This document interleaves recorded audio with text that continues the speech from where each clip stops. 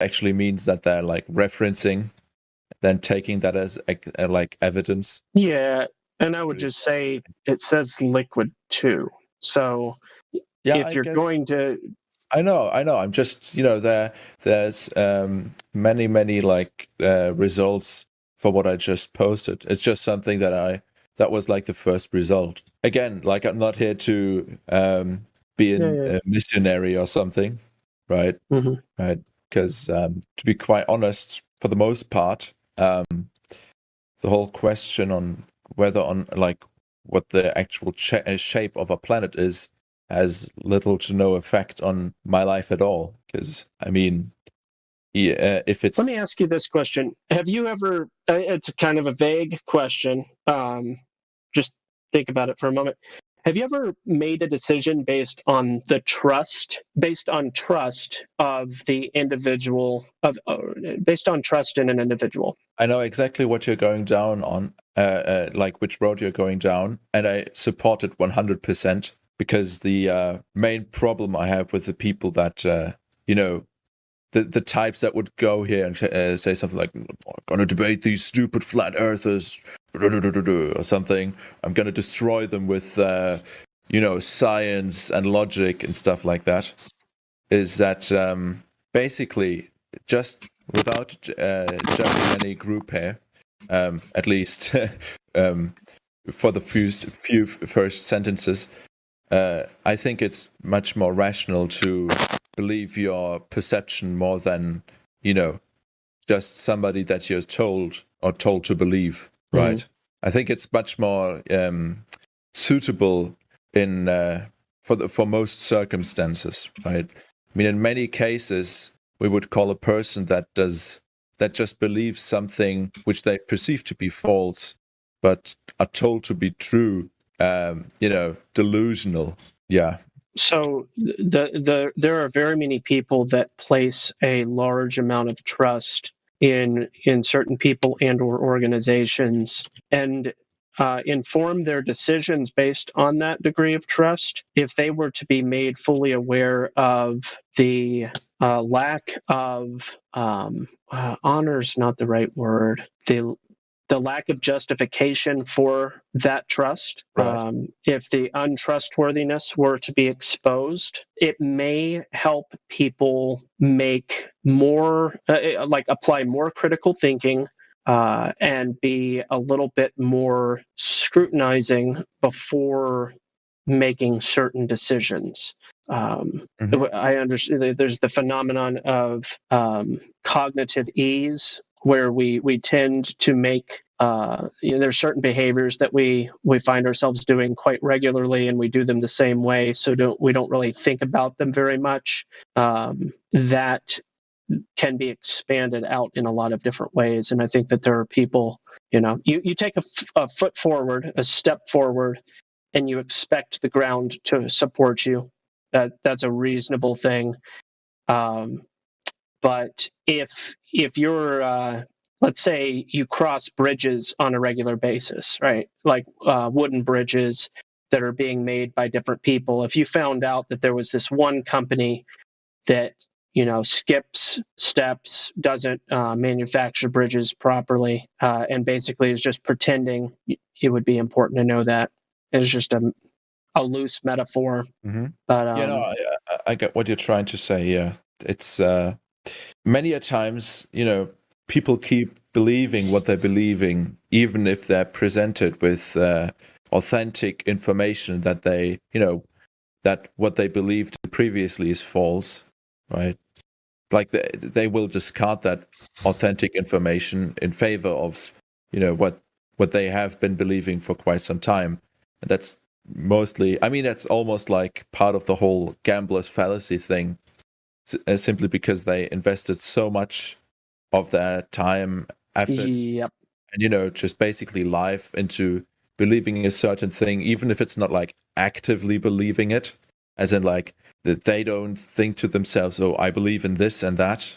They just do passively, right? They will obviously put up at least a bit of resistance when being convinced of something that's contrary to that. So how many long-distance observations are you aware of that point to falsifying a radius claim for Earth? Oh, I don't know. I don't really, like I said, I don't. I mean, No, it's keeping okay. track You of could that. just say I'm not aware of any. I've heard of one or two. Like that's all the answer I was I looking mean, for. like I said, I saw some videos, right? But I'm not tracking that. That's, I mean, kind of like looking out for looking at those things, like waiting for them to happen, and then looking at the results. I don't know. That kind of seems like. I mean, it's obviously it doesn't track at all, but it's kind of like if you allow that comparison, like baseball for flat earthers. Like it's like you just wait for it to happen, and then like hopefully like your team wins, more or less, right? But I seriously don't have any recollection of like any serious trials or experiments like that, except for my own, which aren't really planned or scientific in any way. Yeah. So this specifically would not be referred to as an experiment. I'm referring to just what's known as long distance observations. Right. So if you're not really particularly aware of any, it sounds like you're kind of just, as far as this topic goes, you're hanging out for a verdict at some point. Is that fair? Kind of your Sure. position on it? It's like, oh, it looks like they're arguing about something, and one day maybe we'll finally know the actual answer. Something along those lines. Yeah. I mean, the thing is, if we were to like seriously debate, but like if I was some like staunch globehead, if you want to call it that, and you were to completely like disprove me in every single way, I would probably not change my opinion simply because I have been more or less, and to be frank, kind of programmed to instinctively like reject flat Earth as like a serious belief. Mhm. And not only that, but how do I say this? Basically, just see those that do believe in it as ridiculous. That's like Uh, something that I don't know, can't really do anything against. But the thing is, I want stuff like, for example, Hollow Earth to be real so bad. Yeah, because of Godzilla, of course, man. Yeah, that's what No, I was hoping for as well. Damn, Godzilla brought Hollow Earth. Damn, I was all in for it. Yeah, a huge monster like that in the middle of the earth. Damn, it went crazy. One thing obviously not I was just curious about your age, though, if you don't mind. I'm 34 right now. What's your age? Oh, I'm 21. 21. Okay, so I was in globe religion for like about 25 years. So my case is worse than yours. There you go. I win. I'll stop it there. Boom. Yeah, no, I'm not. Like I said, I'm not like trying to judge. We're all programmed to think exactly what you just said, all of us. And I think one day, if you can realize that there's nothing to debate, then things would change. Because it's not like anything can be debated about. You know what I mean? Nobody's going to be able to debate how tall you are unless neither person or one of the people don't know how tall you are. So out of ignorance, they might say, well, I've stood next to him and it seems like he's shorter or it seems like he's taller. In that sense, the only way you can debate it is if you're actually debating ignorantly against something that already is. Then there are things to debate, like things about opinions, like your favorite color, your favorite restaurant. But when it comes to measurement, or when it comes to persons, places, and things, well, that we can go to, those things just matter. Yeah. A thing is a thing. There's nothing to debate about a thing being a thing. In this case, the Earth is supposedly a globe thing. Well, we test that. We can test whether or not the dimensions are accurate in the way the math describes them. And we have an argument called the Black Swan, where we focus on the distance to the horizon, which is supposed to be geometrically blocking the rest of the Earth, because the rest of the Earth is hidden by the curve, right? That's why we can't see everything. That's what Professor Dave just said in his debate. And the bottom line is that horizon is never geometrically where it's calculated to be. As a matter of fact, it's further. As many times as I've actually seen it, and there's been the times that I've seen it on video now.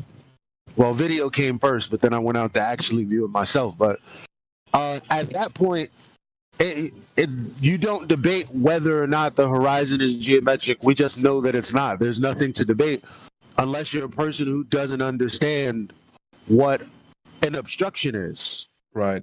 Obstruction being the geometric horizon. Metric because it's supposed to be measured to be 1 mile away if you're 1 foot off the ground, or a 6 foot person, it'd be somewhere around 3 miles away. That's its measure, the measure of your physical blockage from the rest of the earth. So the moment that you realize that that's actually not true, there's nothing to debate about it. It's just something to realize. Right. I mean, like the obvious follow-up question is, I mean, it is said that supposedly the Earth is not spherical, but more like basically like a discarded apple, almost like an apple you've thrown against a moving vehicle or something. Yeah, I think Gospel Bearer has one of the best answers for this. Yeah. If Gospel Bearer is still there, He's on a call. He's on a call. Oh, give him a second. Right. But I would just say overall that's not the case. Overall, they would say that it's a minuscule amount, and for all intents and purposes, it is curving at a specific rate. That's like when they say Kansas is flatter than a pancake, but then it's and then you're like, well, on a planetary scale, not really. On a planetary scale, yeah, but when you're standing there, not really, right? Yeah, but I read about that. Didn't they actually if you scale Kansas down to like a pancake, isn't it even flatter than a pancake? Yeah, flatter than a pancake. But the thing about that is you can't have two different kinds of elevation, right? Because when we talk about 8 inches per mile squared, then it's the elevation drop between you, the point that you're standing on, and the earth that's curving away from you. And consequently, that would be what the horizon is. the cutoff at which you can see the land, because it's curving away from you.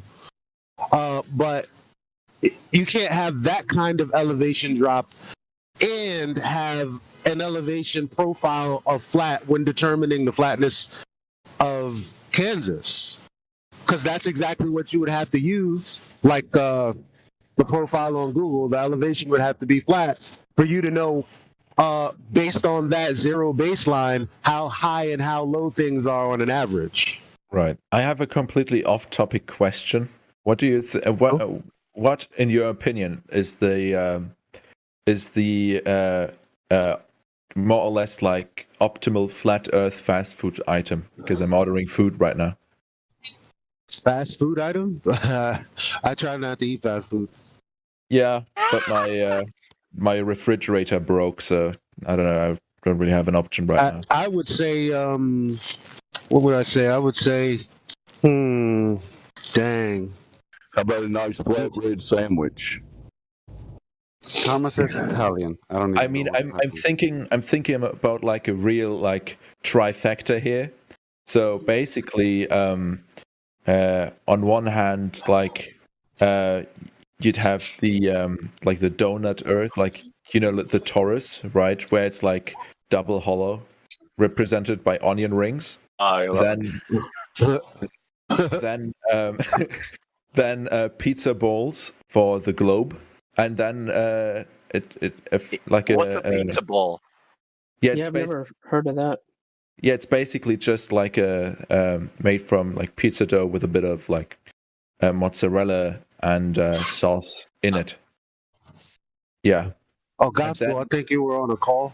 Oh, go ahead. Your third Yeah. item. Yeah, and the third one is like it could either be a pizza or like a chicken burger. This is what, yeah, if you can go somewhere and get an omelet, that's a good Right. quality. There's not a lot of garbage in omelets. I mean, some people, you could have the argument about if ham is in it or whatever, but omelets oftentimes have, pretty legit things depending on the quality of the cheese, like bell peppers, tomato, onion. Those are all good things. If Okay. that omelet is raw, I don't know. Maybe it's just melted cheese. I mean, many people often overcook their omelet. Yes. But on another note, like, what do you think is more flat Earth like, a burger or pizza? I don't know. I have different ideas about how things might be. The bun, because at the on the underside of the bun, you have a plane, and then under You're just who knows. thinking about a burrito, bro. and I find it hypocritical that you didn't say burrito the whole time because I know you were Because thinking about it. burritos don't have a flat level surface. Yeah, yeah. Well, not level. I mean, you got to hold it level for it to be level, but they don't have a flat surface. Get iron it. I mean, You tried it. You were reaching. Quesadilla. You were reaching. no. Just as a matter of fact, that's exactly what I had only 30 minutes ago. A steak and chicken burrito. So I'm very upset that MJ called it out because he could not have known that unless I really eat them as much as I do. Yes, So exactly. Yeah. Oh man. But on another note, back to the gospel. I was telling him you would be the best person to talk about because when we were talking about the curvature, he's like, yeah, but don't they say it's not perfectly spherical? It's more like an apple. So Yeah. it wouldn't. Mm-hmm. So check this out real quick, Spongle. They say oblate spheroid. They'll even invoke the word pear. I said, an apple thrown against a moving vehicle. That's my what I said. Okay, but I, just in case that idea ever creeps into your imagination, let me help you with it.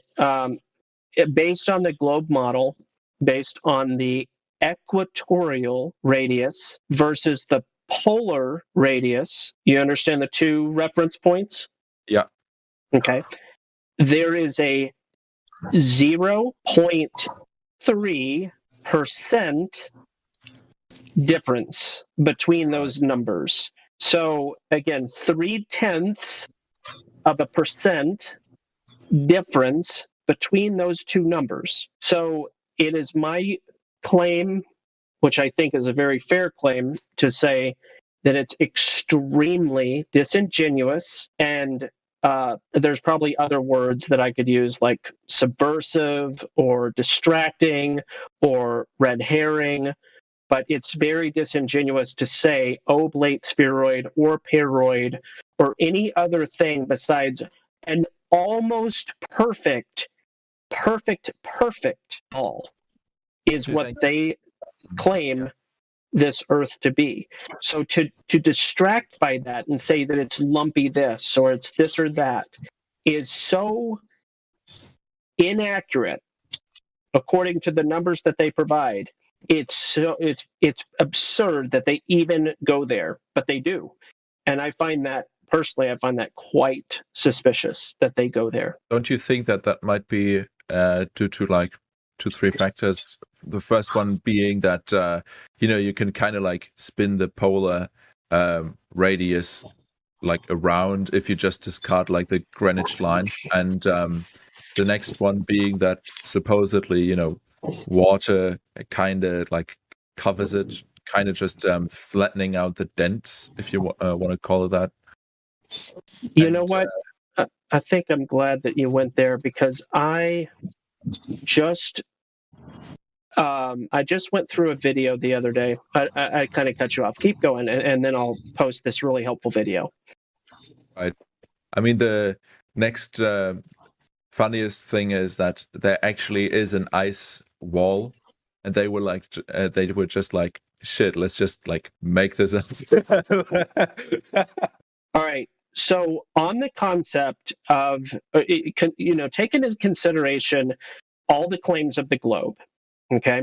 Take into consideration the pathway of the moon. Take all these things into consideration, and then I want you to look at the map in this video. It's also in the thumbnail of the Earth, the tides of the water, okay, and the different, quite apparently spontaneous or incoherent locations where these tides differ.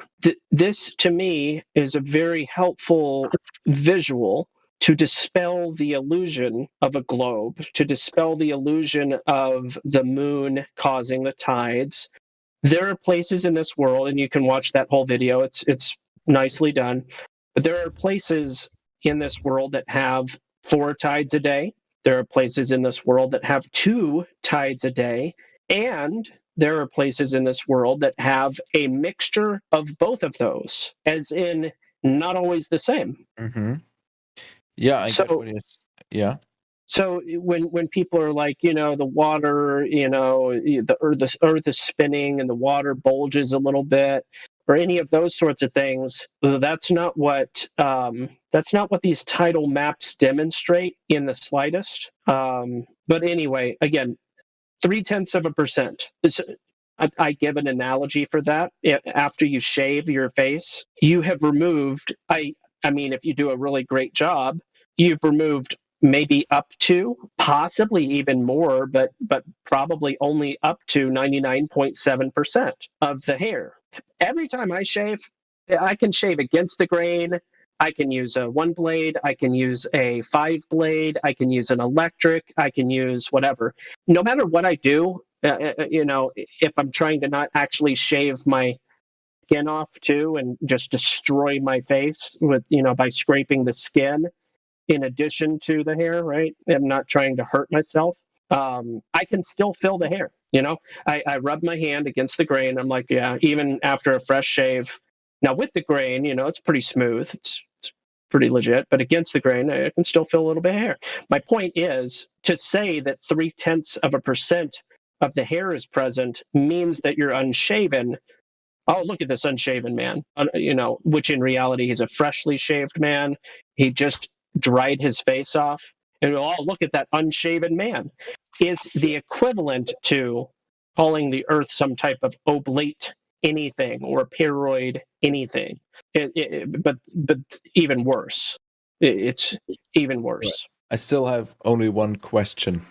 Yeah. Should I order a burger or pizza? Yeah, they're both relatively unhealthy foods. You're probably going to have a better physical response to a burger in general, as opposed. Pizza tastes fantastic. I mean, unless it's just crappy pizza. But burgers, I think, have a more dynamic nutrition set. Yeah, I mean that's why the Italians didn't really achieve anything militarily after they became Italy, because how are you supposed to build any muscle with the protein from pizza toppings? How's that supposed to work? That's a funny theory. Yeah. I mean, look, people always rave about the great Italian cuisine, and yet it only consists of dough, tomatoes, and cheese. It can be argued that nearly every continent and almost every culture in the world has a variation of the meat, cheese, bread combination.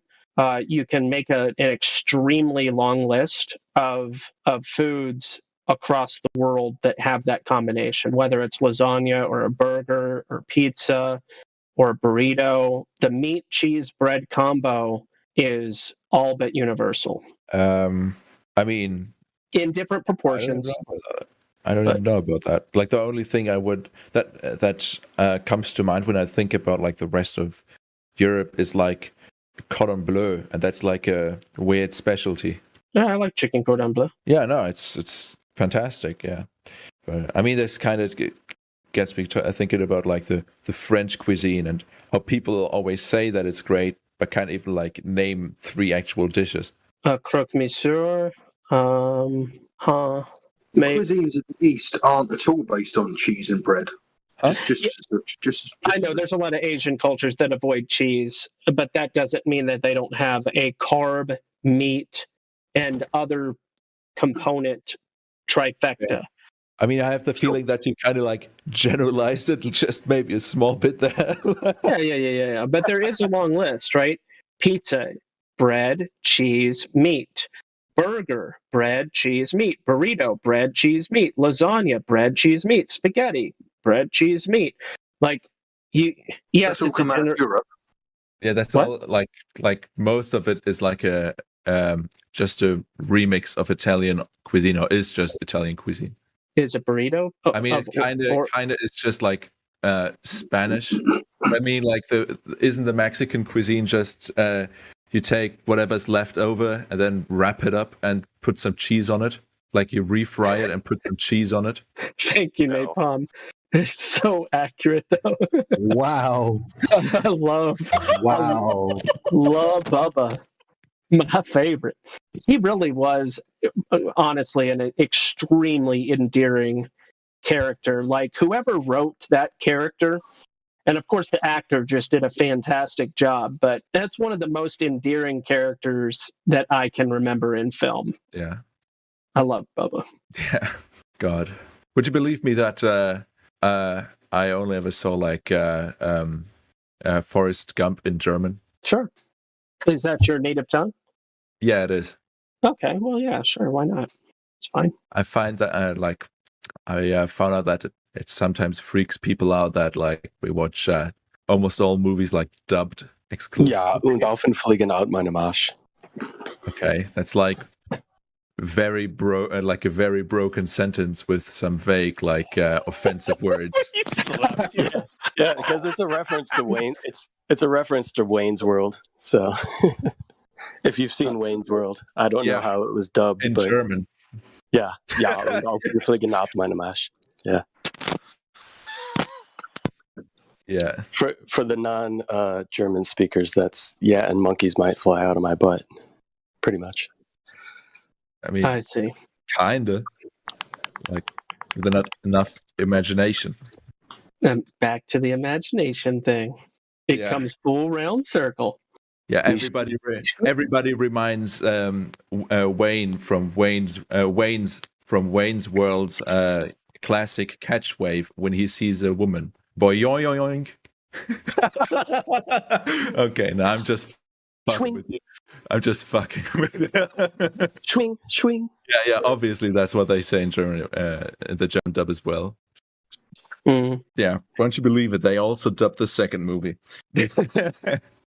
Okay, but still, be like on the food delivery question: burger, chicken burger or normal burger? Ooh, it all depends on the quality of that chicken. Because if it's well done, not well done as in fully well done cooked, but like if it's the right level of juiciness, a chicken burger could be pretty good. But yeah, I think you have a higher likelihood of success with the standard burger, but depends. I don't know. There are a few like variations on the burger. The Big Burger Basic. I mean, they're all just called big, but they're just like regular. That's a quarter pounder, basically, without cheese. Then the same thing with cheese. Then the Big Burger Western, which is the same thing, but with what I believe is barbecue sauce and bacon and cheese. The Big Burger Tijuana, same thing, but with guacamole, red onions, and Santa Fe sauce. I have no idea what that is. Yeah, do that. Sounds good. Yeah, but to be honest, I'm a sucker for some guacamole, though. Yeah, but I don't know like how well it will go with like Santa Fe sauce. I have no idea what that is. Yeah, I'm probably just gonna stick to that thing then. I mean, in all likelihood, like the place is run by some people who have to eat halal, so they will most probably like make a decent like chicken sandwich. Oh, okay, yeah. I mean, some of the best chicken I've ever had was at a Turkish restaurant. Yeah, I mean, they're basically stripped of all like pork privileges for the most part, right? So that's basically what they had all of their like skill points into, right?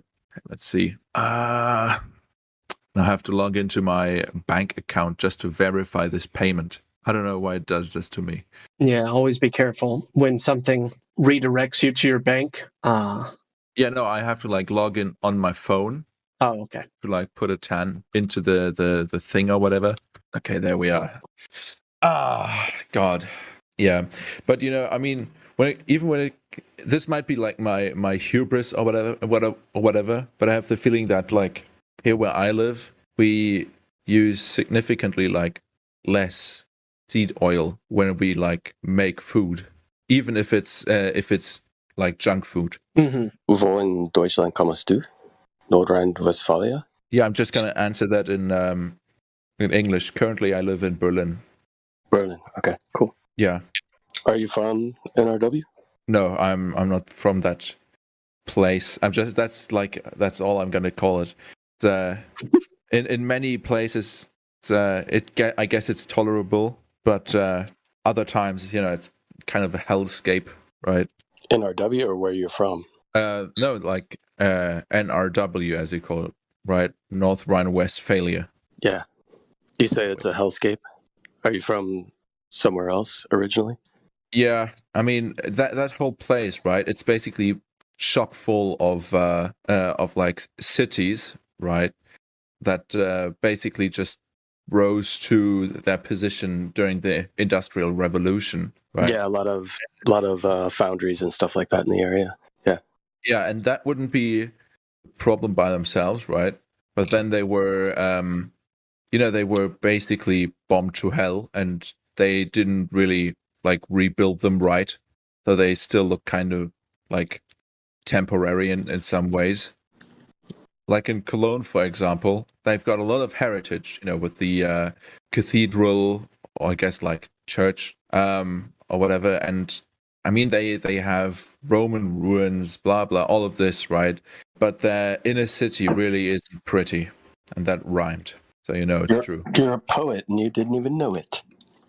Yeah, God. Now it's time to freestyle. The curse of a person tongues with puns. We knew it. He's been sitting on that bar for a while.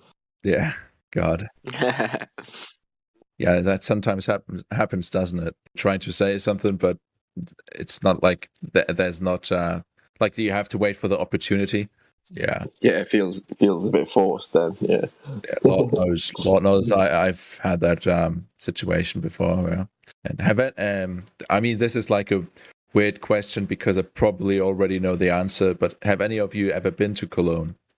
Yeah. So I was there for a very short period of time, just like an afternoon. Yeah. I've spent quite a bit of time around like Duisburg, Dusseldorf, Dortmund area. I have a friend who's originally from Oberhausen. Right. Yeah. So, and you only spent your time in that whole area?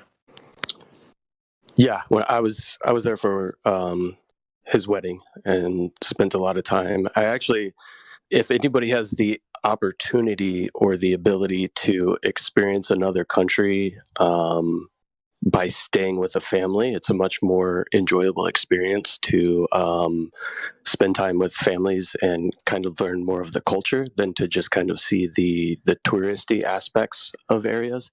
Mm-hmm. And that's what I was able to do with my friend's family, which was really cool. Yeah, I spent 2 weeks in the area. Didn't do a whole lot of tourist stuff. Went to like Kolkum to see the castle and get some wine, and yeah, everything else was just kind of hanging out with family, learning cultures, just the little differences between American and German culture. So it was really cool. Hey, you went to Kolkum. I mean, you at least went to a place, yeah, kind of worth seeing, right? Yeah. That's a beautiful little town on the river. Mm. Yeah, got a lot like those, in that whole area. But yeah, I don't know. I left my Kolkum sticker out of the picture that I posted. Why? You feared that you'd be doxxed? Nah. But a friend and I met this friend like when I did my semester abroad in Manchester. We actually like drove around basically the whole middle and south of Germany for like 2 weeks in my car, and also slept in it. It was loads of fun. I also got to see a lot of like areas that I haven't seen before myself. Yeah, really is something. Germany's beautiful. And speaking of like the industrial aspect to that area, in I think it's in Duisburg, there's a like an old abandoned steel factory or foundry where they've converted it into a park, and you can really just kind of go all over this whole entire like factory. It's lit up at night with a bunch of lights. There's rock climbing within some of the containment outside for the coke that was used for the processing of steel. It's really cool, and it's just completely open to the public to climb all over this whole entire old structure that used to be a steel mill.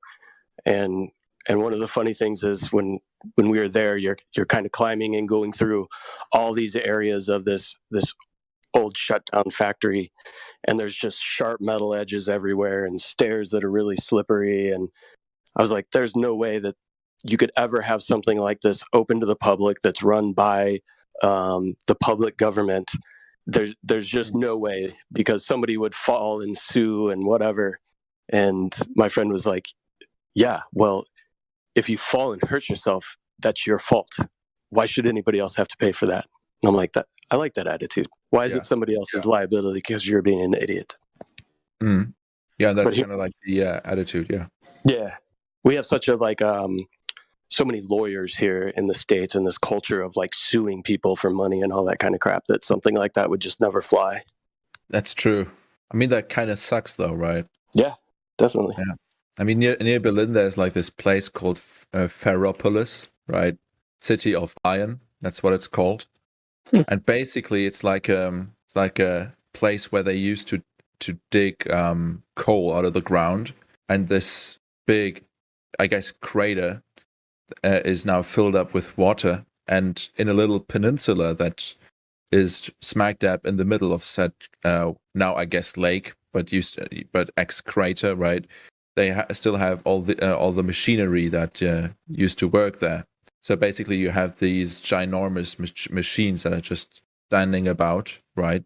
These old coal diggers and whatever, and they actually do festivals and concerts there. So that's a bomb location for a festival, right? In this peninsula, the middle of this lake, with all these big coal, I don't know, like tools there, right? Really is something. Yeah, it's probably very similar to the one that I went to in Duisburg. I think they call it like Duisburg Landscape Park or something like that. I'll see if I can link it. Really cool, beautiful. The way they have it all lit up with different color lights and stuff at night. It's really awesome. Right. Yeah. No, I have it. I have it on Google Maps. Found it right away. Yeah, I mean, it is cool, isn't it? You can bet that or you already know that so many like banned pictures, like photos, have been taken there.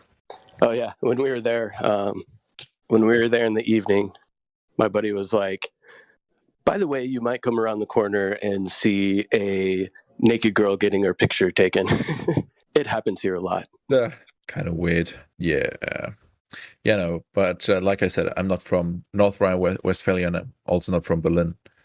Like from the general like Wiesbaden, Taunus area, like near, like west of Frankfurt. Cool. So are you new to the server? Yeah. Spank new. Yeah. What originally brought you here, if somebody hasn't already asked that? Yeah. I was, just preparing for some exams, and because I wanted to ask a question, I joined like a mathematics Discord server. You know, that's, I don't know, kind of dorky if I think about it. But then I joined like the voice channel, and they talked about like this place, how they debated, I guess you, right? And they said that the code to get to the server is just flat Earth without any spaces. Yep. Yeah, that's exactly what I typed in. Cool. So when they were talking about it, and they said they debated, what was their kind of like overall general attitude about that, or like their opinion about that? Well, I guess you can basically sum it up in a single word. That word being smug. That's a good word. As in, they were being smug, or the server Yes. was being smug to them. They were being smug. Yeah. Was it somebody from this server that was saying to come here and debate that was being smug, or was it somebody that came here to debate that was being smug? The latter. Gotcha. So just kind of like a general attitude of condescension. Yeah. They were probably just butthurt because they were provided evidences that they refused to accept, and it probably got them hurt their feelings. Yeah. It's typically what happens. Spongo, are you willing to snitch this person for entertainment purposes for later on? Can't even remember the name. All right. Like they were just in and out, more or less, right? Gotcha. Yeah. God. Well, we have a mathematics professor that comes here often. He's not a flat earther, but he does regularly visit the server. That's perfect. I need him because I need to cheat on a maths exam.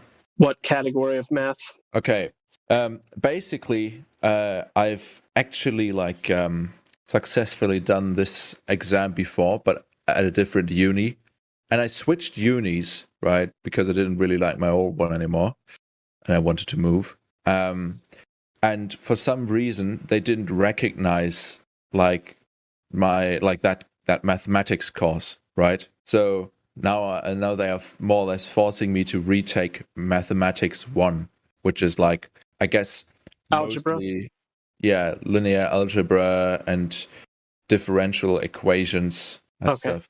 Why would you need to cheat with that? Because they basically told me, I don't know what it's like in the US, but they make it like extremely pleasurable to do and also learn mathematics here.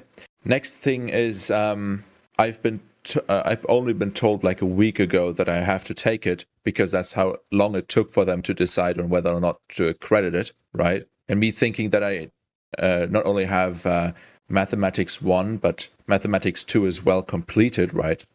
Or having had completed that in the past, right? Thought that I won't have to do Mathematics 1. So this may be helpful information to you. I just double checked. The CLEP exam exists in Germany as well.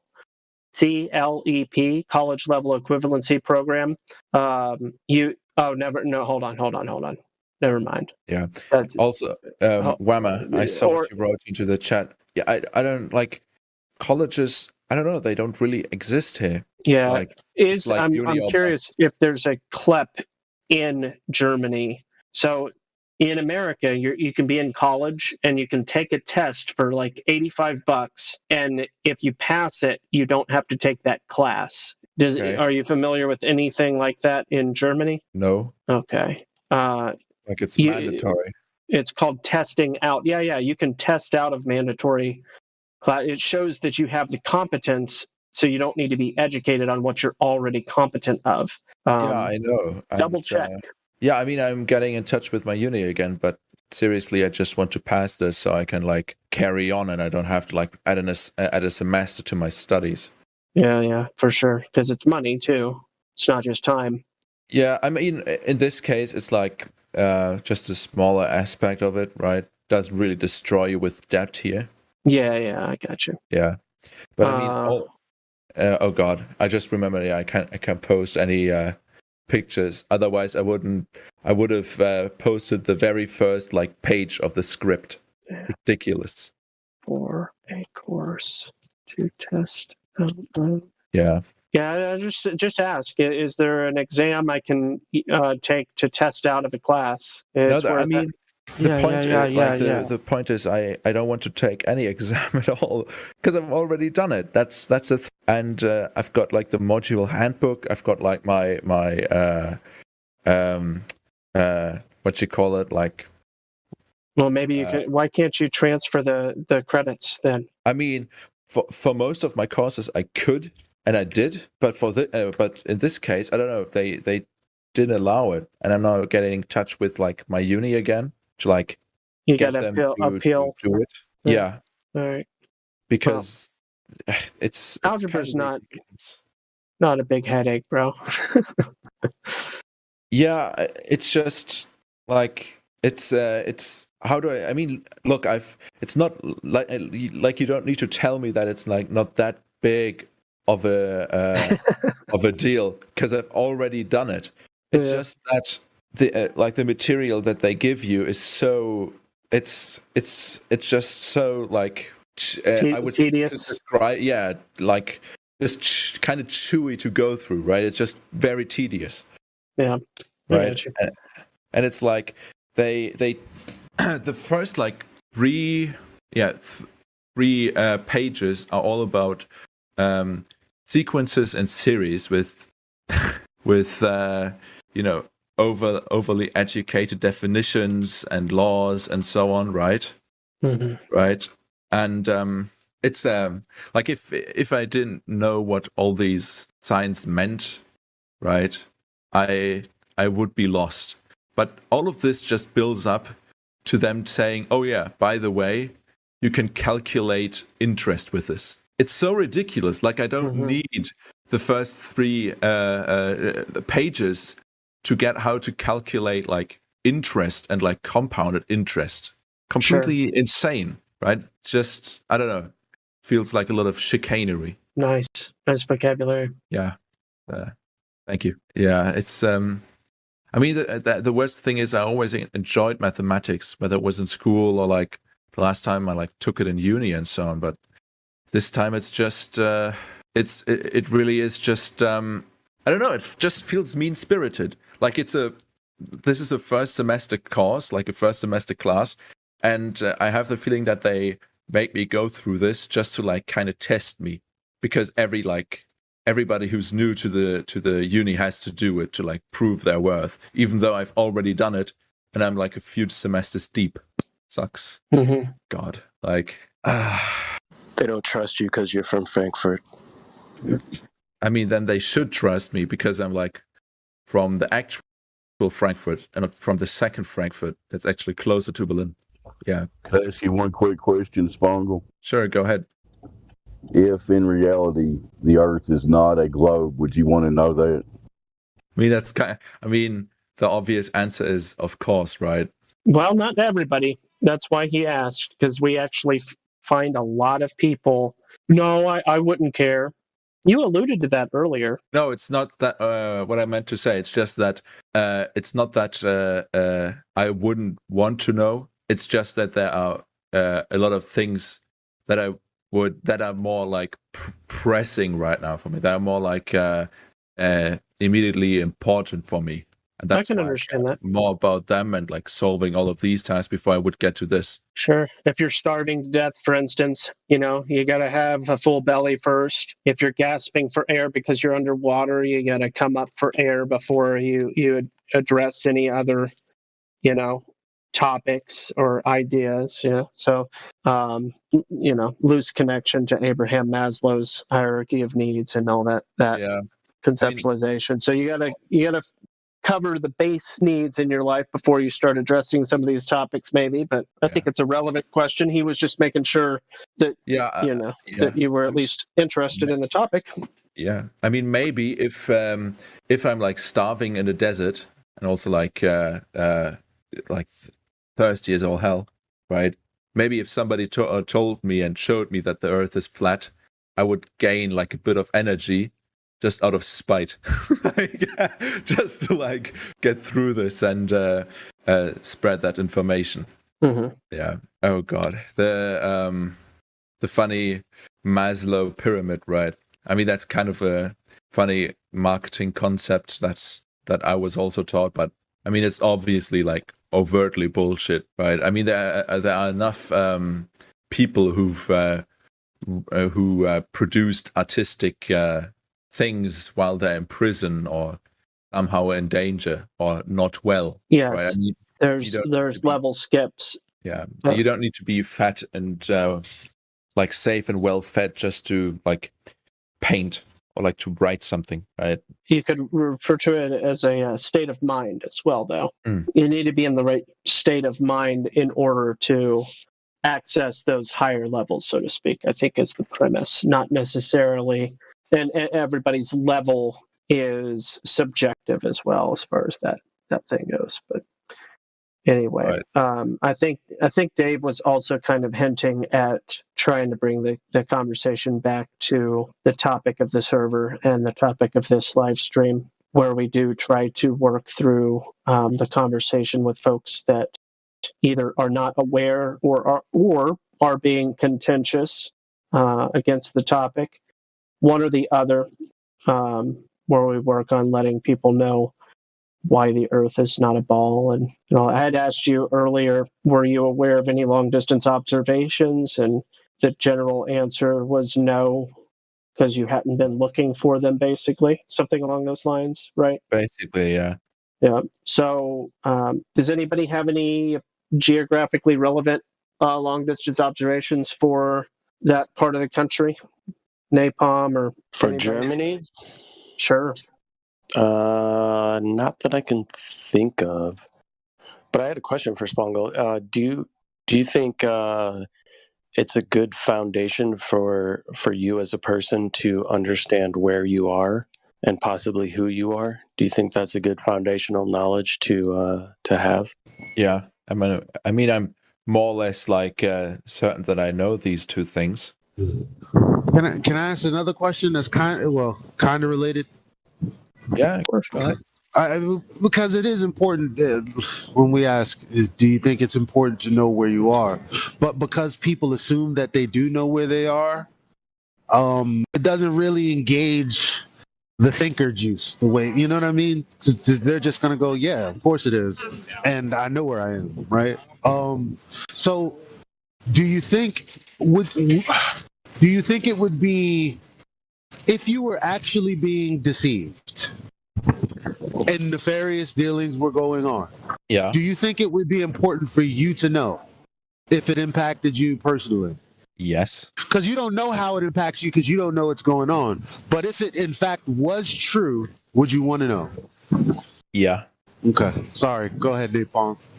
Yeah. Another aspect of the question would be those that are under the impression that the universe exploded and order came from chaos, and that they are complicated rocks, and all these sorts of beliefs that go along with that presupposition, they have a limited capacity for their perspective, and they also have a constraint for how they determine how to make decisions in life with those presuppositions in mind. Mm-hmm. So that, I mean, it's just there's a big difference between that as your presupposition and the concept of creation, intention, design, which implies purpose. Yeah. Big difference between those two. So that in my opinion is the relevance of the question. Okay. And now? You said, and now? Yeah. What we observe, you've got, for instance, you've got the law of causality. You have philosophical ways of addressing this question. But then, in addition to just logic, you have our reality, where you can look at the fact that things are level.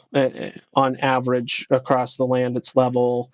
The sea, under the sea floor, it's level. The sea itself is level. The sea level, and you've got all this straight flatness that is in opposition to the narrative that everything exploded and there's just a bunch of Dippin' Dots floating through.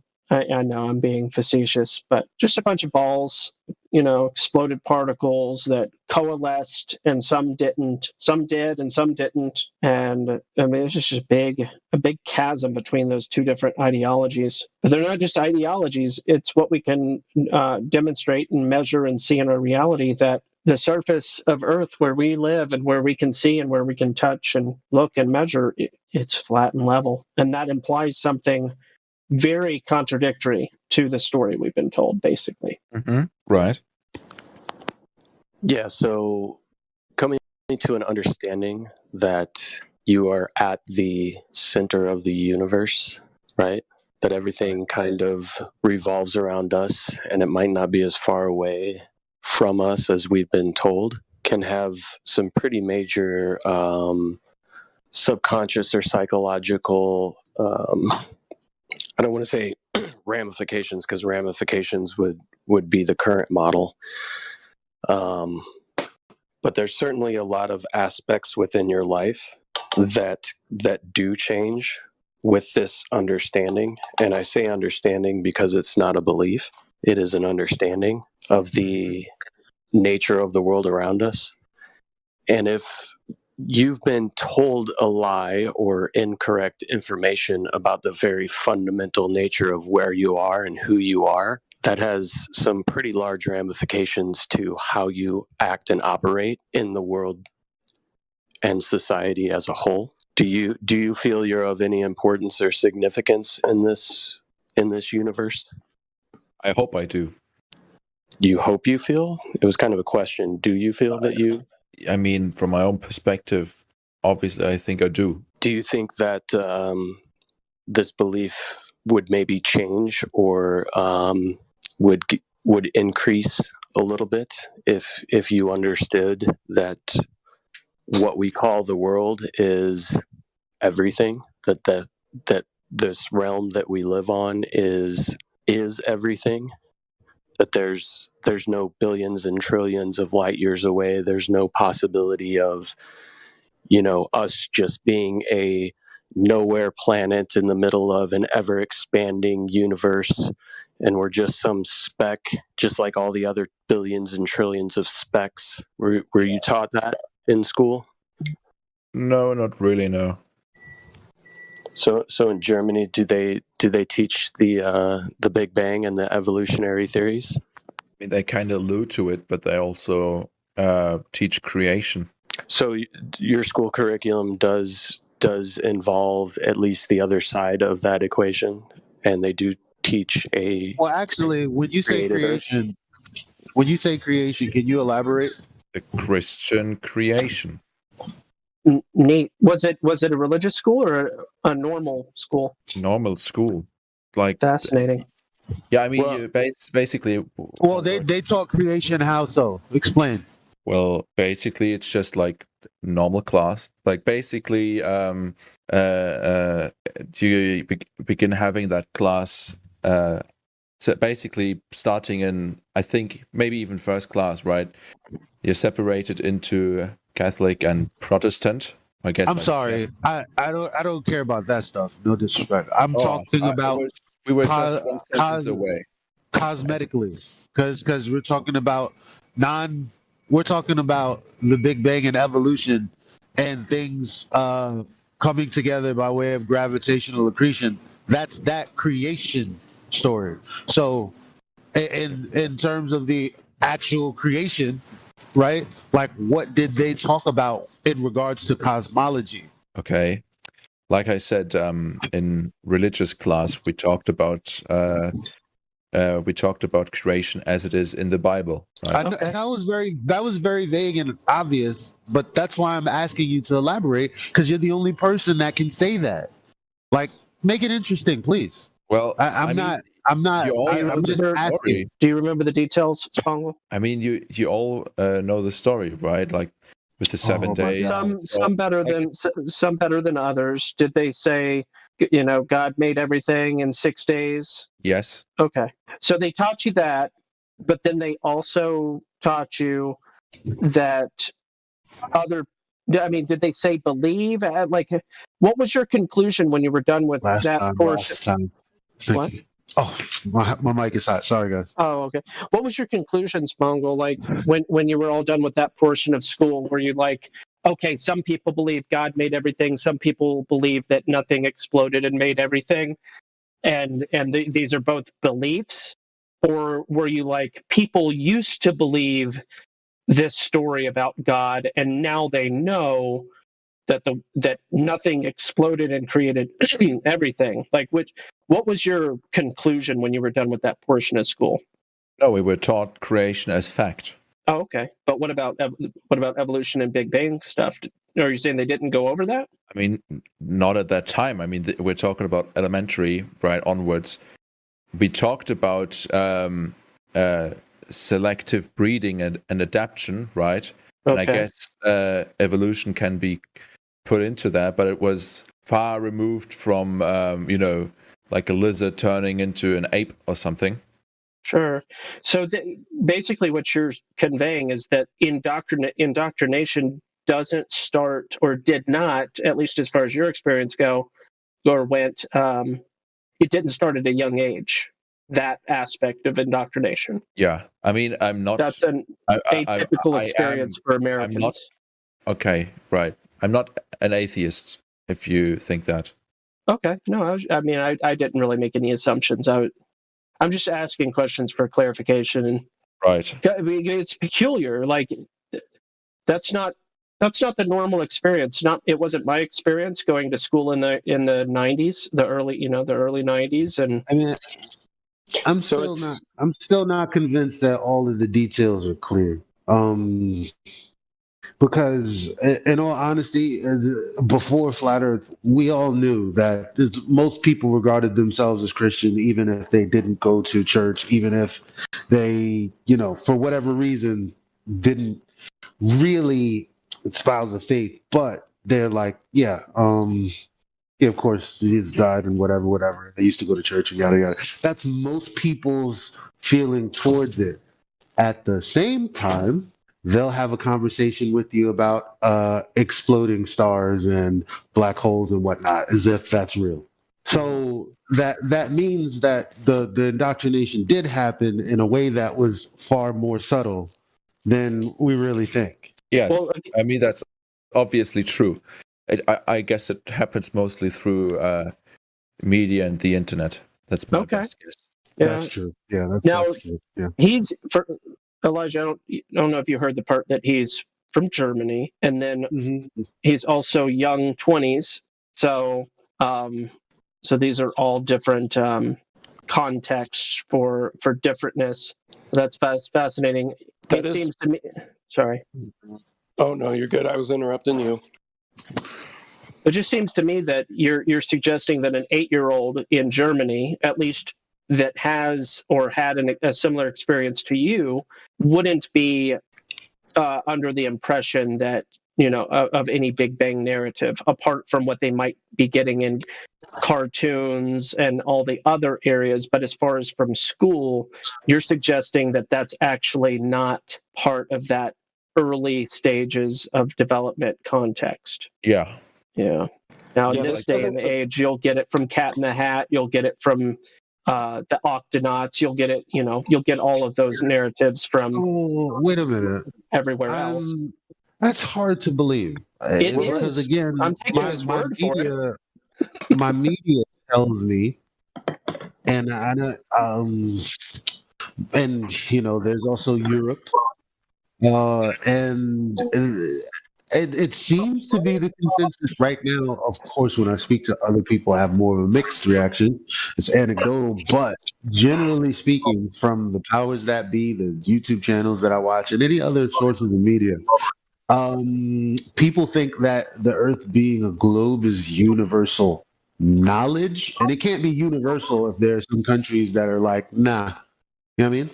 But there are many countries that supposedly have a hand in the space station, and then there are other countries that just have things orbiting, satellites orbiting and whatever, doing various different tasks. So everyone's on board, and they can't be on board if some people are like, yeah, I know some people are taught that it's a globe, but not me. I just don't believe. I don't know. It's odd.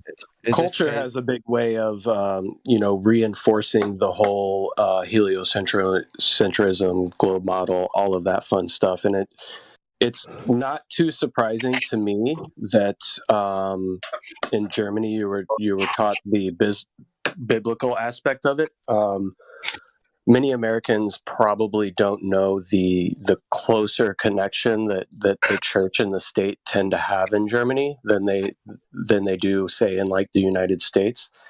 There's a very large presence of Christianity within Germany, and it's a very common thread within that country. And like I said, the separation between Christian state isn't quite what it is here in the United States. So it's not too surprising that you were taught that in school. And you could possibly correct me if I'm wrong, but it's my understanding that even being a part of a church or a congregation, your tithe is basically extracted directly from your pay. It's that closely related to the state.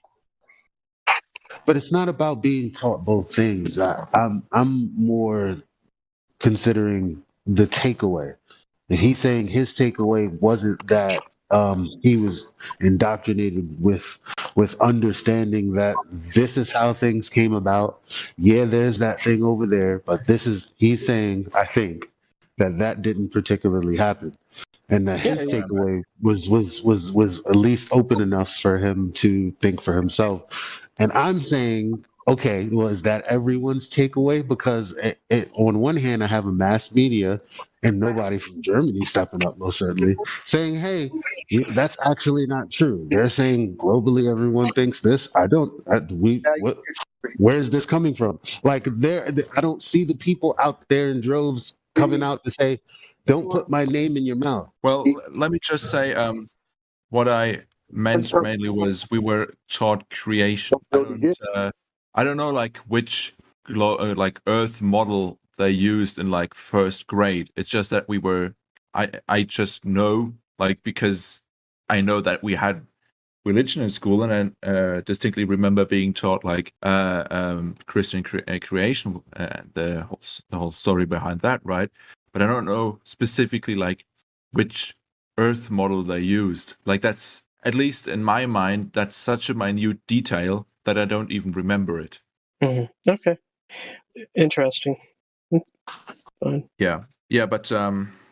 I mean, like the average, like I guess like life of somebody from like my area was like, you go to school, I mean, as an infant, you were baptized. You are taught basically more or less everything about the Bible in the in elementary school, carrying on. Right? Can they hear me?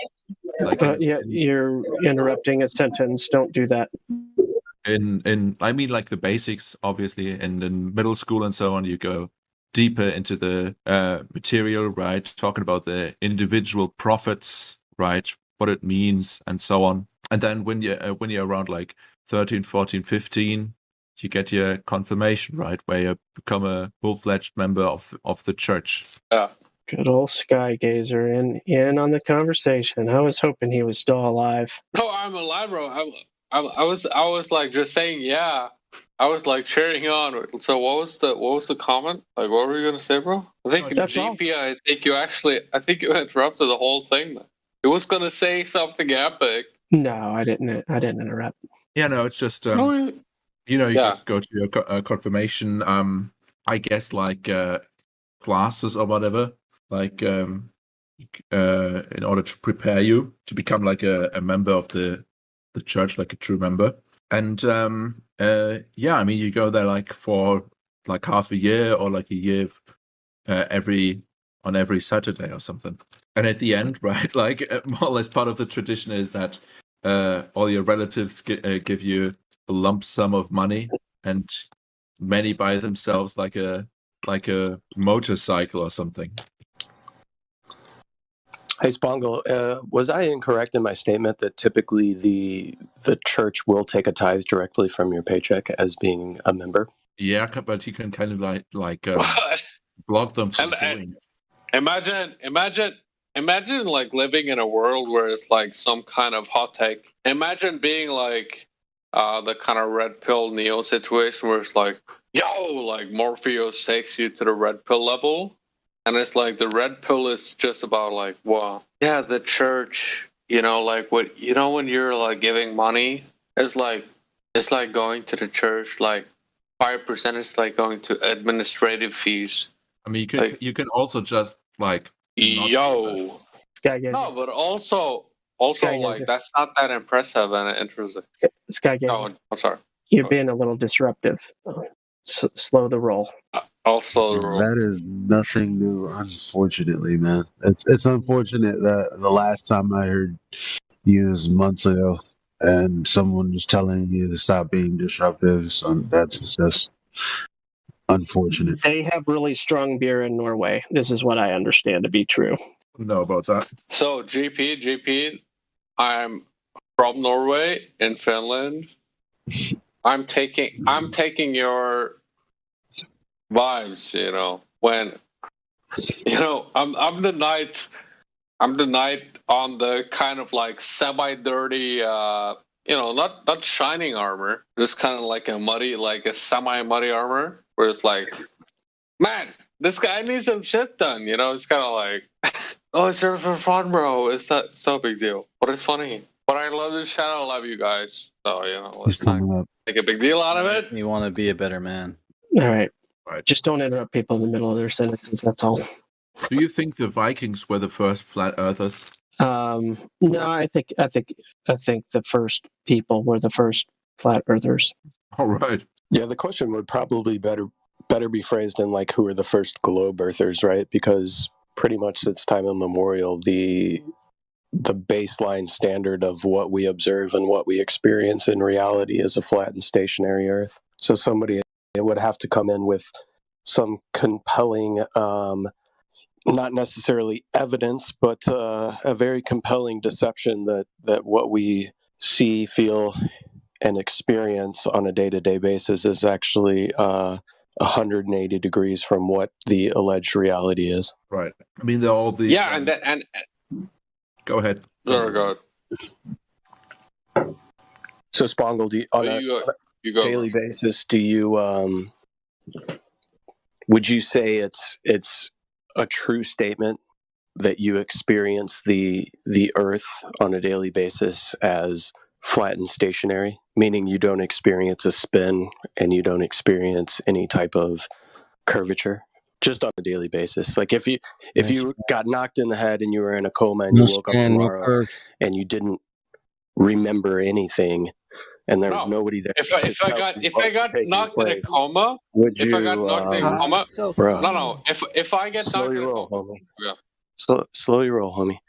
So if you woke up from that coma and nobody had told you anything, you have zero backstory as to the nature of the reality or the shape of the realm in which you're living. How long do you think it would take without any outside influence to come to some sort of idea that you're living on a spinning ball? I don't know. I wouldn't know what the fuck I'm even living on to begin with. Like, I don't think that I would like really think about it. Like, I'm thinking to myself in the Bronze Age, for example. I don't know. I don't know what's going on. I don't know. Sorry. I don't mean to interrupt, but there's a lot of people. You don't mean to, but you are. I'm very sorry. I'm sorry. But can you explain, like, it's kind of hard to listen to, but can you explain who is talking when he's talking? I'm sorry. Who is talking is not you. That's pretty much what's taken place, and we're having a conversation here with Spongle. We have been for quite a while, and if you feel that you have anything of value to contribute based upon the current questions that are being asked, I would say find an opportune time to maybe interject that value. But if you don't experience that, maybe just go ahead and sit on mute. Sorry. But anyways, Spongle, go back to what you're saying regarding the Bronze Age. It would interest me what they would believe the shape of the Earth is, because that could probably be my perspective then as well. If like I had to come up with something by myself. Right, because just on a daily basis, what do you experience the Earth as?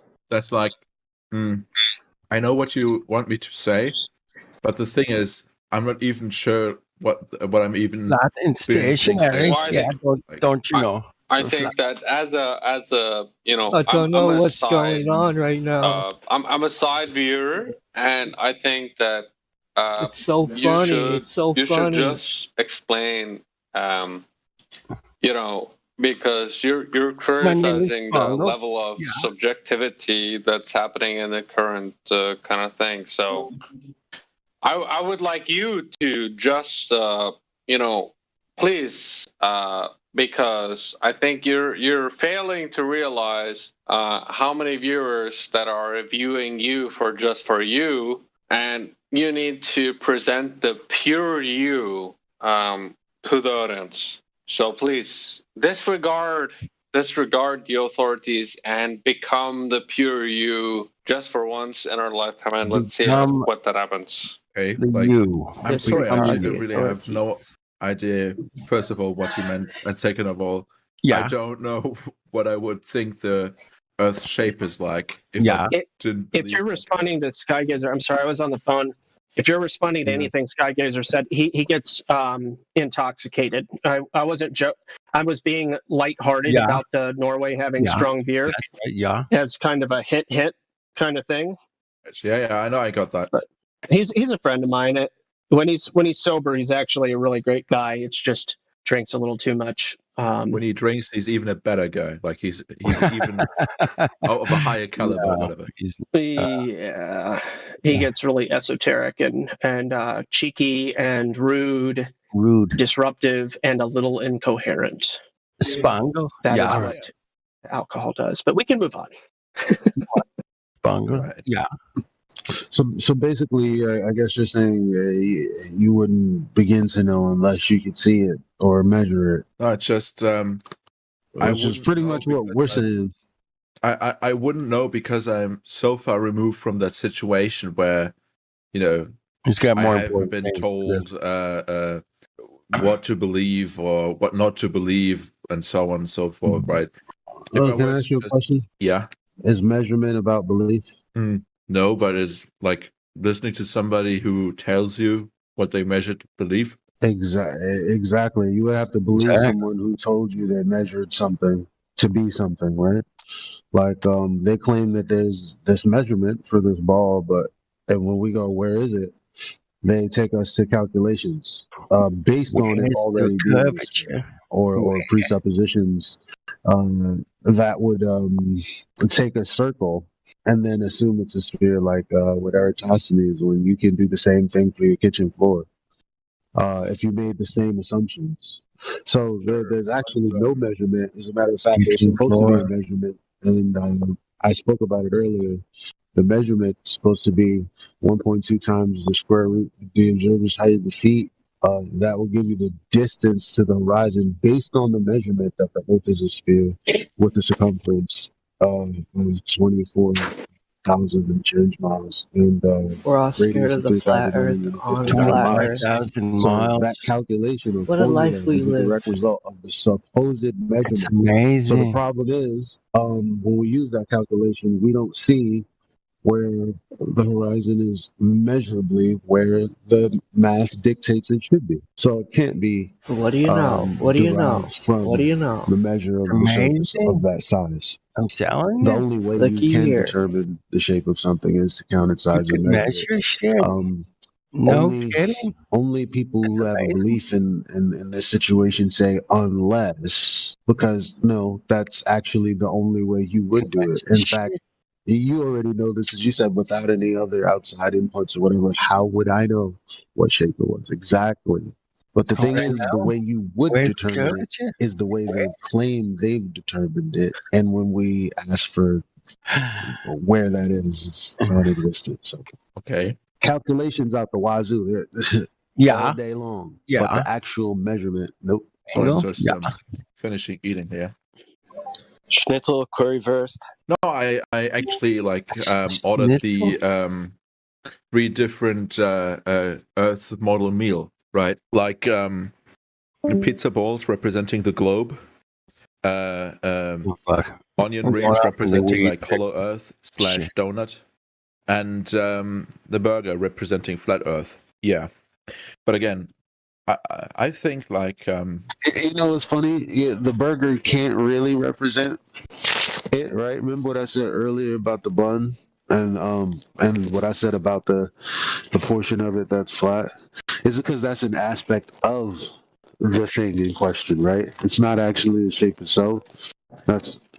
So it's like, again, like none of us are even claiming to know anything other than topographically what it appears to be. As far as the whole thing, how could It anyone appears to know? be That's the same. That's all stationary. we want to know. How could you know? How do you know? I guess like Flat. a good way is but just think about like How would I know? you know, my vacation experiences is being at some place like the shadows setting in a completely different manner, as well as like the earth, the sun doing so, right? Which is like obviously, and you know, basically the times of when the sun sets and rises being different. Yeah. And if I were immortal and nobody else were around, I could probably figure out like the difference in if there is a difference, right? Difference in degrees between the shadows or the sun to a shadows? certain inanimate It's a recording. immovable object. It's like a two recording. of those at different positions. You know what's funny Recording. about the difference in degrees? Playback. The difference in degrees is going to be measured off of the fact that you're using a flat baseline. You know, like a protractor. Isn't that interesting? I can't Okay. stop. I don't have them. The basically the effect it has is so negligible. It's kind of like you kind of have to use the Taylor approximation for that, as in you can at a certain level you can ignore certain factors and just approximate the the result, right? I mean it like if you can you give me an example? Okay, if you try to calculate the area of something, right? Like the area of your garden, right? You for the most part you ignore the and it doesn't matter if this has to do with the globe or whatever, but for the most part you ignore curvature. You just do square feet, square foot by square foot, right? Or like foot times square foot, right? And that's what you do. And the Taylor approximation, like I said, could also apply to like a round Earth, where at a certain scale you could ignore the curvature of the Earth. For example, when you're measuring the degrees of a shadow. Not when it's 500 Stadium Park. That's insane to say.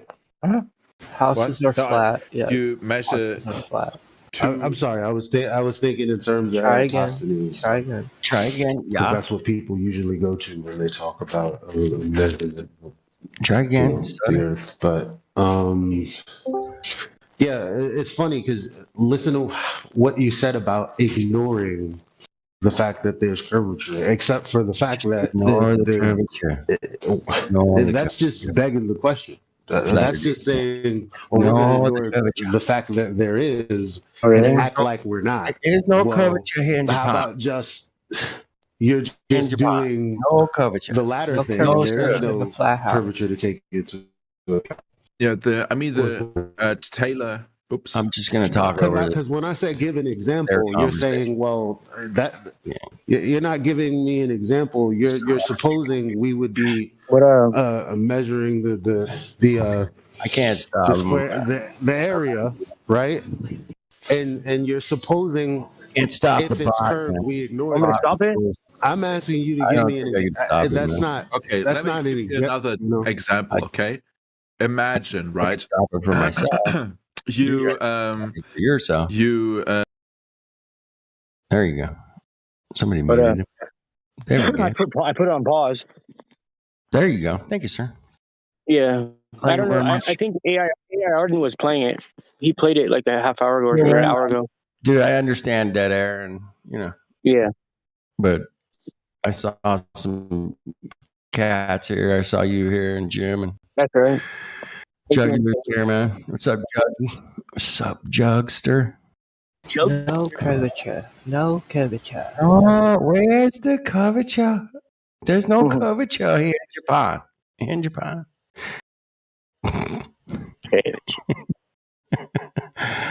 Hope you guys are having a great day, man. My day was all right. Got some shit done. Kind of got some food. That was good. Got some food. Some food. Food. I hadn't watched your latest video, man. I needed the Karen B one. I needed to. No. You put out one yesterday or something. Oh yeah. That dude makes caskets. So weird. Yeah, dude. I was trying to avoid that whole scene, man. Yeah. I'm kind of a little sucked into it, so it's nothing personal, man. It's like, yeah, no, it's all good. You know what I mean? I just try to pick the most weirdest, unique things I find out of that stuff. You know what I mean? Mm-hmm. Yeah, there's some weird stuff, dude. The last time I talked to you, man, I hung up and I went to bed. And I was listening, but just as I clicked back on, I was just listening. You guys were talking about this dude in Buffalo who was security guard at some place, and then building a car. He was building a hydrogen car or some shit. Right? I looked it up. He really does have YouTube videos about that. Yeah. I saw somebody else posted it. I found it like BitChute, and I was like, "What?" Click. It's crazy, huh? Yeah, it's pretty crazy, man. Anyway, I've always thought that there's some way to run a car on water. You know, and I thought that would be so cool. Just piss on the oil companies. Like, sorry, pal, I got water. Piss off. But not even do that, just to save your money. You mean save my money, right? Yeah, exactly. Yeah. Mm-hmm. Yeah, I don't think it's as complicated as people think, dude. That was a fascinating story. It perked my interest as well, man. You did probably a little deeper dive than I did, but But I got up the next day and I saw the video. I was like, "Oh shit, there it is." Somebody was talking about it, right? Because the guy was making some shit on. I guess he had a YouTube channel, or something. Yeah. He did TikTok or something. I don't know. Yeah. What's weird is his name. His first name was A, and his last name was Salter. So on his uniform, they called him A Salter. Mm-hmm. You know, for the incident or whatever. But interesting. I don't know. Yeah. I love the way you think, man. Yeah. So it was fascinating. It was. Yeah. I'm not gonna dig too much deeper, and I'm trying to avoid some of that mainstream shit. But as soon as you start digging into one and you think you figured it out, there's like 20 more, and you're like, I can't keep up. You know what I mean? Yeah, you're just gonna end up in a loop. You know, for sure. Yeah. My Asperger gets obsessed with like codes and stuff, and I just like, dude, I spend way too much time on certain things. You know what I mean? Yeah, well, you got a unique insight to some of those things, man, and it's different than what I got, man. Yeah. But we both have the same sense of humor. Yeah, for sure. Yeah, for sure. Oh, I got one more picture to post. This is gonna trip you out. Where are they? You know about the Stonehenge, right? Stonehenge. Back in the 50s, they kind of bought some cranes in and rearranged some shit. Yeah. What about it? Yeah. Oh, look at the picture I just... Wait, hold on. Let me fix this real quick. Hold on. Go ahead and fix it. I'll be right back. Okay.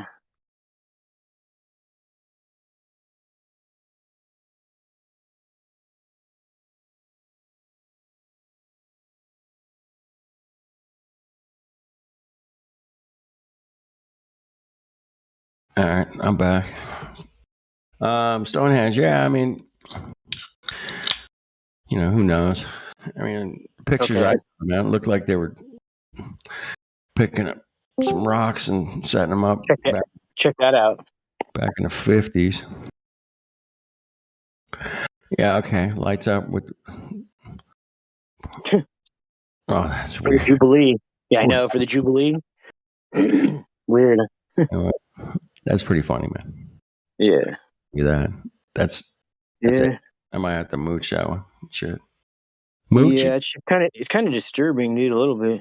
A little bit. They're putting way too much into this chick, dude. You know what I mean? Yeah, there's a little bit going on.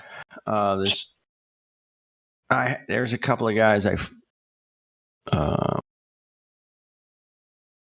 done something about the Jubilee. I need to still go watch, man. Dude, it's a trip, bro. I think the UN, when it was created, is tied in with when she with her years. It's weird. They say that they're off, but by 5 years, almost exactly. The Hunger Game of Thrones. Did you make that one? Yeah.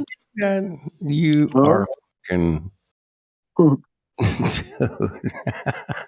I gotta show that to my wife, man. It's a life-size cake they made of her. They're making a bunch of life-size cakes. So weird, huh? Name your fucking files. Hunger Games. Come on. Name your fucking memes, would you? Yeah. What do you mean? Name the name of them, or just put my name on them? Fucking, make the fucking thing. Give it a name. Hunger Games. Dot right. JPEG. That would have been good for that one. You see the top one? Yeah, I'm looking. Hold on. Let me get yeah. I couldn't even make this shit up if I tried. Look at his name. Cook. Dude, that is right? And that's how it's pronounced too, just like it with an A at the end. Like, shit. It looks like he played the part, right? Real well. Fucking bastards. Oh, he's in the thing that happened in Texas has like multiple things of that, like not even deeply ingrained, like right on the surface. It's kind of shocking, dude. See, that's you. I need you to just bring me a couple of memes now and again, and I'll get my news from you on that shit, man. Yeah, but yeah, the whole casket thing was a little weird, man. Somebody hit me. Somebody like Normie hit me up about it, and I was like, "What?" And then you did that video, and I'm like, "Oh shit." Do you think the person had seen my video, or they were just hitting up about it? I did see a couple other people were posting about it too on like BitChute and shit. Yeah. Was that before I posted the video? Custom caskets, anonymous donor thing, man. That was like, but it's all a big giant red flag nightmare distraction. Oh, yeah, Suck you in, shithole. Right. Yeah. So, yeah, I mean, I've been down enough shitholes, man. I'm like, okay. Bro, I keep it right on rock solid flat earth, and then I noticed today every time there is one, if it's the first hour, I always get like an hour and a half of B-roll footage, right? Where it's just like, you know what I mean? So this one, he was doing a lot of footage of the sky. He kept pointing the camera up because his helicopter kept flying overhead, and everybody's voice was echoey. And I saw crazy clouds in the sky, like dark ones that were moving in certain shapes and stuff. I was just like, dude. Right over this whole thing, dude. It was trippy, bro. So you saw this with your own earball? With my own eyes. Well, with my own eyes on the screen, you know what I mean? I'm kidding, man. Yeah.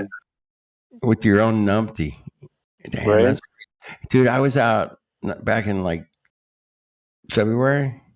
Yeah. I was out having a smoke, man, and this huge chemtrail came over, man, and there was all these like crazy lights inside of it, man. I was like, what? Have you ever seen shapes in the clouds like triangles and like weird like I've rectangles seen and triangles in the sky?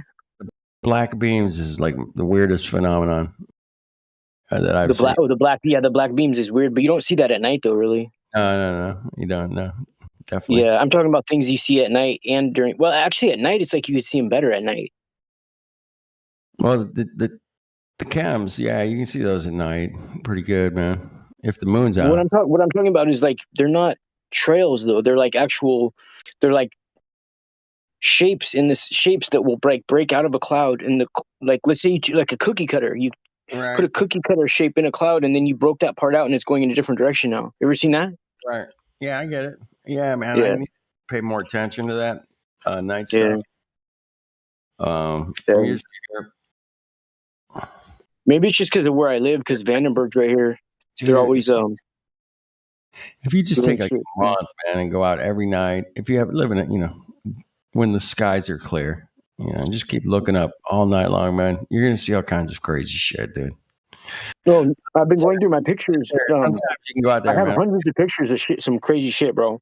I tested this, man. I go, I don't know how many objects I can see up in the sky. If I just sit out here for like 45 minutes and just look up, you'll see at least 2 like weird lights going across the sky, or slow or fast or something. Mm-hmm. I got a lot of good pictures. I've been digging in my archive lately. Watch, I'm putting a couple of Santa Barbara right now. Did you take that 1111 motherfuckers? Yeah. Did you take that picture? Yeah, with my D850. Dude, I saw that earlier tonight. You posted it. I was like, what?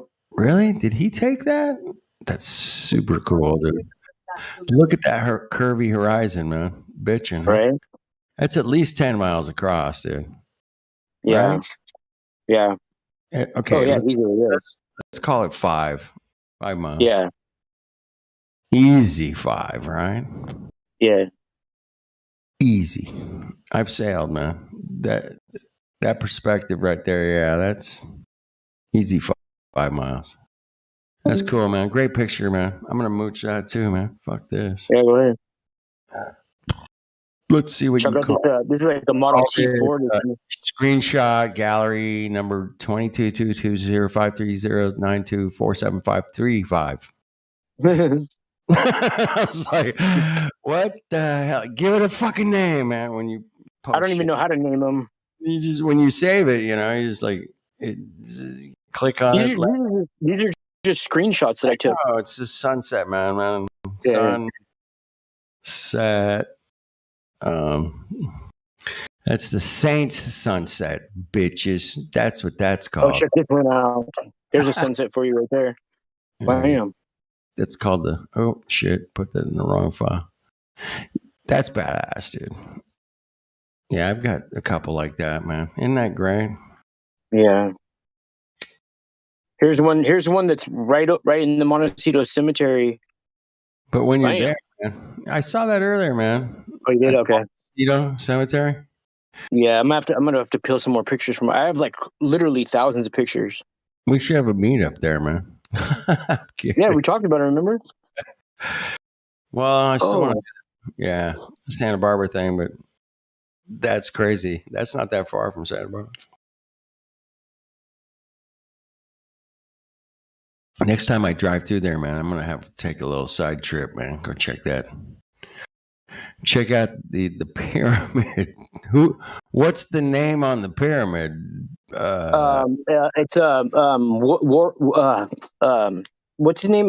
Donnie Wahlberg. Wahlberg's the name on the pyramid. Wahlberg. Wahlberg. No, not Donnie. It just says Wahlberg. The name Wahlberg. Wahlberg. Yeah.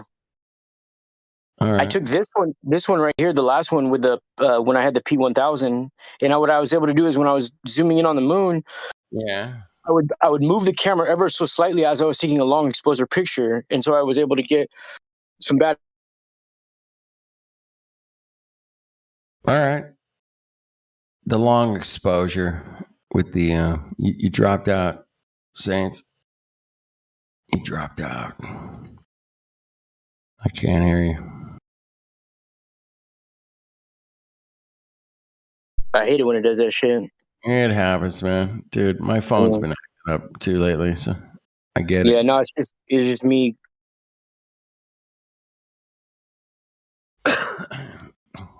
Yeah, you're still breaking up. You're too grounded, man. You're too grounded.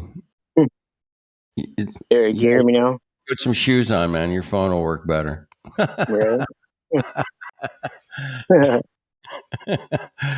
That's kind of funny, man. Right? Come on.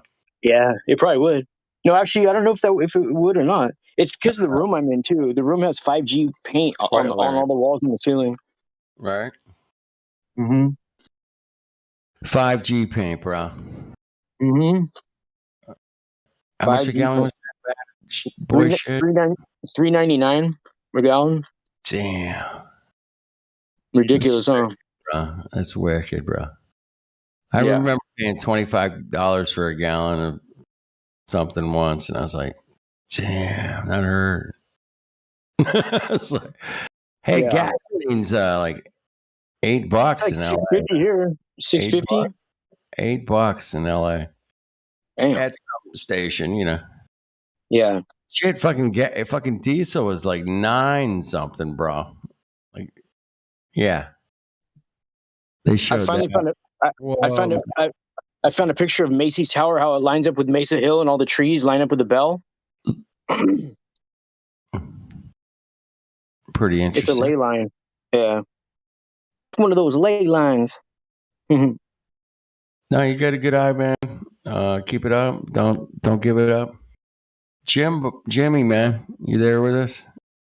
Rocky, you got Rook, Stormfire. We got some cats in here, man. What up? Speak up. Speak up. What you want? I want some curvature, man. You got any curvature, bro? Come on. Mm-hmm. Hook a brother up, man. Come on. Great picture, man. A little wave. Got the sun behind him. Yeah, those bendy lines will get you. Right, every time. They'll get you every time. The bendy straight lines. What? Those motherfuckers come up with, straight is flat is curve. Well, fuck off. I mean, come on. Get out of my freaking world. Thank you. Thank you very much.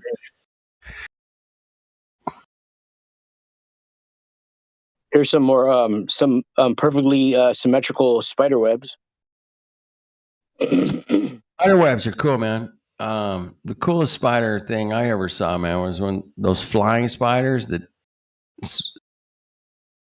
they put their web out and it makes like a little sail and they can fly in the wind. Badass, dude. That's pretty wicked, man. Flying spiders. Yep. Such a thing. Guaranteed. Wicked. Wicked cool, as they say, man. Wicked cool. It's wicked cool, man. No, that's a nice set little spider webs, man. Hey, it's called the World Wide Web that we're on right now. What do you think? What do you think that means? They've weaved their web. Isn't that what they mean? And I think we might be in it. We might be in their web.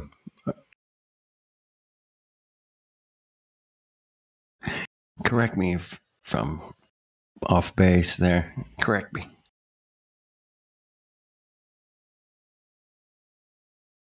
Saint, you dropped again.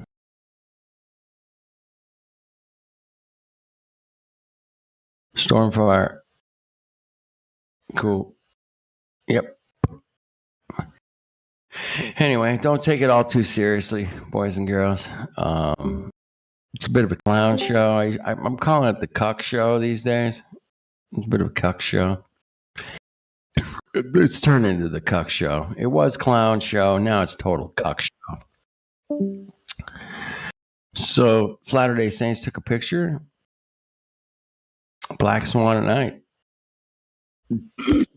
Beautiful. That is so cool. Last night or night before last, Monday night, we were talking about the lines coming directly to your camera or your perspective. So this one, you get 4 lines coming to your perspective, right? There's actually 8 oil rigs. But you have 4 lines. 4 lines. Yeah.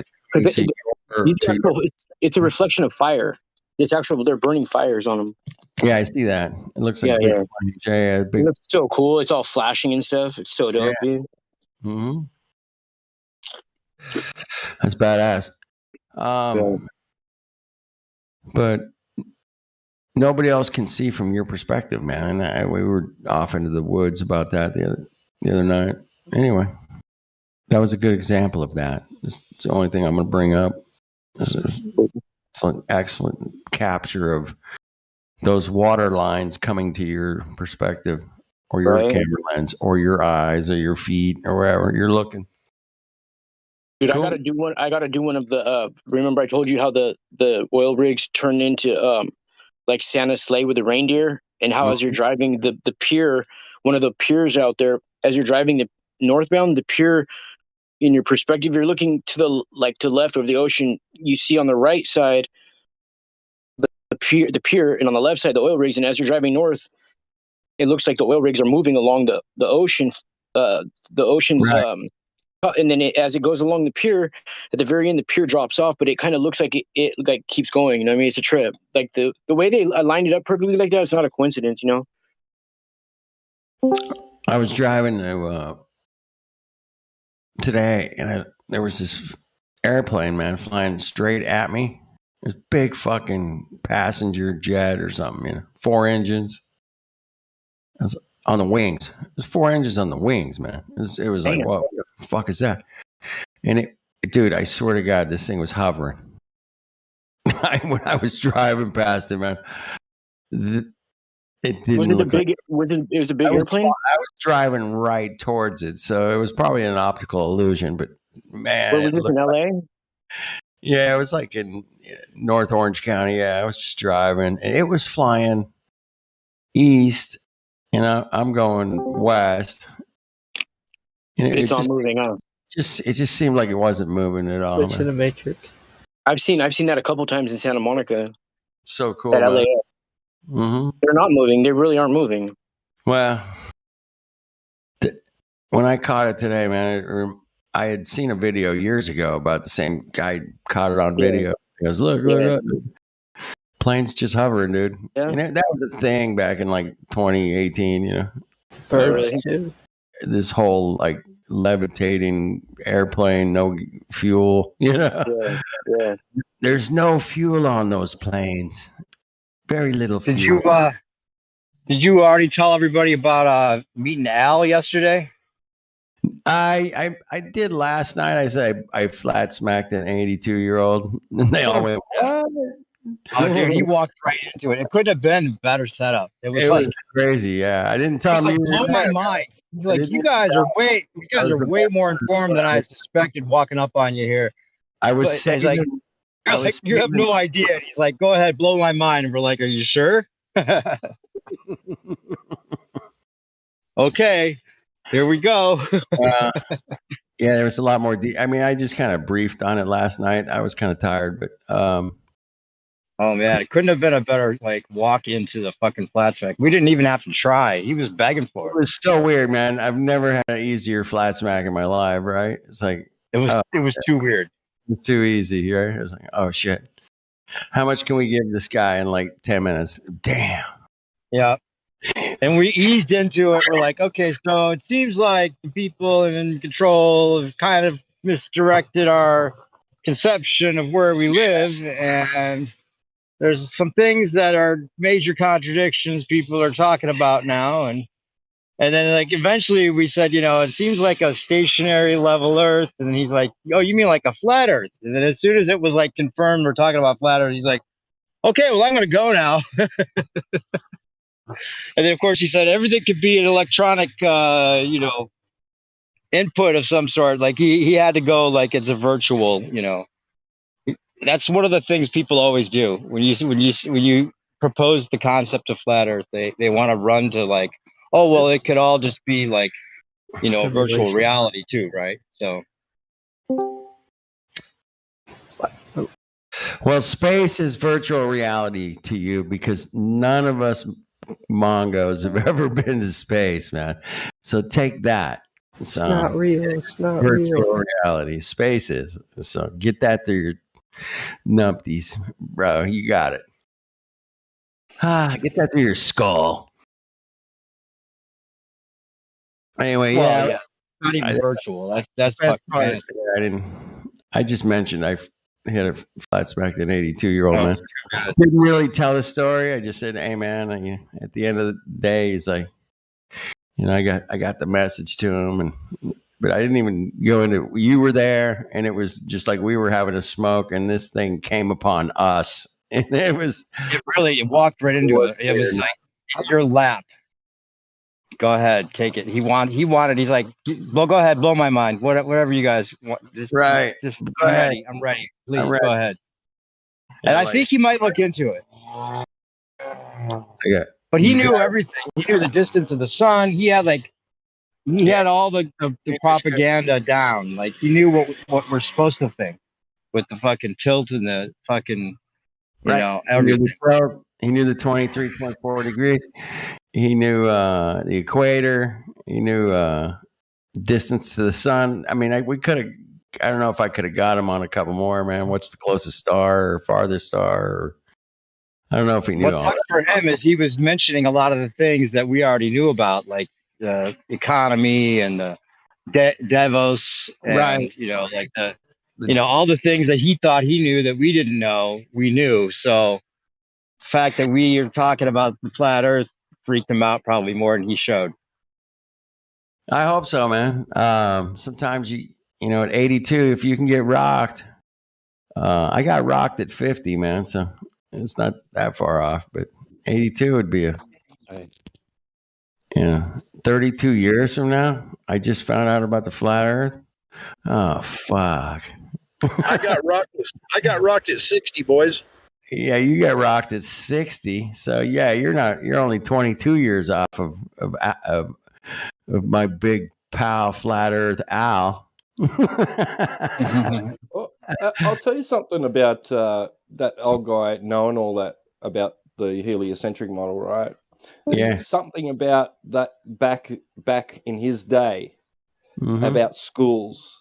They must have drummed it into them really hard. My grandfather took me outside when I was about 5 years old with a pair of binoculars and got me to look at the moon and the stars. And he gave them to me just to, like, whenever I went to their place, I could just grab them and go and have a look, But he told me all that stuff. He told me about the distance to the sun and how the stars are, light years away, and we're in an infinite expanding universe. He knew all the details.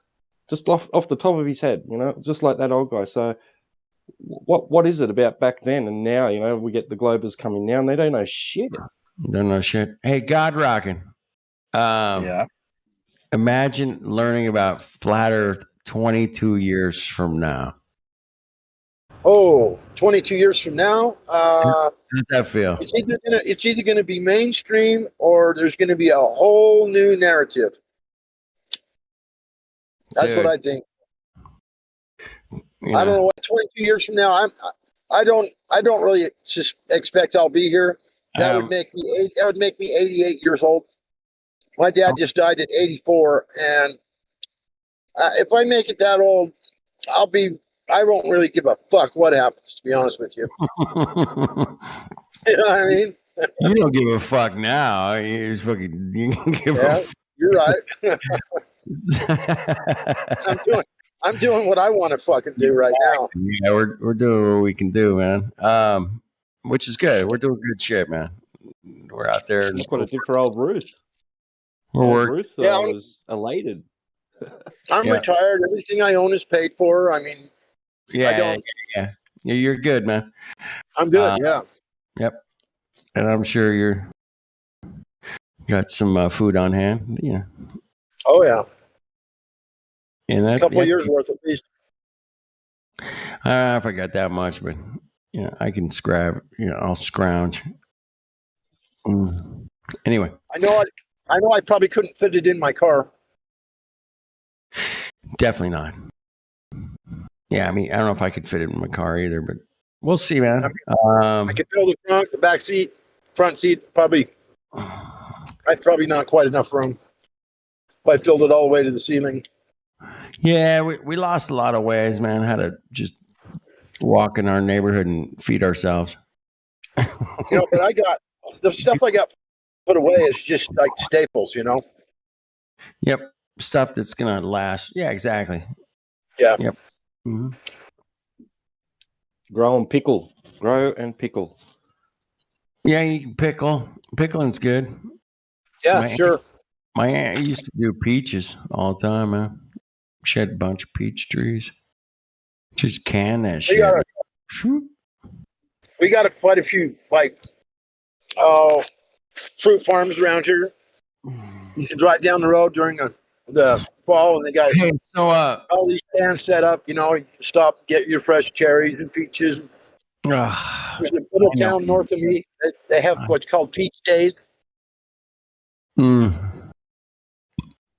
can go up there and get bushel-fulls of peaches and whatever else, Hey, so God rocking, just to confirm, man, that I heard you say yesterday that Salt Lake is empty. Yeah. Is that correct? I haven't confirmed it yet, but that's shit. what my sister told me. I need to take a drive out there.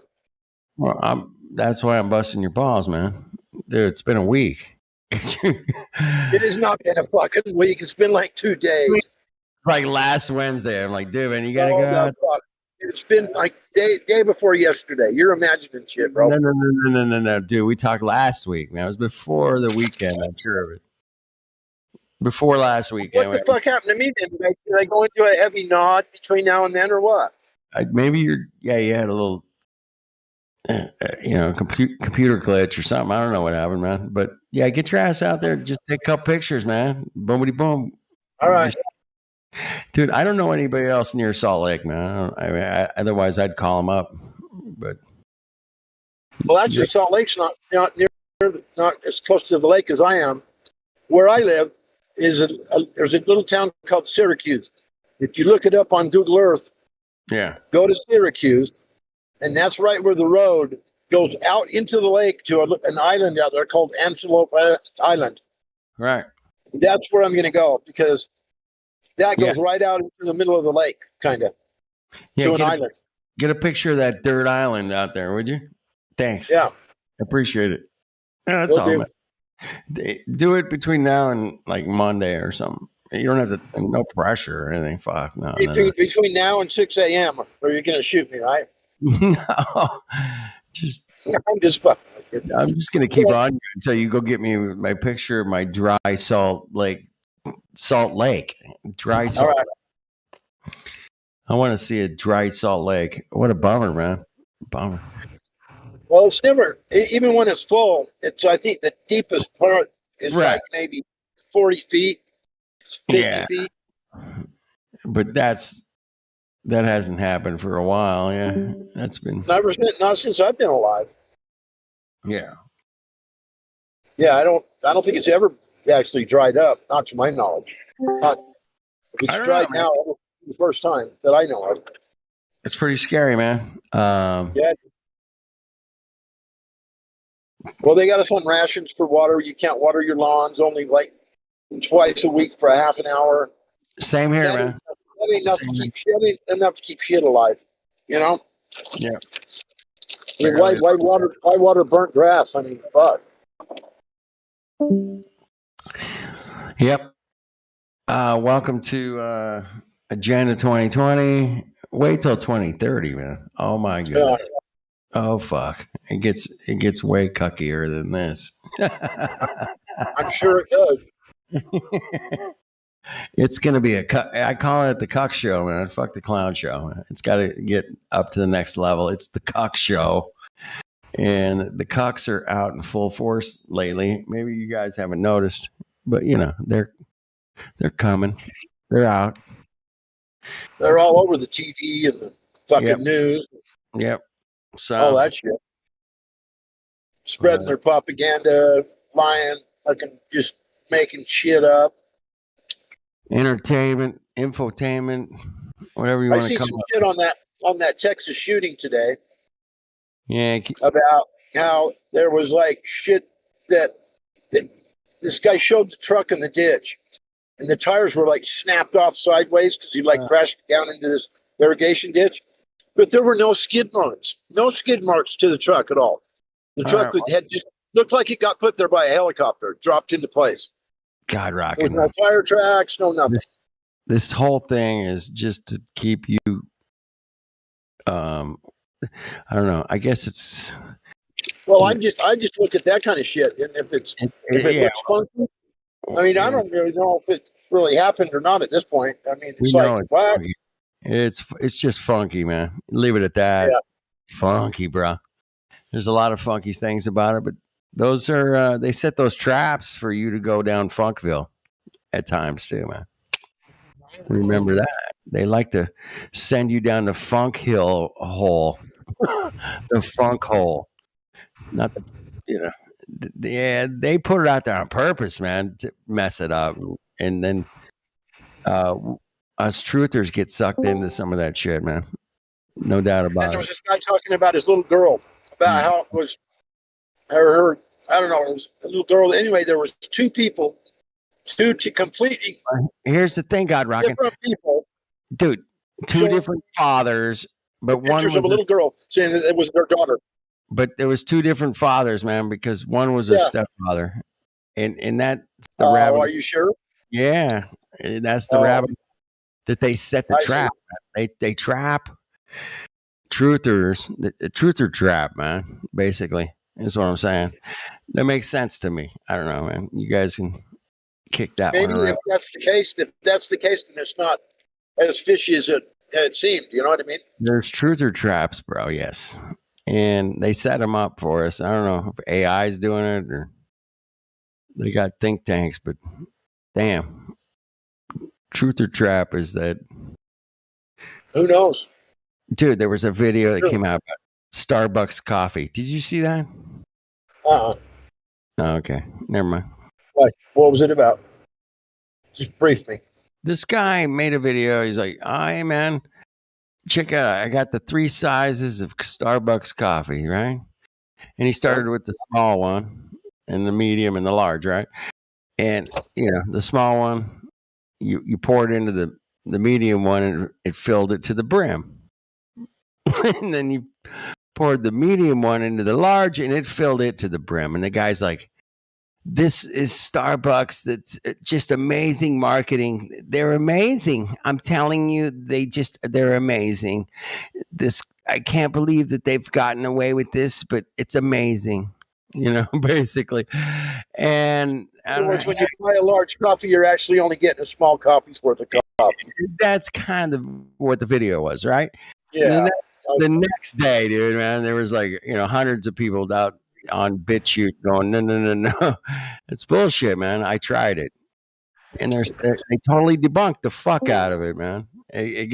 So it was like a trick marketing ploy by Starbucks to maybe get people to go out and try this at their just to get you interested and just to get you thinking about Starbucks. Because the guy kept saying that Starbucks is amazing. Look at the marketing they've done. It's just amazing.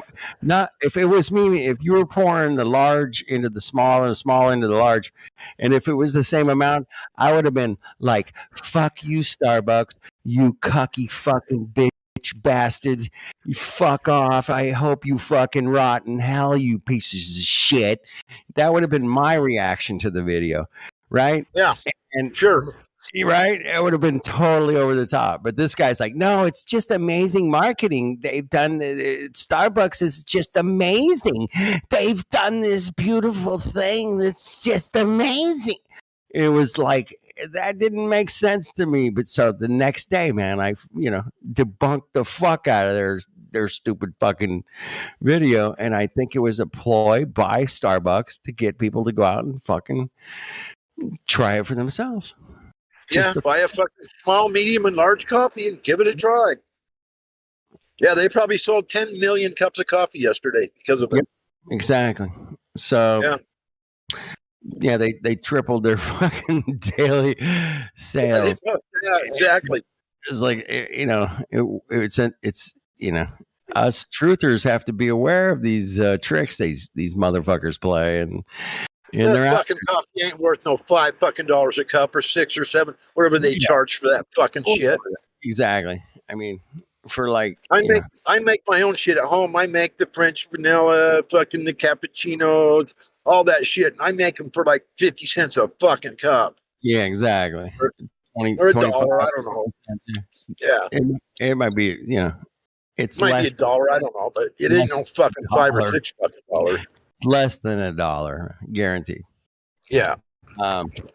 Might be 94 cents, but who knows? This is all we know is it's way motherfucking cheaper and probably way better. I make it the way I want it to taste. You know what I mean? And you don't just get the standard cappuccino. Here you go. Everyone enjoys this exact fucking taste. No, I don't think so. Let me tweak that a little bit for me, thanks, and make it for less than $1, and you can go fuck off. Fuck off. Yeah, Starbucks can fuck off. I hate that fucking shithole anyway, man. Fuck those guys, man. It's like McDonald's for coffee. Fuck off. I'm not eating your shit. Or I'm not drinking your shit. I ain't eating none of that fucking fake ass meat. So my buddy, man. I'll tell you a quick story, man. My buddy calls me up the other night, last night. He goes, "Hey, man, I've been turning my health around. I stopped eating McDonald's every day." And I was like, I didn't know you were eating McDonald's every day. Like, I would have stopped. Well, I would have stopped you a long time ago. Yeah. Oh shit. You fucking Mongo. Of course you have fucking diabetes. You eat McDonald's every day, you dumb shit. Fuck. And you probably got cancer coming up your ass. You probably got fucking cerebral palsy fucking growing out of your ears. Who Probably knows? got fucking dementia. Dementia's coming soon. So yeah, I mean, I was just laughing. It's poison. That shit's poison. We all know that. Total poison. Yeah, it's like I've known it since I saw the documentary called Super Size Me. You guys remember that? Yeah. The guy ate McDonald's for like 30 days. Supersize me full of chemicals, man, and make me feel good. And that's all he ate for 30 days was McDonald's. Yeah. It was, and then he had every disease known to man after that. It was bad. It was a documentary. Yeah. Probably about 2008, somewhere in there. And yeah, after that, man, I'm like, oh, I won't be eating any more of that shit. I'm done. No, I never really liked it anyway, to be honest with you. I haven't eaten McDonald's food, and this is no shit. I've not eaten maybe one fillet of fish sandwich I remember eating about a year ago, and I couldn't eat only maybe a half of it, threw it away. And then before that, it's been probably 3 or 4 years. So in the last 5 years, I've eaten at McDonald's once, maybe twice, maybe. But in 5 years, maybe twice. And I don't think so. Maybe it's probably just once. But it's fucking gross, fucking shit to me. It's not good at all. You don't want to eat that shit. Hey, Stormfire, man, you dropped that picture of the Black Saturn cube. And I just want to say that I've been to the one on the far right in Santa Ana, California. I drive by it frequently. Oh, Jake left that in my car. It's called the Science Center. Yeah. Anyway, yeah, that black cube, man, sits right off the 5 freeway here in California, Southern California. Kind of hard to miss it, man. And they do have a rocket next to it too, man, and a dinosaur. So they got the cube, the dinosaur, and the rockets all in one. They just totally are blowing your mind, Stormfire, blowing it. Evening, gents. Your mind. Yeah, that's next level, man. I can't believe they have it all in one spot. All in one spot, blow your mind. It's like Hollywood for your mind. But what does a cube have to do with Saturn? That's a good question. People talk about the hexagon thing at the top or whatever. I mean, that just seems like bullshit to me. How does a hexagon thing at the top have to do with a cube? What does that have to do with a cube? I don't get it. I don't get it. That's a great question, man. I need to smoke that one for a minute. Yeah, that's what I'm doing right now. I'm smoking it. Yeah, I'm gonna smoke that one. God rocking, you've put your toilet and your phone in the toilet. And yeah, that's where it goes. That's where it belongs. Here you go. I found it. I found the answers, guys. You got the answer to the cube? Oh man, look at there that. You go. Isn't that the stars? Some of the planets look like that. That's not the top of Saturn, if you know what I'm saying. Right. Top of Saturn. Get out of here. Yeah.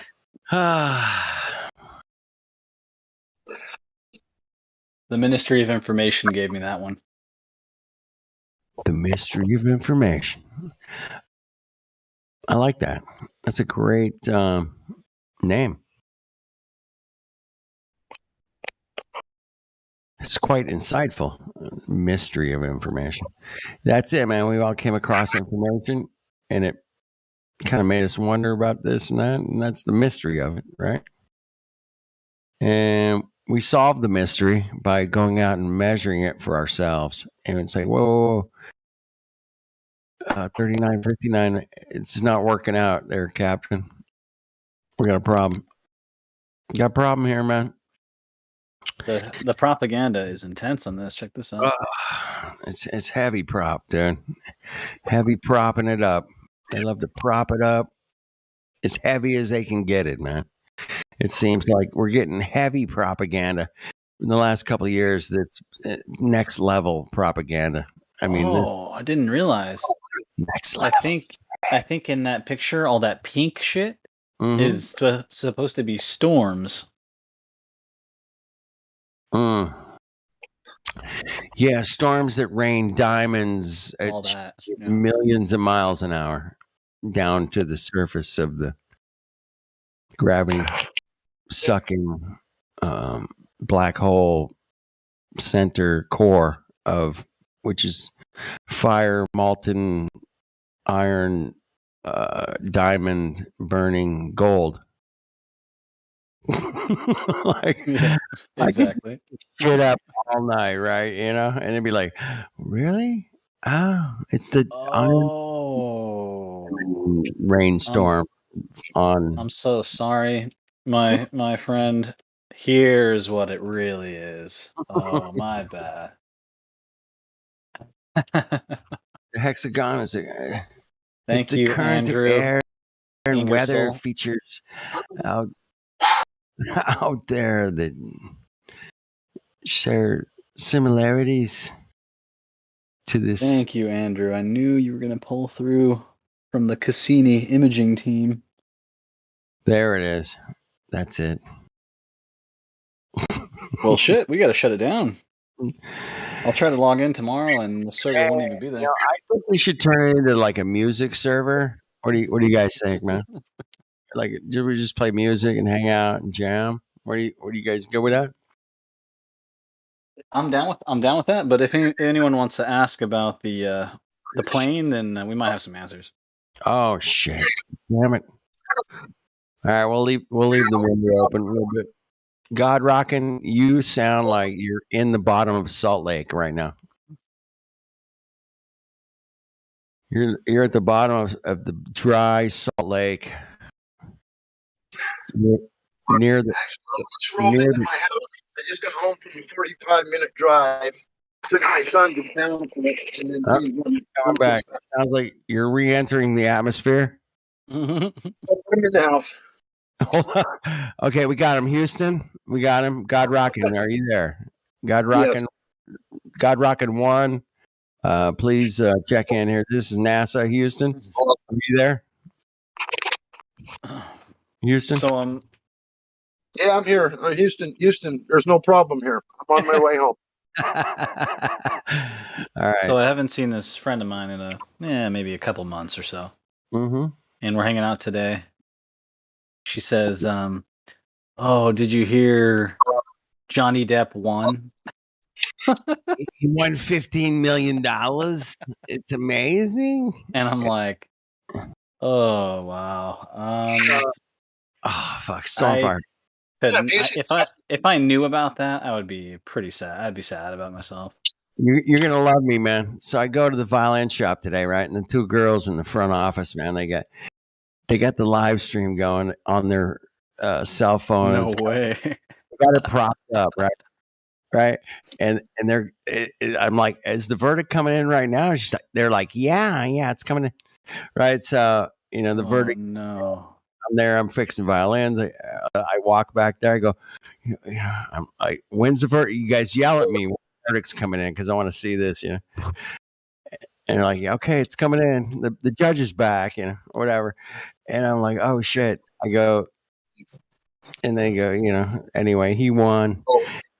Anyway, so when I'm leaving the shop today, man, I yell, I go, what are you going to do now that this thing's over that you've been watching so intensely for 6 weeks, right? And she goes, oh, I don't know. And I go, do you want some subjects to kind of look into for the next? And I go, hey, there's a cool thing called Agenda 2020 and Agenda 2030, man. You should check it out, man. And and one of the girls goes, "Oh, what about Operation Paperclip?"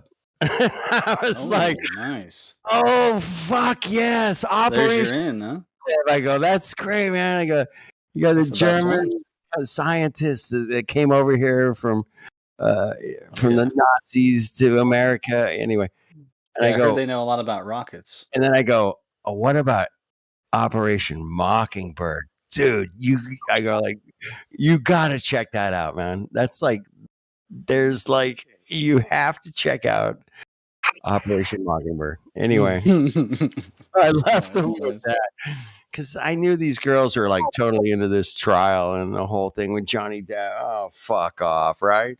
Yeah, I'm like, I got to give them something a little deeper than that bullshit, right? Yeah. I I basically told the lady I was with, I told her they're just actors doing more acting. Is that hard to understand?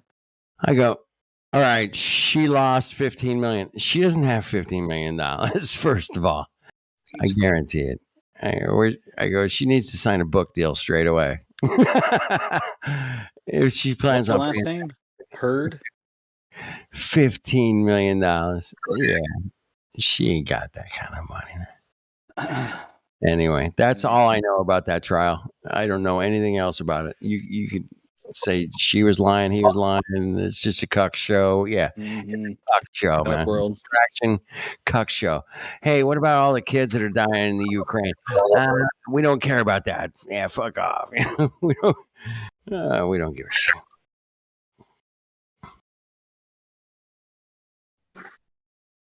Hey, there's been a big distraction lately in the last couple of years. And I don't know, it involves some monkeys recently. And then that whole thing is kind of like the monkey thing is kind of off the shelf, kind of maybe. I don't know. And what are you guys vibing on the monkey jungle gym thing? Haven't heard. I don't look into anything, man. What have you heard? Monkeypox. I mean, if I look Once at my the Earth is flat, I don't have to look into shit. well, that's the cool thing about flat Earth. You don't have to look at everything, but you can look at certain things and go, oh, okay, well that's. Well, I can kind of figure it out so fast now. You know? Yeah, It's you like can figure out instantaneously. yeah. No. It's faster than the speed of light. You can figure it out. Storm. Well, certainly, at least if they Few put the word nanoseconds. globe in front of it. You know, global warming, global climate change. Right. Oh yeah. Climate changes. Oh my God. Somebody say, where's the climate change not happening? Well, that's weird. Just another doomsday cult saying humanity's the problem. Beyond that, it doesn't really have much content. Come on. Good point. Good point. Meadow, it's your fault. You don't drive a Tesla. You don't drive a Tesla, you cuck. Yeah, meanwhile, I'm wondering why can't I get penguin steaks at the supermarket? You know, my grill is ready. You guys aren't going to believe this. Dude, all right. That's a meme, dude. That's a meme for sure. Man. Wikipedia is like a code book. Check this out. So, early life of Amber Heard, right? Mm-hmm. It says internet researcher David Clinton Heard. That's her father. Right. David Clinton Heard. Right. Clinton. Beauty pageants. Catholic. Raised as Catholic, identified as atheist at 16. I can't make this up. How many talking points did I just hit? Yeah, she said her friend died or something like that at 16. And she had a crisis of faith about how God could allow something like that to happen. So she became atheist afterward. Oh, it's incredible. These stories are incredible. It seems like someone could say the exact same story but have the opposite ending. Like, oh, I was an atheist, but then when my friend died, I got more spiritual, and now I'm talking to God. That's the thing about free choice. You can go either way in the fork in the road. It just sounds like a bullshit story, is what I'm saying. No, it's different for everybody. I guess when people expect God to take care of everything and keep us from suffering. You must suffering. You must suffering. My friend's grandmother used to say. She's the old country, and you must suffering. Nothing easy. Nothing. Well, people may forget that free choice also implies the ability to freely ruin other people's lives. Isn't it if you called free wish. will? Yeah. There we go. So there's people out there that ruin other people's lives. Damn. Sometimes on purpose, sometimes incidentally on by purpose, accident. There's a starter photo for you, Flat Dude. Thank you, brother. I love That's that. looking from my house out toward the Great Salt Lake. Yeah. And the mountains on the far left, just below the clouds there, those mountains are on the other side of Great Salt Lake. Or that, yeah. My question to you, God Rockin', is where's the curvature? Where? It's on the other side of those mountains. You can't see it now. What about the left or right curvature? There's none. There's zero. It's totally flat. Yeah, you're right about that. But that's due to refraction. You know the story. Okay. Yeah, fraction. Mm-hmm. The refraction is lifting up the horizon to meet my eye because of curvature. Right. Got it. Okay. The people that flew on the Concorde are lying pieces of shit. Yeah, they shut the Concorde down. Because they were lying too much. Well, when I lived in Las Vegas in the 80s, there was a flight. They you could pay $900 and go on this flight on the Concorde from Las Vegas up to 80,000 feet. And it said in the article for the advertisement in the newspaper that you were going to see the curvature of Earth.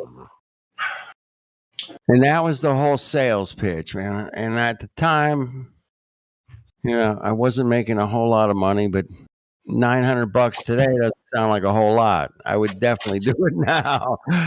But back then, man, no. I was, struggling to, make the rent, whatever. And, but I thought about it, man. I'm like, dude, I want to borrow the money to go see the curvature of the Earth, dude. That would be cool, man. Fuck yeah.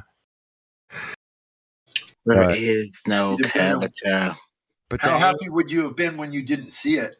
Yeah, I don't know, dude. I mean, back then I was such a young cuck, stupid fuck, and I would have probably just went like, yeah, whatever, man. I think I see the curvature. I think. Yeah, I see it. It's there.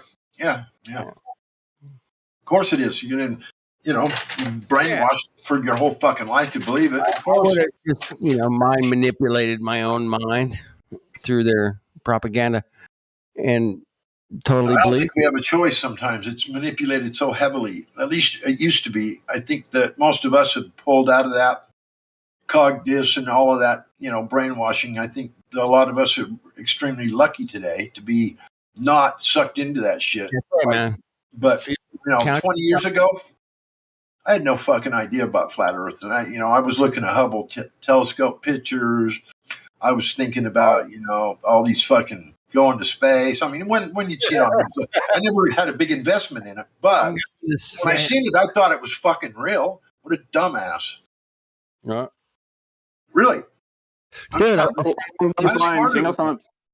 Something that's kind of crazy today is even in commercials on TV and podcast commercials, they'll be talking about some futuristic product they're selling that's new, and they'll just throw in the words, "Oh, people, it's the year 2022. People have self-driving cars. People are going to space if they have enough money." Blah blah blah blah blah. And come on, what dumbass throws that shit into the commercial? Either it's deliberate or it's not, but either way, it's just a stupid commercial. For a hamburger, they'll throw in space, dude. If you eat this hamburger, you can go to space. I guarantee it. Trust. That's they sell hamburgers with outer space, bro. I've seen. But it's take for instance the podcast commercial. They actually say it as a definite fact. Oh yeah, people that have enough money are going to space. It's the year 2022. It's okay. Where are those people that are going to, the vacuum of space as tourists. I have enough money. Where's the documentation of that? Where's the evidence of that? Where's the flight pathways of that? You know, like where the fuck is my rich neighbor? Which he's retired. He's set. He flies all over the world. They went to Machu Picchu and fucking cruises, whatever. I mean, he would book a fucking flight. I guarantee it. 2022. That's this year, isn't it? Where's my ticket? Aren't they for sale? I'll get one. See, from my perspective, I think it's the opposite. Like before I learned about flat Earth, I actually thought it was suspicious and strange. Like back before 2016, before I knew that the Earth was flat, I actually thought it was really weird and strange that there's actual billionaires out there, actual people that have billions of dollars, and they're not spending a tiny fraction of that to just go to this vacuum of space. Like, what the fuck is wrong with those assholes? And now I realize, oh, right, there is no vacuum of space. That makes sense. Yeah, there's no vacuum of space, Mongos. Oh, shit. Wonder how many of those stupid fuckers have made the phone call trying to book a flight or a ride on Elon Musk's rocket. I'm guessing none of them. I'm guessing none of them, and I'll tell you why. Because I think you're only allowed to get that rich if you're on the insider club anyway. I know, but these rich, you think they know the Earth's flat if they're that rich? Come on, Elon Musk is just a... Yeah, but regardless of whether they know it's flat or not, like they're controlled from behind the scenes, And yeah, they probably know it. What do you mean? You guys want to know Elon Musk? Oh, here you go. Fuck what do you this. mean? All right, fuck this. What do you mean? There's your Elon Musk right there, and you guys watch that or don't watch half of it, zip through it. I don't give a fuck.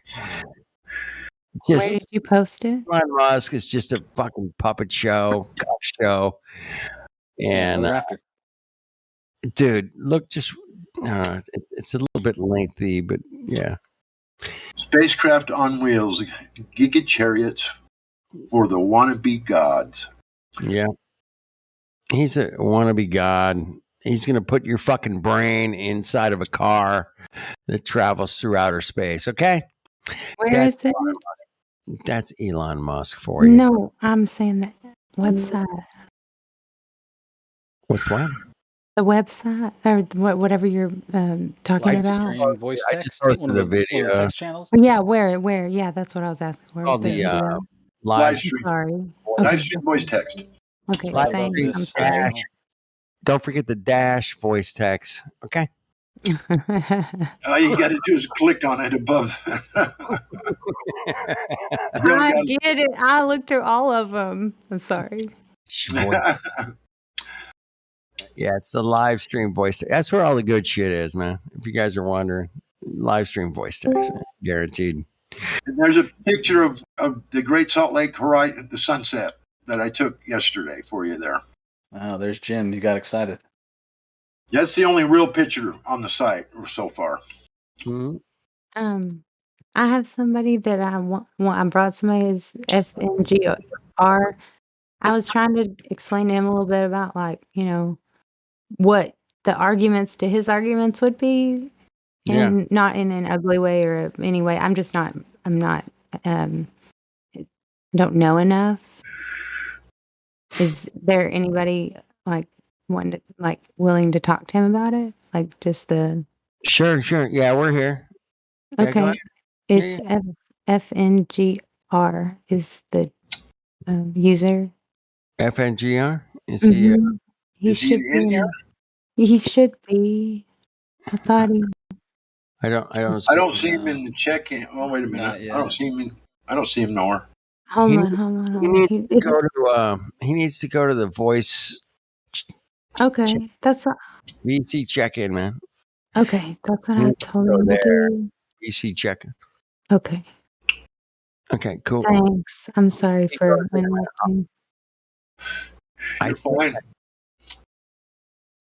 I don't know. I'm a fucking gold member. You think I would know how to check somebody in and get them down here?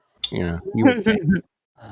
Whatever. You stayed up late enough to take someone's space from them. I'm gonna fuck this up, man. I don't even know how to. I've never sent. I always said, hey, man, if you're going down into the big house, you better know your globe, man. You better know it, man. If you don't know your globe, you're done. Thanks. No. I love it. That's why I wanted him to come in here and ask. If you don't know your globe, you're done. Fried chicken. The globe is a fascinating phenomenon that none of us have ever experienced. Smoke that one, Mongos. On TV, only on the telly. Only on the flat screen, baby, as I say. Yeah, or if you ever play that game No Man's Sky. Yeah, you can fly everywhere. You can fly everywhere and do it. It's four-dimensional. Listen, I quit playing games years ago, and I ain't playing them now either. So let's get busy. Nice. I do like to make fun of this whole situation that we all come to every day and explore. And it's what we live on. And hey, guess what? We live on it. We can explore it, Mongos. If anybody's got any, evidence to the contrary, let me know. Because I'm here 24/7, 365. Because we live on it, we can measure it. If you can measure it and it doesn't calculate to your calculation, to your model, it doesn't calculate to your calculations, man. Too bad, Mongo. You're the one that's with the claim here. You're missing one bit part instead of mongoloid. The last part. Oh. That's what my grandma calls retarded people. Fucking mongoloids. Mongoloids. What's our new lady's first name? Justa? Just Liz. I'm just Liz. Just Liz. Yeah. Liz, what's up, baby? Liz, your voice is too nice. Let's hear an angry voice. I don't have one. I know it sounds stupid, and lots of people think I'm joking or something. Like just You sound like you're from Texas or something. I am from Texas, but everybody says I have more of a Kentucky accent, what's her name? Shoot, Loretta Lynn. You sound 100% Texan to me. Well, good. Hey, Liz, say something mean in a mean voice. Just a few words. Mongoloid. That's it. Come on. Say Mongoloid. That's all I got. Yeah, man. Say Mongoloid more mean. Come on, do it. I can't. You stupid Mongoloid. Come on. You fucking. About not today, Okay. Satan. Okay. Not today, Satan. There we go. That was it. I did it. What are y'all doing before I got here? I was so worried that I was gonna bother y'all. We were talking about outer space and how ridiculous it is. Yeah, my favorite subject. I never. Liz, I'm in Dallas. Where are you at? I'm in Abilene. Abilene. Mm-hmm. People in Abilene are too nice. It's more like shoot. I'm sorry. I'm nervous. I was raised in Wichita Falls, Iowa Park area. My dad had oil and stuff, and then my mom came from Abilene, and they met at ACU, and then they went back to Wichita Falls, had me, and then we came back to Abilene, and that's it. So I kind of have both. Have you ever been, Liz? Have you ever been to California? Yeah, one time. Yeah. Just this year. Yeah. Yeah. Get out of here. This year, 2022. Uh-huh. Was it as disgusting as you thought it would be? I was very surprised to go. It's amazing. I went to LA, and unfortunately, I didn't have the best time because of the people I was with. But I know that it was like it's incredible. Just the fact that it's California is so fucking neat. Yeah, you're right. And the people are like the same almost. Yeah, we're all the same out here, man. I know that. Really do. Yeah, you act just like Texan. Did you make it to Hollywood? That's a good one. I went to Hollywood Boulevard, yes. Oh, shit. Hey, I used to flat smack on Hollywood Boulevard. I would go out there and talk to people about what they live on. And what? I would question, what do you think you live on? And I had a globe, I had a flat earth, I had lights, I had speakers, I had headphones, live streams. I would talk to people in Hollywood, man, which is the craziest place in the world because there's only one Hollywood, man.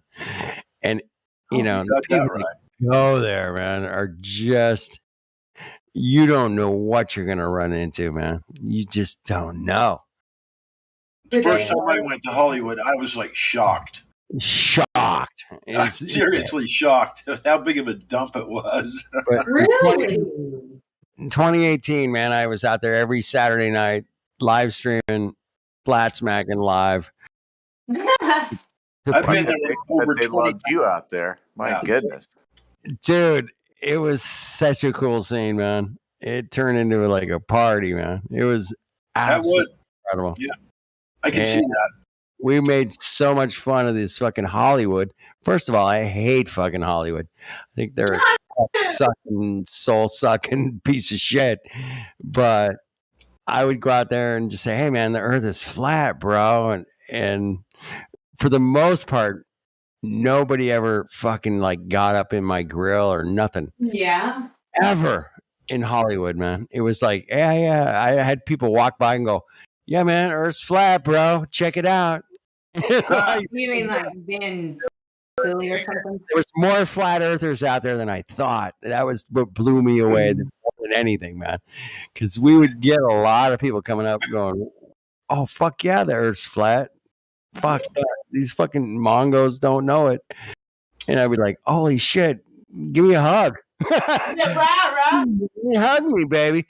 And but then I'd get those people that come up and go, "Well, I've heard about flat Earth, but I don't know." And we would just give them some basic stuff, like, water doesn't bend. Simple stuff, man. Keep it simple. We didn't try to get into any deep arguments. We just kept What got you into this? Anyway, that's my story in Hollywood. Wait, no. Yeah. Hey, wait, She said, "What got you into this?" She said, "What got you into this? Right. Like, what made you start questioning things?" A flat earther guy who I had gotten to know over several months. One day, was pissed off enough, and he went down to Hollywood and started live streaming. And he was just pushing around a cart with a flat earth a flat earth model. Yeah. And he was talking to people on the street, man. And he was just going off, and and we were live streaming, and I could talk to him, he could hear me. I could say, "Hey, man, go talk to those people there," and he would go, "Okay." And he pushed his little flat earth model over there, and he kept talking to people, and it was just like, "Oh my God, what a cool scene down there, man. That looks cool." Dude. But no, I'm thinking about like how you knew that, or how you know, or why you think that. Oh shit. That's what I'm asking about. I was at a gig, man, doing a music gig. Uh-huh. Running the soundboard, right?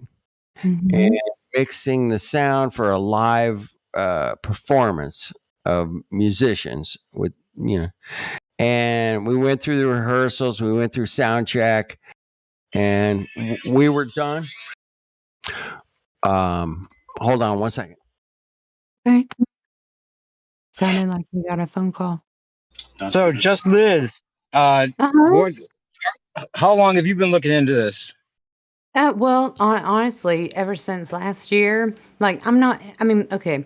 bottom line is that I'm just not smart enough to understand the concepts either way. Not smart enough. It's not that I'm not smart enough. It's just that I don't know enough to, and I don't hang out in here enough to know the differences. I could learn them, but right now in my life, I don't have the time.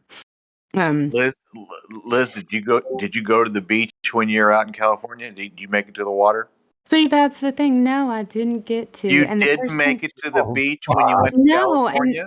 and the person that I went there, he didn't fly me back home, so I had to figure out a way back home. It was horrible. It was horrible. Oh no, that's terrible. Yeah.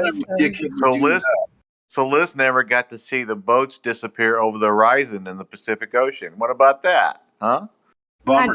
I didn't. Yeah, I didn't. I mean, I was on a plane, I guess, but that's You didn't get to because I see had the to get curve. there. You didn't get to see the curve in the water. The boat's disappearing over the curve.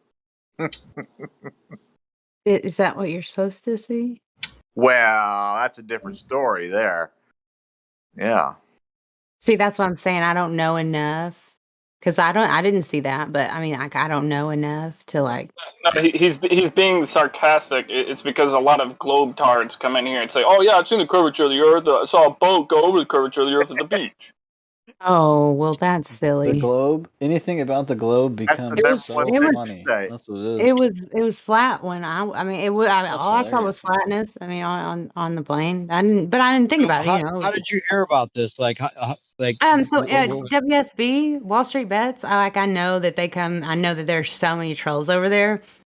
But like everybody comes from different walks of life, so I'm open to everything always, and so I always listened to like what y'all had to say, and I just thought it was brilliant. That there's nothing they could say that would, that matched what y'all were saying in general. So the fact that the intelligence on both sides I love intelligence. So Okay, Liz. So did you look at? Did you watch videos? Did you watch like 200 proofs or? I've listened to a few. I've listened to a few like debates on several occasions, and like I said, the terms that they would use or the things that they would say, I wouldn't really understand, but I followed along enough to know that some people think there are a lot of different theories about having a flat Earth, but the one that I thought was most neat was the one that the Earth was at the bottom of the universe. The floor of the universe? Yeah, that's Basement of the universe. I like that one. Yeah. Okay, Liz. For boats over the horizon, it's law of perspective and vanishing point, and radius is 3959 for the fake globe. So 3959 for the fake globe, and law of perspective and vanishing point. At the end of June, there will be a quiz for you. So I just want you to know. Oh no! I'll try. We're going to give you a little take the bit. test. We're going to give you a little bit when you come on every time, and then we'll do a summary. Yeah. Then we'll do a summary toward the end of June, and then we'll have the quiz scheduled for you. So Liz, didn't you come in with saying you had a friend that you wanted us to explain something? And he left, and I even messaged him, and I said they said something like that you could, I mentioned it, but he left.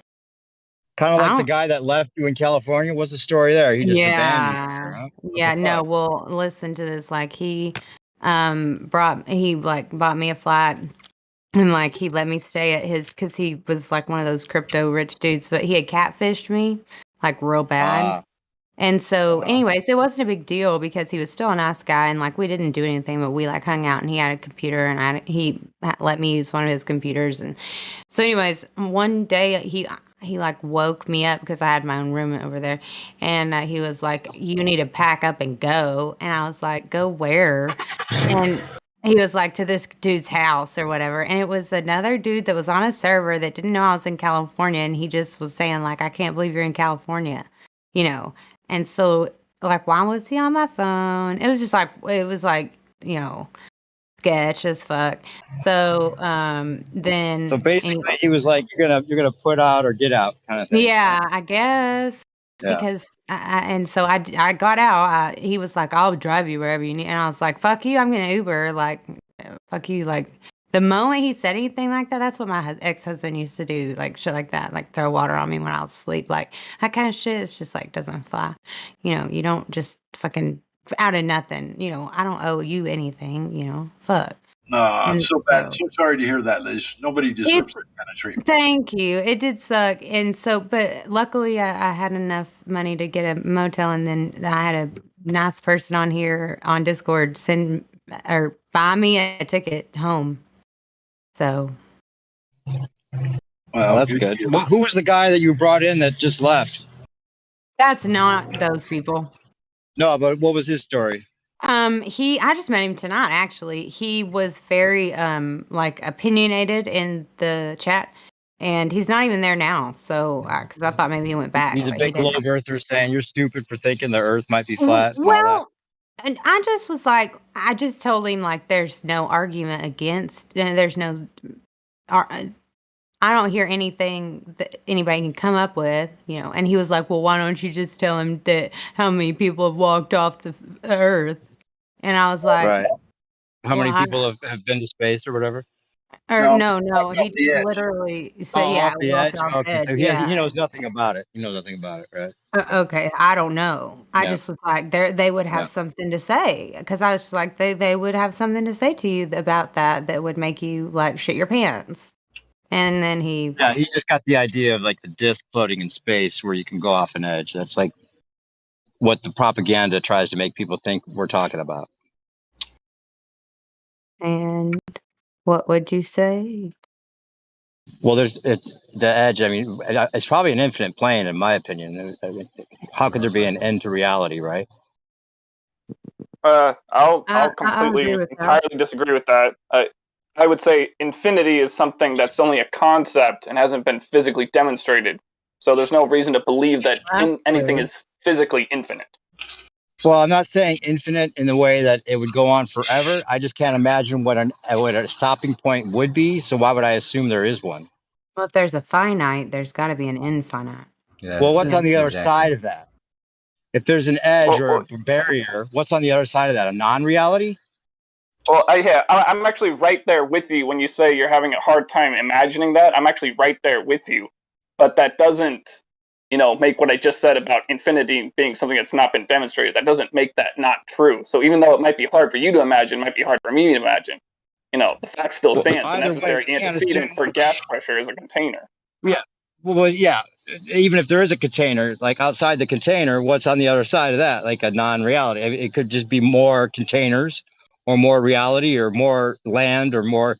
I mean, if there's not land, sky and sea, what is there? We're not floating in space. We know we're not surrounded by space 360 degrees. So why should we assume that there is an end? Is all I'm saying.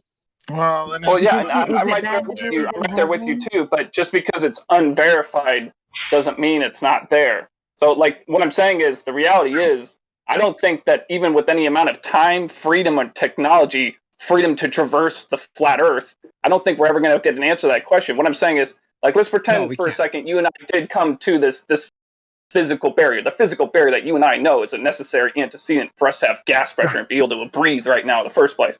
So let's say that we actually did find this physical barrier, whatever it may be. And let's pretend for a second we threw as many drills and bombs and hand grenades at as we could, and we never put a dent in it, or never managed to put a lasting dent in it one way or the other, never managed to break through to any other side.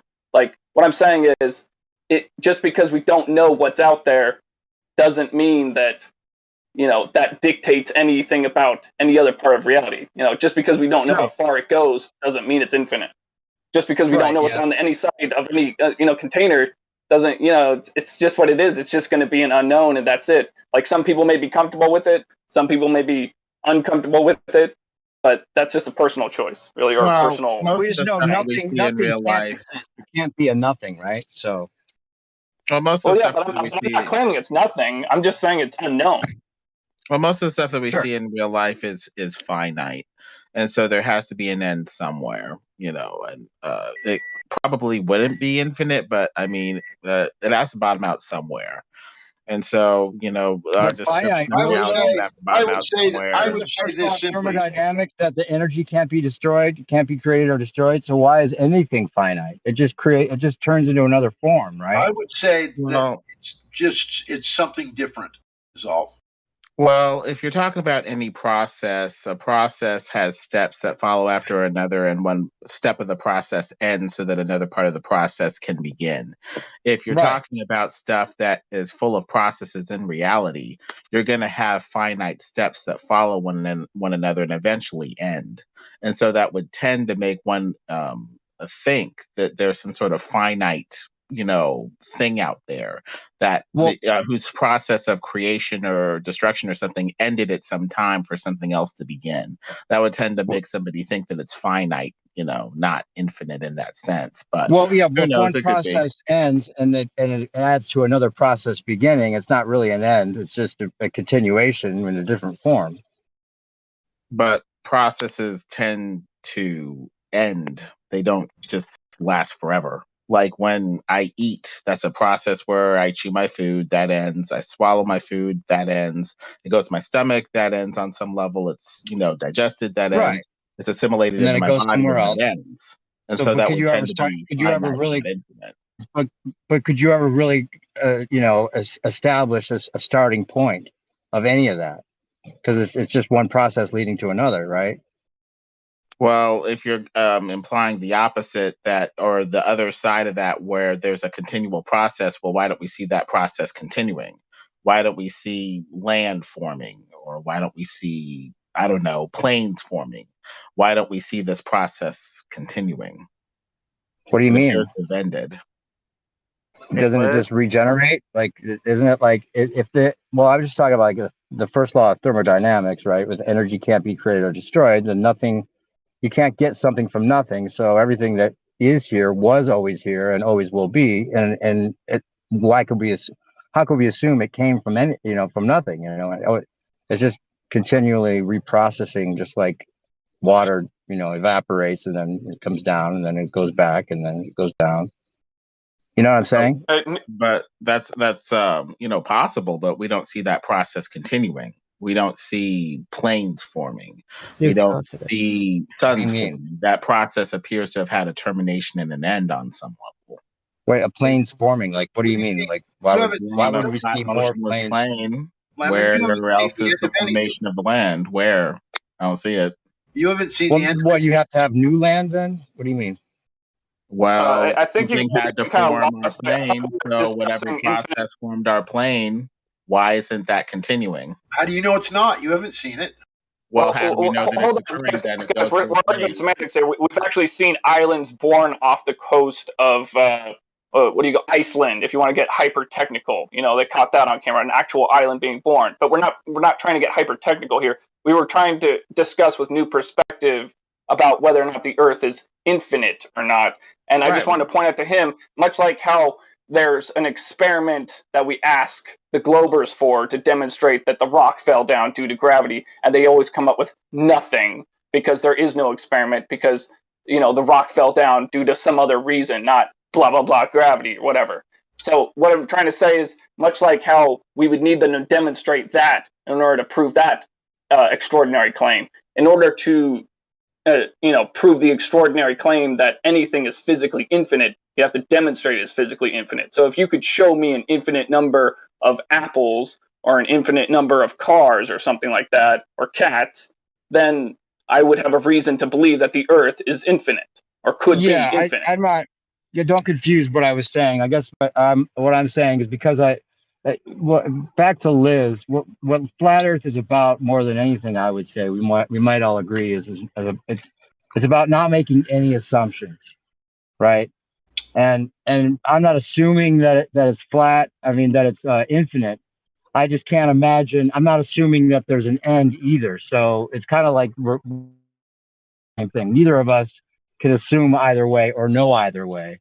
It's just that it seems like there would be, even if there was a barrier, then there would still be reality beyond that, because a non-reality isn't even a concept we can, Yeah. think is, what I'm saying? Well, how could there be a non-reality? More and more reality, right? So. And and Whatever. I know this may sound silly, but I kind of believe in heaven. So I don't know if that's like this the same, or a different reality or whatever. I don't know if this is like a. Hey Liz, at 23 minutes after the hour, just about 8 minutes ago, I posted the 90-minute documentary. Yeah. That's the best documentary that I've seen on Flat Earth. It's 23 minutes Okay. after the hour. It's 90 minutes long. It's awesome. And then at 27 after the hour, I posted the 30-minute item on Antarctica. It'll talk about the Treaty of Antarctica from 1961. Both those items will be on the test at the end of June. Okay. So be prepared and enjoy them because they're really good and they really help me out a lot. Thank you. Well, we're still trying to find the answer ourselves, but flat Earth wise, I would tend to go with the biblical cosmology, which tends to be pretty flat according to the Bible. And you were talking about heaven, in the biblical cosmology, it's like we're flat, covered by a dome, keeping out the waters above under the heavenly throne of God. So heaven would be right above our heads, basically, past all this other stuff. I love that. I know that's silly, but my little sister died of cancer when I was younger, and then my dad died in an oil field accident. So I know it may be just a coping mechanism, but it's something that I can't. Well, reality, maybe it's real. Maybe the stories we were told were real after all. 100%. Well, there can't just be nothing. Nothing doesn't exist anywhere. I can't fathom nothing.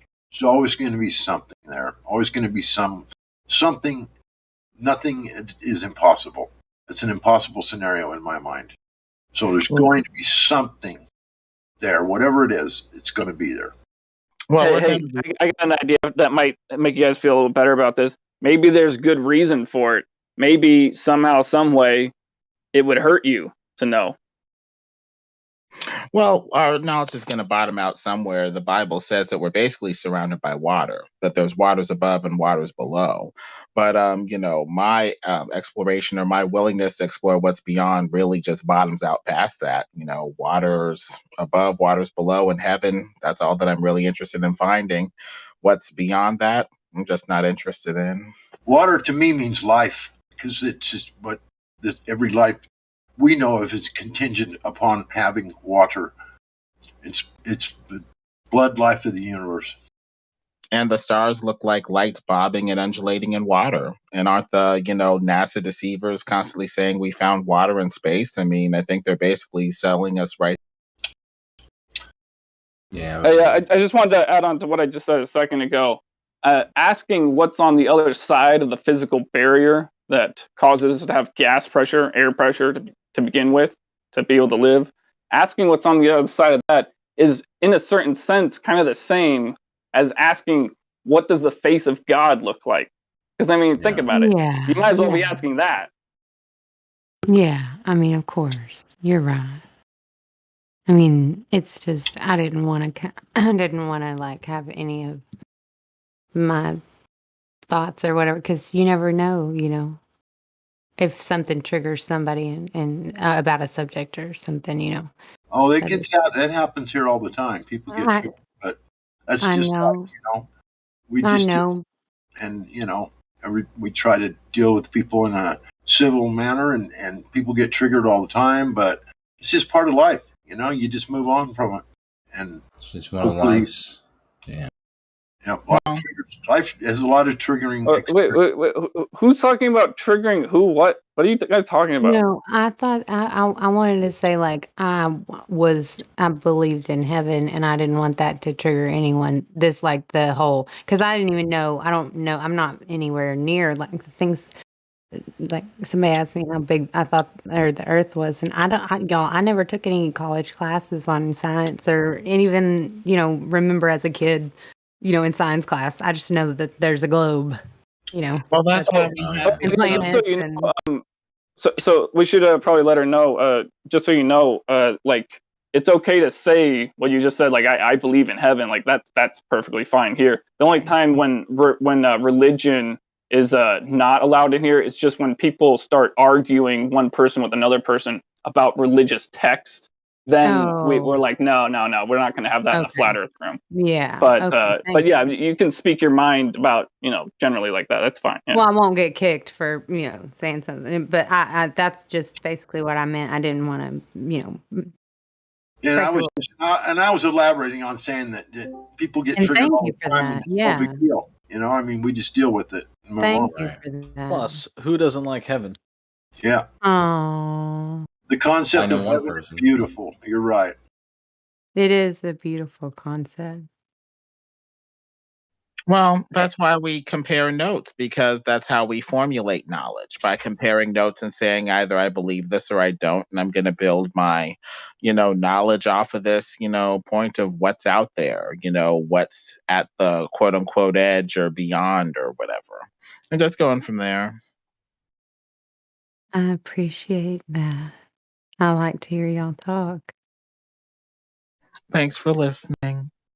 Oh, well, we got to toughen her voice up. It's just way too nice. I don't know about you guys, but I tell you.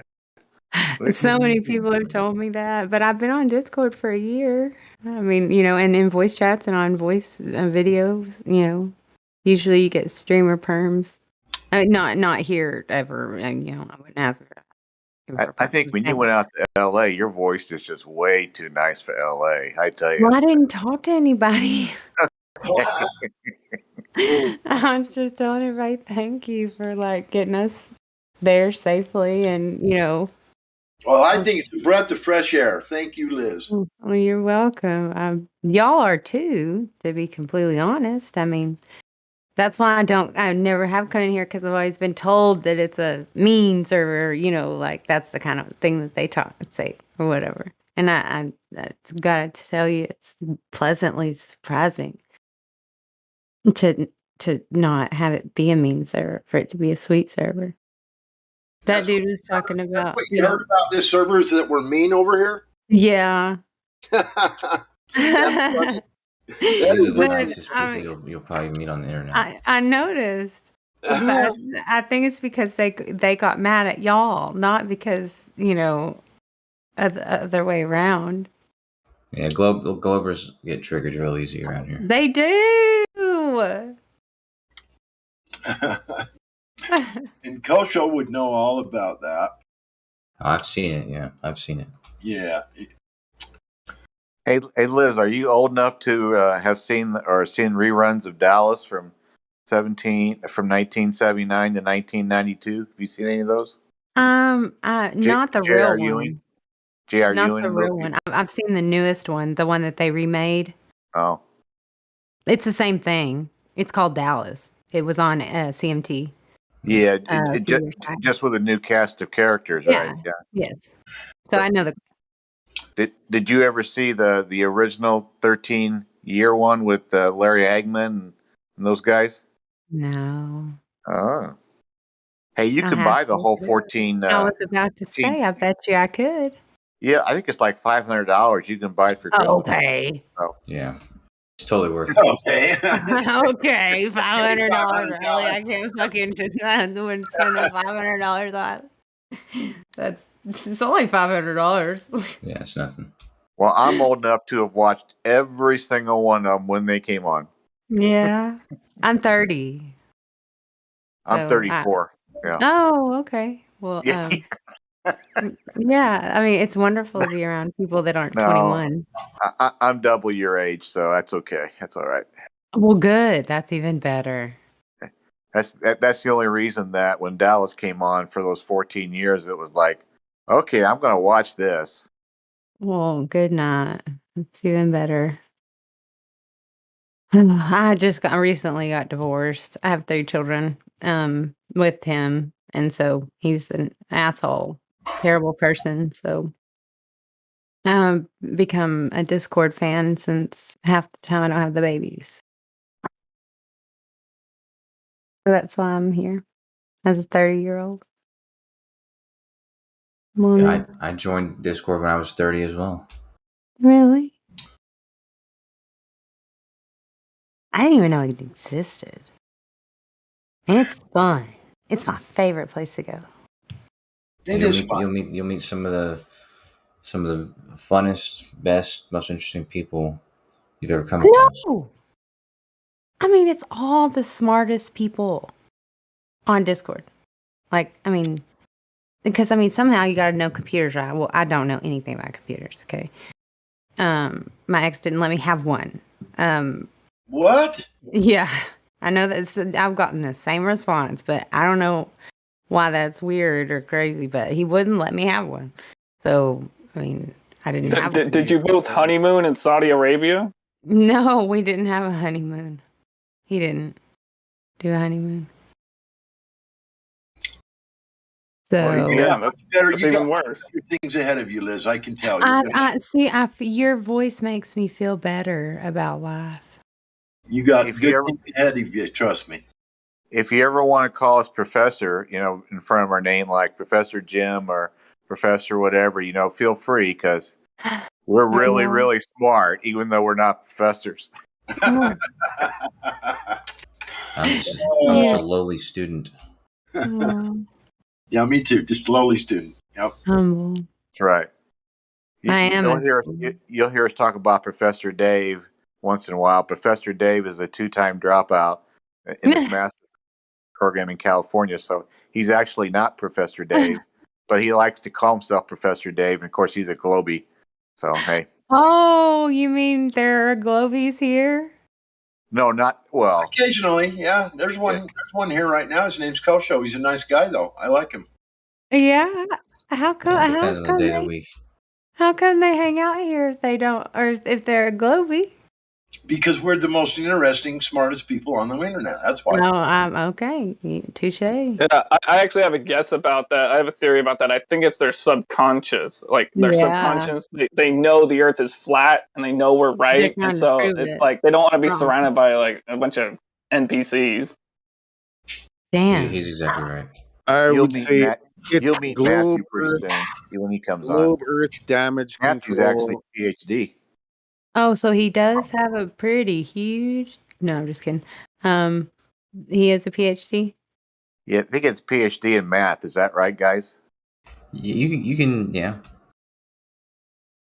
So, like, is it quantitative physics or whatever? It's physics, math. I don't know what goes on higher and above the bachelor's degree.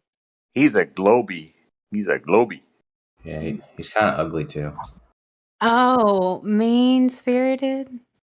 No, I mean, he looks ugly. He seems like a nice guy. Matthew, what are you talking about? I think he has a nice smile. Oh!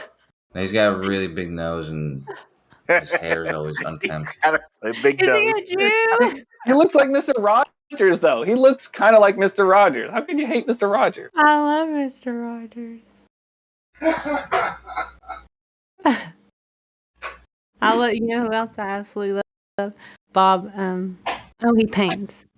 Bob Ross. Bob Ross. See, the reason I don't put my picture up there is everybody'd make fun of it, so I took it down. Why, y'all? Yeah, because I had it up there for like the first couple of weeks, and everybody was commenting about my ears and my mouth and my neck and my hairline and everything. So I got subconscious about it, so I took it down. Yeah, no shit. It takes a lot.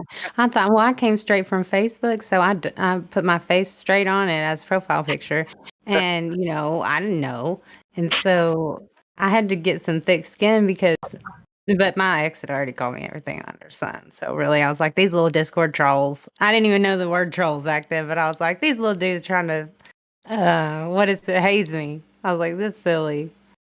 Put them in their place just because I didn't know any different. I mean, we have the most powerful person in the known world in Jacob Rothschild right here, and he used to make fun of my nose and my chin all the time. So if Jacob Rothschild makes fun of me, I have to, I got to make adjustments. Yeah, Rothschild. Yeah, he's here right now. Say hi. Say hi, Jacob. Are you joking? No, you see his picture up there? No, I mean, it doesn't matter. It's not that, but my mom always was like, I mean, aren't they real rich or something? Are you talking about like Rothschild, the people that own the banks? I thought they owned like everything or something. I don't know. Banks and like oil and shit. Yeah. Yeah, they're I pretty don't cool. know. Yeah, they stole Israel or stole Palestine. Also. Oh. No, it's not the real Jacob Rothschild. It's just somebody using that name. I don't even know who the guy is, but probably a flat earther having fun. Okay. Jacob Rothschild is trolling Flat Earth Discord. I was like, well, I mean, you never know what people are interested in. I mean, come on. Could be him. Who knows? I know that y'all were talking about how dumb Elon Musk is. I think he's kind of stupid too. But anyway, he is. He's been into Wall Street Bets before. Yeah, he has. Yeah. He's moved all of his companies to my city now, so. Oh, Texas? Yeah, in Austin, yeah. Oh, that's awesome. I'm not far from you. Pretty far, but not far. Boring company here is Tesla, all these companies. Is that good for the economy or not? You say again, Mom? Is that good for like the jobs? Oh yeah, sure. Yeah, I mean he's already building tunnels in Kyle, so. People's Republic of Austin, huh? Okay, I like it. They're quite liberal. Oh, are they ever? My goodness. I think Austin is San Francisco Southeast. Oh, on steroids. Well, isn't Texas one of the most conservative states in the nation? Oh San no, Francisco. no. San Francisco. We're losing that one. Last election, it was about 50-50. No. Kosha, what do you mean by tunnels? Like he's building tunnels? Probably from Mexico. No, he's got a company called the Boring Company. Building tunnels. And he's crazy. It doesn't sound very exciting. Like nobody even pays attention to that company, but he's actually building tunnels and hella shit. It's crazy. I guarantee he has like underground military bases and shit. Well, no, he wants to trying to help out with the traffic situation. Yeah, exactly. He wants to alleviate traffic, and it's a noble idea, huh? Noble? Is it practical? Yeah. Didn't he start his first tunnel in California though? Maybe, but he started one over here already. Yeah, he did start one in California. He did build one in L.A. That's right. Yeah.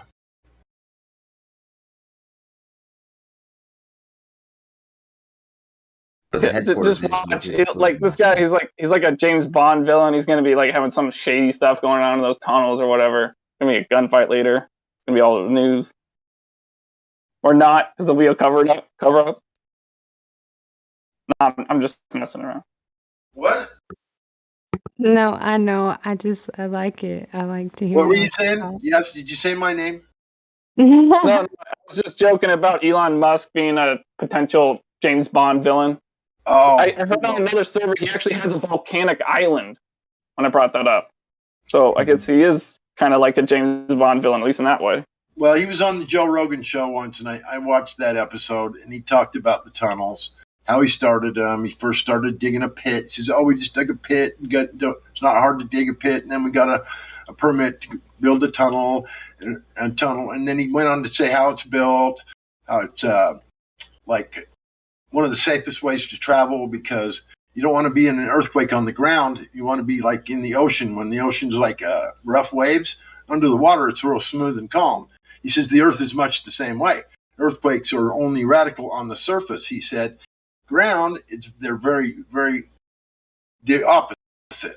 And he said, so these tunnels are very safe and they're covered in this like some type of like a snake skin of some sort where it's flexible, so the tunnel could actually move back and forth a little bit, and it wouldn't disturb it or destroy it in any way. Anyway, that's just a brief summary of Elon Musk's tunnel venture, and he's trying to do it to alleviate traffic, build some tunnels for travel, and whatever else. I don't know how much bullshit it is, or even if it's, maybe it's just a distraction. Another one of his idiotic, space ventures. Who knows? Yeah, I wouldn't be surprised if it's, drastically over budget and, the money's got to go somewhere. It goes in someone's pockets, maybe his pockets, maybe some other people's pockets. I mean, don't forget, Obama and a bunch of his cronies did the same thing with their one of their climate bills. They had like millions of tax dollars spent on companies that were supposed to build like windmills and stuff. And like, I think maybe they built like some windmills some places and not really any windmills other places, and just spent a lot more money on them than they were supposed to, and just pocketed a lot of money. It's just scams. I mean, the government, so much of it, large portion of it, it's just scams. I looked it up. Travis County, which is where Austin, Texas is, in 2020 voted 65% for Joe and 27% for Trump. 65 to 27. No, but I mean, Austin's always been the blueberry. They call it the blueberry of Texas. Okay, but I've never heard blueberry before. That's really good. But if you look at the general election for the last, for Trump versus Biden, and you look at the popular vote in Texas, it really was pretty close to being 50-50. I think it might have been 60, like 55-45, something like that. But it's the closest I'd ever seen it. I'm sorry, it wasn't 2020. It was 2016 that Hillary got 65% and Trump got 27%. And I looked it up too. It looks like, I think in 2016, Trump won Texas by 9%. And I think it went down to 5 or 6% in 2020.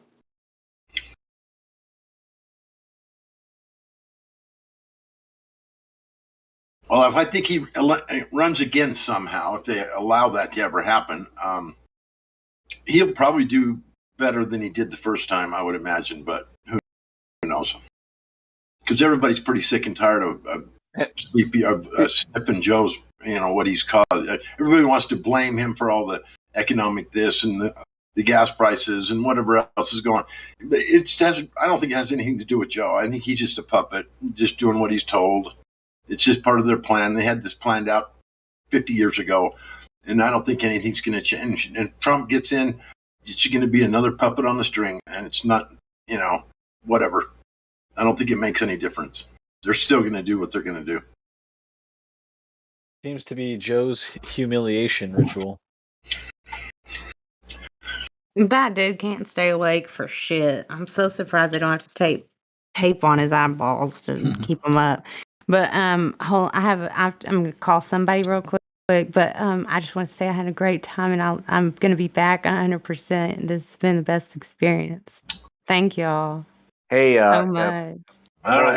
4 weeks. We got a quiz for you. So I'm serious. I'm down. I am. Yeah. And thank y'all so much for letting me be here. Thank y'all.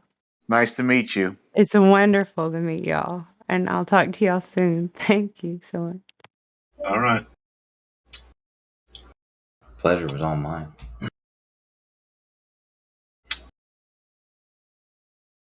I was just going to pop in and see what you guys were talking about, dude, but I stuck around for Miss Liz. she was pretty fun, huh? She's just too nice. We got to rough her up a little bit. She's just too nice. Take her over It's a trick. To Jim Panda server. Oh shit. It's a nightmare there. Yeah, for any of us it is, that's for sure. Oh, yeah, I gotta say, it's kind of interesting that I've actually forgotten, but then reminded by her that there's actually, interesting and exotic accents within my own country natively, which is fascinating. Yo, like normally I'm intrigued by hearing like someone like, in particular a woman, speak like that when she's like, from France or something like that, So I was like, oh wow, that's amazing the way that chick talks, but it's like I don't normally get that, talking to a woman here in the United States, but like even a Texas accent can be kind of pretty like that, No doubt.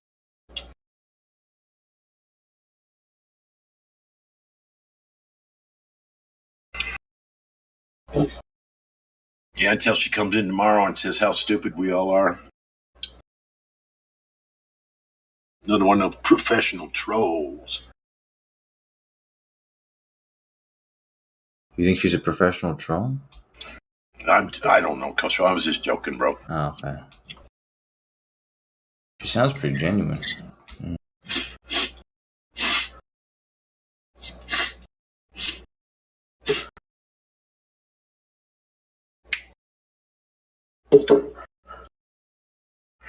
Nah, she sounded genuine, but her California story didn't.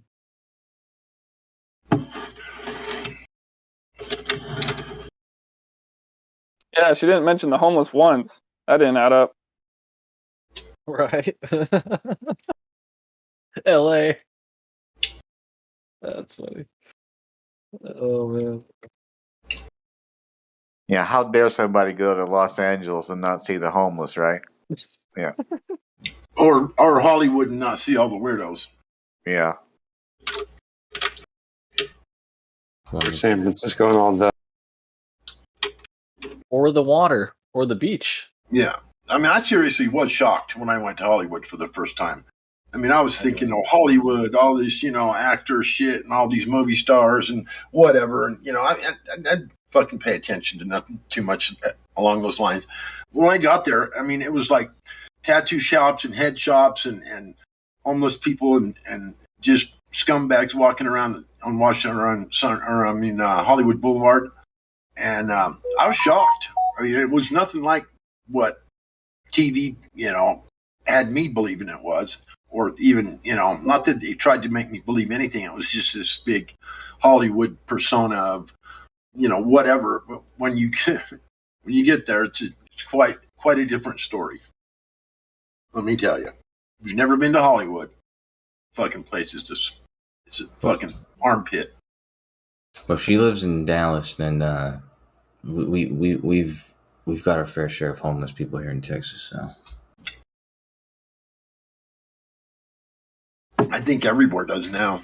Really, we got a bunch here too. So yeah, a lot of the Californians in general have moved here to Texas, and almost all the homeless. Yeah, we got a big influx coming to this state too. I mean, huge influx of people coming from California. They're building these apartment flats, and we've never had them here before. I mean, and they're going up on every street corner you can imagine. They're just building one flat after another go downtown Salt Lake. I don't live in Salt Lake, but you go down there and there's one on every other corner. I mean, huge, big apartment complexes, and there are all these flats, one door in and one door out. Just, it looked like a mini prison to me. I mean, I can't imagine living in a place like that.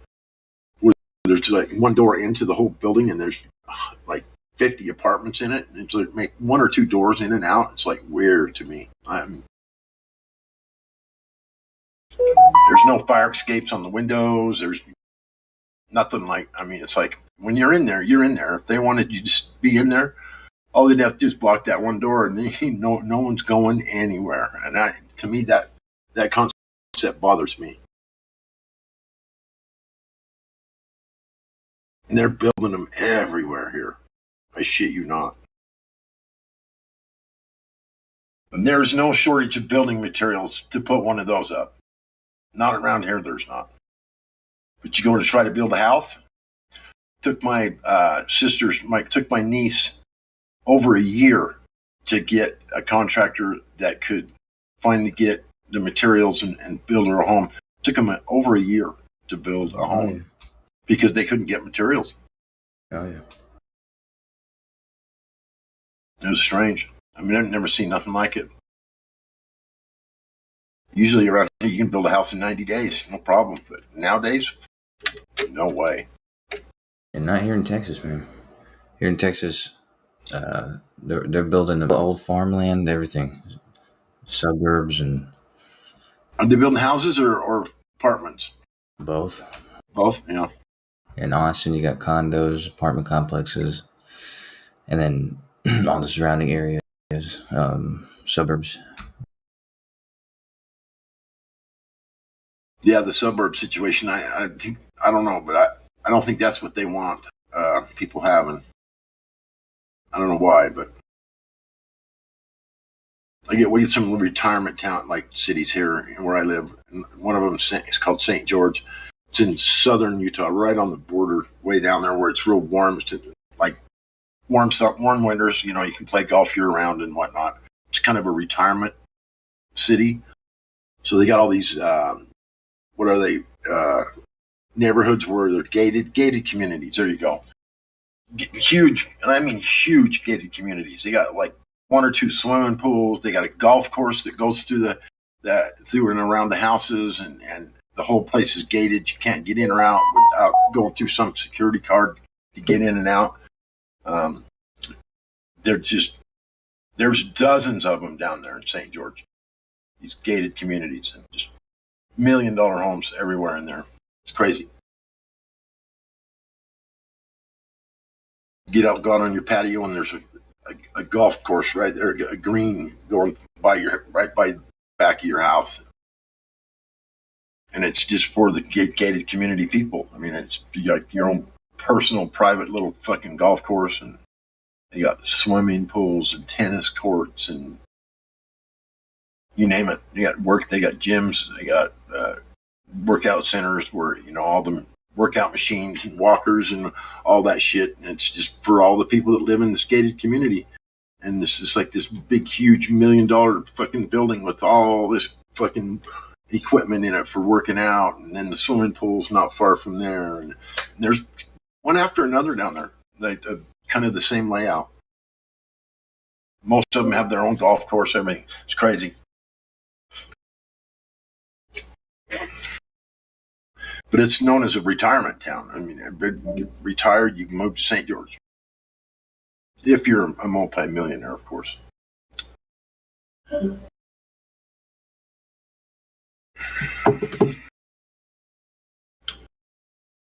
What do you guys think about automation and AI, this kind of thing? And jobs, jobs being taken by AI and automation.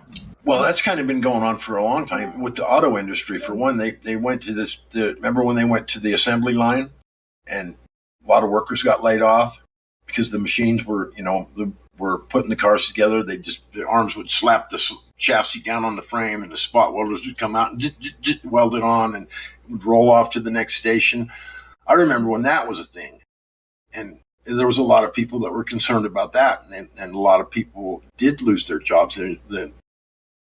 No longer did they need a worker standing, all the way along the assembly line. They just needed one every 20 feet or so to run the machine, to push the buttons or make sure that the assembly line is running properly. And now it's just, they're moving to the next stage, and pretty soon the guy pushing the buttons is probably going to be some kind of a program or monitoring it, AI type of shit. Yeah, who knows? It's not going to be good for the workforce, that's for sure. I think it's deeper than that, man. Yeah, probably right. Yeah, AI now that can, write books, make paintings, write jokes. So I think it's going to be more than just automation.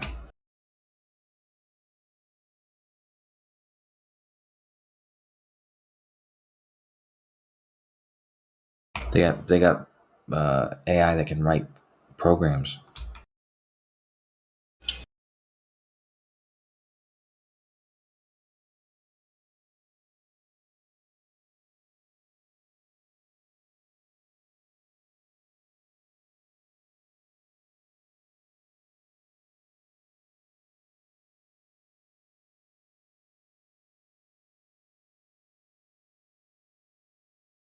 God, my phone just told me somehow I used almost 10 gigabytes of data because I turned my wireless off, forgot to turn it back on for a few days.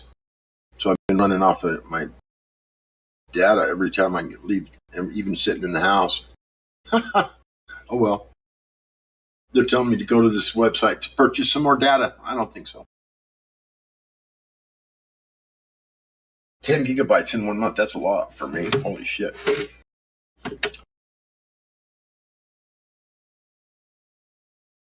Yeah, Kosho, I think this AI thing is a lot deeper. Elaborate. What are you thinking? What are you telling us? You got something? You're in the know about something or what? Well, Elon Musk, he started a company called OpenAI. He's left the company, but anyways, I'm working with it right now, and they have a couple models. One called Dolly that can make a picture in an instant, like a novel image, never before seen. And then they have another model called Codex, and you can literally type out what you want the code to do, and it will write an entire program for you. Wow. Yeah, so I mean, it could write you a story. You could write out a script, like an idea for a movie or a book or something, and have it write the whole thing for you. Damn. Have you guys checked out Beta Node? That's not good for the creative individual there now, is it? That's what I'm saying, is that I think that the jobs that machines might be taking are going to be more than just automation. Right. Yeah. If they're taking over the art industry and all that, and if they can actually produce an artistic like picture of something and have it be even more creative than the human mind can do, that, like, wow. I'll show you some examples. Hold on. Okay. Cool. That's almost dangerous. I mean, that's scary sounding, really, when you really think about it. Mm-hmm.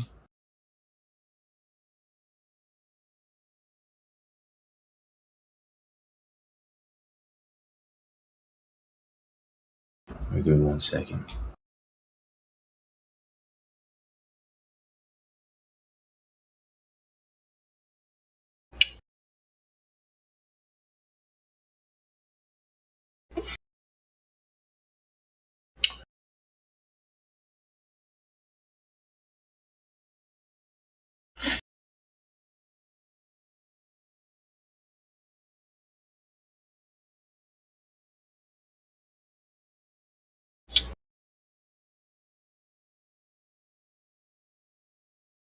What if the AI was asked a question about what the shape of the Earth was, and they come back and said that you flipping humans are out of your mind, it's flat? What would you say about that? I mean, it could say that. It really could. I had it write me a song about the flat Earth. Did you? Yeah, I wrote lyrics and everything.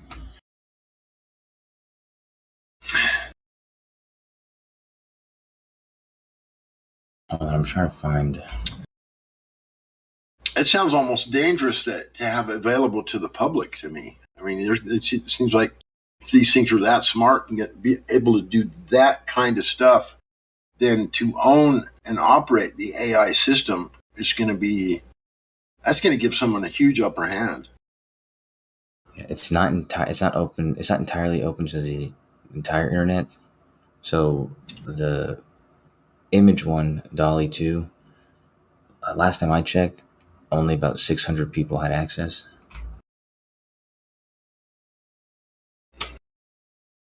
Yeah, see, that's not very many. Yeah. You think that the access will be opened up for everybody? They're in their beta stage right now. I see. They might give it like a cost if they open up to everybody.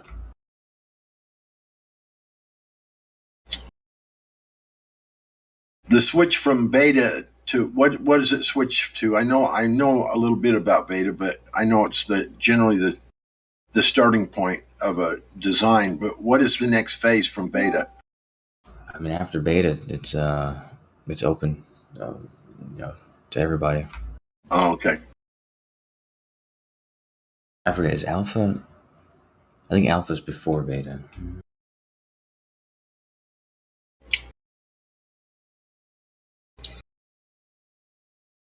Okay, hold on.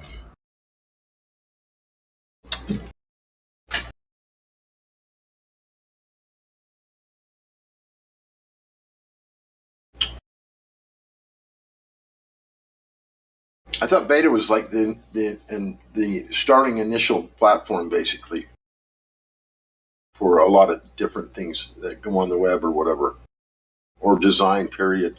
There's a beta stage. Yeah, it's like they have like a limited opening. It's not its official release.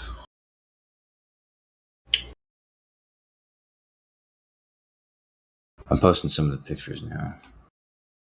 Oh, all right. So at the top is the text that somebody wrote in, and then it made that picture.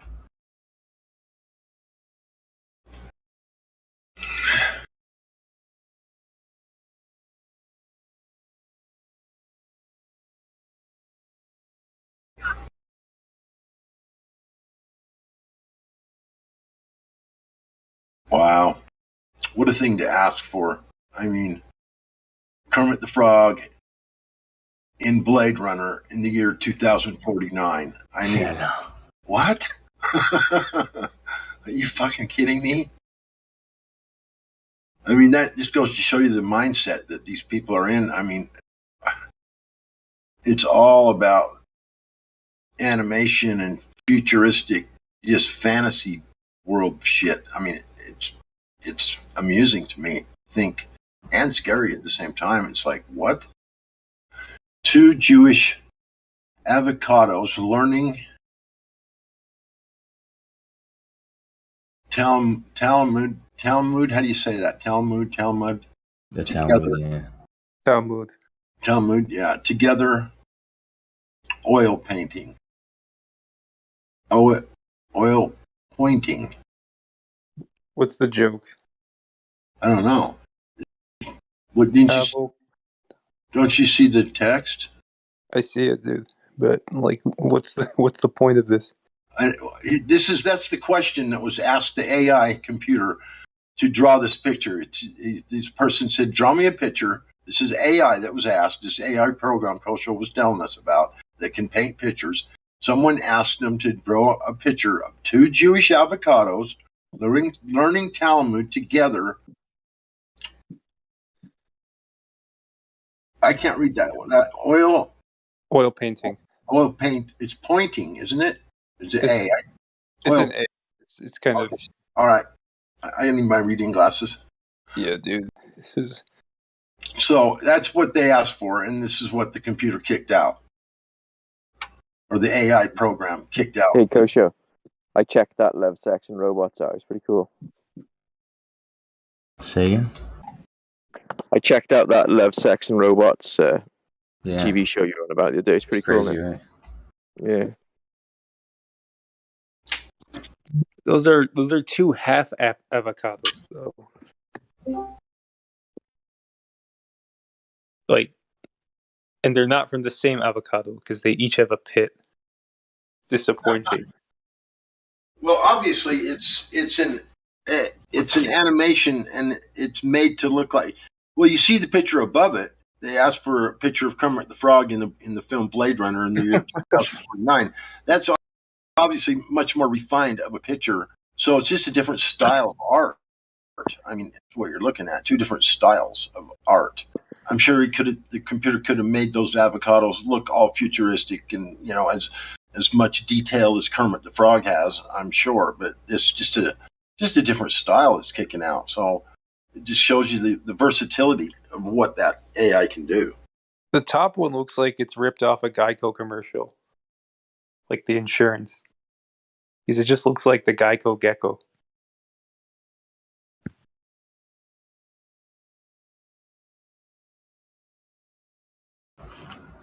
These For this one here, I just think it makes these in 10 seconds. But like, is it splicing together like images from Google, or it's not like generating them, right? No, it generates them. He said it did it in 10 seconds. He said. Yeah, but it has to be. It has to be like drawing from like a pool of images or something. Like, well, not quite. The models, all these models have been trained on the entirety of the internet. So, okay, but it used it like what it did, like a deep learning of like all the images on the internet or something. Is that what you're saying? Yeah, well, it's been trained on all the images, everything on the internet. It learned what avocados look like by looking at all the avocado pictures on the internet, every possible way it could learn about an avocado, and then it drew this picture from its memory. Yeah, I feel like this is all part of like the transhumanism thing. It's like, oh, humans are just like these machines. We just like see things, and then we contextualize, and then we eventually learn to associate concepts with the images. So it's just trying to. This is the next step from the computer-generated image that people are selling their art. What are they called? NFTs or some shit? Or what are they called? Yeah. Something like that. This AI is going to put those poor people out of business. When you can kick them out every 10 seconds, for fuck's sakes. I feel like NFTs are just a way to like turn memes like into just destroy memes somehow. To make rare Pepes real, really rare Pepes. Kasha, you are using this Dale online or you have the program installed? No, I'm using it online. I have access to all their models except for this art one, the Dolly 2. It's very exclusive. So you just drew these from someone else that made these then? Well, I'm on their Twitter right now. I see. Like I said, last time I checked, only 600 people had access. I've signed up for it, but there's a waiting list. And if you try Flat Earth? Can anyone sign up, Kosho, or do you have to be like an employee, like you are of some sort, or? No, you can sign up. I think you have to have a GitHub. Well, there's got to be some kind of criteria that you have to meet to sign up. Well, because it's so exclusive. Yeah, it's gonna be a little bit, stringent on, like, because what they were like. For instance, I have the Codex one, the one that turns natural language into code, and so they kind of want to invite people who are probably going to use it, who have some idea of like coding or something. You know what I mean? So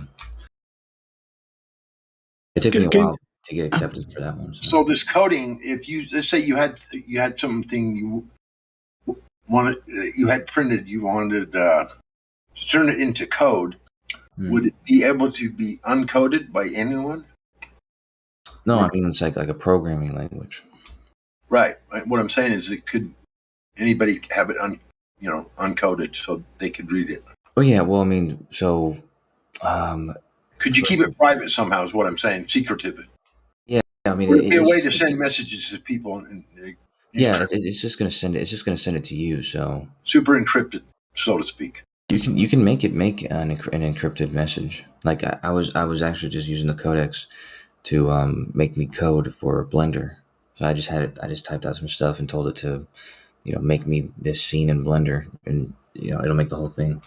Like how you can have encrypted messages over the telephone. Yeah. As long as both people have the device, you can send a message or talk into the telephone. Will go encoded over the air.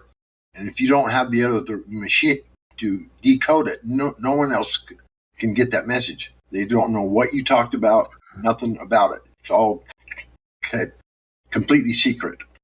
That is available. Yeah. You buy the two decoders in the machines. Two people, one guy on one end has one, and you have one. You can send messages over the air, and no one can decode it. No one, unless you have those the two machines that are matched between each other. Exactly. Hey, Kosho, can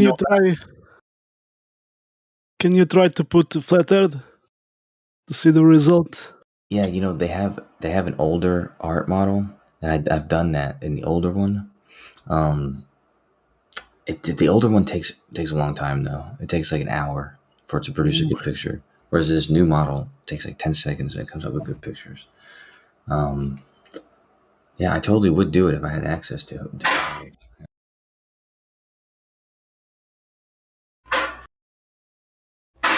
Let me see how many people have access to it right now.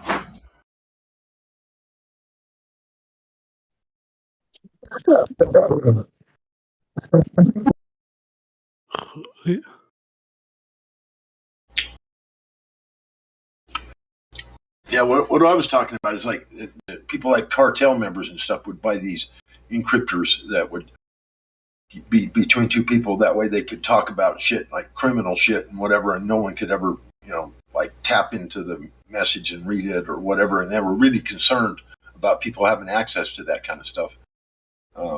I don't know what they did about it, but apparently at one time you could actually have two of those devices, and no one but between the two devices, they were matched up to decode each, the code that was produced by the other one. And if you didn't have the decoder, then that message was kept completely unreadable. And cartels and super criminals were starting to buy these things, and they were really concerned about it. I imagine, yeah.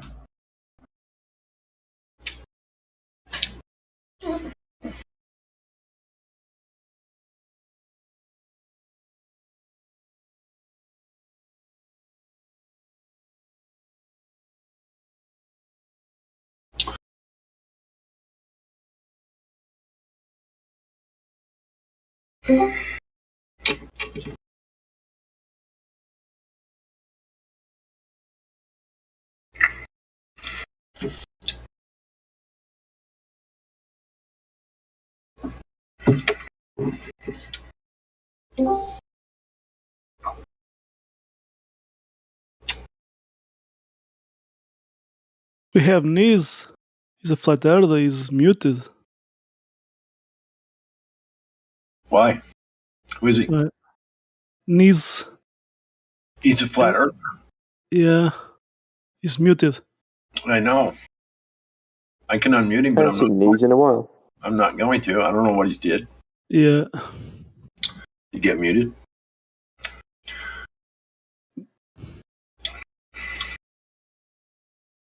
I mean, I suppose we could ask him if you want. And if he backs out, just remute him, I guess. Whatever. I'm gonna DM him.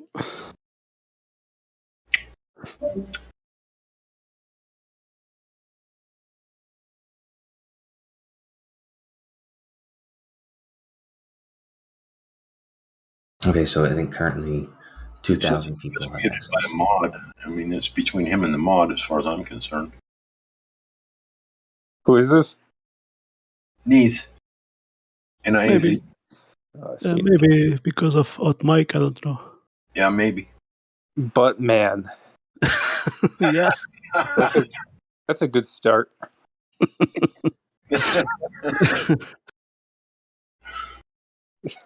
I get it because it's a butt. If you look at the yellow, it's like I just got that. Shit. God damn it. Isn't in the flat earth reality server too?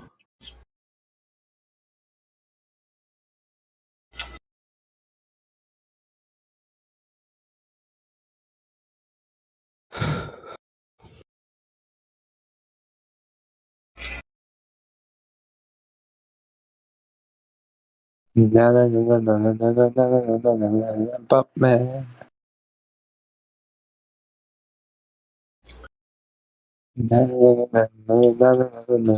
But man. We have the pit drinker is the jokers. maybe they can meet together. That's so perfect. Buttman versus P Drinker. Yeah, P Drinker's a little bit too insane to be the Joker. Yeah. He has another account, but a few days he had the Joker, the last movie from Batman. Oh, that guy. Oh, that was P Drinker? Yeah. Oh, of course it was. It makes sense now. Okay. Yeah. I've just been introduced to the P Drinker kind of saga, so I wasn't aware. I think it's hilarious myself. I really do. Apparently there's like a real video of him drinking pee, like he has a YouTube account. Yeah. There is. And I just saw the beginning to see his face, but I didn't saw the I just stopped it. So well, you were afraid it was going to make you nauseous or what? Yeah. A nightmare. One man, one cup. That's a good slogan. Gonna be his next username, next account. Tries to get in. I did post it on usual suspects. Let's see. Now his account is Euler. I've known Pete Drinker for almost a couple of years, and to be honest with you, I mean, I kind of enjoy talking to him when he's not, when he's not in the live stream causing trouble. Or if you get him off in a room all by yourself and whatever, he's actually quite normal, and he can have a good conversation with the guy. I don't know why he finds it that he has to do that. Come onto the live stream and act out like he does and say the crazy shit he does just to annoy people. I really don't get it, because he's an interesting guy, really, and not really too bad to talk to. You get him all out in a room by yourself or whatever, it's just like conversation as usual. It's just normal shit, But somehow when he gets on the live stream, he just can't conserve him, can't help himself or something. I don't know what it is. Maybe some damage the brain cells. I don't know what it is, dude. I really don't.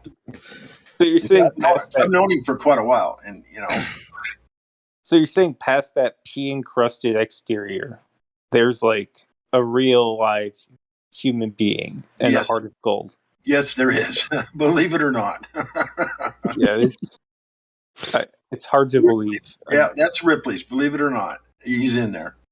I just assume he has a very good reason for drinking pee, right? Well, there is some research on it. If you wanted to go and dig it up, oh man, he got you. There is some research. There's some. I've seen it actually years and years ago. There's some monks that claim they do it, like every morning or something like that. They drink a little bit of their urine, and they've got a reason for whatever doing it. So I can't say that it's actually good for you, but they had a reason, and there is some stuff on it. It's not that easy to find, but it's not like it's nothing new. Let's put it that way. People have been doing it for a long time. This is why you get along with him. Drinking pee is not something that's new. Trust me. This is why you're getting along with him. Why?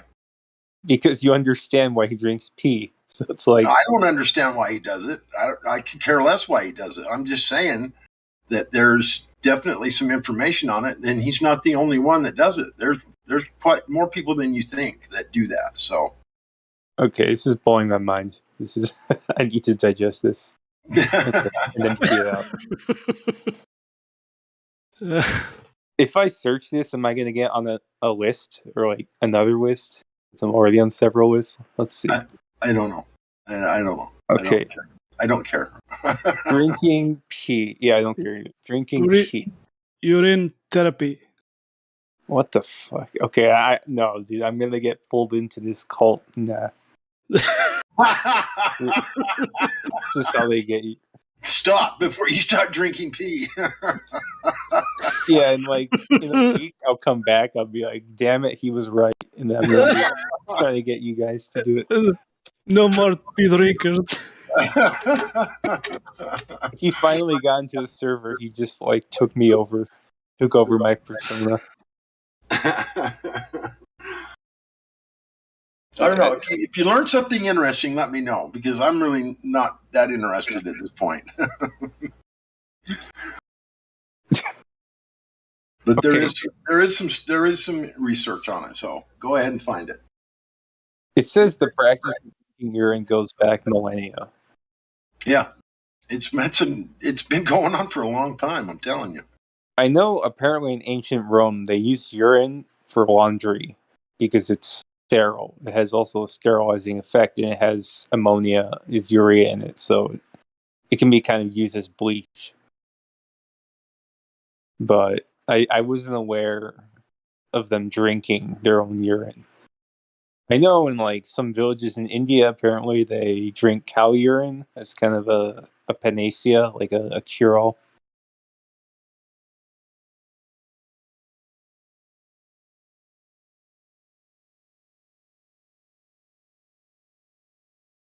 Oh, I see. All right, I'm not going to read any more of this. Let's steer the conversation elsewhere. So this new guy, okay, but there was a guy with a Joker. Is it this guy? Like a few days ago, there was a guy trying to get him. That's the same guy. Yeah. because he was talking to me and he sounded way different from the pea drinker I talked to with the 666.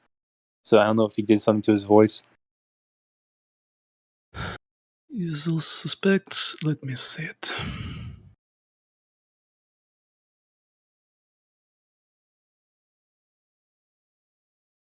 He had his profile picture from the movie The Joker. Oh, not the one from the Joker. I had the one I was talking to was from The Dark Knight. Oh, but I think let me see it.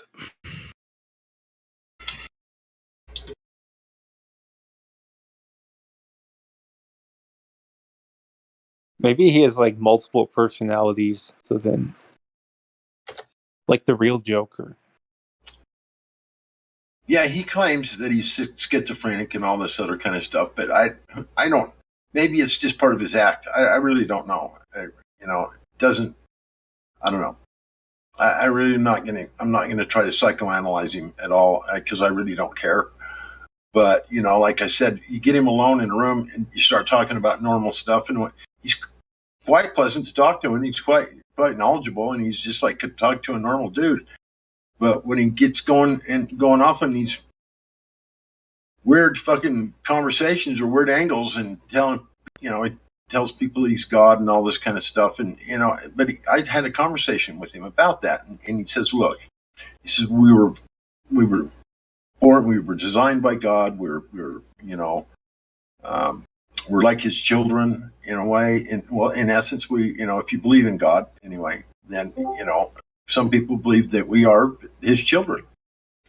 And so if you die and then you live on forever in some kind of an eternal state because of the Creator, because you were created by him to move on to that next phase of life or whatever. Maybe we've been alive for forever to begin with. Who knows how long ago we were actually created, our spirit form or whatever. Who knows? I mean, really, who knows? So he's just claiming he just told me, he says, because of that, he says, I believe I'm a child of God. I'm going to be with him. In essence, it makes me a God too, basically, in essence. And that's why he says those things. It's not because he literally believes he's God, the Creator, or Jesus. He says, that's not what I'm saying. I talked to him about it. He says, no, he says, I'm not stupid enough to think that. He says, I know better than that. He says, I know I'm not the Jesus that walked the earth. He says, but I feel like that I'm, was created by the same Creator. And so we're like possibly like brothers. And so I don't feel like maybe we're all the same at some point. You know what I mean? And he just kind of explained it to me in that way. And so it made a little more sense. But when he says it, and then these people just freak out, oh, he thinks he's God. It's not what he's saying. So how do you get like the good personality? Like, what did you do to like unlock the reasonable personality? Because like when I talked to him, it was just like treat him like with respect. Ask him how he's doing. And say, hey, how you doing today, bud? What's up, man? So talk to him like he's a normal man, and he'll. I tried to talk to him with Flatty, and like within 5 seconds, he was saying that he created that cat. He like willed this cat into existence, and that he was Jesus, and then he was God, and then I'm Antichrist for like denying it, and all this stuff. I don't know why he does that stuff, because I've had, like I said, I had a conversation with him, and he told me that he knows better than that. Yeah, I think you've caught him on some. I don't know why he does it. I really don't. I really don't know what gets under his skin to do that kind of stuff, but he knows better. We've talked about it. He knows he's not God. He knows he's not Jesus. He just feels connected to them because he was created by them, and whatever. Oh, I see. So he was worked up. Flatty was saying he was like in some kind of state. Like, I don't know. I really don't know what to tell you. Other than I've had some really good conversations with him. None of that. Yeah, he'd probably be messed with that day before he got you. I've known him for a couple of years. Okay, so you're telling me this guy has like a very strong like following on this server. Like he has a lot of supporters here. Like he does. I don't know. Like I just like assumed this guy was like a troll. Like, everyone knew he's like this insane troll, but apparently a lot of people here are advocating for him. That's because a lot of people have had normal conversations with him. I'm one of them. I'm not necessarily advocating for him. I don't think he belongs in the live stream, but elsewhere, I don't know. I've had some good conversations with him. I've had fun talking to him. It's been quite normal. So I really don't know. Other than that, you know what I mean? Has he ever made it into the VC? A lot of times, even yesterday. Yeah, lots of times he gets banned every time he shows up because he acts out. I think he does it because he's mad. I don't know. He's pissed off about being banned, and so he just keeps it up. I don't know. I'm just guessing. I don't know why he does it. I really don't. I don't ban anymore him, but I don't give him VC verified. I just leave. Yeah. Well, I don't. I've never checked him in or done anything like that, or giving voice verified, or I don't know who does that for him. I really don't know. Everybody on here doesn't want him. The mods want him permanently banned, and this and that because he broke some basic server rules is what he did. And one thing is accountant making a new account when you've been banned or been put into CogDis or it's clearly in the rules that's not acceptable. If you're going to participate in the live stream, you got to abide by the rules. Apparently, doing those sorts of things is breaking the rules quite severely. How are you? Just by creating another account, like if you've been put in CogDis or whatever, you're supposed to wait out your time in CogDis and then get out and then act like be a good boy. But if you don't those rules, then you can't participate. And it's just the server rules. That's all there is to it. It's server rules. They're not going to bend on them. Some guy just tried to come in. He's Tyler. And it makes sense. That makes sense. I mean, it really does. I think you scared him away, God Rockin'. Who? He was here? There's this guy named Siler, and then he sort of meekly tried to say something, but then... Oh, I'm sorry. It could have been a good thing. Like, we don't know. We'll never know now. Well, you should have just told me to shut the fuck up. I'm not going to bite your head off. Nah. I like your tirades. They're funny, so. Well, thank you. I try to have fun around here. I do enjoy myself, so. Siler. I mean, if he was just gonna leave, he probably didn't have anything important to say anyway, so. Who was the guy Niz that was muted? Is that who you're talking about? No. Oh. Another guy. Cyber 330. Maybe we can tell him to come back in. Let's see.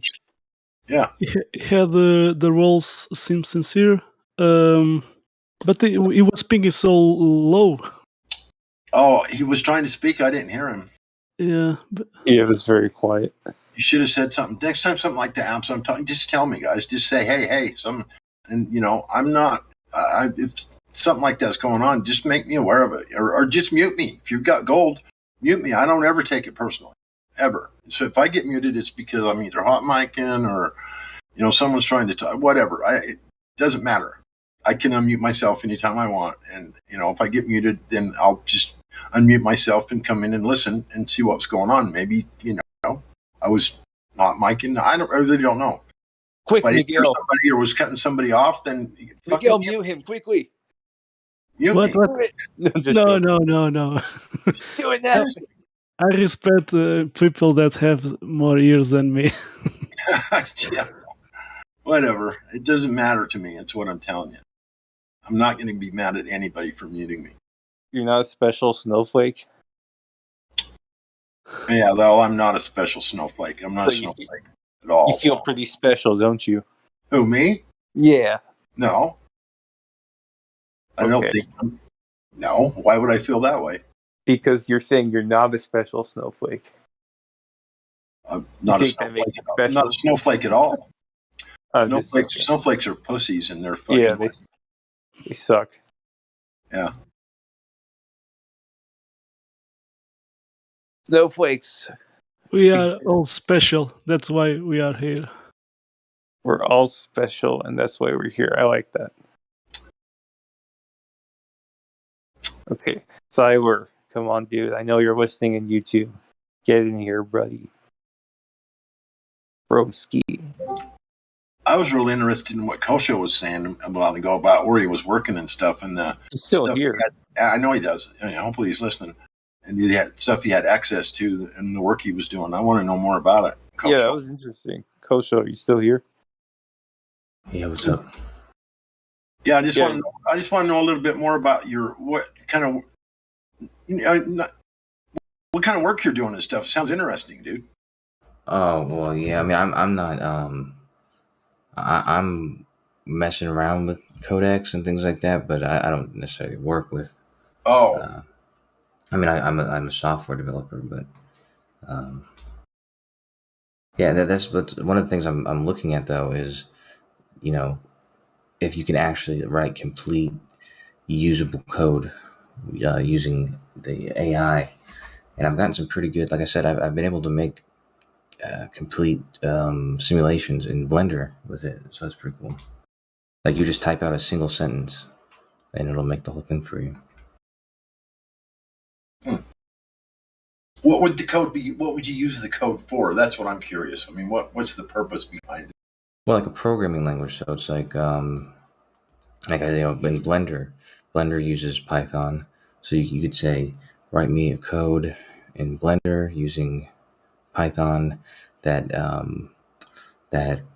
displays the moon orbiting the Earth or something like that, and it'll make the whole simulation for you. Oh. So it's a way to use Python that's like not shit. It's not just like Python though. Yeah. Okay, because Python kind of sucks, but yeah. Yeah, you can use JavaScript. I mean, you can ask it to write code in any language. Yeah. Pretty cool. So, the Codex has been trained on the entire repository of GitHub. Wow. Yeah, it sounded really interesting to me. Some of the stuff you were saying, I thought it was cool. Oh, yeah, especially the stuff about drawing those pictures in a matter of 10 seconds, and it just seems like the artist is going to be not needed for too much longer. Yeah, but I mean, like I said, even when it comes to jokes, so I had it write me a story about this kind of sci-fi thing, and it wrote a pretty crazy story. I'll have it write a joke right now. Let me see what it says.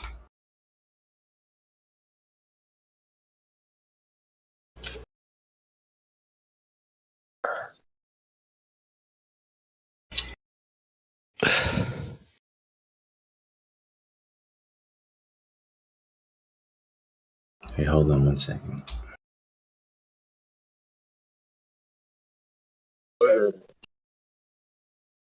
Get Piget, how are you? Hello, guys. I'm good. Hello. Listening here.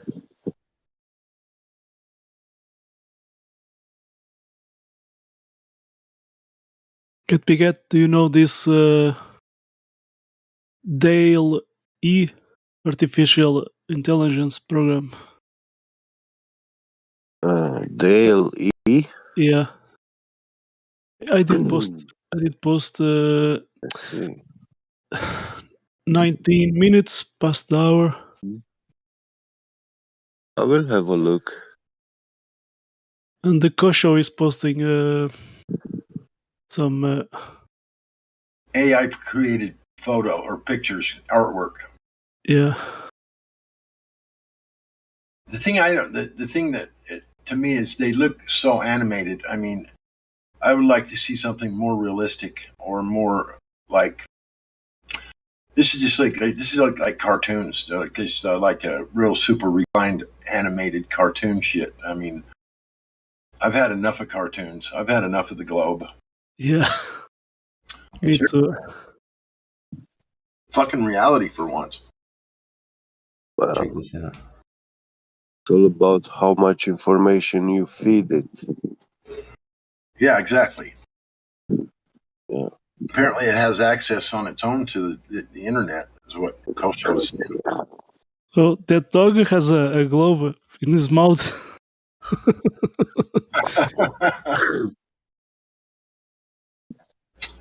I mean, the pictures are nice. I mean, they're obviously very detailed and whatever else, and they're. I mean, I don't really know what to say about them, but they're not shocking in any way or super special. I mean, they're just look like super refined cartoons to me in a way. So I'd like to see it create a photo or an image of something that's like, wow, look at that shit. The fuck? Something that probably couldn't be done by mankind. This stuff here is any super good artist could recreate anything like what we're looking at here. It's just that this computer or this AI program he's talking about did it in 10 seconds. What happens if you tell it to do a flat Earth map? I had it do that. Like I said, I had it do that with an older model, but that model takes forever. So I'll try it again. Like the older model's not as good as this one. But here's one of, I think somebody said, make a cat wearing a Napoleon costume, propaganda poster. I thought that was pretty good.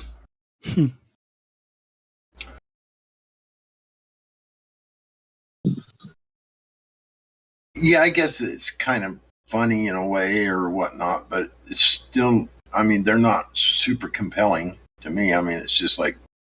You could sell these to alt rock bands for like album covers. Yeah, or like logos. Like people make a lot of money making logos for companies or making ad campaigns. Yeah, like the cat one definitely could be like a logo or an advertisement.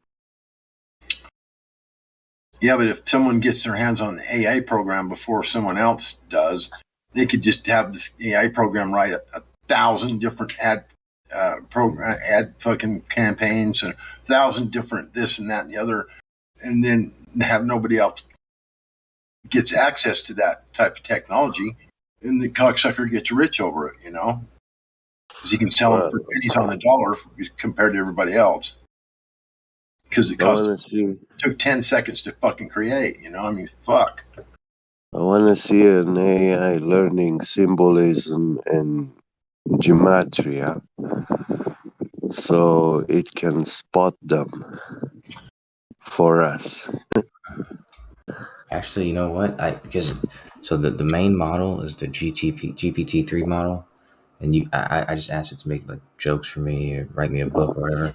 I can ask it to so if I could put in like a paragraph or a page or something like that, and ask it to decode it like gematria.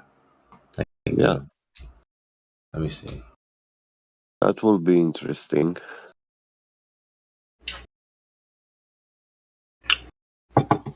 Yeah, that's what he said. That's why I was interested in what he was doing here. I'm intrigued a little bit here about what's going on with this new shit.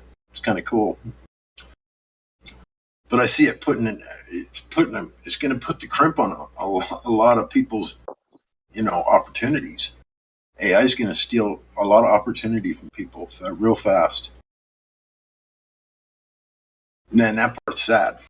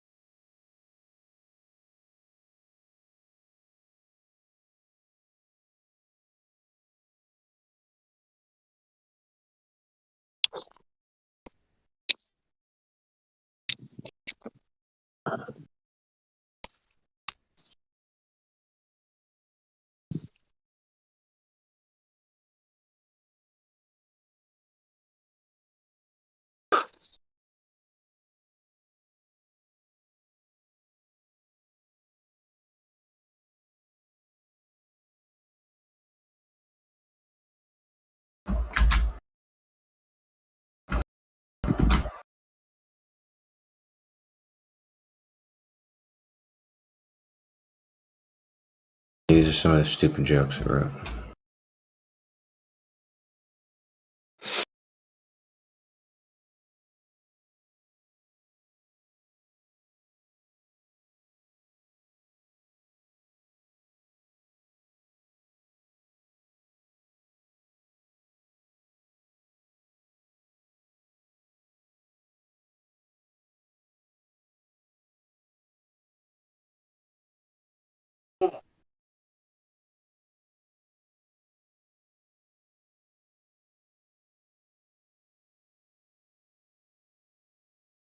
Well, you see, those jokes, standard, acceptable jokes, like the internet's top rated jokes. Yeah. And he's only manipulating those. Um, there is a pattern included in those, and he's just following that pattern. You know, you can clearly see it. But he's not making up something new. I mean, if you ask him to make a joke about cocoa, yeah, he will do the same jokes. He will write the same context, the same lines, but instead of the globe word or globers, you will have cocoa, you know. Yeah. Let me see.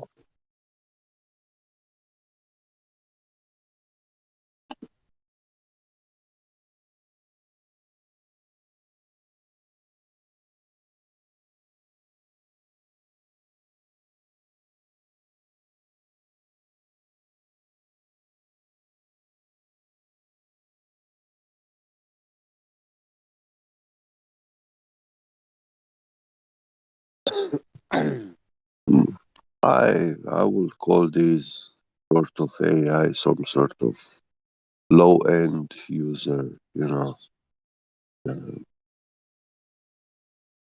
that we can get access to. But the real AI made by Google NASA has a mind of its own, a language of its own. We don't even know the way he's learning. He transgress that because, for example, the information generated by the LHC accelerator, particle accelerator at CERN, that machine is generating vast amounts of data. It's so much data, it's like a whole lot more than all humankind input in the internet. It surpasses us.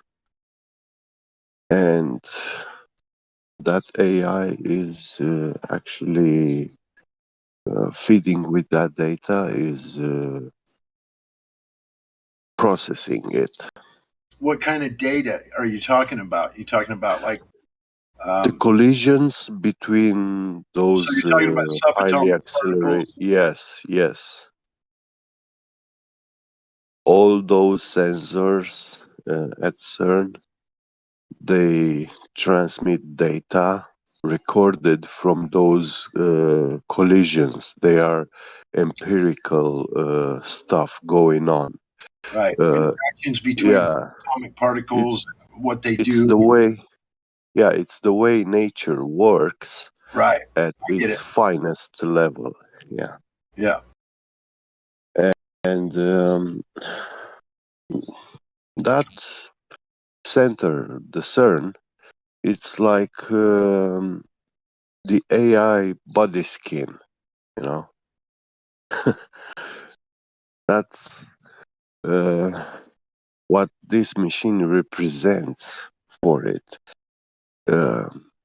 Well, how accurate do you think this information, this data, really truly is? When some of these particles are so small, they don't really see any detail to how they're actually put together and what they're comprised of. They're just a little fuzzy dot, and they really don't have the ability yet to magnify these things close enough to actually see how they're constructed or anything like that. So the data has got to be still somewhat speculative. Well, you see, you have, for example, photoelectric sensors. Yeah.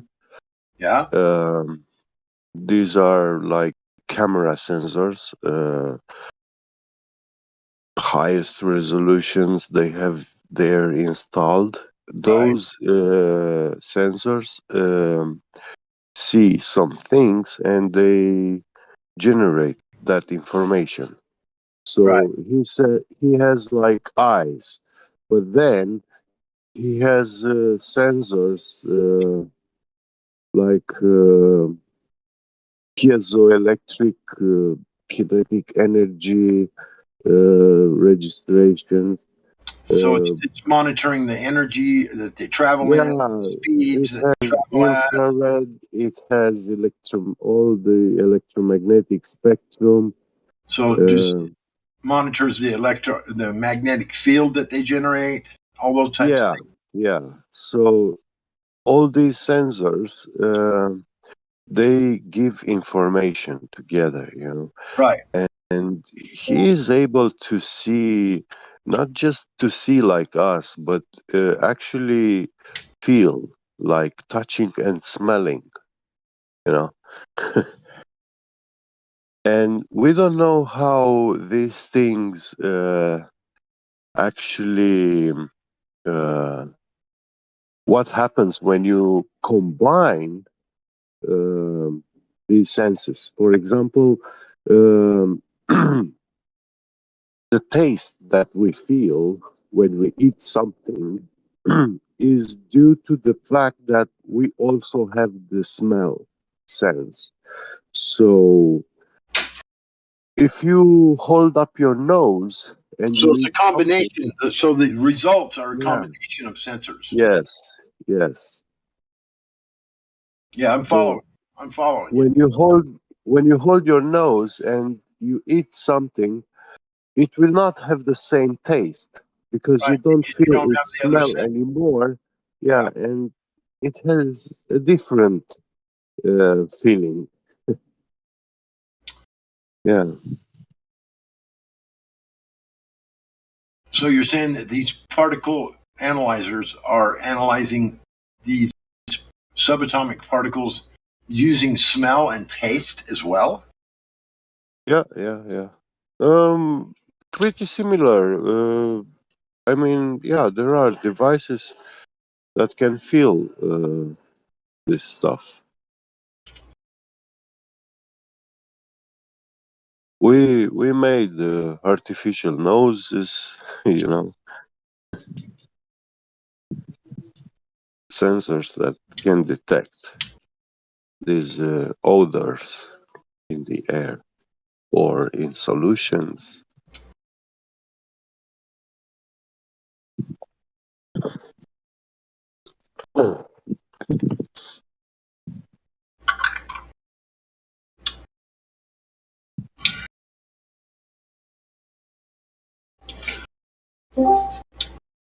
I guess if you're going to analyze a subatomic particle, it would be beneficial to analyze every aspect of it, you could for sure. I can relate to that. Yeah. Having a combination of all these different sensors, and then you come up with a much more detailed idea of what's going on. Yeah. And you know what? The information which that lab, Google NASA AI laboratory, every year they were bringing and buying new quantum computers. Every year they make a new one, a bigger and better, faster, capable of processing more and more information, and they are in a pyramid network, and the quantum computer that you want to get access to is actually the first one that they bought, and they don't grant you access to that one. Because the quantum computers require a lot of temperature control. Oh yes, extreme. Extreme. They are low, the coldest place. Yeah, yeah. The core, which is funny because it's the core means heart. So right. the heart of this pull it computer down and it slows these particles down, and then they can analyze them better. Yeah, is literally the coldest thing in the world. Right, and it slows these subatomic particles down so much that then they can analyze them much easier because they're not moving so fast. Because they're in such an extreme cold environment, and the same with the qubits that do the processing have also been slowed down because there's no way for them to have them under any kind of control or keep them in position to do the processing unless they're in them extremely cold environments. I kind of know I've studied quantum computers a little bit. I kind of understand how they work, but I do know that there's some extremely cold temperatures that have to be in place for this stuff for it to function properly. Yeah, it's the smallest fraction possible above 0 Kelvin. Below that, you have the phenomena of Bose-Einstein condensation.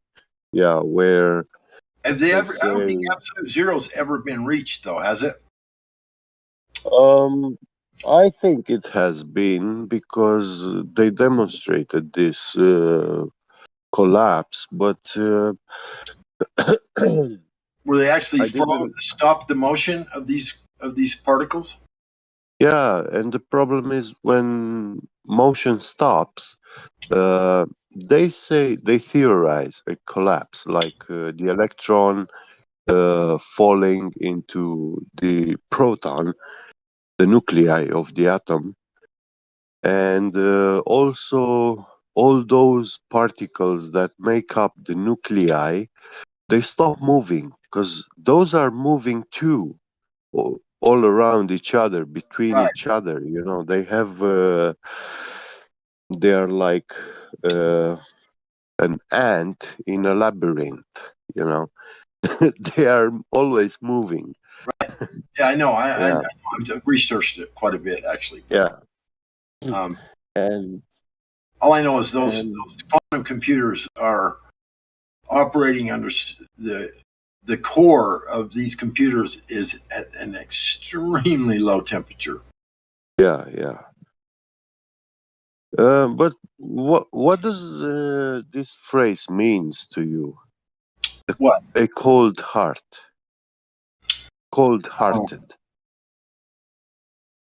Well, I really don't know how to interpret that. If you're talking about when you say this to a man, he's a cold-hearted man. Well, I'd say uncaring, unaware, no charity, no love, all those kind of things. Yeah. Fall away. Yeah. No feelings. Yeah. Yeah. So this machine is actually Has a cold heart. It doesn't take things personal. The coldest, yeah. That's a weird concept. It's pretty. Yeah. I mean, it makes sense, I guess, because you don't want it to have empathy, and because you want it to have. You don't want it to. Well, even that empathy it would get in the way of. This machine can work with empathy.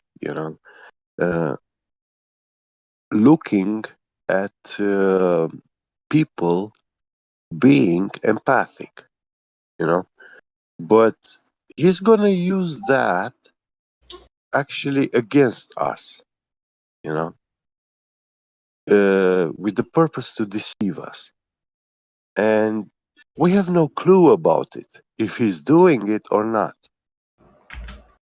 There's no way for us to detect. Yeah, because a cold heart is a devious thing. Yeah. Mischievous, yeah. I'm following you, bro.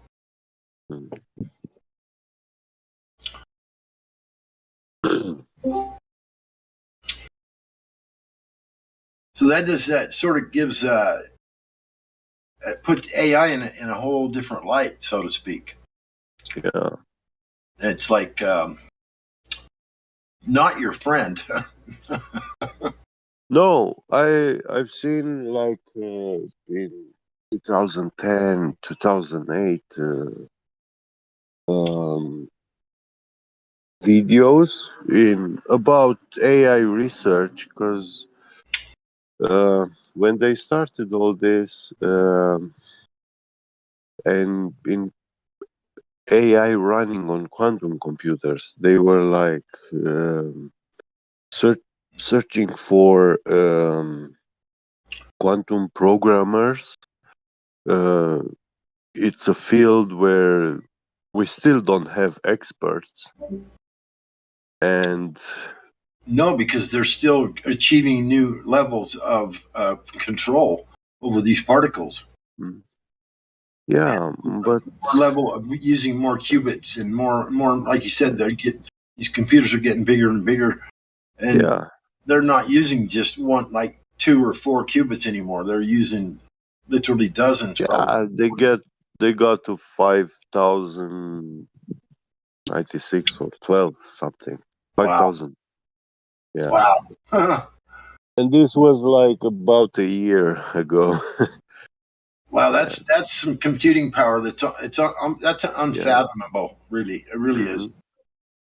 I mean, it's beyond my comprehension, to be honest with you. I mean, when you look at IS encryption code algorithm, you find that it's one of the best is the IS 256 bits, and that's a very hard encryption, still used in the world's financial system. The world's financial system uses AES, and also this Wi-Fi or any secure socket layer, SSL connections, internet connection. It's using this encryption. This AES crypto processor is the standard of the industry, is being implemented into any device, and it's also very small.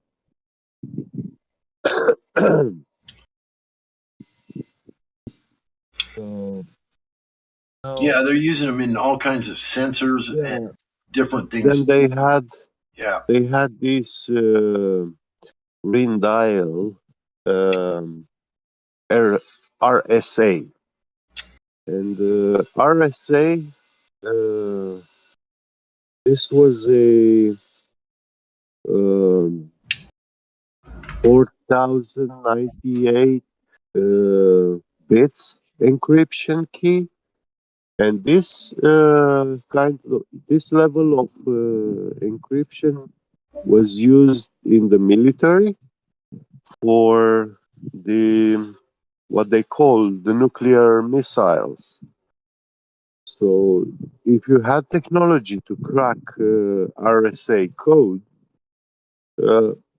this means that you get access to the nuclear weaponry and the nuclear power plants, you know.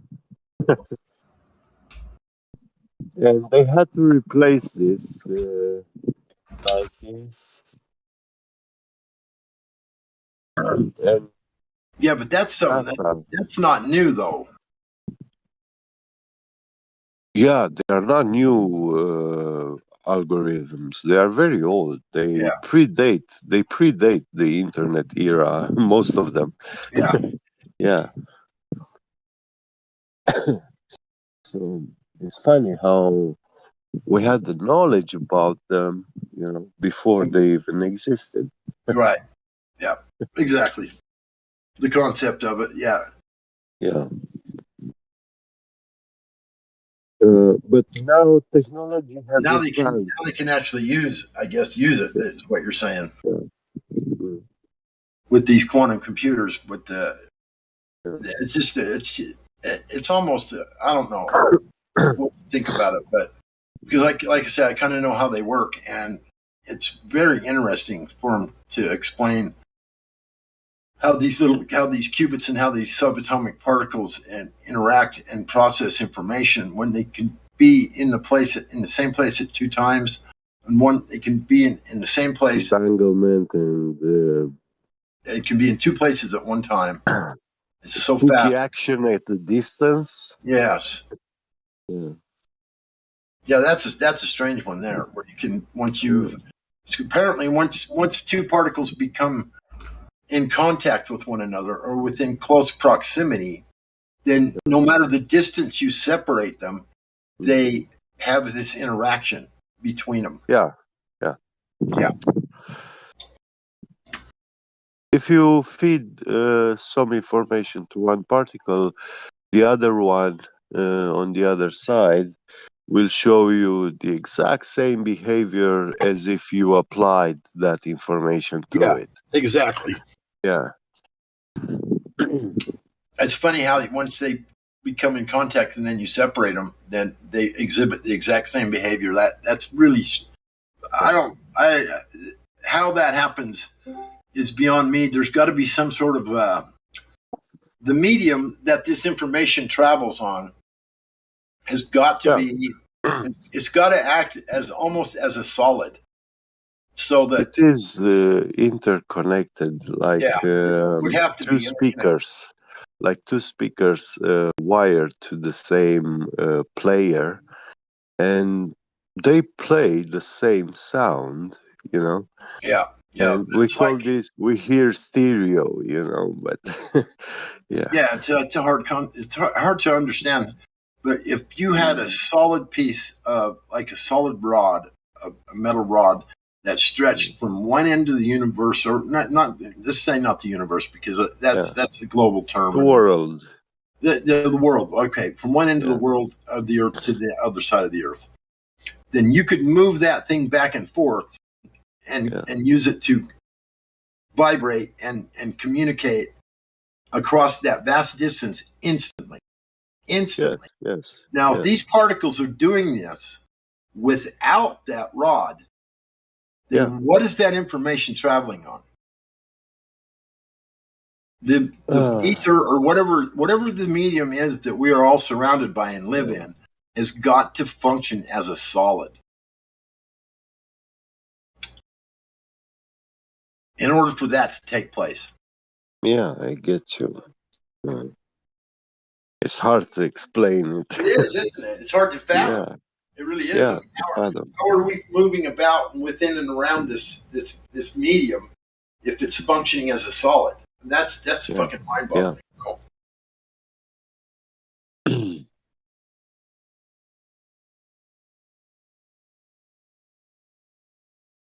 Yeah, to me it looks like nature has its own language and alphabet, but we haven't been able to decipher the language, so we are very far away from understanding the alphabet of this language. You know. Well, we're very far away from understanding any of it when you get when you get down to that level, and you're talking about the interaction between two particles at a distance. Yeah. When they're not connected in any way, they have to be. They actually literally have to be connected in order for that to take place. In some way, they have got to be connected. There's got to be a solid line of connection between those particles for them to interact and do the exact same thing as the other one does. I can't imagine how the information could travel from one to the next instantly and react and act Sun exactly shining at the in same Germany, time, get and then do the exact same thing as the other one's doing at a distance. They've got to be connected some way, period. No, I heard you. Yeah. This sunny, Who was talking? Yeah, who was that? Platty, yeah. I heard you right. Well, yeah. Yeah, you see, I look at the creation, for example, and what we read in the Bible is actually the spoken part, you know, and only in the sixth day of creation we hear God actually using his hands to shape the body of Adam, you know. But you know, walking, it's a silent action. It's not speaking, you know? And yeah, it does require a living being to happen, for walking to happen. Not the living being that we understand. Yeah. I mean, there's got to be something that's that functions as it's alive. I mean, it's intelligent. It's all these things, all the things that are necessary that life has. Yeah, but walking doesn't require intelligence, you know. And yeah, before God spoke, I will say, yeah, he had to take the first step. And once he took the first step, he started creating this thing which we call, physicists call it today, space-time, you know, where this three-dimensionality, where we can have all sorts of shapes, geometry and stuff like this, you know.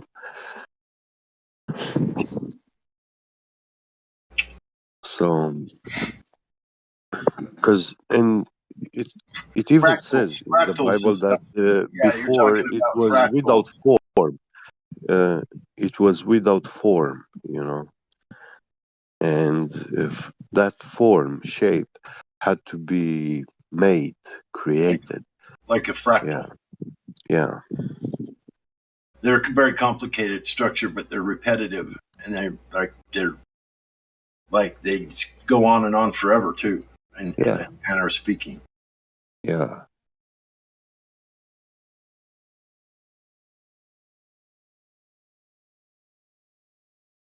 Yeah, it's pretty interesting shit. I mean, it's fun to think about all that kind of stuff. It really is. But there was a time I did a bunch of reading. Obviously, I've done some reading about all this stuff, but you know, it's been a few years since I haven't tried to catch up on anything as of recently. But I don't know. I might decide to try and do that. Well, I was also watching like 2015, 16 about quantum computers and AI, and also about CERN.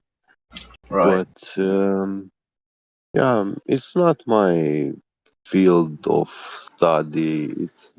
It's not where I'm an expert, you know. No, me neither, by any means. Yeah. By any means. And No, it's just that I have done a bit of reading and studying about it, but it's fascinating, really, to me. it did reading about it. It did help me, like, because confirming not theory but assumption of mine, which one of my cousins actually told me. For example, he was working in the military, and at some point he got an order from a general, and he was very well known with this general.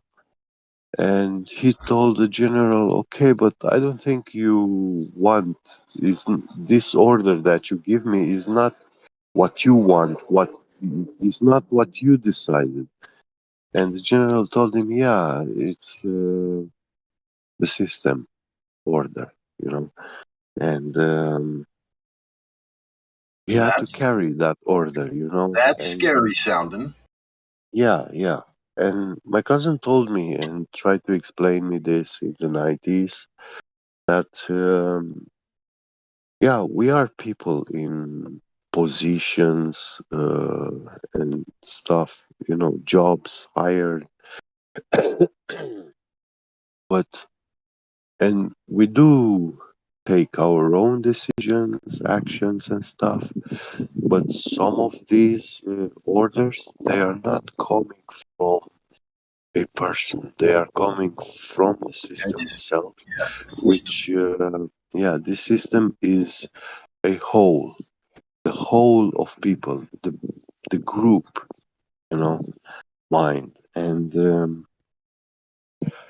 yeah, when you explained this to me, I felt like, okay, this is about a intelligent entity which coexists with us. It doesn't have a physicality, a physical embodiment, you know. It's the collective. Yeah, yeah.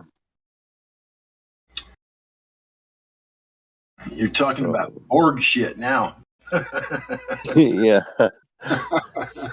Yeah. And when I looked into quantum computing and AI, this actually matched precisely all this, you know, all these assumptions. It actually explained, you know. Yeah, I can see it. Yeah. Because he was telling me how some orders he was getting, they seem to have no sense, no meaning, no nothing, you know. But after carrying those orders and stuff, then they saw the results. After 1 or 2 years, they saw that was a good move that they made, you know. And yeah.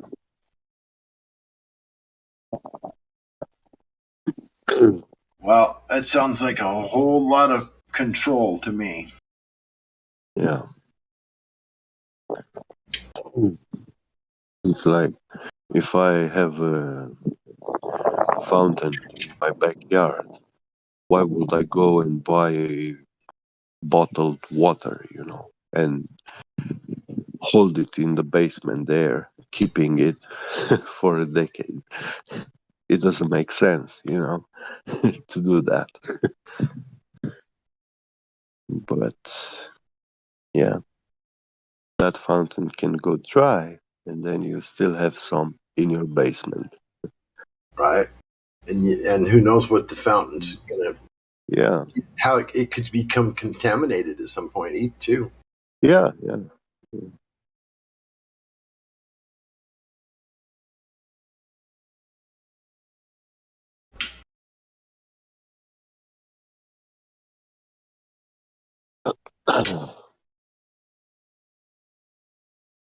Well, still, we can speculate, we can assume, but problem with the curvature is never gonna be solved.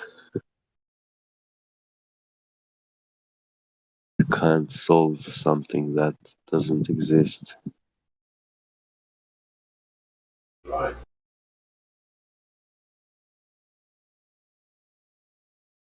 That's why I was saying not long ago, it's almost nonsensical to me to ask for something that don't exist. Yeah. You know you're never going to get the answer because it's not there.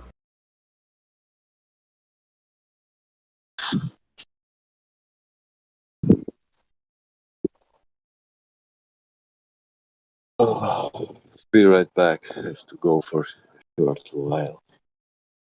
Take care, God rockin'. Yeah, you too, buddy. Thank you. See ya. Station.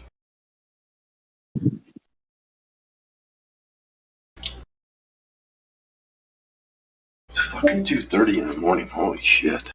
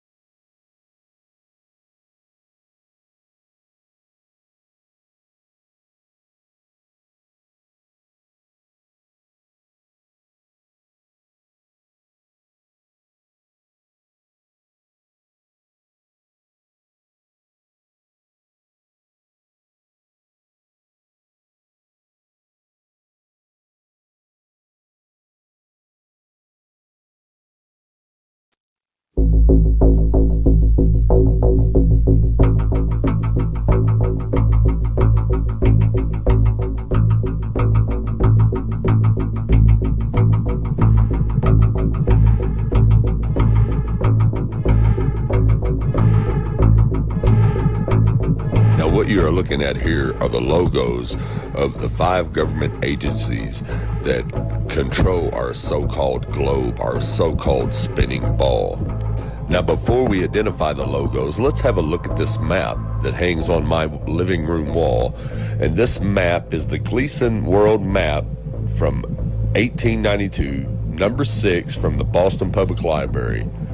Okay, and as you can see here, it was published in the Buffalo Electrotype Engraving Company in New York. All right, and as you can see here, it's scientifically and practically correct as it is. Okay, Now back to the logos. Here we have the International Maritime Organization, which basically controls our waterways, all of our waterways, how far out we could go into the ocean, territorial boundaries. Okay, so now let's have a deep look into their logo. Now, isn't it awful funny that the people who control how far we can go out in the water have a flat earth map with an ice wall as their logo? Okay, anyways, here we go. The International Civil Aviation Organization. Now, this is the government agency that controls our airways, how far we can fly and where we can fly. And once you fly out too far south, they're going to turn you around. But anyways, let's check out their logo. Okay, as you can see here, hidden in their logo, the agency that controls our airways has the flat earth map with the ice wall around it, hidden right in it. Okay, now here we have the World Meteorological Organization, which basically they control all the mainstream media information we get about storms, hurricanes, and all that good stuff. So, anyways, let's check out what's hidden in their logo.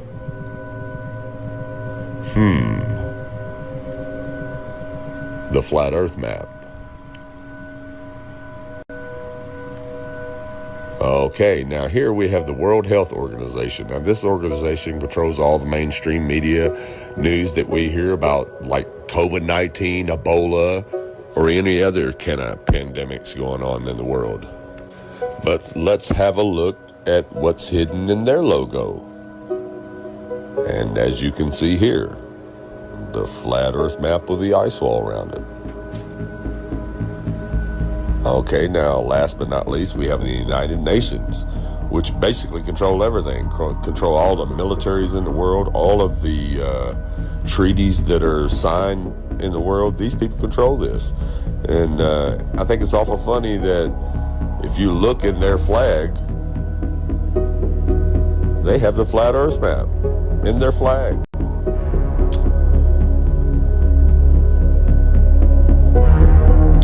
Into their General Assembly Hall where they hold all their meetings and sign all their treaties, guess what's on the wall right up above them? The flat earth map. Now this all could be just coincidence, but I don't think so. If you look at any map before 1958, it shows a flat earth with an ice wall around it. And all the government agencies that control our airways and our waterways have the flat earth map with the ice wall in their logo. Okay? Now, if you were to try to get in a private plane or on a private boat and try to get too far south to try to find this ice wall, here's what's going to happen. The Navy's going to show up in a battleship or a jet fighter and turn you around and escort you out of the area. Now, let's watch and see what happens when a private boat or a private jet gets too far south, keeping in mind that that means 80 degrees north of the equator. You go past that, you're in maritime waters, and here's what happens. Hey, just a Navy destroyer. He will yield.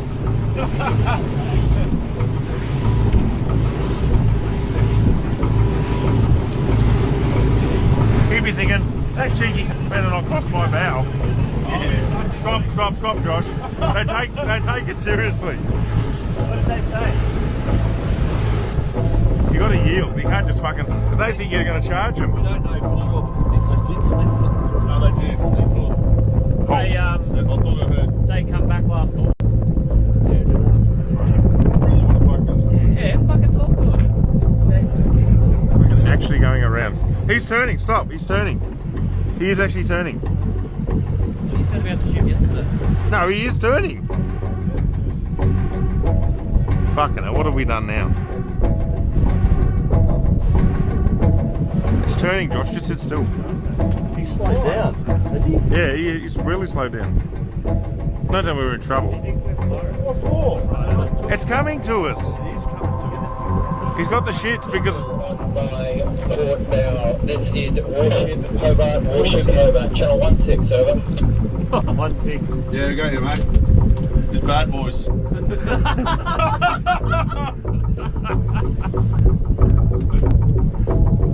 he come back?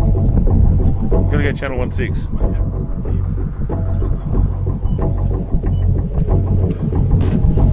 We're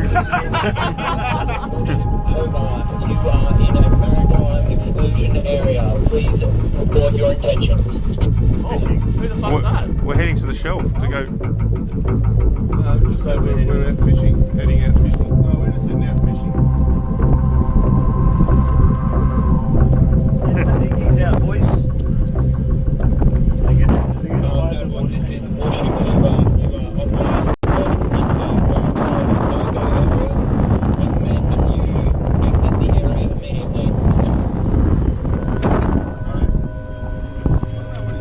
We're going that way. We're just traversing. Is there a helicopter coming at us now? Are we late? I don't know. Just travel. Just go. Just go. You sent out the chopper. That's a drone. Is it? That's unreal. I'm set up a demo today with this Cessna and the Air National Guard. I'm going to be inside of this Cessna and we're going to be going rogue. We're going to fly into that no-fly zone and we're going to see how the Air National Guard does it. They scramble the fighter jets to come right. We're off. Flying for miles and miles until... Okay, we've just entered the no-fly zone now. Our pilots aren't talking to air traffic control, ignoring their calls to reach them. That triggers an alarm at the Air National Guard base. These fighter pilots scrambling to their jets. They're on alert and ready to take action 24 hours a day. Today, racing to their F-16s, suiting up, climbing on board, and rushing to the runway. Taking off to intercept our rogue Cessna, reaching the target in just minutes. This is the view from the F-16. That's my Cessna right there. Intimidating as you would think it would be. Look at that fighter jet. He's right off our wing. Another F-16 swooping in on the right, calling us on aviation frequencies. You have been intercepted. If you hear this transmission, acknowledge the radio call and rock your wings. He wants us to identify ourselves. We're a rogue aircraft, remember, for this demonstration, so we're not going to respond at all and see what this fighter jet is. Ordered to turn to the northwest. The fighter jet giving us one last warning. After all of this, the pilots still won't listen. The plane won't leave the airspace. Will you shoot them down? If required, we'll execute the rules of engagement per the commander of the North American Aerospace Defense Command. And yes, we would do that. Shoot the plane down? If it meets the rules of engagement, yes, we would, to defend the airspace. Entering restricted airspace. You are ordered to turn west immediately. If you do not follow these instructions, you may be fired upon. Now, just in case you're not awake yet, the reason these government agencies had the flat earth in their logo is because they know where we live. And they get paid to protect that edge if you ever try to go there. Thanks for watching, and God bless.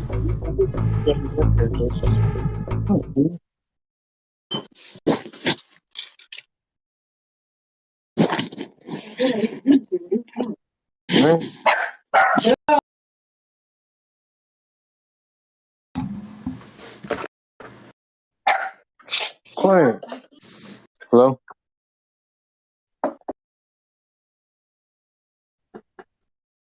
What's up, Flatter License? You hear me barking? You're all loud. How is going with your dog? They're alright. They're just hungry right now. My lady's feeding them. Babe, could I have a cigarette? She always takes my cigarettes. Yeah? It's messed up, huh?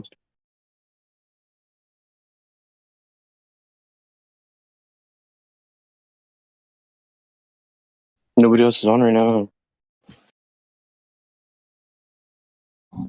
Miguel? Hello? Nobody else is on right now. Yeah, you can play it. Okay. Okay. Hold on.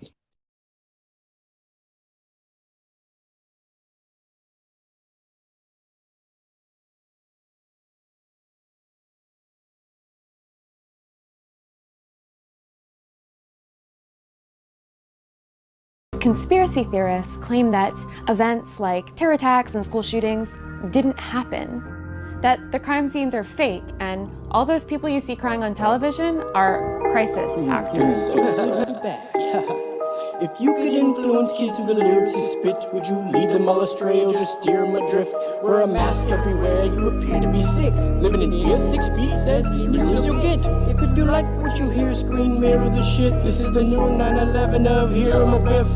There's no such thing as a terrorist. The real terrorists are the American military. Harry Potter, where you been? This is the Truman Jim Carrey show that you win. A whole slew of proof from the Hoover Dam break-in. Road crews digging tunnels that you can't explain. Faster than a speeding locomotive and a train. Watch out for words like inclusive and sustain. Ability is killing me, you don't comprehend. Straight out of Compton, yo, I'm off the hinges. Intended this shit's not meant for me. Ladies and gentlemen, may I have your attention, please? We're the indentured servants of this century. Can I get a witness to witness these nitwits getting into wits? It's business, jeez. Every time he takes a shit, hiccups and sneezes. Yo, there's no such thing as a terrorist. They only show you such things just to scare your kids. Just know one thing, that where you live is not pear-shaped, but you swear it is. My rap's like the second law of thermodynamics, further advancing to murder tactics. I smoke herb till it's gone, then I'm burning the ashes. You voted for Bernie? Haha, you conservative bastards. I'm observing these actors, affirmative action. I deserve nothing but a few words in the caption. I'm the referee, coach, and the verbal captain. Even my girl knows, yo, my whole world is rapping. Take away from me that, and my world collapses. Like a NASA fan finding out his world is flattened. Like the first, second tower, and the third collapse. And birds and catfish on my bed, about to burst this mattress. Thirst with anticipation like ejaculation. Exposing master plans of these master masons. Another flat today, saints from around the way. You ain't nothing but a hound dog on Groundhog Day. More often than not, yo, I'm off the chain. Getting off on the thought that cause a lot of pain. Start seeing through all these artificial strains. It's hard to fake what's been made already plain. Yo, there's no such thing as a terrorist. They only show such things just to scare your kids. Just know one thing, that where you live is not pear-shaped, but you swear it is. Yo, I hit my quota with notes and rhymes I spit. So if you wish at this time to resign or quit, I'm going with you every time, you know what time it is. Overdosing on the hosts and psyopsis. Blinded by the light shining from your diamonds, kid. I've been waiting all my life for a time like this. Holy moly, what a roller coaster life I live. No motion sickness in the ocean, yo, I dive right in. Motion picture industry likes to slice your skin. Hocus pocus, focusing on the lies they spin. I can't believe you still believe in these staged events. But if it don't make dollars, and it don't make sense. And if it don't make Donalds, and it don't make Pence. Get it? Donald Trump, Mike Pence. There's no such thing as a terrorist. When they show you such things, it's to scare your kids. Just know one thing, that where you live is not pear-shaped, but you swear it is.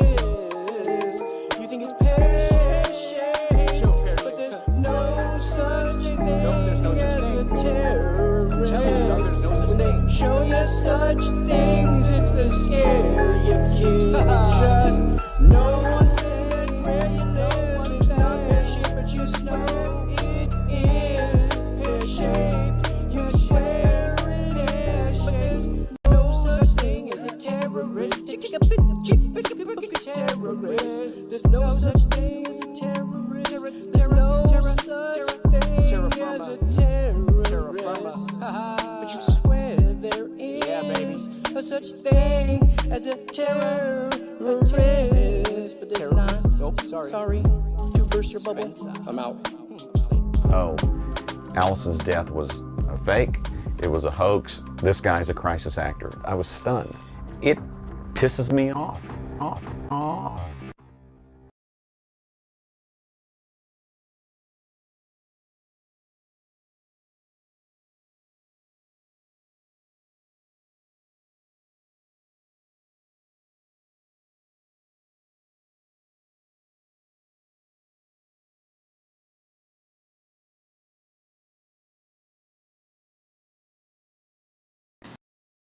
This is a fresh new song, yes? Saturday Saints.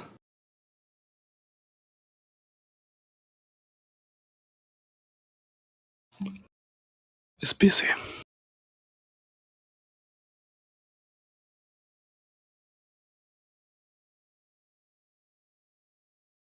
Hello. Hello. A fresh new song made by you. Okay. Thank you, bro. Oh, no, it's not that new. It's like a month old. Ooh.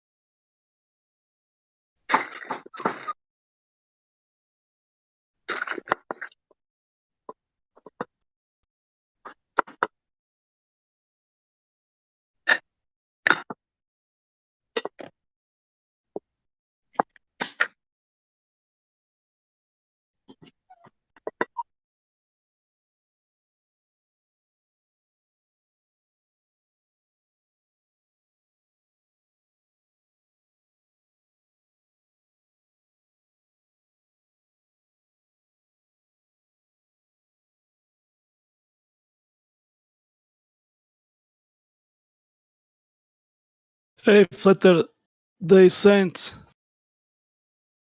Maybe someday you can join with Sunny. Yeah, that'd be dope. And Master Chief, do some Flat Earth song. I know, that'd be cool. You are you are good to make those lyrics and. Yeah. Thank you, bro. That's pretty much all I'm good at. And by the way, nice work with that. I saw, you and Wits gets it. Oh yeah. It's cool. Thank you. When people meet together, yeah. Yeah, I met him down in LA. Can you play a song? One of those I'm talking to. I don't have any songs with him. But you have a video, like with him. Yeah. I have one with him. I think he's in it. Oh, you mean the where he's talking on the street? Yeah. Yeah. Hold on.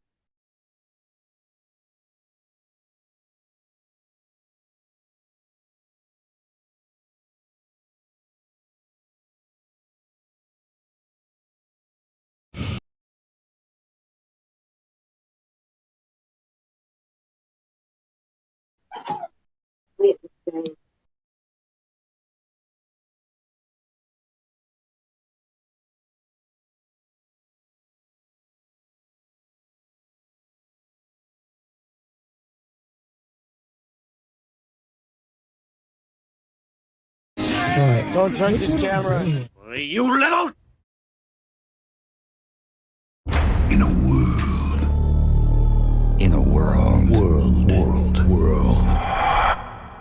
world. You never debated me, my man. You never debated me. 5 feet off the ground at point A. Yeah. And the laser at 5 feet off the ground at point B. Depending on the conditions of the atmosphere. So, yeah, that's objective. That's the scientific answer.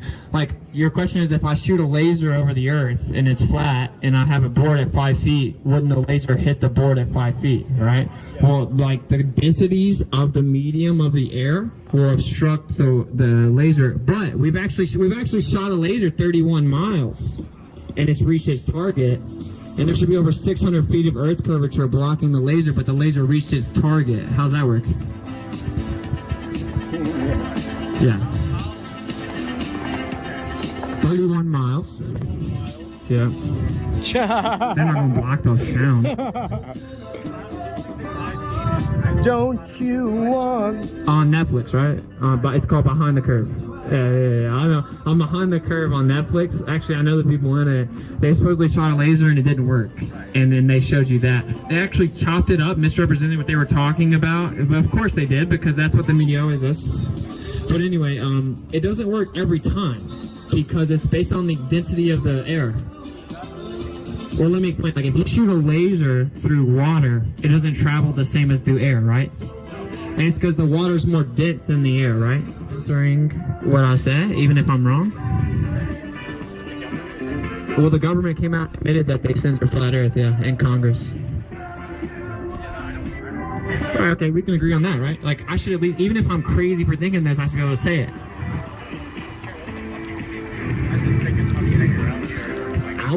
I would think it too, but you looked into it? Go Netflix. You looked at Netflix.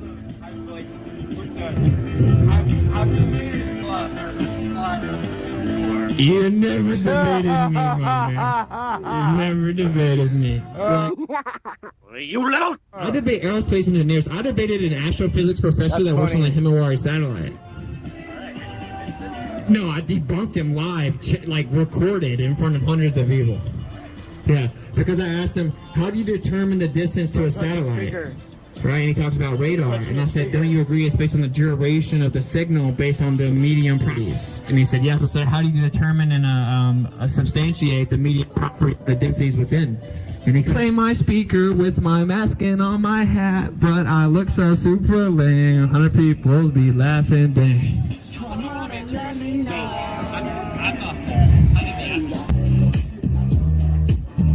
Dang, my speaker's a little louder than yours. Why you look so sad? Okay, look, the question... Right. You're right, the official answer is that gravity is the container, right?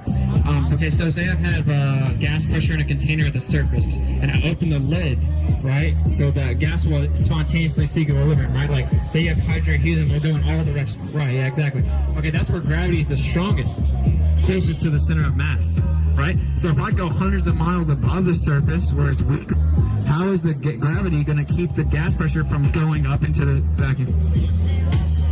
So, at the highest point of the atmosphere, all of the atoms are very, very far apart from each other, so they're not colliding with each other a lot. So the atoms in the atmosphere are actually orbiting the Earth for the most part. And that orbit has some energy associated with it. And unless the atom actually gets an extra kick of energy to kick it out of that, you have some tension in the string that's holding the ball in so it doesn't go flying off into space. In this case, gravity is acting as a tension force, but to keep it in orbit with the Earth, especially that high up. Yeah, so did you know that the model officially claims that some gas does leave the Earth, right? Okay, and so actually... Yeah? Those lights are so far away. No. You can still see them. Uh-huh. Like, why can we not see the sun if it's in a different place over the Earth? I'm saying we don't actually know how far those lights are away. What does that have to do with the sun? What does that have to do with the sun? What does that have to do with the sun? They're different things. They're different things. The stars and the sun are different things. Yeah, so... Right. Don't touch his camera. Get away from his camera, please. Right, so light doesn't travel forever. It absorbs and it only goes so far. So we wouldn't, like, basically... Oh, you're hitting his tripod. See the sun all across. Ladies and gentlemen, that concludes our show. So until next time, What are you waiting for? Hurry while supplies last. Bring your whole family on down here and subscribe and get a free banana. The Saturday Saint Show was filmed in front of a live studio audience. Yeah, it was.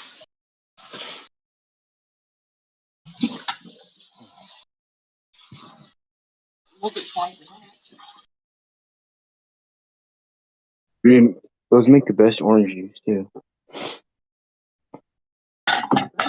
Those big ass oranges make the best orange juice. I like putting a lemon in it though. It tastes better like that.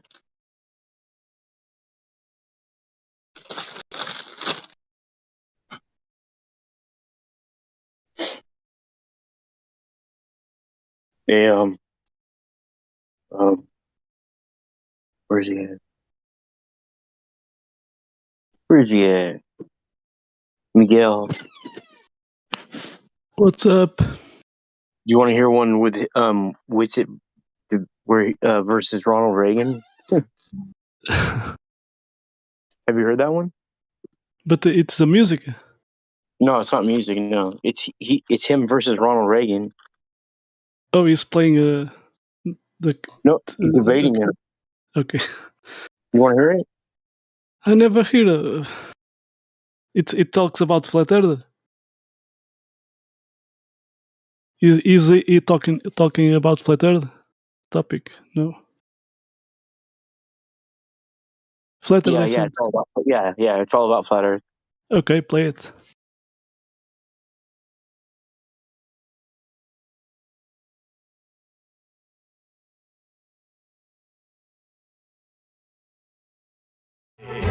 I'll cook my lunch inside again. Flatten that curve.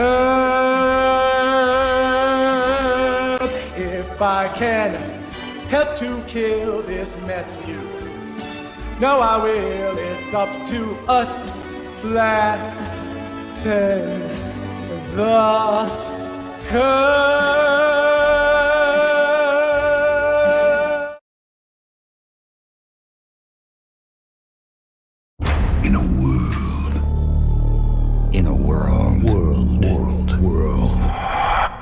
In a world. You're starting to see a reoccurring theme here. The Challenger crew was pulling us into the future, and we'll continue to follow them. Are you starting to see a reoccurring theme here? We've grown used to the idea of space, and perhaps we forget that we've only just begun. There was not one. We've only just begun. There was not one. We've only just begun. There was not one. We've only just begun.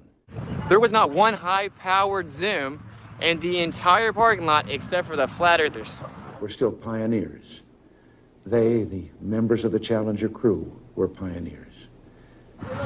You don't even test things. You just blindly believe them. And I want to say something to the school children of America who were watching the live coverage of the shuttle's takeoff.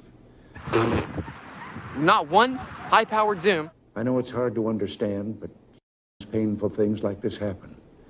It's all part of the process of exploration and discovery. And try to do the convexity rate math and deduce whether or not that physical obstruction that's necessitated by the radius value is actually there. It's all part of taking a chance and expanding man's horizons. You don't even test things. You just blindly believe them. Don't keep secrets and cover things up. They just show you a light in the sky. Oh, it's going to a medium that defies physics. We do it all up front and in public. Camera on a tripod out of 200 people. Just the flat earthers. That's the way freedom is, and we wouldn't change it for a minute. Not one single person here has ever looked out there. We'll continue our quest in space. There will be more shuttle flights. Are you starting to see a reoccurring theme here? And more shuttle crews, and yes, more volunteers, more civilians, more teachers in space. But the flat earthers are about to do it. Georgia Guidestones existed for almost 4 decades. No one's gone out there to take a time-lapse footage. Nothing ends here. Our hopes and our journeys continue. Oh, there's rumors of some type of stain on top of the Georgia Guidestones, and you can freely fly a drone over it. Oh, the flat earthers had to go and check it out. Or who worked on this mission. And tell them, your dedication and professionalism have moved and impressed us for decades. The stupid flat earthers have to go and test every single thing, every single observation. And we know of your anguish. We share it. Isn't that funny?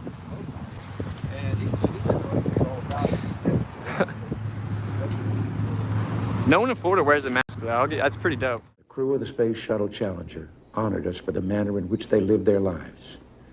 We will never forget them, nor the last time we saw them. Some do, but it's like legit 80% of people do not wear a mask here. The future doesn't belong to the faint-hearted. We're about to debunk the globe Earth so hardcore today, it's hilarious. I want to add that I wish I could talk to every man and woman who works for NASA. Isn't that funny? Today, We can say of the Challenger crew, their dedication was, like Drake's, complete.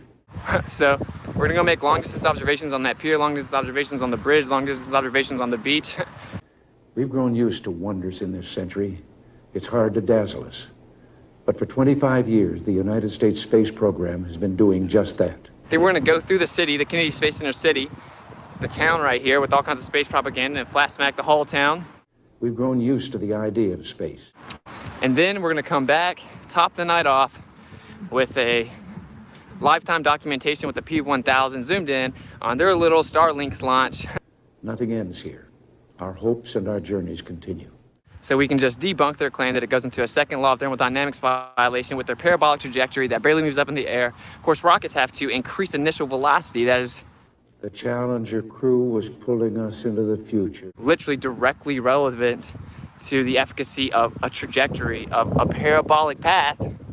We've grown used to the idea of space. If you're using a propulsion rocket, you have to actually increase and maximize your initial velocity. I've always had great faith in and respect for our space program. That thing barely moves, bro. It's such a joke. The Challenger crew was pulling us into the future. Have you ever been in person, Globers? Hey, Globers, have you ever seen a SpaceX launch in person? Then why are you talking about it? We do it all up front and in public. Hey, Globers, have you ever seen the Georgia Guidestones in person? Then why are you talking about it? That's the way freedom is, and we wouldn't change it for a minute.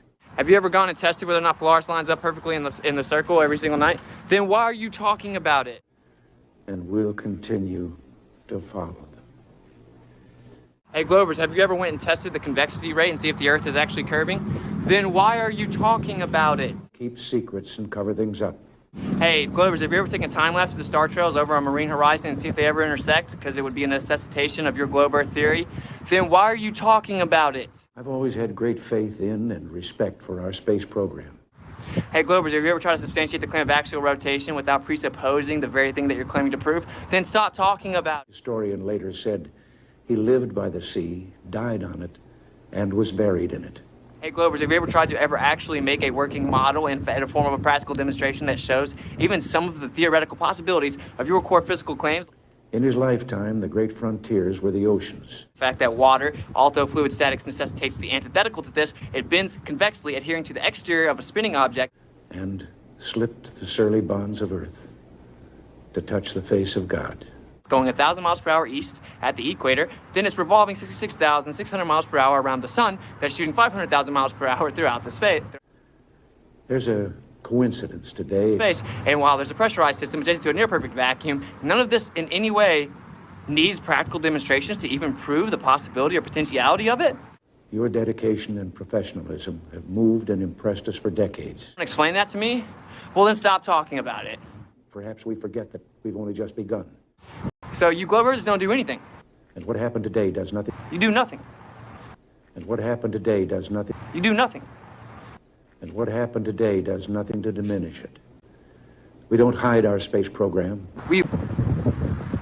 It's called willful ignorance, right? You're speaking out of ignorance, bro. I've always had great faith in and respect for our space program. Casually are going to go debunk the globe while I sip a beer. The future doesn't belong to the faint-hearted. Literally are going to go debunk the globe. We do it all up front and in public. In my beach shirt, casually, literally, while I sip a beer in my beach shirt, literally. But well, why don't you go do that? The future doesn't belong to the faint-hearted. While I sip a beer, casually, are going to go debunk the globe, literally, in my beach shirt. But well, why don't you go do that?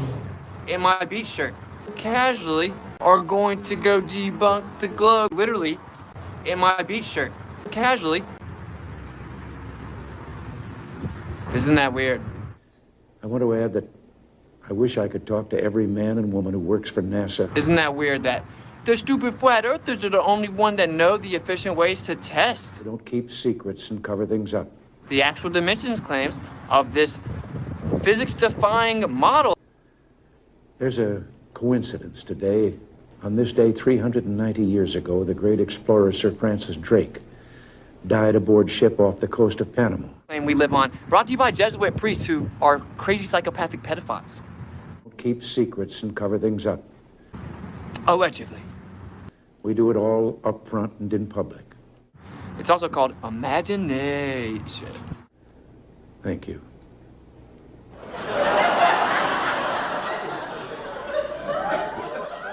They're regurgitating what they memorized in the indoctrination camp, Austin. Yeah, of course. As they prepared for their journey and waved goodbye. But, well, why don't you go do that? I want to add that I wish I could talk to every man and woman who works for NASA. But I don't know if that's going to happen.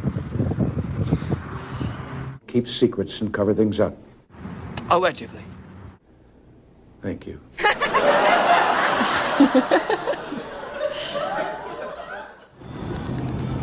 Ladies and gentlemen, that concludes our show. So until next time, What are you waiting for? Hurry while supplies last. Bring your whole family on down here and subscribe and get a free banana. The Latter-day Saints show was filmed in front of a live studio audience.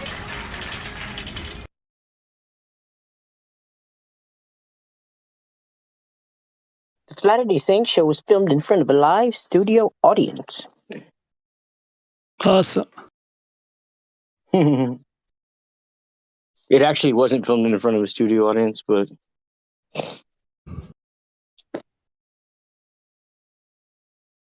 it might as well have been, you know what I mean? It might as well have been.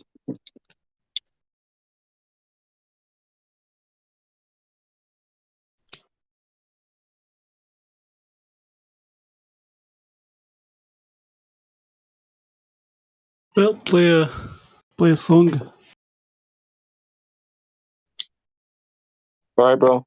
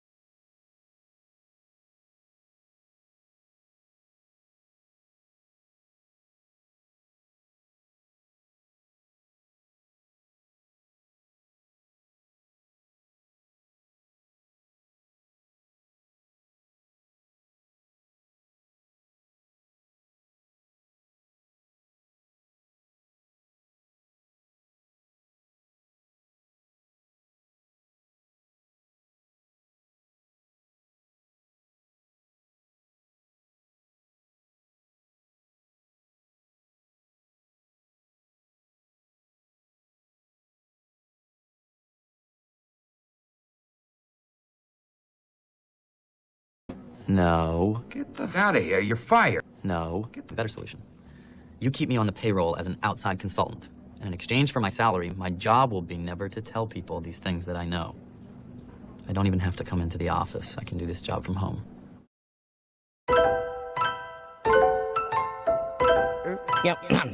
Yo, if Earth's flat, why don't you fall up the edge? I heard that Mike Collins from Apollo is dead. My girl's fat girl, let's just crawl in the bed. Don't spit if you want, just swallow instead. Swallow instead. Can you hear me, Siri? Swallow instead. Hello, Siri. Is gravity a theory or a fact? Thought my tampon's in the house where my period's at. Get my rap on when I'm pissed about the serious crap. Passing so fast through space, time bends in half. After blasting through warp speed, we get to plaid. Don't listen if you don't like when I spit these raps. Rhymes I write like lightning, I write so fast. I'm like Mike Tyson, you ain't got to fight in chance. Yo, I'm going back to basics, flat smack in the faces. You can't have gas pressure without adjacent to the vacuum of space, bitch, without a container. Like paying for a lawyer without a retainer. I ain't playing, about to let a slug out of this chamber. When you see the red dot, yo, no doubt it's a laser. Helio flatty dude, shot up for later. Helio flatty dude, shot up for later. I've been around the world, and I measure the earth, The devil, he's so clever with words, but level don't never mean curved, it never means curved, and meta pause from the metaverse, Does playing Call of Duty help build my immunity up? Insurance policy paying you, they usually bluff. I'm not saying they won't do it, but it's usually tough. The last few years I've seen some unusual stuff, but if I mention the shot, you say I'm off the beat. So no, I'm beating off to the thoughts of shots in me. What a rotten little awful getting off scot-free. Son of a gun of a bitch, I've come to be. Shaking up the game to break up the redundancy. And if it wasn't for work, they'd have no taxes. And if it wasn't for burnt, there'd be no ashes. And if it wasn't for birds, egg be no hatching. And if it wasn't for dirt, there'd be no traffic. And if it wasn't for hurts, there'd be no passion. And if it wasn't for learning, then why all the classes? If it wasn't for your purse, I'd have nothing to snatch. And if I don't come in first, then I'm coming in last. I've been around the world, and I measure the earth, The devil, he's so clever with words, but level don't never mean curved, it never means curved, and meta pause from the man. All these atheists must hate my guts, cause I say to their face, space is fake and stuff. NASA astronauts, everything you say is suspect, cause I suspect you make it up. Not your average FE thespian beast, faster than faggots fasting at a lesbian feast. She that loves me the least will give me nothing to eat, but he that loves me the most will give me something to smoke. This ain't how much your mother loving murder she wrote. The spin of the earth should've made your vertebrae broke. Every word that I spoke, you couldn't refute it. Water finds a true level, so you couldn't dilute it. You couldn't dilute it. It can't be refuted. You couldn't dilute it. Who the f do you think you are, you crazy little shit? Security? I am Jack's smirking revenge.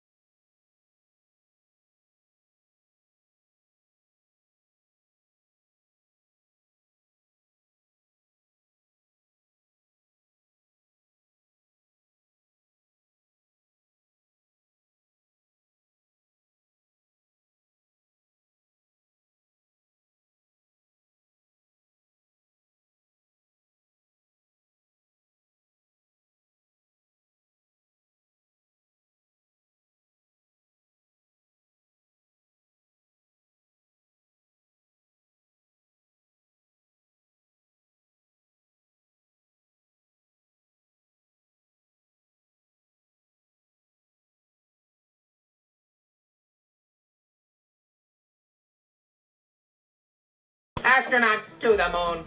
Ignition sequence start. 2, 1.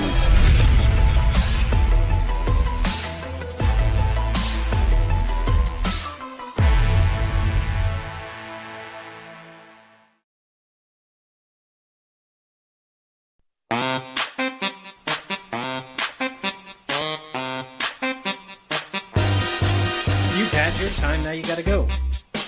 So withdraw, pitch and yaw, algebra, don't you gnaw? No need to frown, but you gotta go. Cause what we saw, so bizarre, NASA nah, ugh. Switch up, cause we gotta stop with the 9 and move to nominal. So pack your landers fast, cause we're getting rid of ya. We're wanting to ditch ya, can't quite see why some lunatics wanna double ya. Went out. No mas nasa. Went out again. NASA, we're moving past ya. All the CGI we're getting is so old. Mama, Trump or Obama, all these sloppy, choppy crappies gotta go. NASA goes nowhere. NASA, if you care. Yes, we want some new face. NASA, listen here. NASA, take a chair. Yes, we want some new face. New face, new face, new face, new face, new face, new face. Round up those lives from long ago. Adios, idiots. Take with y'all the lunar modula and the robot. Don't you want to let Apollo go? I say yes. You say yes. Oh, yes. Come back down. Falcon 9, first stage. Enter Elon. He hails from Africa. Picked by NASA, so you can bet that he'll be taking ya. Keep an eye in the sky for Elon before he steals another billion, or launches or lands another rocket full of billion.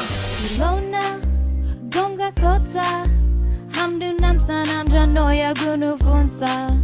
Imunkwa, hoku tsioda, ponantusa nimpusa utila. NASA goes nowhere. NASA, if you care. Yes, we want some new face. NASA, listen here. NASA, take a chair. Yes, we want some new face. New face, new face, new face, new face, new face, new face. Hey, we want some new face. Hey, we want some new face. Hey, we want some new face. Hey, we want some new face. NASA goes nowhere. NASA, if you care. Yes, we want some new face. NASA, listen here. NASA, take a chair. Yes, we want some new face.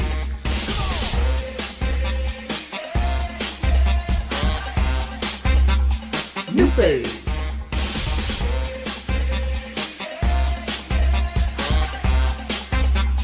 New face.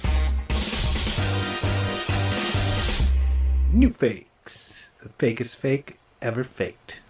Sedun katsa. Sí, por favor. Porque yo necesito ir al baño. And now look at you, you're all wet. How'd you know that?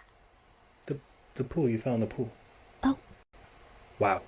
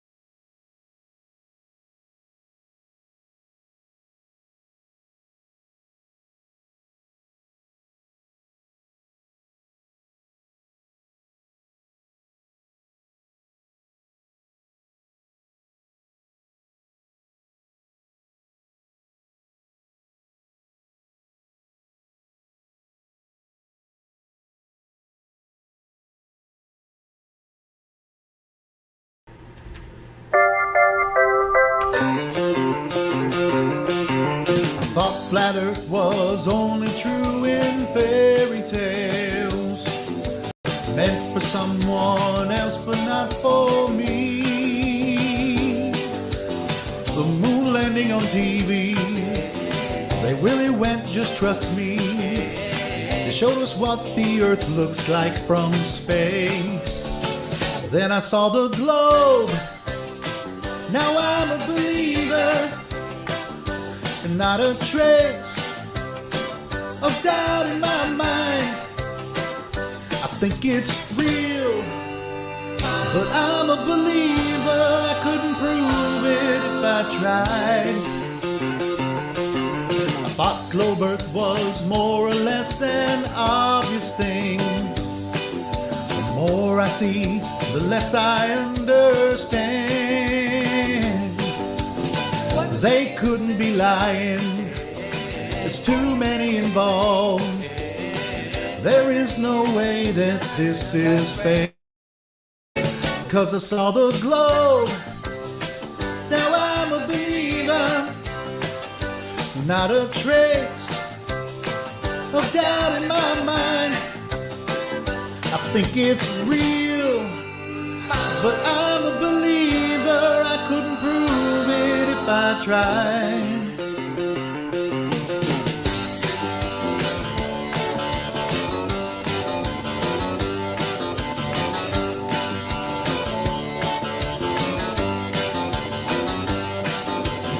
I think they're out to get me, that's the way it seems. Flat Earth has haunted all my dreams. Then I saw the globe, now I'm a believer. Not a trace of doubt in my mind.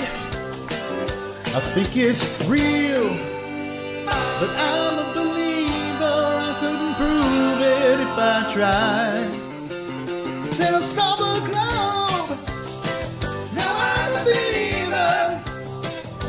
Not a trace of doubt in my mind.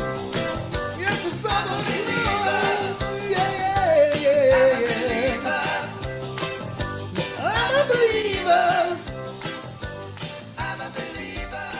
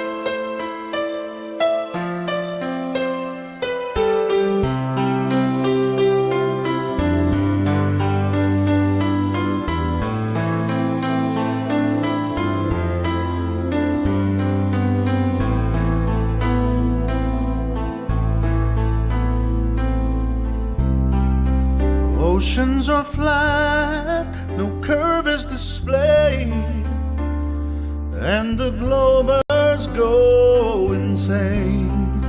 I hear their voice on the line as their cogdice causes pain.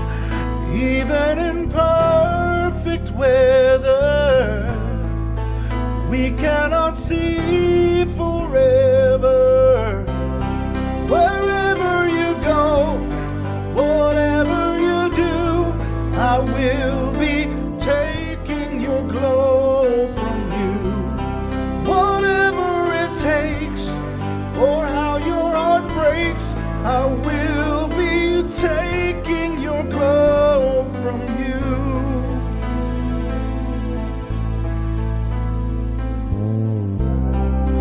Globe Earth was planted in your mind, and it must be removed somehow. I hear your laughter and I taste your tears, so let me through right now. Oh, can't you see it, Glover? I will flat smack you sober. Wherever you go, whatever you do, I will be taking your globe from you. Whatever it takes, or how your heart breaks, I will be taking your globe from you.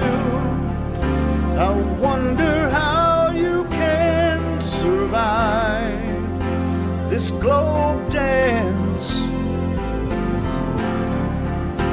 but in the end, if I reach you, I'll take the chance.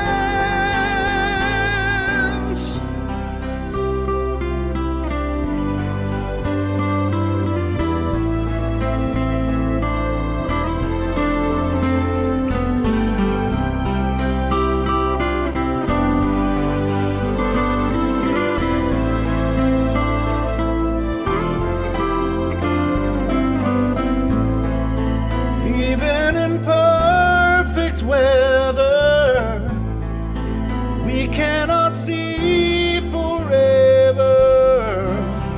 Wherever you go, whatever you do, I will be taking your globe from you. Whatever it takes, or how your heart breaks, I will be taking your globe from you.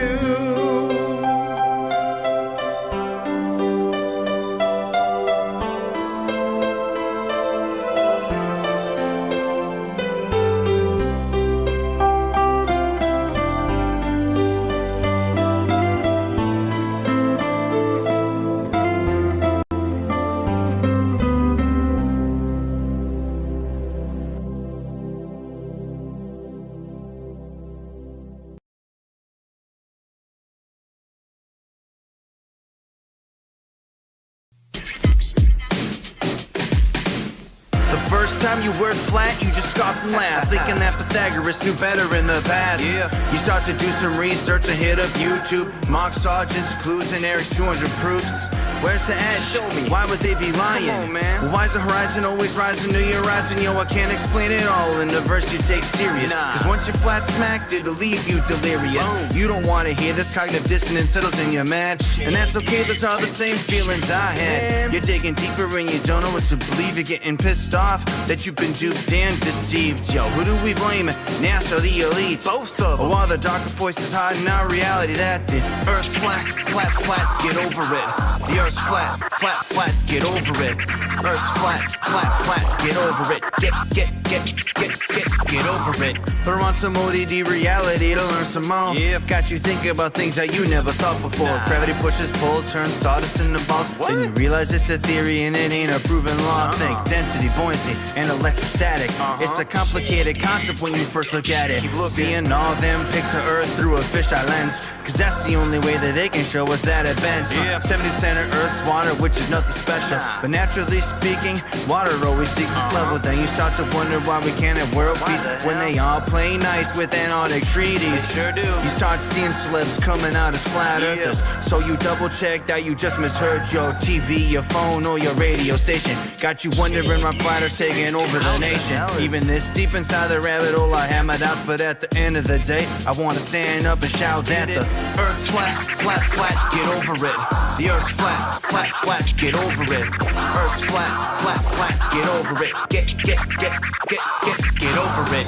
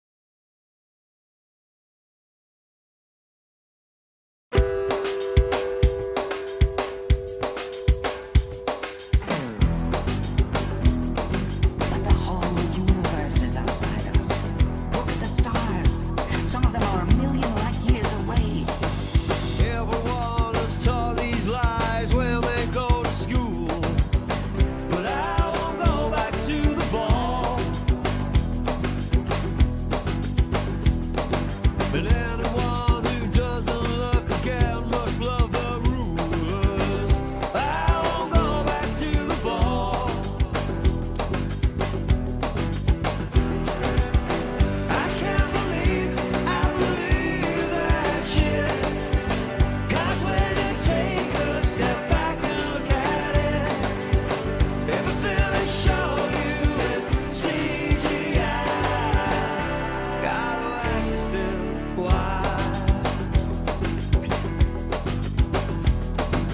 You can tell me gravity accounts for space and time, but I won't go back to the ball.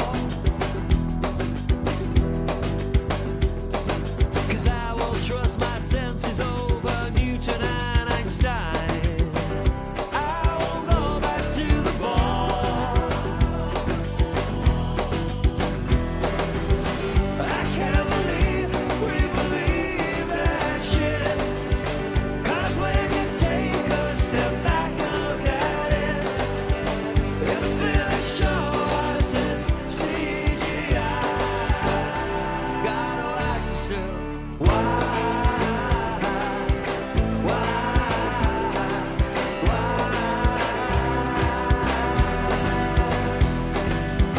Launch control, this is Houston. We are go for launch.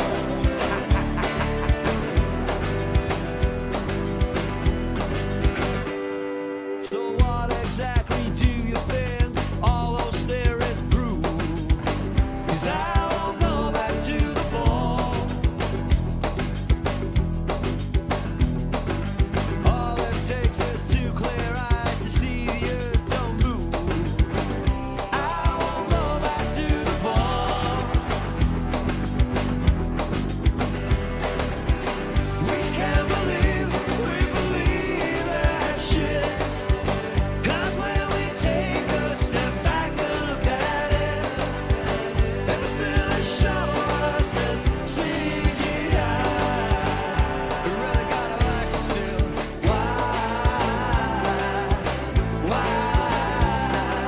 why don't they just take a photograph?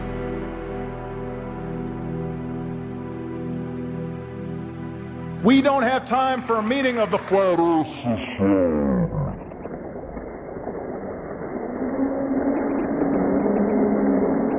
Do you suppose it is beyond us to produce a dual system of astronomy? The stars can be near or distant according as we need them. Do you suppose our mathematicians are unequal to that? Have you forgotten double things?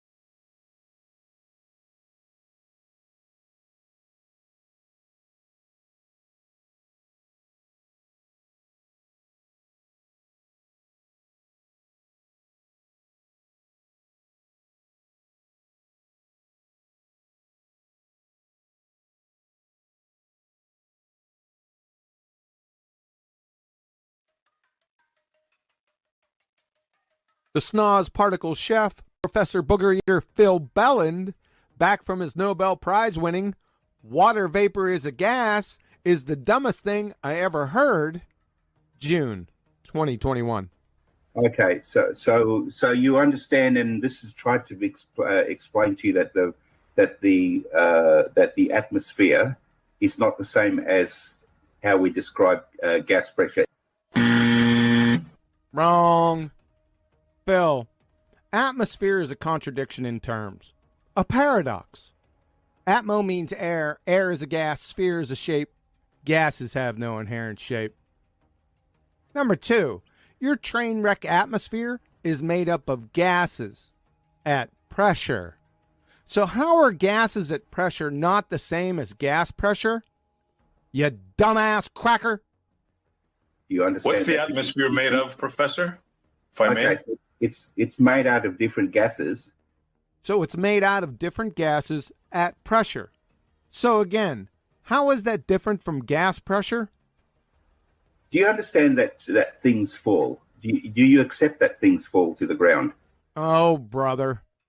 Yeah, we accept that some things fall and that other things rise, like helium, hydrogen, nitrogen, oxygen, water vapor, etc. Do you accept that? Do you accept that moisture from the sea rises? Do you accept that? Yeah, it's called water vapor. That thing you had some difficulty with some months back? Jeez. Professor Numpty Dipshit, some things fall and others rise. Is there a point to your brain-dead queries? Do you accept that molecules have mass? Do you accept that they weigh, that they have, that yes. They would weigh something? No. You or anyone else can't even define mass, for goodness sakes. At the very best, it's but a concept. Even in your fairy tale paradigm, mass and weight are two different animals. From your alma mater wiki. In common usage, the mass of an object is often referred to as its weight, though these are in fact different concepts and quantities. In scientific contexts, mass is the amount of matter in an object, though matter may be difficult to define, whereas weight is the force exerted on an object by gravity. And you accept that weight is a function of both mass and acceleration? Wrong. Weight in your fairy tale dreamland dumpster fire is W equal mg. Mg love you long time. That train wreck progeny was derived vis-a-vis its daddy, F equal ma. Unfortunately for you and your bellowing ball-tarred brethren, all of the laws from Newton, of which F equal ma is part of, have been superseded and toppled from the throne by Einstein 106 years ago. From your alma mater wiki, Newton's classical mechanics were superseded in the early 20th century when Albert Einstein developed the special and general theory of relativity. From Douglas Klein, professor of physics, Phys Libre text, Newton's two crowning achievements, the laws of motion and the laws of gravitation, that had reigned supreme since published in the Principia in 1687, were toppled from the throne by Einstein. From Professor Jacob D. Bekenstein, caltech.edu, Einstein also replaced the Newtonian law of motion by the statement that free test particles move along geodesics, the shortest curves in the space-time geometry. Adding insult to your ignoramus ignorance, Daddy F equal ma was filleted then fricasseed vis-a-vis quantum mechanics circa 1925. Hey, Dick, can you educate this wiki parroting pretender clown ball-tard bozo for us? From Richard Feynman, the Feynman Lectures, caltech.edu. Even though the law F equal ma is false, fatality, and all the derivations of Newton were wrong for the conservation of momentum, yada, yada, yada. Therefore, if F equal ma is false, and it is, meaning it never existed, then W equal mg, its progeny, never existed, leaving you holding the W equal mg, mg love you long time, empty baggy. Capiche, sunshine? Do you accept that things fall at the same rate? No. A 25-pound anvil and 25 pounds worth of feathers will not fall at the same rate, sunshine. Moreover, some things don't fall at all, like helium, hydrogen, nitrogen, oxygen, and water vapor, among others. You know, Phil, you sound like a numpty dork getting ready to faceplant into a dumpster fire you prepared for yourself. Define mass for me, Professor. Okay, so everything is made out of atoms. Would you agree with that?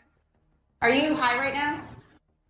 Everything is not made out of atoms, Professor Numpty Dipshit. Electrons, neutrons, protons, and light are some shining examples. And physics professor. Everything is made out of atoms, belly laugher, is not the definition of mass. It's a feeble, incoherent red herring fallacy. Do you agree that the stuff going up is H2O? Yes, more specifically, water vapor, which is a gas.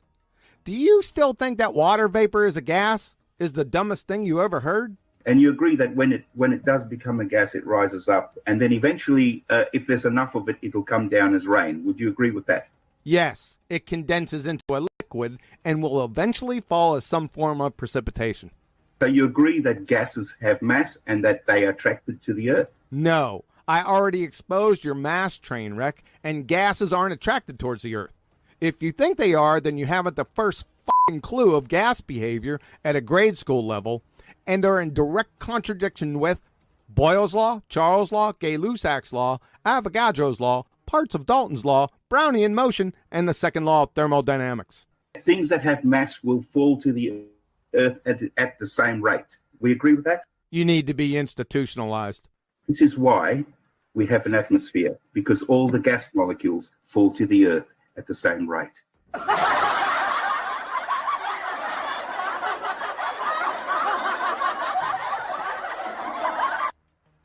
Even though that the gas law states that there needs, for it to be gas, you have to have walls for the gas to bounce off to create the pressure as stated in PSI.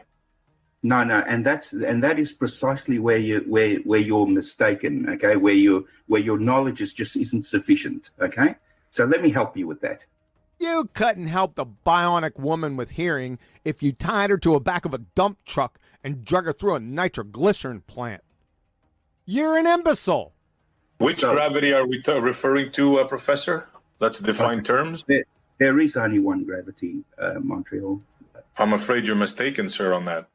No, there's only one. So let me explain. You heard of Newton, sir? You heard of Newton? Yeah. You're asking me, a professor of physics, if I heard. Yes, because this professor of physics is claiming that there's only one gravity. Yes, there is only one gravity. There's gravity falls to the ground. Let me explain to you a little bit about this, just so that perhaps you'll understand. Gravity falls to the ground? What the f***? Gravity falls to the ground.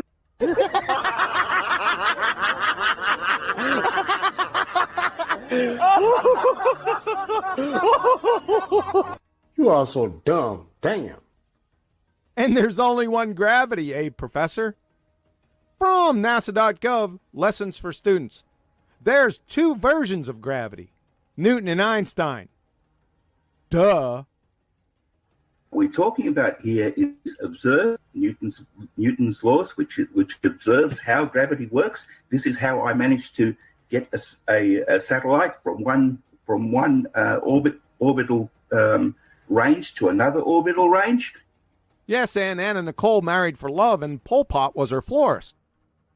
Newton's laws observes how gravity works, eh?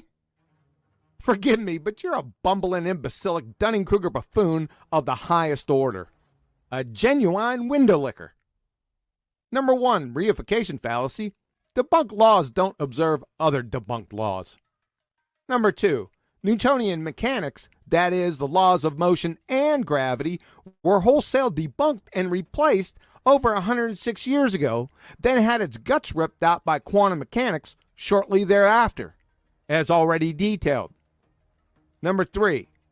So you use Newtonian gravity to maneuver your second law of thermodynamics violating fairy tale satellites?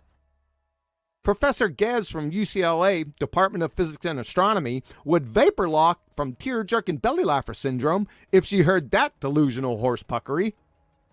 From the aforementioned Professor Andrea Ghez, UCLA, Professor of Physics and Astronomy.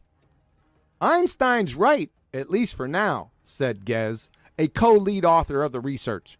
We can absolutely rule out Newton's law of gravity. Hosmer with a drive. Cheese and crackers. Oh, son of a...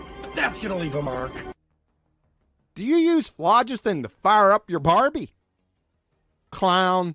It describes what happens in the atmosphere within it. In other words, gases go up from the Earth, they come down as rain. Really? So we have helium, hydrogen, nitrogen, and oxygen rain, Professor. You are so dumb. Damn.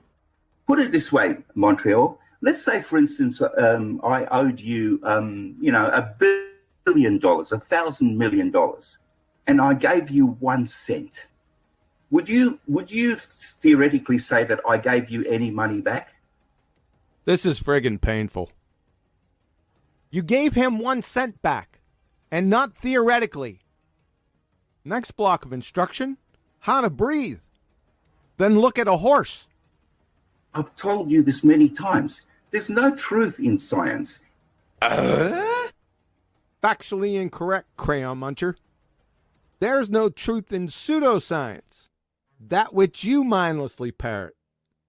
Moreover, if there's no truth in your self-purported profession, knuckle-dragger, wouldn't that ipso facto make you a liar? You're an intellectual dumbass.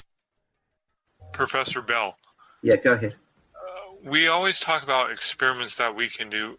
Are there any experiments that you have done to support your idea of what the shape of the Earth is, or anything else related to the Earth that you personally have done? Well, look, I have to do I wouldn't even call them experiments. They have to be real life things. In other words, it's not by accident that we get a satellite to be, 36,000 kilometers above the Earth. It has to be so precise, because we don't want people on the ground having to readjust their satellite dishes on your house.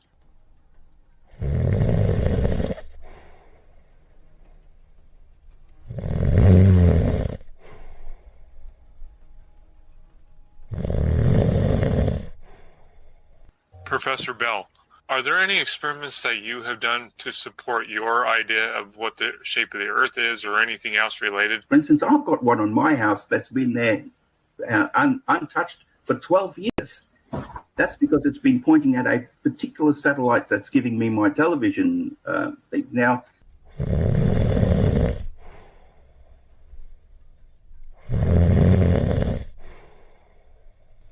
Professor Bell, are there any experiments that you have done to support your idea of what the shape of the Earth is, or anything else related? a good thing for those people who do control this satellite, because they make sure that it stays where it's meant to stay. And why does it stay there? It stays there because it's a precise range, a precise distance from the Earth, and therefore moving at a precise speed, so that it stays with the Earth as the Earth spins. This couldn't happen if the Earth wasn't a sphere. And the millions, the hundreds of millions of dollars that we have to commit.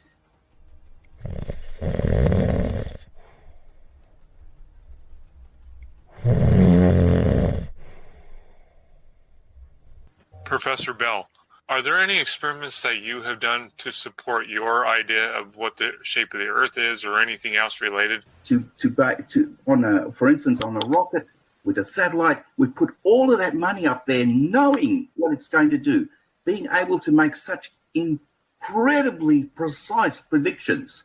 Professor Bell, with all of this money, it would be impossible to if there was any guesswork in it anymore. We don't have to guess. All of these things are so precisely defined. And what's amazing is that these things were defined so long ago when these people had so little to work with.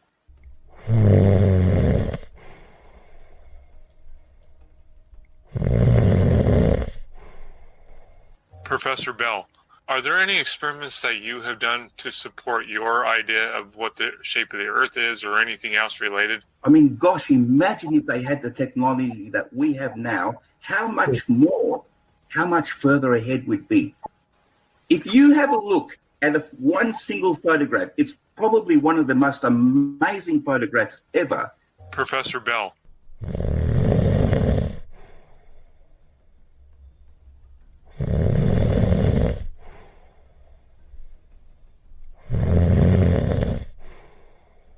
Professor Bell, are there any experiments that you have done to support your idea of what the shape of the Earth is or anything else related? And that is around about 50 people sitting on a bench at the Solway Convention. You are...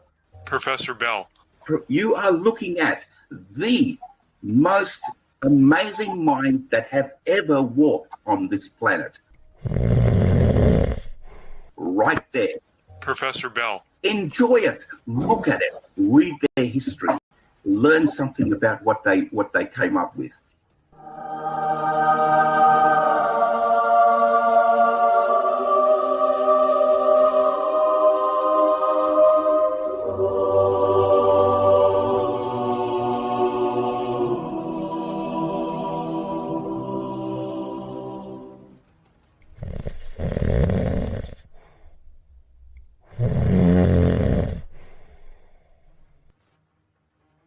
You know, for freshman physics, our curriculum's crowded enough without worrying about trying to demonstrate that the Earth is a sphere. There's so many other things. Yeah, why demonstrate anything when you just brainwash them? From Singamano, Teaching and Propaganda, Physics Today, Volume 53, June 2000, page 54. Professor admits physics profs brainwash students with propaganda. And I use that trust to effectively brainwash them. We who teach introductory physics have to acknowledge that if we are honest with ourselves, that our teaching methods are primarily those of propaganda. We appeal without demonstration. Our curriculum's crowded enough without worrying about trying to demonstrate. To evidence that supports our position. We only introduce arguments or evidence that support the currently accepted theories and omit or gloss over any evidence to the contrary. We give short shrift to alternative theories, introducing them only in order to promptly demolish them, again by appealing to undemonstrated counter evidence. We drop the names of famous scientists and Nobel Prize winners to show that we are solidly on the side of the scientific establishment.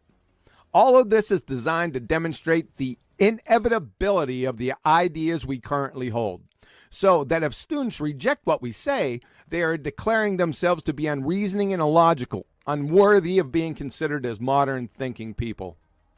Of course, we do all this with the best of intentions and complete sincerity. I have good reasons for employing propaganda techniques to achieve belief. Say what? So I, like all my colleagues, teach the way I do because I have little choice. But it is brainwashing nonetheless. Uh-oh! When the dust settles, what I'm asking my students to do is accept what I say because I, as an accredited representative of my discipline, profession, and academia, say it. All the reason, logic, and evidence that I use simply disguise the fact that the students are not yet in a position to sift and weigh the evidence and arrive at their own conclusions. End of citation.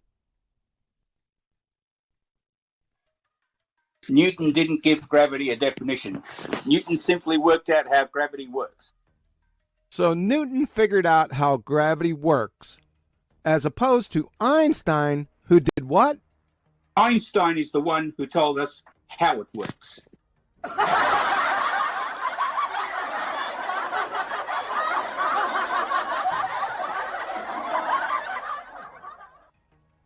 Mr. Belland, when you juxtapose positions, you're contrasting them. That is, you're showing how they are different from one another.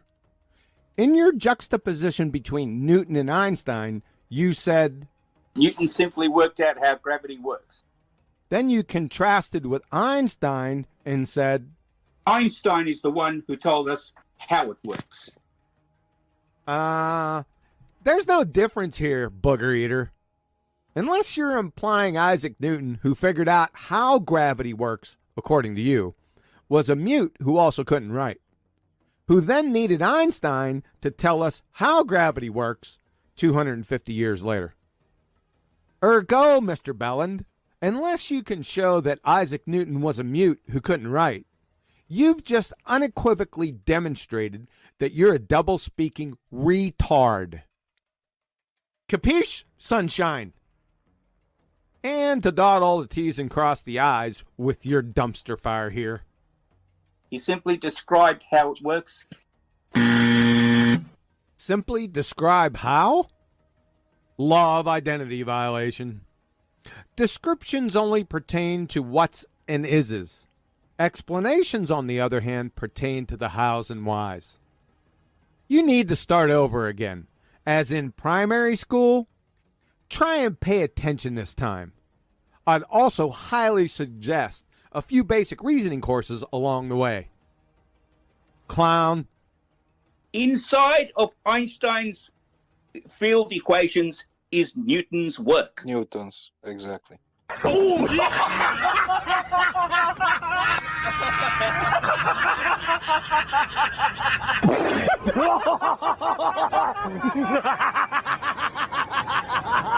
Are you serious? Are you...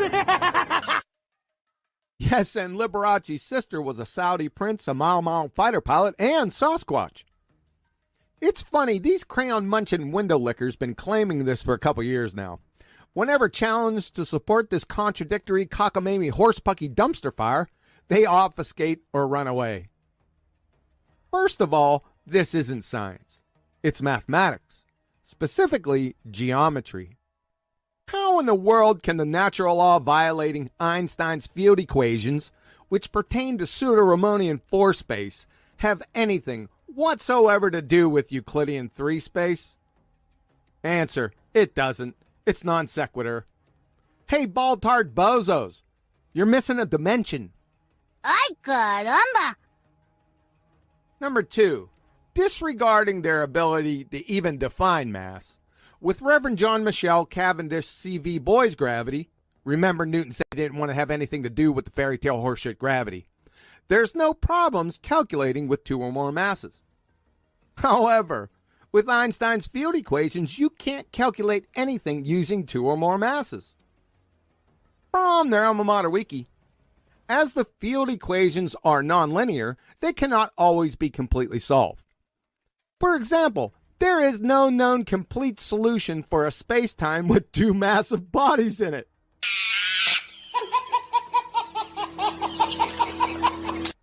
So unless you have a completely empty universe, or a universe with only 1 mass, you can't use Einstein's field equations.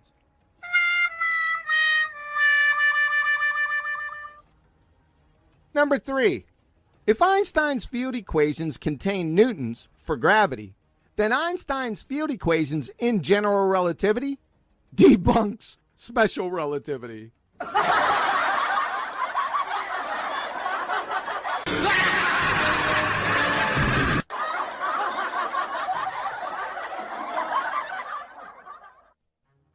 From Britannica.com, because Isaac Newton's law of gravity serves so well in explaining the behavior of the solar system, the question arises why it was necessary to develop a new theory of gravity. The answer is that Newton's theory violates special relativity, for it requires an unspecified action at a distance, through which any 2 objects, such as the sun and the earth, instantaneously pull each other, no matter how far apart. However, instantaneous response would require the gravitational interaction to propagate at an infinite speed, which is precluded by special relativity.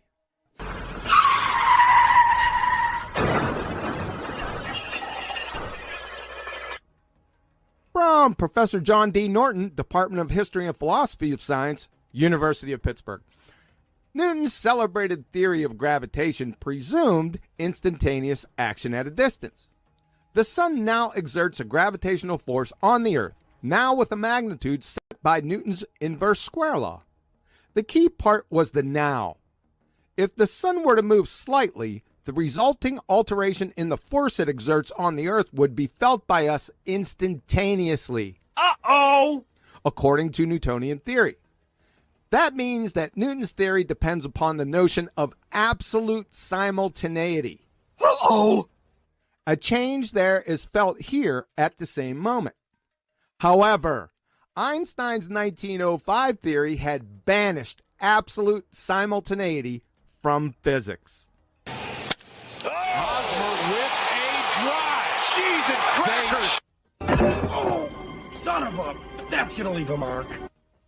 And finally, another tiny little problem from Warwick University, UK. The problem is that the equations, Einstein's field equations, require the energy and momentum to be defined precisely at every space-time point, which contradicts the uncertainty principle for quantum states.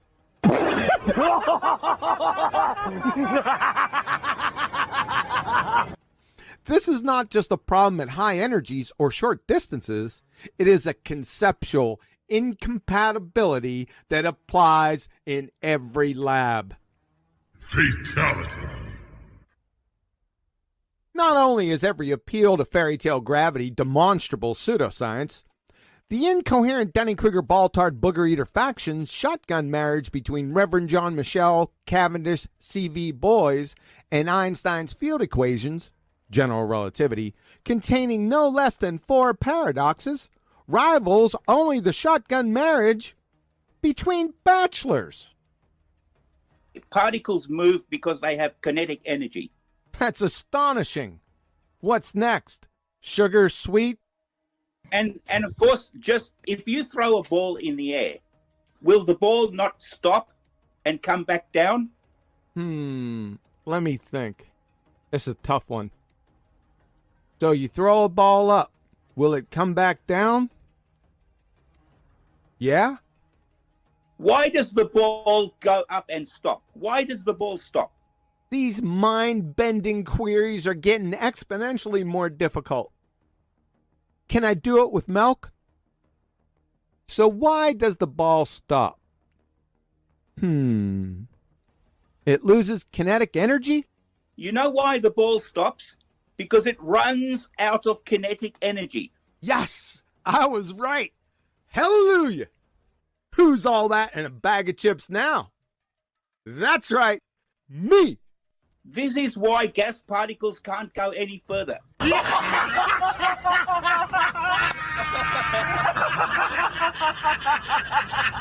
you high right now? No, darling.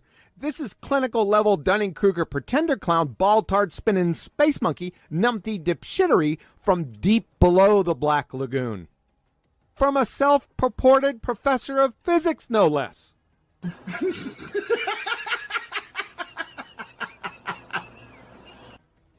Professor Booger-Eaton Burke of megalithic proportions. Clumsily feeble false equivalence fallacy times 2. Number 1, balls are made of solids. Gases are gases. Number 2, the kinetic energy imparted to the ball is governed by you, or whoever's throwing it, as opposed to gases, where their kinetic energy is governed by the absolute temperature of the gas or gases. As long as the temperature of a gas or gases is above absolute zero, the gas will retain kinetic energy, i.e., it'll never stop. If a ball isn't picked up and thrown, there is no temperature where it will fling itself in the air. Next block of instruction, how to eat cereal out of a box. Additionally, Professor Booger Gobbler, your incoherent second grade belly laugher comparison catapults you into direct violation of Boyle's Law, Charles' Law, Gay-Lussac's Law, Avogadro's Law, and parts of Dalton's Law. And not to be ever outdone, the King Topper booger-eating bull in a china shop exhibition, leaving no dish uncracked, you've taken the second law of thermodynamics, along with Brownie in motion, out back to the woodshed and bludgeoned each to a bloody lifeless pulp. Your parents must be prouder than game roosters. Prepare yourself for the call from your alma mater, Captain Kangaroo U, requesting you give the keynote address at the upcoming Who and Where the Fuck Am I convention. Topic: how to scare up a below first grade science acumen from a Cracker Jack box. What the hell did you just say? So thermodynamics, Phil?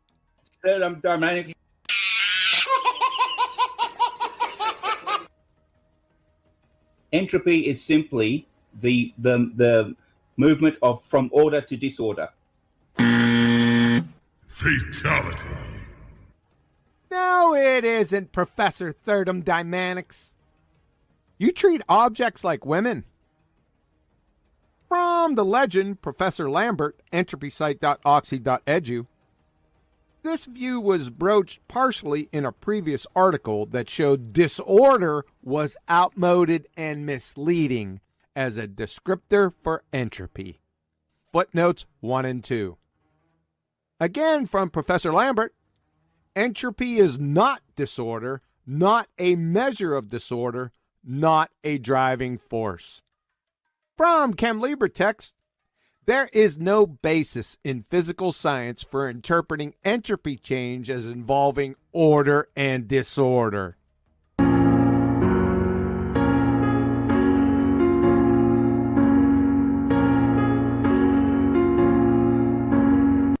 Stating entropy talks about disorder is akin to Max Planck describing the ultraviolet catastrophe as stop, drop, and roll.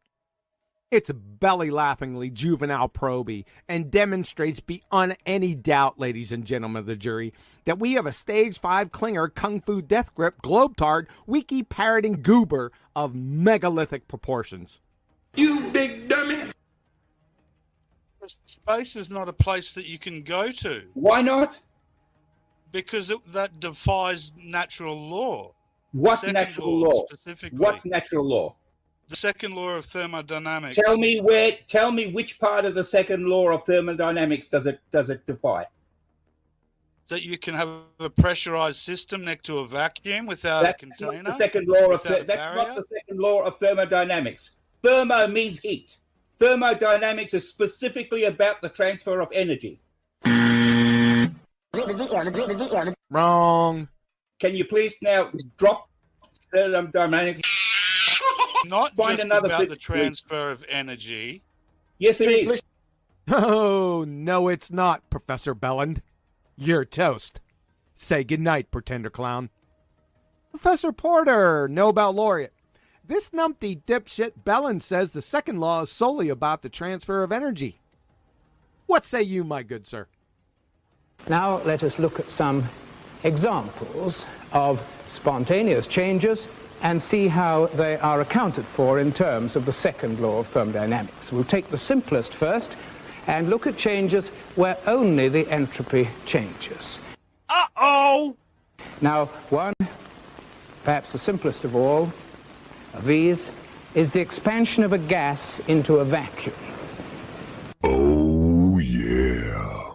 I have in one of these bulbs some bromine, and in the other I have a vacuum. And if I open the tap between these two, you will see spontaneously the bromine rush from one to the other. Now that is the simplest change we can have, perhaps, because all that happens is a change in entropy. Uh-oh! In this case, the expansion into a vacuum, nothing else is involved. There's no energy change. There's no energy change. There's no energy change.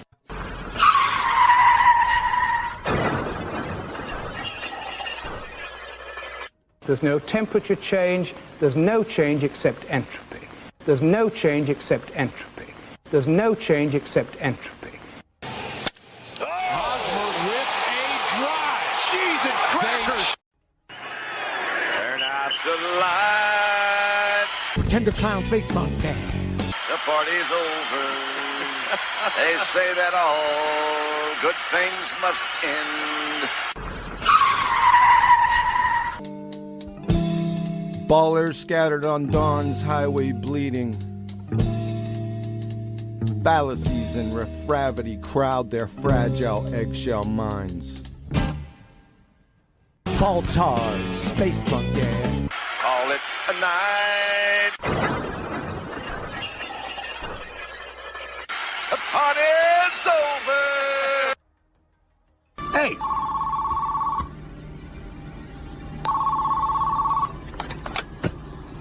Hello. It's for you.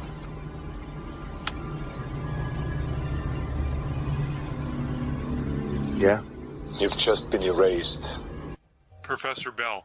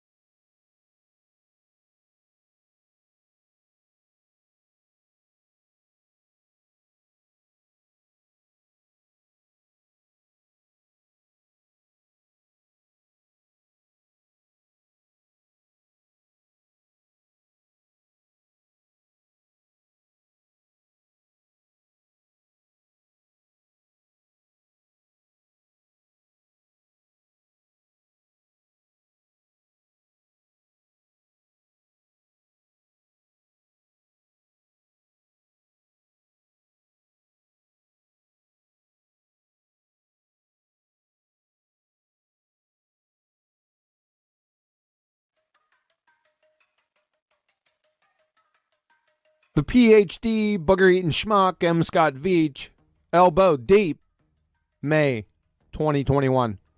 Listen to my whole sentence. If you're on a sphere, then you change your latitude, you also change your rate of rotation. Well, that's what your pseudoscience priests tell you, and you mindlessly parrot. But the Earth is demonstrably flat and not rotating. It's also a non sequitur fallacy. If you're on a sphere, a shape, that premise alone doesn't in any way even remotely imply that the shape is moving, in this case rotating. Shapes are not motions, Crayon Muncher. So you're changing your rate of rotation if you're on a sphere when you change latitude. It's a standard for rate of rotation. Are you high right now? Either that or he should be. See the previous response in toto. It's another non sequitur fallacy. Even if it was rotating, how in the world is the rate of rotation a stand-in for the rate of rotation, whether you're changing your latitudes or not, booger eater? But then you check to see, does the rate of rotation affect the precession as predicted? His question slowed down for comprehension. As we're all aware, the booger eater's mouth is about 5 minutes ahead of the caper-sized piece of horseshit between his ears. The question: does the rate of rotation affect precession as predicted? You have yet to establish that the Earth is rotating. You kind of have to do that first. And you have no scientific prediction here, as in a scientific hypothesis. Even if you knew how to construct one, and we all know you don't, you have no viable independent or dependent variable in this genre. It does. Oh, look, it's processing. I did tow a putty cat. Now you have to It's ask called yourself. affirming the consequence. No, it isn't. Oh, yes it is. Textbook. If P, then Q, Q, therefore P.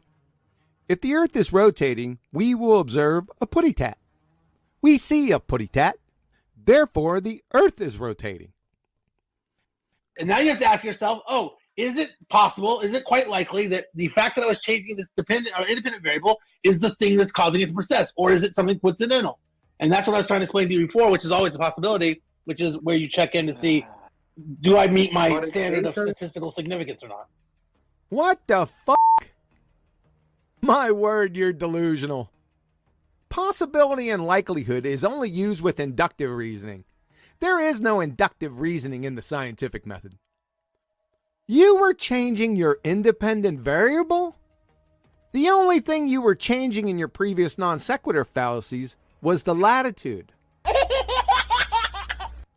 Latitudes don't cause anything, and most certainly don't cause the Earth to spin in Space Monkey, you bozo. And newsflash, latitudes don't have physical existence, you booger-eating goober. Moreover, and knee-slapping hilarious, the quintessential example of giving a 3-year-old a chainsaw. In retrospect, a Trojan horse, if you will. After the ball-tarred booger eaters continually got their asses handed to them from 2016 through 2019 because of flat earthers asking for their independent variable, they eventually wisened up. I use that as loosely as possible, and educated themselves, again, as loosely as possible, on what independent variables are. For whatever reason, they focused heavily on the changeability aspect and continue to do so. These schnoz particle chefs think that if you can change something, then it's automatically an independent variable. But an independent variable, the presumed cause, is varied and manipulated itself by the researcher so as to change the relationship with the dependent variable. The booger eater here said he changed his latitude, ergo independent variable. He didn't vary and manipulate a latitude itself. He merely changed his position relative to an arbitrary fairy tale latitude. See it? They have the wrong emphasis on the wrong syllable. Boneheads. That's what you get for pretender clowning. These dizzy Dunning-Kruger dipshit doofuses have Elmer Fudd, Mr. Magoo, and Baby Huey doubled over in the corner, gasping for their last breaths from tear-jerking belly laugher syndrome. Oh, by the way, booger eaters, you're welcome. No thank you required. Lastly, your flailing non sequitur of the ages Mr. Magoo application of statistical analysis to whether the space monkey is spinning or not is tantamount to applying GNP of Zimbabwe calculations to authenticate the Declaration of Independence. Are you okay, dude?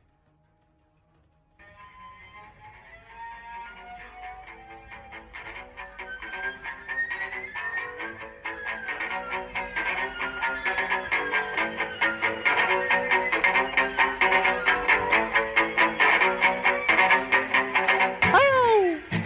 Ow! Ow! I don't know. I don't know.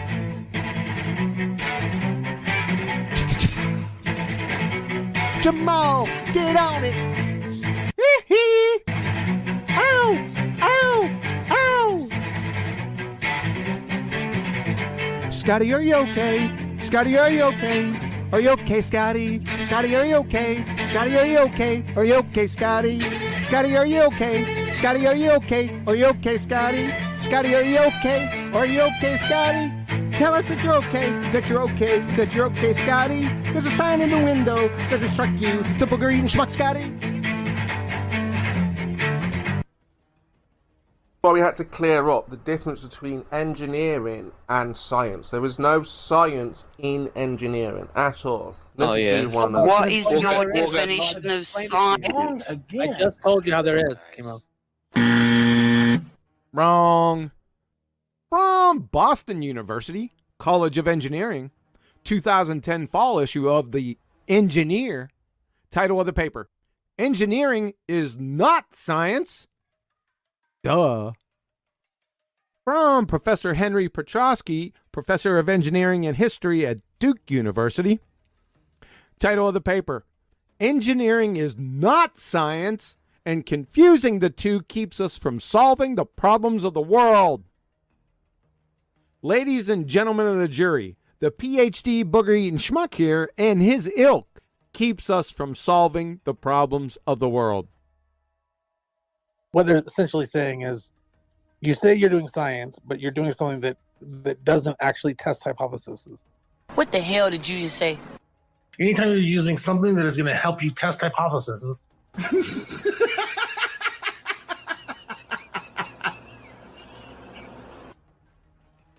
I wonder how you would have an experiment without the scientific method. I wonder how that would be.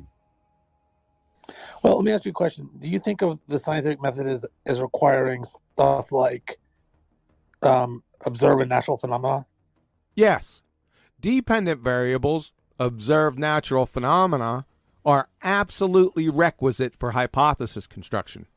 And you can't have natural science without hypotheses. So then, let's say tomorrow, I'm going to just do an experiment where I have a control variable of temperature. I'm going to adjust it.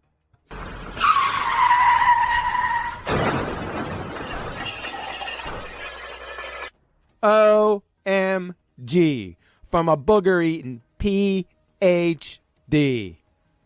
Doofus, you don't change or alter control variables because control variables are always held constant. That's what makes them controls. You dumbass. Next block of instruction: how to look through a window while standing. And I'm going to see how it affects the salinity of my compound.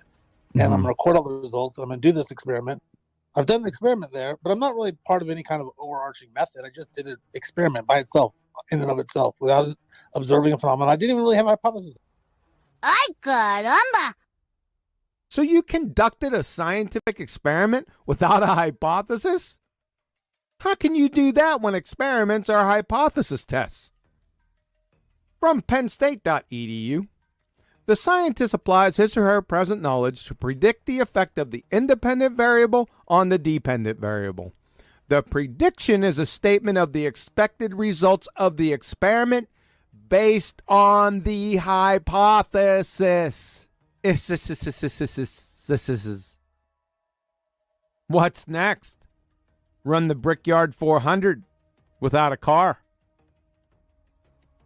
Curvature, in and of itself, is a constant elevation.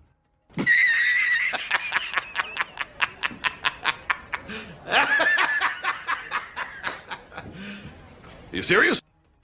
Shockingly, he is. Scotty. Did you pick the wrong week to stop sniffing glue? A constant elevation is having no part higher than the other. That's the definition of level, flat, and horizontal, not curvature. From dictionary.com, level, having no part higher than another, having a flat or even surface. From Cambridge, level, not rising or falling or higher on one side, Scotty, but even in all directions, horizontal or flat. Something that is level with something else is at the same height. That's not going to tell us anything about curvature, though. Elevation does not hold any hints as to whether we're curving or not. What the hell did you just say?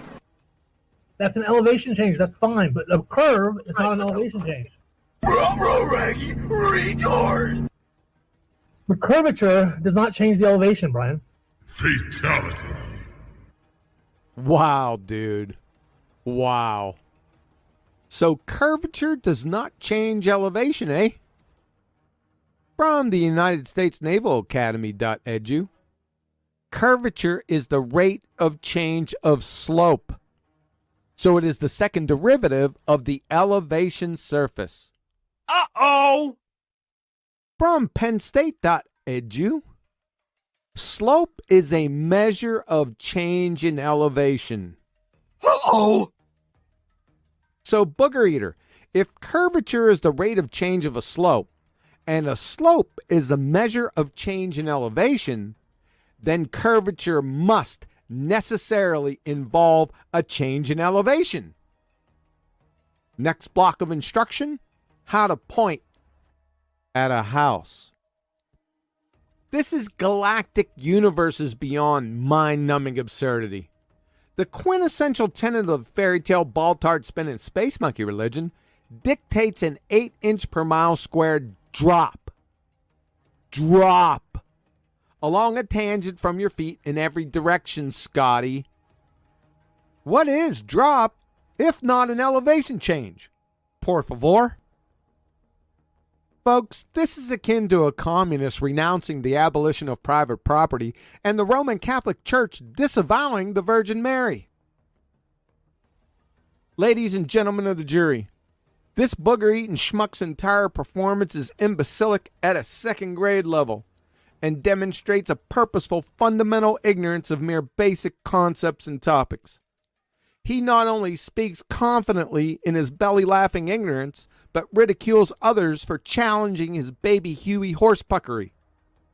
It's a shameful disgrace for your average Joe Coffey to spew such backwards nonsensical drivel, but this schmuck has a Ph.D.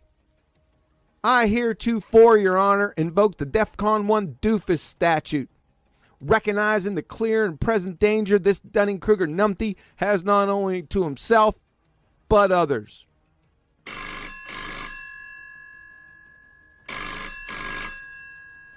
Put a cork in it, Your Eminency. Yep, got it. Your Worshipfulness. That was society on the line. They want an emergency restraining order against this booger eater. No less than 1,000 light years. Your Splendiferousness.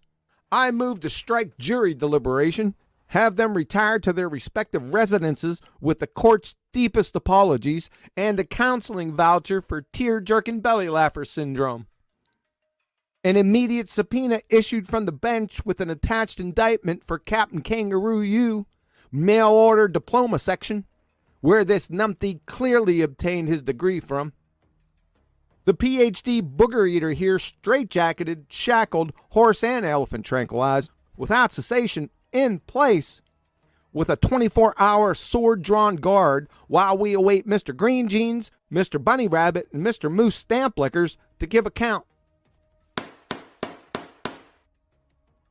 Turn out the lights, the party's over.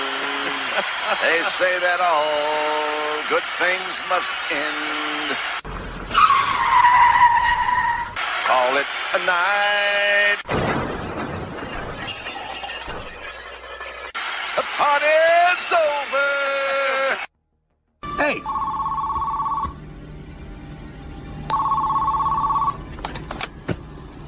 Hello. It's for you.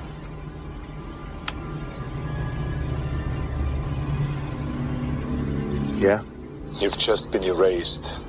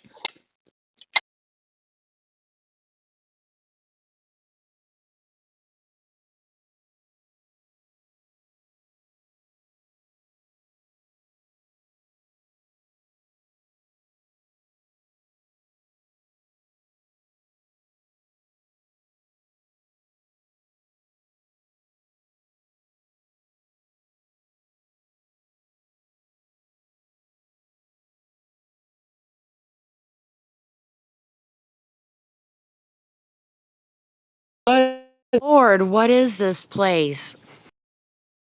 Yep. Whoa. What's happening to us? Well, it's still pretty early on a Thursday morning. Yeah, but we have members here all over the earth. Mm-hmm. Different time zones. Yeah, that's true. I don't know. Hey, guess what? I don't know if you saw the chat, but here I'll show you. I made a after years and years of beating a dead horse, I finally made an infographic.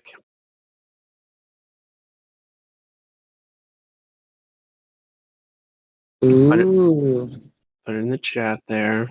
Unfortunately, there's some information on it and it has to be expanded, so you have to click open original. I like the one you did on government. Yeah, that's what this one is. Oh, okay. I thought you were going to repost something else. Sorry, my bad. No, it's fine. So you saw this one where I break it down. I was looking at the wrong time. You created it today at 6:15. Okay, I'm with you now. Sorry. That is, I love it. Yeah. So, in a different room, some like different text chat room in here, someone was trying to say that the English language is inherently pagan. And this is along the same line of reasoning of taking words and completely destroying etymology in their own mind. Well, yeah, etymology is great. So, something most don't give any thought to. They just say what they know they should say or whatever. Yeah. So I'm just seeing over and over and over again this error in thinking, and I'm ready to end it. Nice. I'm ready to end Chocolate into his house. Oh, he's in the chat. I don't know if he's in the voice. Uh-oh, we have a violation. Hello, Jenny. Oh, hey. What's How you up? doing? I'm doing good. What's new Just with saying you? hi to you guys. Just saying hello. Yeah. Just saying hello. Okay. Good stuff. Hey, Flatter, did you see my infographic I made? Where's it at? It's in the live stream voice text. Oh, I'm gonna look right now.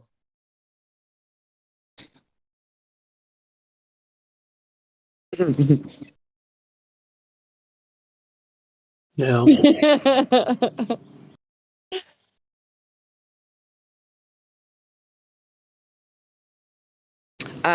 I love the the meme chocolate just posted for you guys. That's an old one. That was made like 2.5 years ago, and dude. Yeah, I've been Okay, beating this dead horse for a while now. I gotta take this one too. Put it in the same spot. I don't have an etymology folder, so I don't know if it makes sense, but I just put in my scientism folder. Why not? Yeah. That's a weird picture, huh? Or weird CGI, huh? Yeah, I wasn't talking about. I was talking about the government means mind control thing, but it doesn't actually mean mind control, and I proved why. That infographic. Okay. Wait, that it doesn't mean mind control. Okay. Let me take this. Yeah, you didn't know. I don't know how I didn't. I'm glad this is happening. Yeah, government does not mean mind control, and here's the point that's really important. Well, the point that I think is important is that people need to not use bad arguments to prove true things. Right. That's my overarching point. So if you know a thing to be true, such as the government performs mind control, and by the way, that can be proven beyond a shadow of a doubt from their own mouth, you can prove it. Okay. Don't use you may as well be like this is the level of lunacy to me. Ladybugs are crawling around on the ground outside of my house, therefore the government is doing mind control.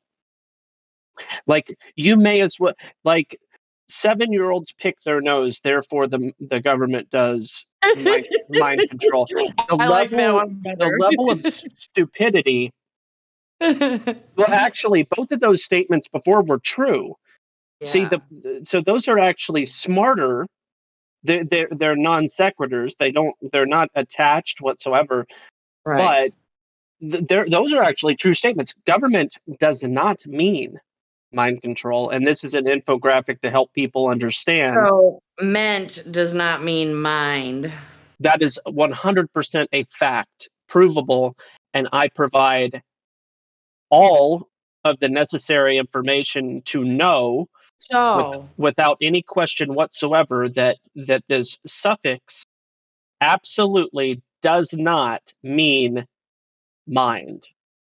Okay, 100%. so what this means is, and I'm thinking of my fellow brother Lou, who always doesn't hesitate to call out a fellow flat earther under the same scrutiny we hold the Globers to. So we don't want to be putting any misinformation propagating that. Exactly. Yeah. Yes, I appreciate that. Yeah.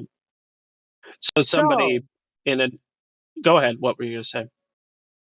Oh, I was just gonna just go into like the implications of it. But what were you gonna say first? Yeah, I mean, somebody did this morning in a different text room in here, and they said apologize, and they highlighted say apologize only has one L, and they changed it and said Apollo, like the Greek god thing, and they were trying to say that that this was proof that English is a pagan language. Okay. So that's cringy. So I did the same thing in that text room with the word apologize as I did with government, and I mean I'll post it in the here. I'll post it here too, just because I'm including it in as part of the conversation. But the fact of the matter is, people are doing this on a regular basis. It's driving me crazy because it's embarrassing. Like the amount of retarded that people are pursuing is and the people are wanting to sound smart is what people are wanting to sound intelligent and make clever little quippy statements without any scrutiny or evaluation or logic, anything of the They're sort. just saying things. Yeah. And here's the apologize to apology to apo logos, nice. which is the prefix apo to the word logos, which we know what that means. It means word or order, logic. Anyway. Okay. And trying to say that apology has some type of link to Apollos when Apollos has two L's and is a completely different word. It's corrupt. It's perverted thinking, and Yeah, if I keep hanging out at this time of day, which I probably won't be able to because I usually work, but on Wednesdays, I might have to get an etymology folder or something, or name it appropriately for all your screenshots. For your screenshots, I love these. Do you have like a folder, like a Google? No. I literally just use etymonline, etymonline.com. etymonline.com is the website to use. And then when necessary, if somebody's challenging and acting as though they still want to believe. What I do is I pull up a variety of different Latin dictionaries and lexicons, and then Love it. I just break it down from the original language myself, and they can continue to be obstinate and retarded if they want. I'm not going to stop them. Right, I'm just right. going to make sure that everybody else knows Right. that it's retarded. I actually took 2 years of Latin in high school. Cool. To which, I mean, it doesn't really serve any direct purpose to me other than, I can recognize prefixes and suffixes. And yes, and so which is helpful. Yeah, it is very helpful. So there's been times where I've listened to, who is the dude? I can't think of his name, but he's going on some word play, and I'm just kind of listening to it, and I'm like, yes, ooh, that doesn't really vibe. That doesn't sound right to me. Just going on my inner discernment, my instinct. I'm trying to think of his name. I know you know who he is. I'm having a brain fart, but yeah. So rain, because it be like rain, man, and it's like, really. now I'm really careful with words because doing. of everybody in here talking about stuff like this. Like, I'm very selective on when I use the word sorry. I say apologize more often than not. Yeah, but Hey, Jim, sorry, hold on, sorry. Sorry, which I just said. Sorry comes from sorrow. What's wrong to have sorrow? Well, I mean, if you're in a business setting, you definitely, I mean, I think it would be more of a regret than a sorrow for a mistake. You know what I'm saying? It depends on how you're using the word. Yeah, I don't think there's anything wrong with it if you're George. If you're George. Yeah, George Soros. No, completely. Anyway, you walk into a room and you interrupt a moment of silence, right? They're doing a moment of silence for, something that is actually important, and you bust into the room. Hey, God, let's go. And they're like, "Wow, really?" And you're like, "Oh, I'm sorry. That's I have sorrow for my disruption that I've caused here." Right. And sure, there's unmerited sorrow. People say sorry way too much, but yes, to convey a word that's related to sorrow isn't isn't really a big deal in my opinion. But I think that because of the Justinian deception and some of the word magic that other people do, right. it's like saying all dolls are bad because some people do voodoo. Well, what about understand versus understand? I know that's a word some people like to use, but it's difficult, like not using the word globe anymore. Don't you think so? Have you ever? I'm sure you've heard of that when you say you understand. I don't understand you. Yeah, but I'm not bothered by this word because I understand, I comprehend, I grasp the idea of its meaning, which I just put in the chat. Yeah. Again, it's like saying all dolls are bad because some people do voodoo. I got you. It doesn't follow, and it is embarrassing when people act like the hammer is bad or evil because somebody killed somebody with a hammer once. Right. Or the gun. I know, or the gun, but that's why I go with hammer. Yeah. Did you say GoFundMe?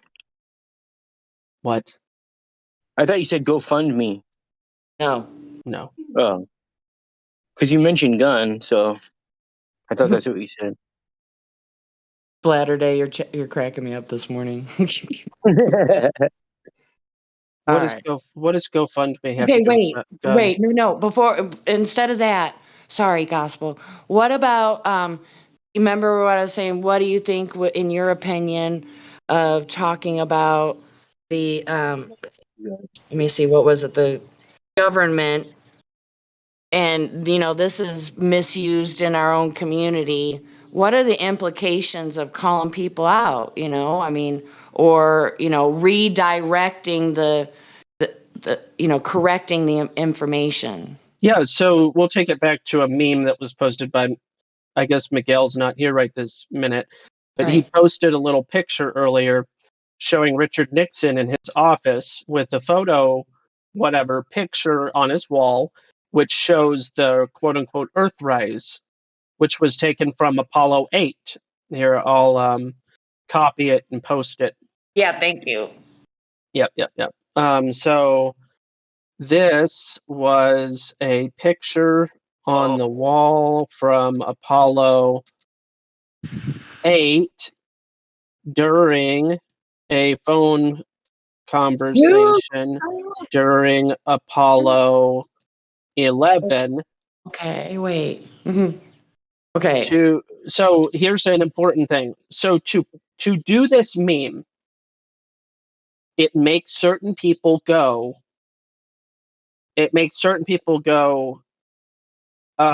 you're not proving anything except your lack of knowledge. So Apollo, all that stuff was fake. No big deal. Listen, it goes back to my original point. Don't say stupid stuff to prove something is a lie. Okay? So you have to really actually use your brain, and you can't just copy paste memes and think that you're accomplishing something. You need to scrutinize and make sure that your argument is strong.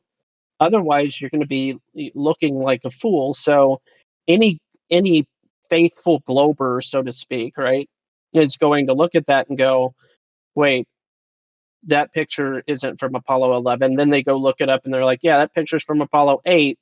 And you're acting like that picture is from Apollo 11, and that it's an inconsistency and an impossibility. You're acting like it's a hilarious exposure of the lie, when in fact it's not an exposure of anything except your own foolishness. And that's why memes like this, and memes like the government means mind control, and other memes that say lies or stupid things are really a bad idea. And what is the effect? Wait. I have a question. The effect of calling this stuff out is helping people have the most effective, rock solid arguments for exposing lies and telling people the truth.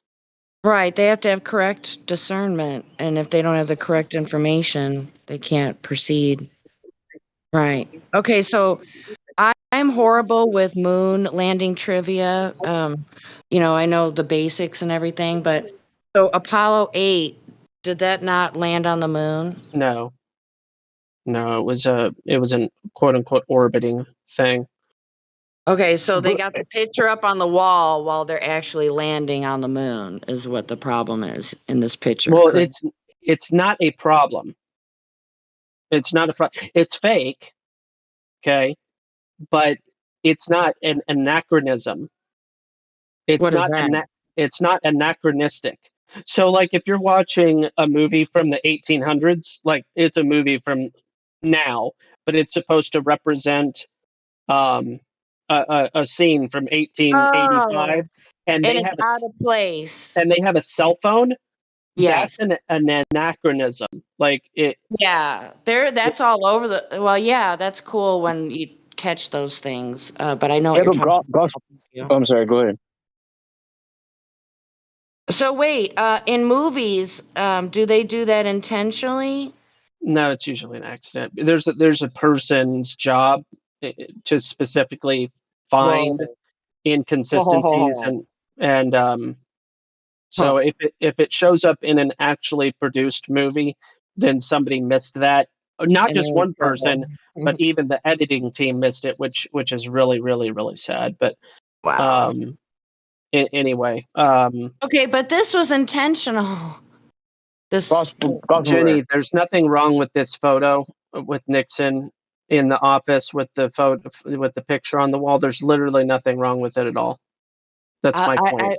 I guess I'm really Gospel Barry. dense. I'm dense. I'm All not right, with Flatter you. wants to say something, Jenny. So go Okay, ahead, yeah. Flatter. Gospel. I just wanted to say I don't think this. I know exactly what you're saying, and I agree with you, but I don't think this is the best example. For instance, they never went to outer space or anything, so all the pictures are fake. So in a sense, like it's kind of ironic that he's using that, possibly because he doesn't really understand, but at the same time, all he's doing is educating another fabrication. So basically, like, do you see what I'm saying? Like, I see what your point is. I disagree strongly. Well, they're both fake, though. That doesn't matter. I agree that they're I all want to fake. know It why doesn't it doesn't matter. matter. I'm good with that. I want to know why it doesn't matter. Yeah, it's a bad meme because it's trying to point out that picture should not be possible. Right. But from within the narrative, from within the belief system that they went to orbit around the moon in Apollo 8 to take that picture, it makes perfect sense that picture would be on his wall, regardless of whether or not the picture is fake.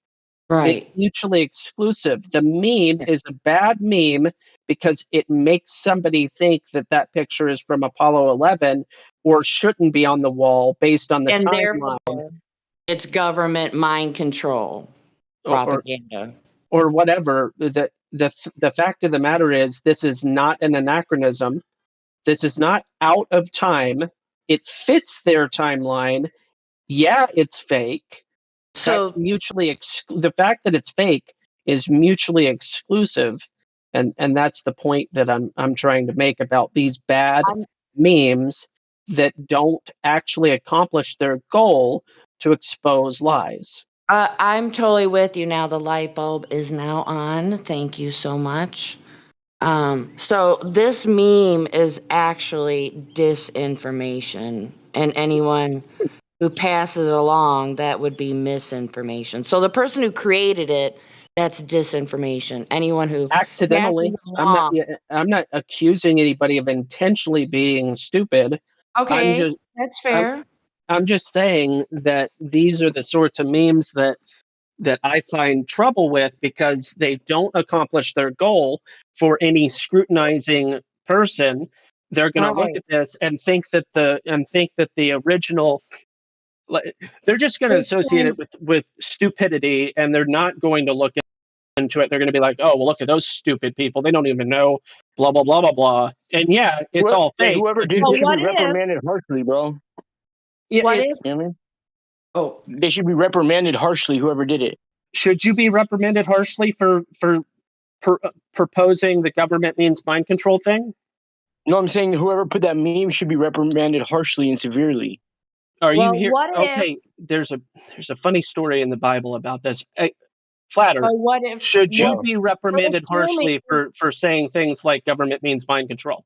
But we're assuming we know why the meme was made. What if the meme was simply made just for people to talk back and forth about it, and that's it? I'm just kidding. I don't think anybody should be reprimanded harshly for anything. Go ahead, really. Gospel Bear. I interrupted Gospel Bear. Sorry. Go ahead, Gospel. Jenny, the meme says why it was made, with a picture taken from the moon in the background, as to suggest that this picture was taken at the same time as the phone call rather than several months or years earlier. Let me see what year the Apollo 8. What if the meme isn't to trap Globers, it's to trap flat earthers? Or maybe they're trying to make it like a Mandela effect. It seems a little Mandela effect. No, and no. No, and no, and no. Apollo 8 was a year earlier. About the person's intentions. A meme is something personal, you know what I mean? A meme is like an expression of yourself. But if Gospel Bear is correct, it's not correct. It's not correct. The Well, I fact mean, of it's the actually a double negative oh because my both neither gosh. of them are correct. Well, I said it twice, didn't I? Yeah, Okay. they're Anyway, not correct. the meme is suggesting that the picture is from Apollo 11. Rather, the picture is from Apollo 8, which was taken a year earlier. Yes, it's all fake, but it's a bad meme. That's the only point I'm trying to make. We should make a category for bad memes and good memes, dude. You know what I mean? Okay, gospel. Okay, so I could have been tricked by this if we'd I not had know. this conversation. The reason is because, like I said, I don't know all the history and dates of the moon landings. Neither do I. Neither do I. I don't. Okay. So I I'm didn't not patting know. I myself on had the to back look for up perfect knowledge. while What we I'm were talking. I had to look up Apollo, the moon landing, and it was Apollo 11 that landed. I'm like, and then immediately I thought, oh, so Apollo 8 went around the moon. Okay, I got it. okay, but Anyway. here's the point that I'm also making, Jenny. I'm not saying that everybody should know everything, that Right. everybody should have perfect knowledge. I'm encouraging people to scrutinize and not just take memes, copy paste them, and think that they're accomplishing something intelligent or witty. You might just be promoting and propagating idiocy, stupidity, misinformation, whatever, and making yourself out to look like a fool and continuing to not be helpful in the big picture. We could make a whole show about just this meme, talking about, I mean, would this be top down logic they're trying to say? It's like, I just know very little about actual formatted logical thinking, and we all know that's not taught in public school. So pretty much everybody's ignorant when it comes to that, right? I mean, so we would all be doing ourselves a favor maybe if we broke this down like bit by bit. I don't know. It's an idea. I mean, this Yeah. is your thing, gospel. I'd totally love to listen to you, to be honest. Well, listen, I don't think that anybody, it's my opinion that this meme was not made maliciously. It was merely made in ignorance. Yeah. That's it. That's it. And that's people say okay. ignorant stuff. It is okay. I'm not I'm with insulting. I don't think I'm you are. not meaning to insult the person that made it. I I am don't think meaning so. to expose for the sake of everybody else's awareness. Don't just Yeah. take a meme at face value and not scrutinize it, look into the details, look into the implications of the meme before you share it. That's all I'm encouraging people. It's frustrating for me. And this is all going back to the etymology thing where people say stupid stuff like apologize is related to Apollo or any That's other. ridiculous. It is only if you know the etymology.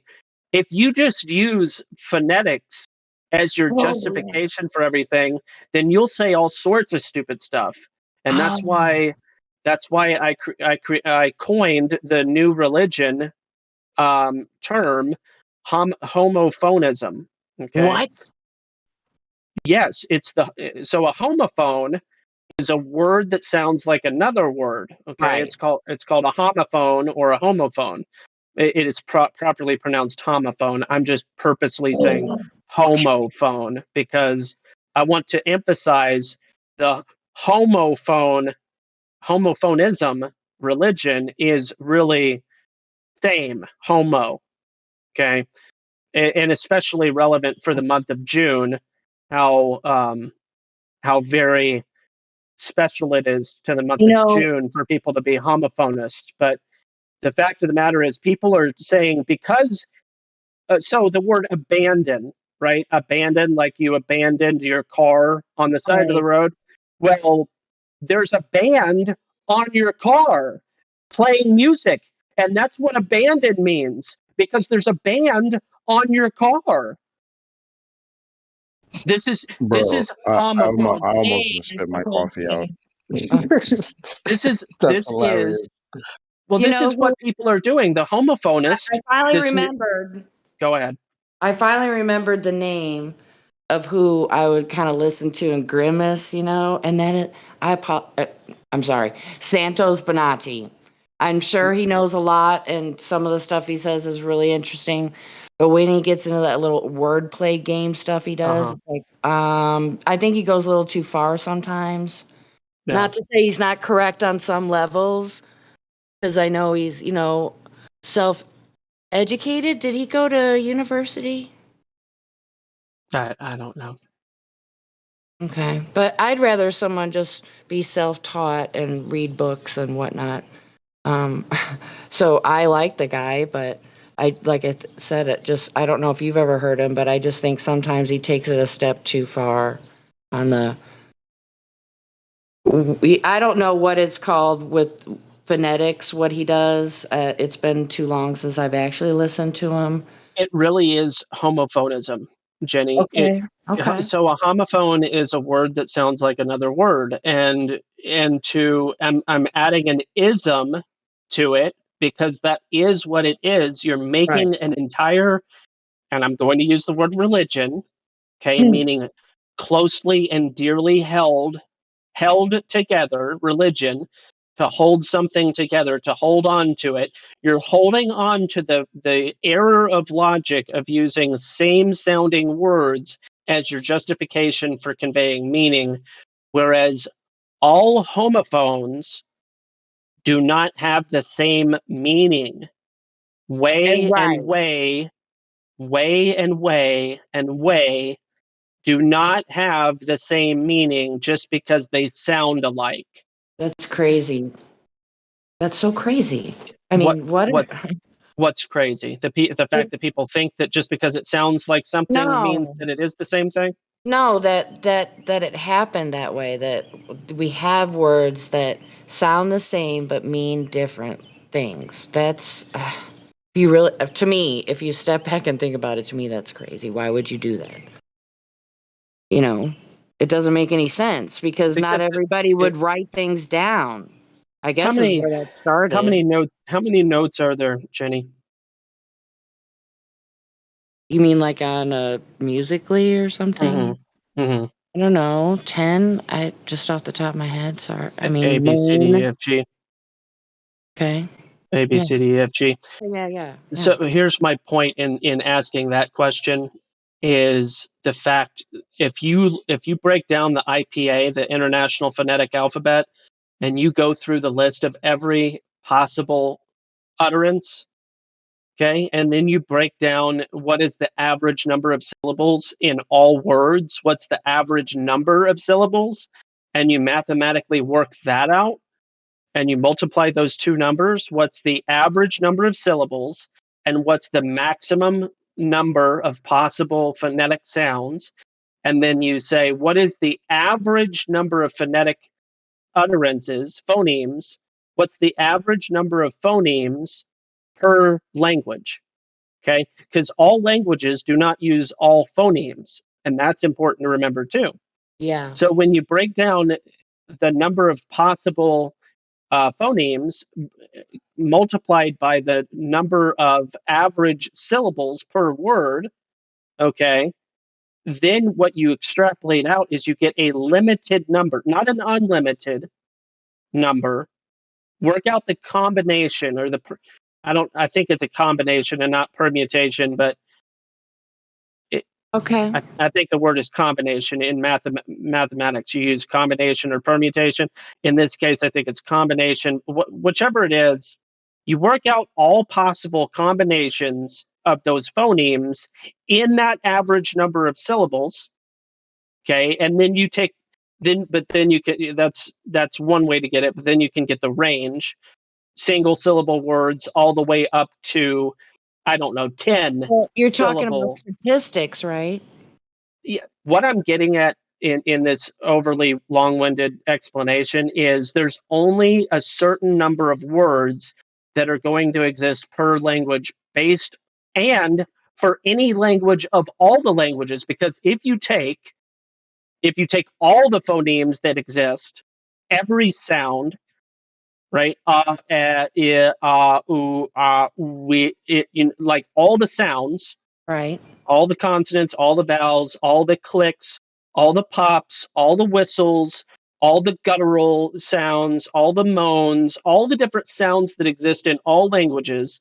You add them all up together, you're going to have regardless, you're going to have a limited number of possible combinations unless you suggest that it's perfectly reasonable to communicate with infinite syllables.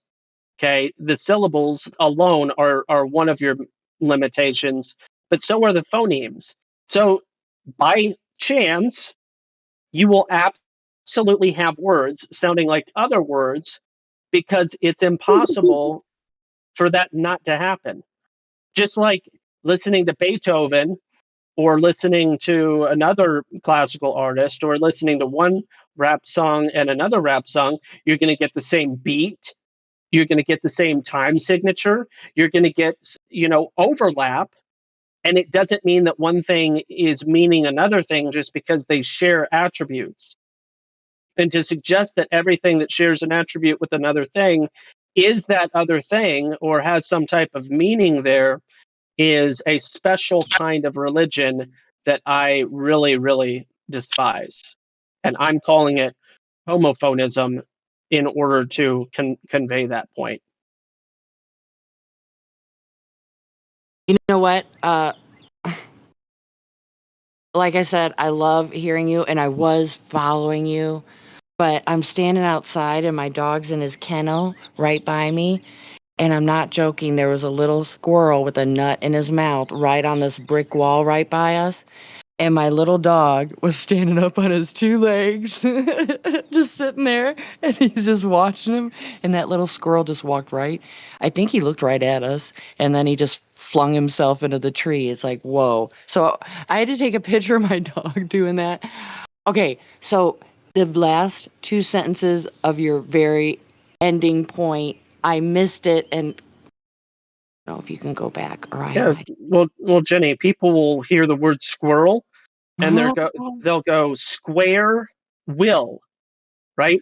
And there's an esoteric meaning to squirrel. They have a very four-cornered will about them. Squirrels only do four things, Jenny, and it's because of this word squirrel, square will, and you can take the word squirrel and you can make esoteric interpretations of what a square will animal is. Wow. Yeah, Well, it's all mentally corrupt. It's all lunacy, and I will continue to expose homophonism as a corrupt logic. Dude, I love it. I really do. But yeah, my little doggy wants to jump up into the sky and chase after the squirrel. But he didn't bark. You guys didn't hear him bark. He's a perfect dog. He really is. It's amazing. But yeah, so I'm not trying to throw anybody under the bus because we're all entitled to our own opinion, but you're going beyond opinion on some stuff, gospel. But meaning, etymology and all that. But have you ever listened to Santos Bonacci? If he has done anything with Globebusters or other flat Earth videos? Yeah, yes. I am familiar. Is he a skinny guy? Yes. Yeah, I know exactly. I think he's a vegan, and to me, I don't know what he's doing, but he needs to do something else. I watched a video a couple of years ago where this guy went on one word and then linked to another word and then linked to another word and linked to another word. It was one etymology fallacy after another. It was it was the wet dream of homophonists. And oh my gosh! I agree. Yeah, it's mentally corrupt. I knew without looking into it. My intuition just told me something ain't right with it. So, yeah, rock on to the creator. Gave me the right. It's like, so I didn't really, some stuff, I think he does have good talking points about astrology, being, what is it? What is it? There's a word, but on some topics, I think he's all right, but that word stuff, I don't go with that. That's where and actually he did a couple months back a video with someone. I think it was frickin' one of the flat earther dudes, and Santos actually acted a fool, and I was really embarrassed for how he acted. He should have probably never did the video in the first place. But I'm trying to think of the dude's name. I can think of a picture. He's a British dude, and he's always kind of an asshole all the time. And there's a lot of those, but I'm not good on names this morning. Holy cow, forget that. But yeah, so I don't know. I don't know why people would want to put themselves out there being triggered and everything. If you feel like you're getting triggered, why not change the subject? I mean, what's wrong with agreeing to disagree and move on? Well, if somebody is saying something that is absolutely false and refutable, I'm not going to say I agree to disagree. I'm going to say, here's the truth. You can take it or leave it. But for the sake of anyone else that's watching or listening, here's the truth. And you can know it too. And everybody doesn't have to participate in your foolishness. Here's the truth. Agree to disagree is a form of a concession that I'm unwilling to make when I know for a fact that one thing isn't another thing, such as the word government, as as I've If you're demonstrated over and over again. at an impasse with the conversation where, yeah, for a listening audience, yeah, you would want to make that point. But I don't know. I mean, would you say if there's not a listening audience, is agree to disagree? What did you want to make that point? Whether there's an audience listening or not? I guess so, yeah. Somebody's Yeah, wrong. This is true. wrong. Yeah, exactly. Well, I mean, you can still play. Yeah, I feel you guys, because people that do that with every single word, that should drive me nuts too. So I know exactly what you've been saying this whole time. Yeah, so that kind of on makes point, me not to be want to honest. listen to other stuff they say. But anyway, the stuff he would talk about was the same stuff like what Jordan Maxwell talked. Oh, astrotheology, I think is what it's called, is what he talks on. Well, The you can plant seeds. personification. A what?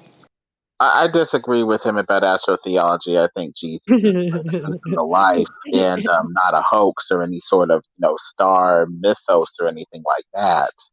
But if he has anything that good information, I'll try to listen. Though I have a huge distaste for any attempt to make Jesus fake or something other than historical and real. I don't know what Jordan. I can't think of right No, offhand he's what talking about Jordan the Maxwell's Santos. stance I think is. Jenny, I think he's talking about the Santos guy because he posted some videos in the live text. Oh, okay, Jordan Maxwell, they all tend to be very anti-Christ in their interpretation of what, if anything, Jesus is.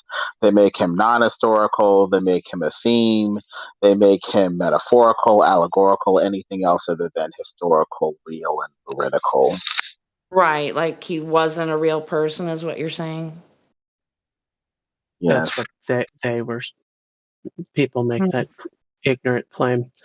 Anyway, yeah, just scrutinize your memes, guys. Don't propagate stuff that you haven't done at least a little bit of a cursory evaluation of. Hey, this meme is funny, but is it also does it have any validity to it? Is it conveying any level of truth? Okay, good. I'm going to repost it. You can be wrong and it's okay, but the meme that I was talking about, like this the Nixon office with the picture on this is absolutely not the worst of the worst. There are very much worse ignorant memes out there that convey just complete and utter depraved ignorance, and this is not the the worst of the worst by any means. So, does another one come to mind you can share since we're talking about it? Well, I felt that they fixed it, interestingly enough, but that the old Alice and Bob meme was Oh no, was really? absolutely one of them, and I beat that dead horse several times, and I was very unpopular for doing so because of who was Right. talking about it. But that's a good example. The not the new one, but the original one. So everyone, well, the person you were vaguely mentioning is on board with version 2. I only would know that by inference, not by direct knowledge. So is it still a talking point, I guess, is what I'm really kind of getting Not in my opinion. I would never, ever, Well, I ever mean, for people bring that here. up. What's that? For other people, is that still? I haven't seen it in a while. Maybe, Oh. maybe not. I don't know. It's good to know that, even though I don't know all the points with it. So if somebody brings it up, yeah. Yeah, it's the presentation of an alleged wow, that word just dropped out. Not contradiction, but paradox. It's an alleged paradox within the framework of the globe, and that's why I say alleged, because It's the heliocentric theory. well, no, I'm talking about the Alice and Bob meme. That is an allegation. It's an allegation of paradox within the scope of two people standing on a globe. That On a it's sphere, yeah. the claim, according to the meme, at least the original meme, is that it is paradoxical for two objects to be on a ball. That was the original claim. The claim was that it was paradoxical for two people or objects to be on a ball. Okay. And I took strong issue against it because I found it very embarrassing and illogical to make the claim that it was a paradox. And I'm glad, because I never latched onto it. I've heard it talked about. I was violently couple responded times. to because people get very attached to their clever graphics and memes and whatever. They look at it, they think it's clever, but then when it gets scrutinized, if you're emotionally attached to it, don't emotionally attach yourself to a meme, right? If anything, emotionally attach yourself to truth or that which can be known as truth. Like, have a foundation that's a little less, I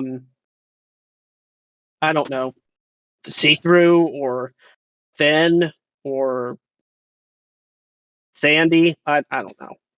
It just don't found yourself on things that if one person poke their finger through it, your entire world falls apart. It's really sad and pathetic. I recommend for people to be loyal to that which is true, that which can be known, and not not silly things. But whatever. As they come, what's up? Have a more sure, less tenuous foundation or something. Yeah, as the memes pop up, we should all scrutinize, make sure that they're as effective as possible at exposing lies and conveying truth. And if there's something that's corrupt about it, sometimes there's going to be minor issues, a typo or whatever. It's like, okay, there's a scale of corruption. A typo is at the bottom of that scale, in my opinion. Some people would disagree. Some people are like, no, the typo is egregious, and we ought to never ever allow any. Some people have different opinions on the scale. I would think just absolutely false information would be at the top. Like, just if it's false, and you're pretending it's true. Oh, spider in my cup again.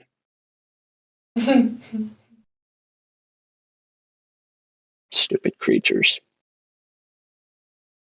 They serve a job too.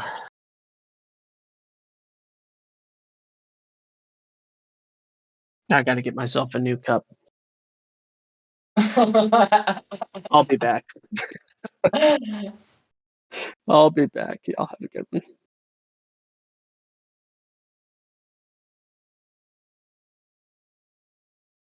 Why did the Alice and Bob thing come up however many years ago in the first place?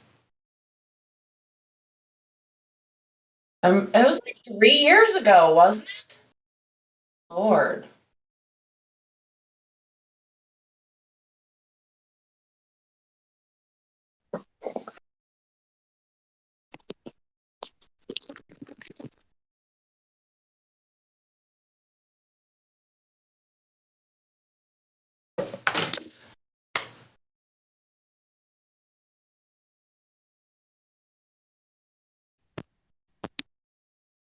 I just never understood Alice and Bob when it used to be talked about.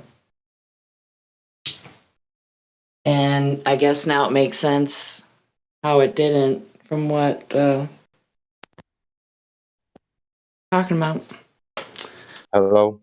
It came from Jeranism, but QE later used it like in his web page also. If somebody wants to go and say QE that he is not using good point. Oh, we weren't naming any names, actually. You came in at a good time, I don't know, or before that, or I don't know. It depends how we look the graphic and how we put that graphics in reality. Well, wait till Gospel Bear gets back because I don't want to speak with Gospel about that things because we spoke about that like for many times. So you're in the unpopular camp. No, I'm saying only this is only. It's not any proof of anything, but it could clear in your mind something when you are in reality. Alrighty then. You see what we did, Jenny? Oh no, I don't. What? Well, there was like 3 of us in the chat. I right? know. Well, you were the only one that had your mic on, and there was like 2 other people. Yeah. And now what do we got now? I haven't been looking. Yeah, well, it's higher. We're up to like 14. Woohoo! Yeah. All right. Just poke the bear. He'll just go off and rant for a time and a time. Oh boy. I'm talking about myself. I shouldn't refer to myself as a bear, but every now and then I can get a little bear like in my my rage against lunacy. Nice. Okay.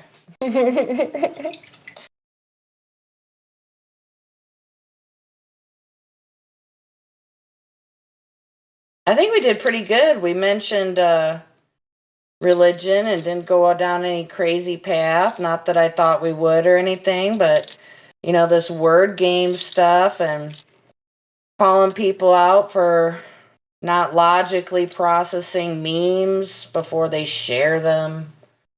Yeah, don't forget the just phrase. because it's a meme doesn't mean it's correct. Hello. Homophonism. Homophonism. The religion of homophonism.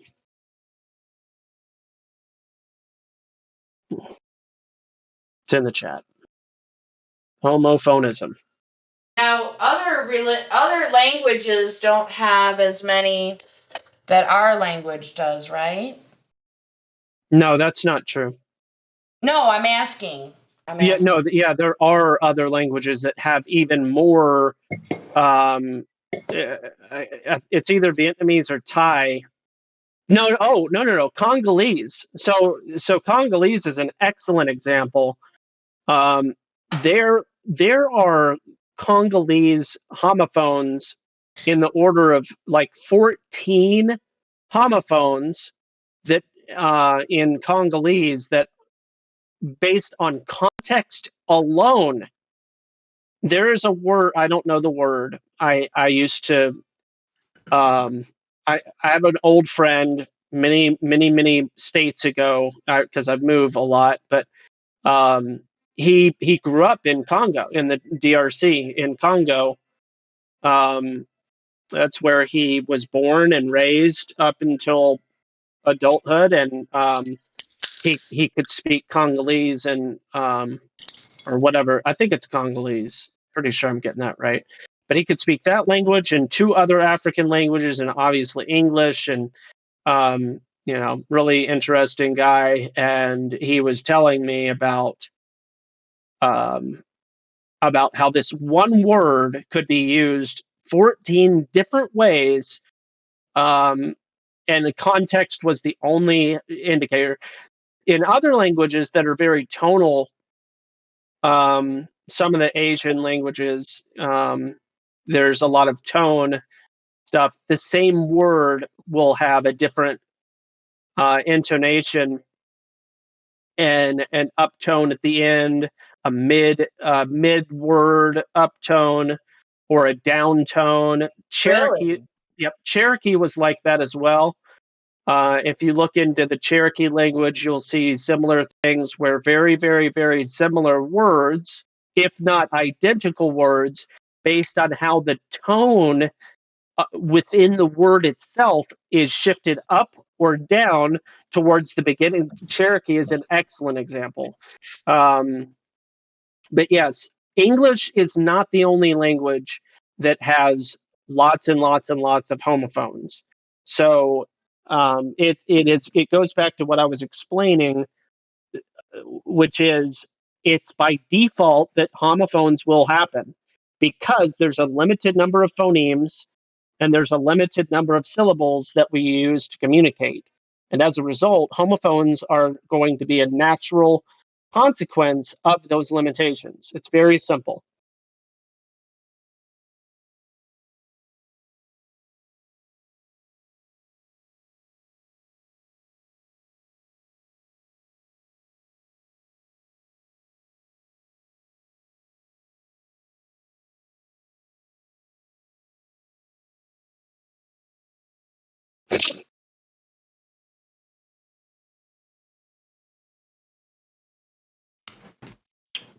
Hey, Quetzal. So.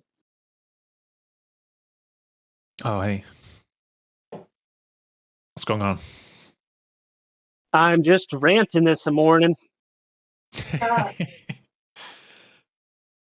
Just ranting. No, we're doing meme evaluation. From the things we post? Yeah, I just want to say one thing. Saturday Sense was to play a song, and then I just get that meme just because of Nixon. I never read it, but then since you gospel you said it, then I went to search, and yeah, it's a Paul 8. But anyway. Yeah, Big L, and I wanted to make, that's why I clarified, nothing personal at all. That's why I was actually defending your honor to make sure that everybody understood that just because somebody's like, it's whatever. Yeah, I don't even think that the guy that made the meme did it maliciously. That's my personal opinion. I just don't think that that's the case.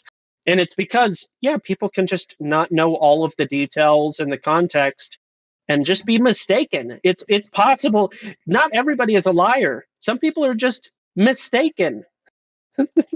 It's okay. But yeah, man, it's cool. I was just using it as an example. That meme I just really post one, and before this one, I think. Well, what about the UN flags and these 5 International Marine Organization, World Meteorological Organization, and so on. So and then I saw, after I posted, I saw it on the top left corner. the Flat Earth Society. And I couldn't believe it. And I post, oh my god, I just saw that top left corner. Someone did that. Are you talking about the This flat? one, I'm gonna post. Let me get it. Oh, maybe I can I think post I know there. what you're talking about, and that's the one I was thinking. I'm going to just copy the. You're talking about how some people are sharing Flat Earth Society memes unknowingly? No. This one, if you click it, you go up, and it's okay, the picture and the text below. But if you watch closely, at the top corner left, yeah, you see the Flat Earth Society. I mean, yeah, who did that? Because the rest is okay, but that isn't.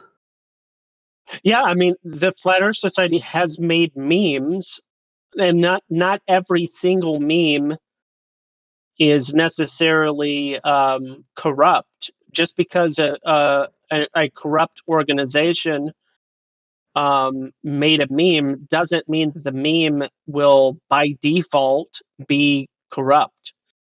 And that's a good example. You want me to repost it? Yeah, but since the Flat Earth Society is a control opposition, yeah, maybe we just delete that corner. I don't know.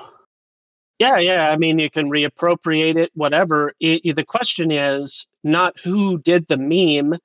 The question is the meme accurate? Is the meme truthful? Is the meme exposing a lie? Like, is it a fact, or is there some layer of disinformation or misinformation within the meme? And in this instance,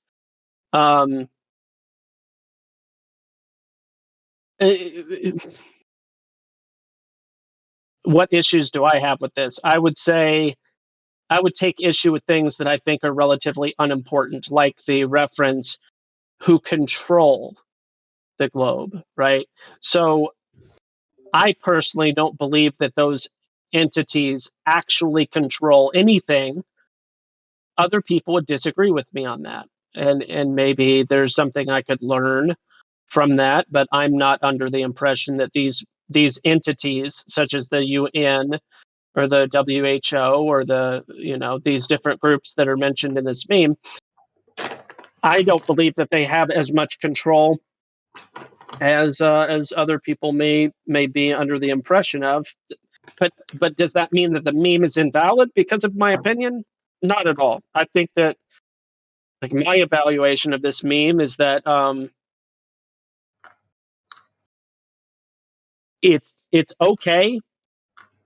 The only other contention I have with this meme is the nature of the AE map anyway.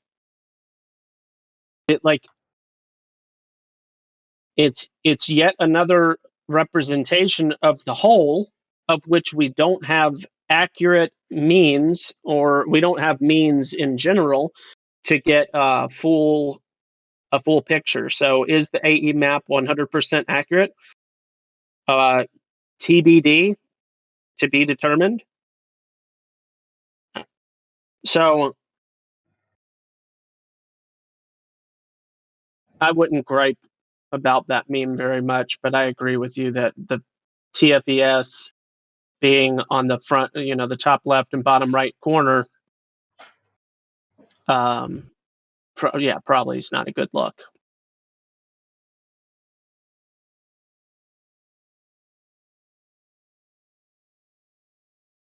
The International Marine Organization, are they who control, the 60 parallel? Yeah, it's a good question. I don't know.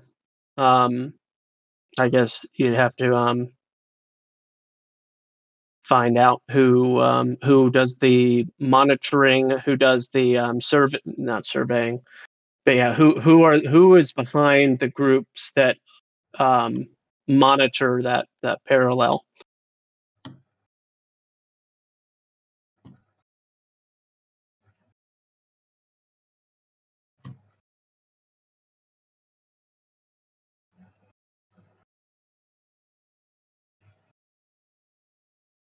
Oh, by the way, I was because if you watch below this azimuth map, you see those lines and circles, Mm-hmm. and on the movie film, the Truman Show, they show us this too. Yeah, I mean that's really unusual to me. I usually try to think about it from their perspective and try to give them the benefit of the doubt, even though they don't deserve it. I do it for, I don't know, mental exercise. Yeah, they And showed this. I can't come up with a reasonable excuse because it's not. Yeah, it's not. It's overt. It's not even accidental. Like that's the set. They built that on purpose. It's very unusual to me.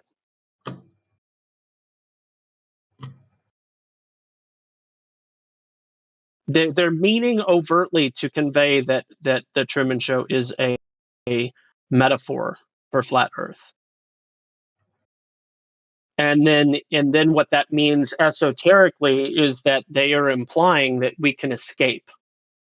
So, in fact, you could interpret the movie, The Truman Show, to be an esoteric conveyance of our ability to escape the realm that we've been given to live within, which adds a completely different.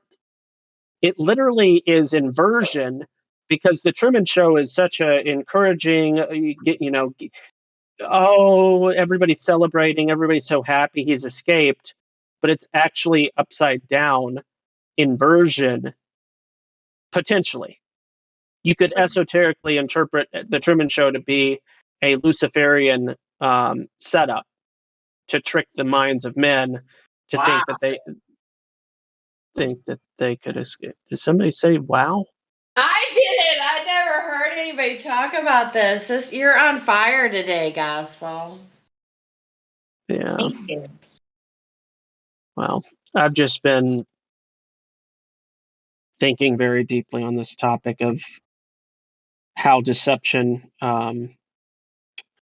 has its tentacles everywhere. So my skeptic, not the knob of skepticism, is turned up to dial number 10. No doubt. Yeah.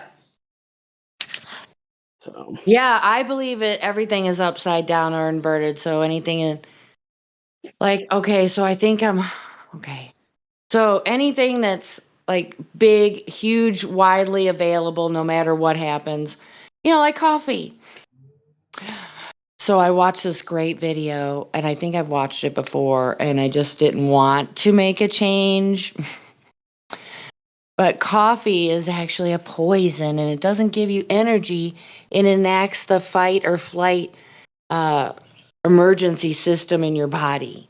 So you're taxing your body, which is causing you to age faster. It's like, whoa, I don't want to be doing nothing to that. I think that's what really clicked in for me. But anyway, sorry, I wasn't trying to derail. Where were we at a moment ago? Truman Show. Truman Show. Oh, everything upside down. So if it's like in the mainstream, that to me automatically, like Gospel said, I'm up to dial 10 maximum. So I'm automatically going to think, well, what would the alternative opposite be for this? That might be a better option for me. That's just how my brain works. So yeah, I think I'm gonna have to go with tea. Actually, a local tea shop has matcha, so I might be going down that avenue. So yeah, maybe, but green tea is notoriously, well, especially like powdered matcha. There's caffeine in that too. Caffeine is naturally occurring in a lot of different foods and things that exist in nature. Tea and coffee being the primary sources, but not the exclusive sources. To implicate caffeine like that may be negligent of its other uses. And I would point you to looking into clinical studies of high performance athletes in regards to caffeine, specifically in the area of endurance, such as soccer, American soccer, international football. So, as a or sports performance type of or nutritional marathon. like if it's taken as a nutritional supplement, is what you're kind of alluding to, is what it sounds like. Yeah, if you're taking something that's meant to enhance you and your activity is sedentary, right, it's probably going to be destructive. So if you're just sitting in a chair for 8 hours, but you just took Mm-hmm. a performance enhancing substance and your Mm-hmm. body didn't use it appropriately, then the energy allegedly, or whatever it is, that it's meant to provide you, goes somewhere else or does something else and could potentially just be destructive as opposed to beneficial. So there might, I'm not saying there is, I'm just saying there might be a use for certain things like that are being misused. Oh, I don't doubt that. That direction of thought. No, it's I personally, commonplace. I like decaf. I actually like the taste of different coffees, but Oh, I I'll know. typically stick with decaf or half calf. Maybe I need to go that route and stop being in denial. Maybe I'll do that If you because do, try to source your coffee from something referred to as water process. really, It's mountain water process, Swiss water process. There's different water process coffees, and they're not inclusive of any chemical process. It's water that's being used, oh, not chemicals.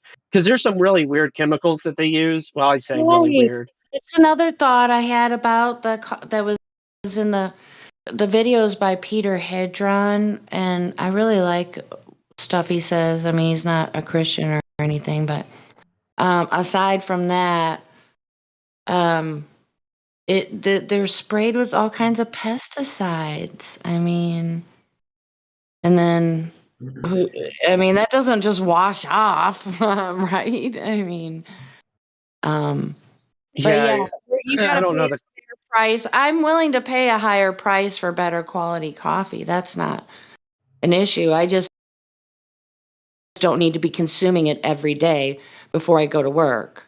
And I'm active at work. I don't sit. So yeah. I don't need it. It's essentially, you know. So, but yeah, I mean, A I lot think of people that stop drinking coffee after about a week, they start noticing their energy levels increasing, and it is a peculiar experience because you're like, wait, I thought I needed coffee, but now I'm seeing that for whatever reason, I feel better and more energetic without it. That's weird. Um, yeah. So yeah. so I've already kind of almost completely eliminated soda from any kind of beverage I drink. Every once in a while, I'll have my favorite poison, Mountain Dew. Uh, but yeah, I'm just kind of. I don't know. I got to be realistic. I don't think I'm going to never drink coffee at some point in my life, but just like on the weekend would make sense. Well, You're thinking about it. That's a start. but yeah, I haven't had any coffee this morning and I'm just fine.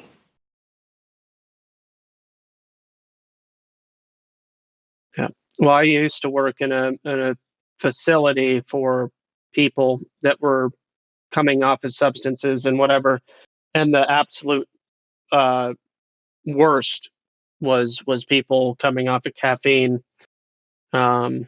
It's about 72 hours, and then you're pretty much back to square one after about 3 days. Mm-hmm. Sometimes 4 or 5, but for the most part, it's out of your system, and you have to make it through crazy headaches and. Oh, caffeine headaches are not fun.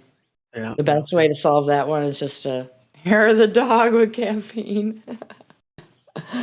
Gospel, I was searching you did write homophonism, but Yeah, I found Uh-huh. instead of the N, the B of homophobism. That word I didn't Yeah. find. I made it up. Oops, it's a B with a B.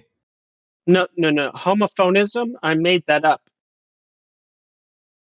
Because Google always just show me with the B. Yeah, I know. I know they would do that. It's June. Yeah, I made homophonism up. Oops. A new word.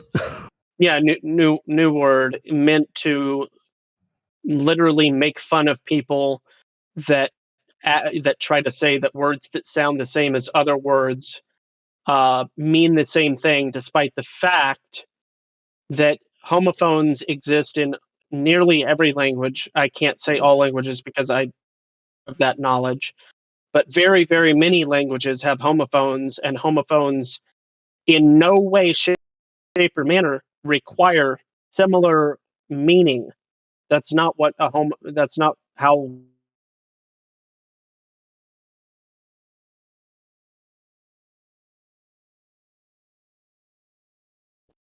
Homo means the same, yeah, and so So the same phonos, sound because same sound. phone You got is it. sound. Yeah. Okay. You got it. Yeah. I got it. So I turned it into an ism, like a religion, because there are people that treat that category of whatever as like a religion.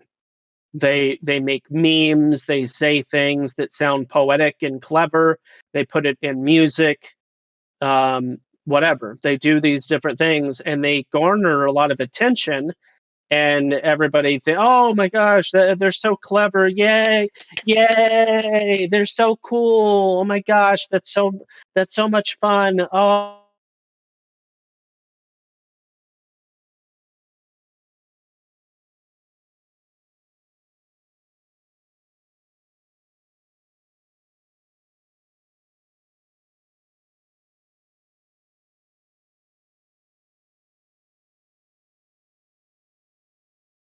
Some cases, but it's just intellectually corrupt, and yeah, it's messed up, and I'm just going to shine light on it so that people don't fall for stupid things.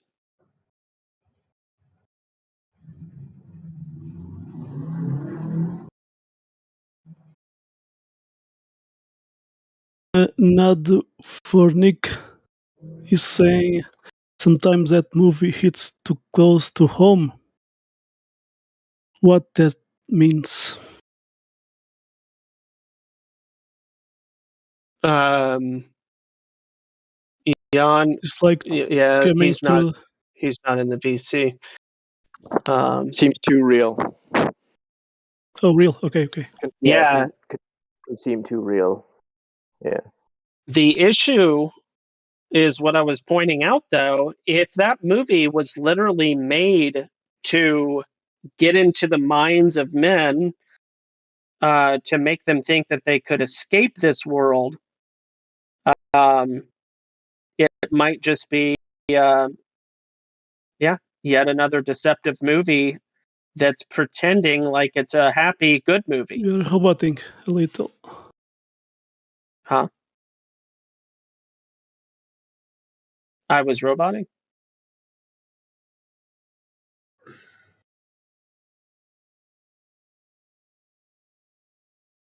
Hello? The first time I saw that movie, it's like watch a Big Brother show, but it has more subliminal message there. So now it's more, we just born inside this container, and they don't tell us the truth, and but there's a lot of things suspicious. So, and we start to question everything. And for me, it's a wake up movie.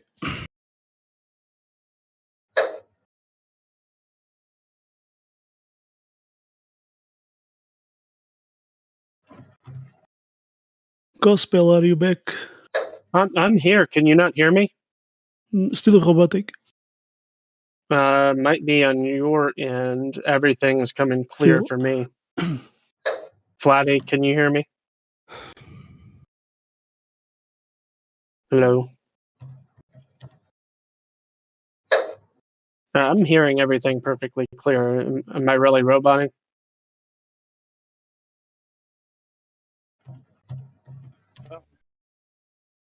Anyone?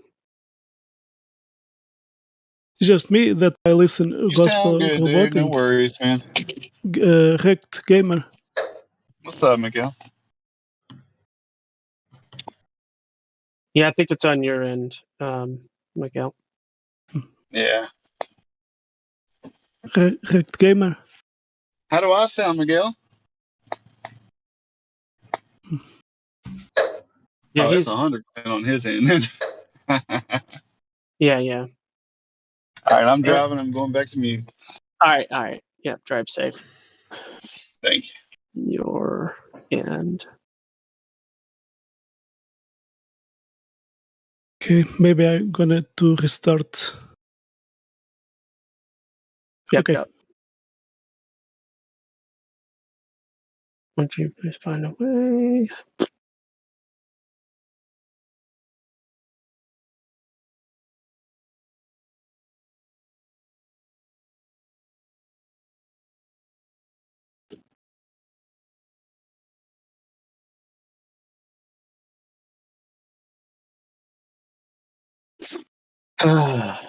Zippity doo dah. Robo. PC verified. All right, Yo-Yo. Your time has come. Feel free to say hello, Yo-Yo.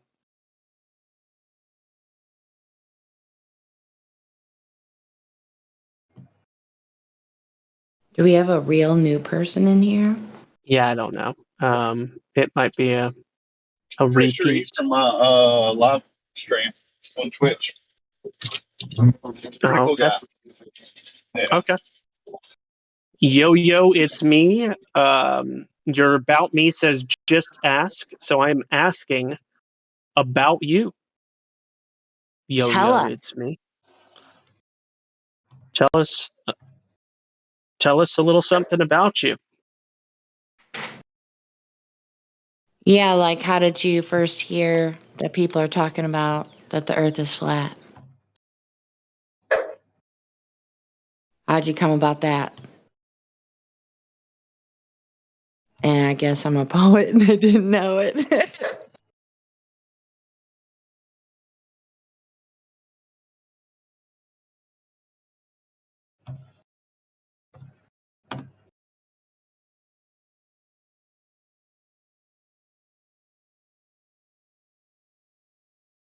All right, I guess he opted out, huh? Yeah, did they dip out of the VC? No, they're still here. It's just not responding. I'm going. We could always just assume that somebody is in the process of driving, which I always support. Hey, Yo-Yo, unmute your mic, Yo-Yo. You got to go to the bottom of Discord and click to unmute your mic. I just pretend that everybody's driving and that it's unsafe for them to do anything besides just be there. So I give them the benefit of the doubt, as it were.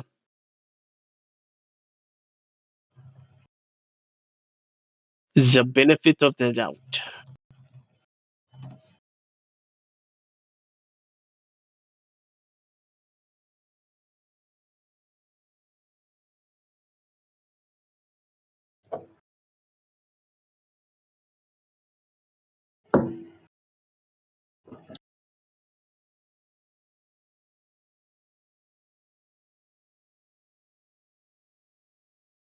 Yeehaw.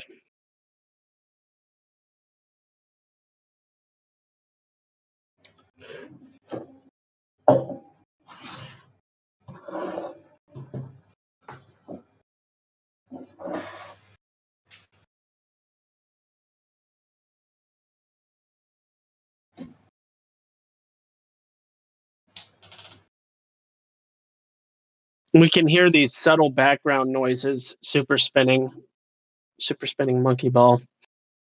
They're not like really loud. I'm just letting you know that we can hear your background noise. Sorry, I thought I was muted. It's okay. I'm just letting you know, just in case. I like to let people know so that nothing accidental gets said. Yeah, that sort of thing.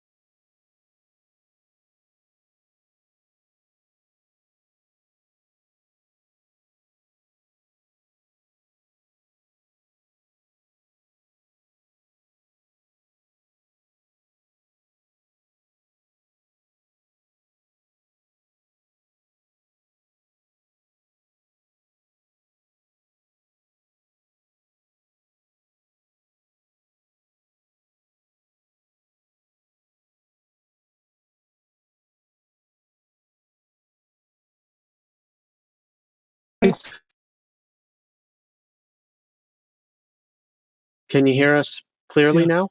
Yeah. You know what is more interesting? On Google, and it's just give me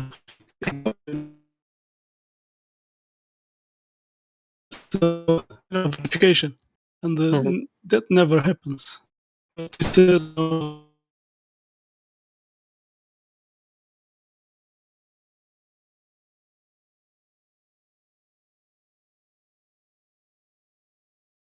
sometimes Discord just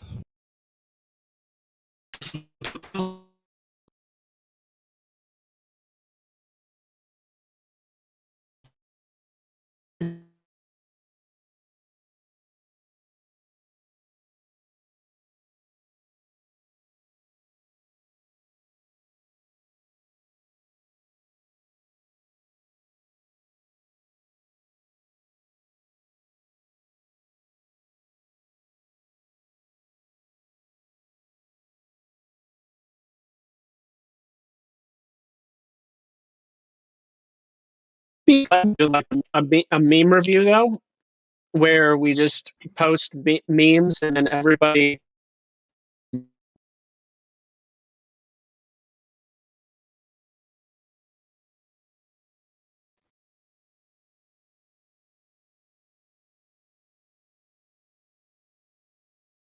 It doesn't have to be 1 to 9. It could be 1 to 5.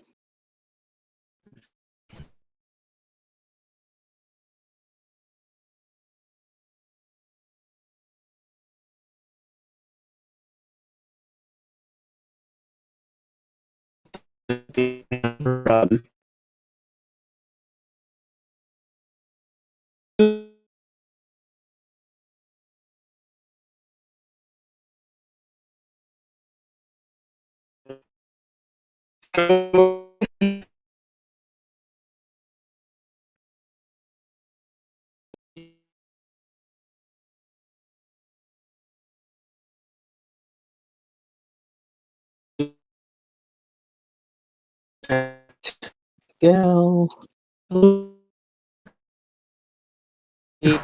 Well, And hear you perfectly clear.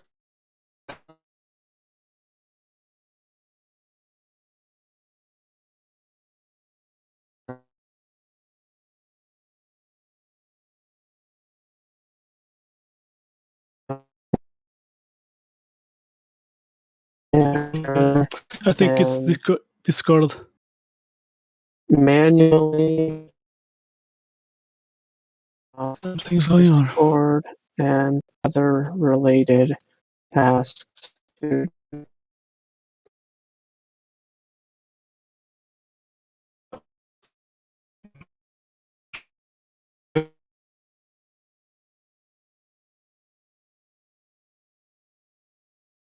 Yeah,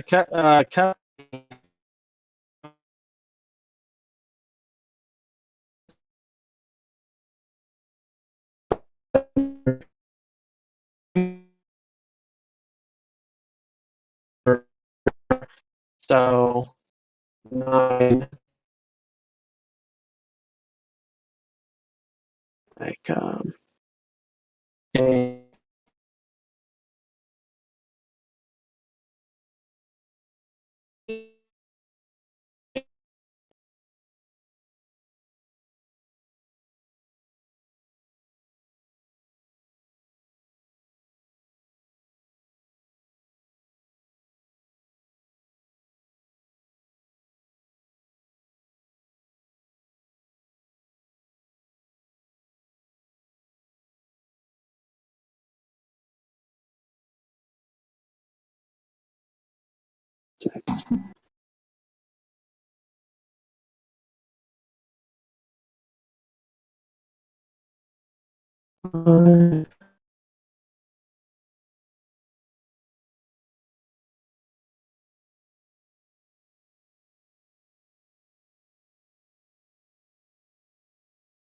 nine up in your list of recent use.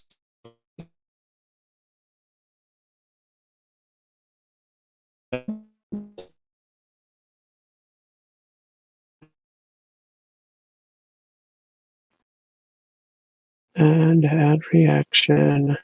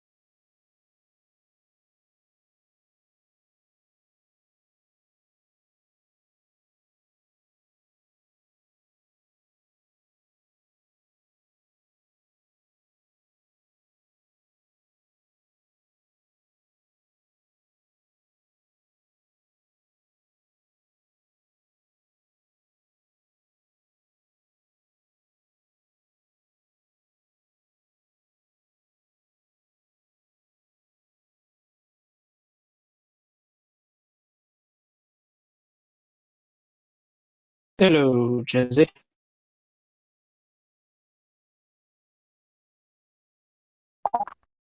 Hello there.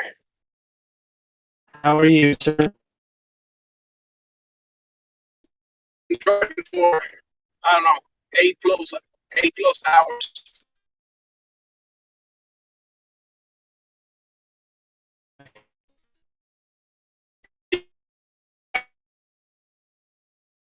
An hour away from home, so I'll soon be there.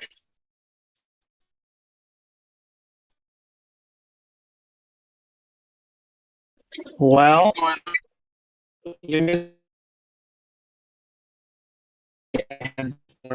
maybe even an hour.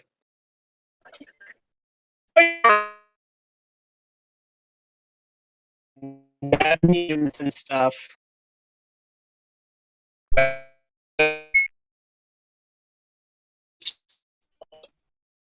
Mostly just errors in logic. The AI start making her own memes. Oh boy. Apparently.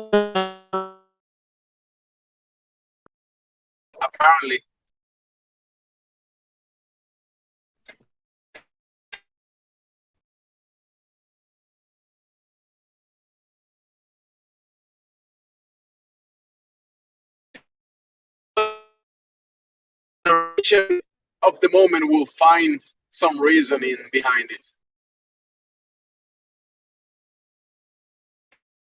Nonsense. Yeah. Yeah, people definitely try to. And every now and then I notice that certain young people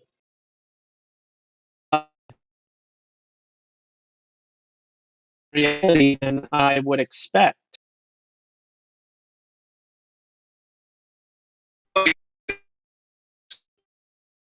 And it's kind of interesting. Like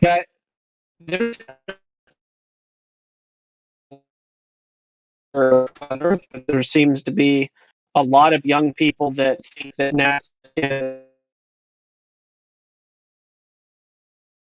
is. That's interesting to me that young people are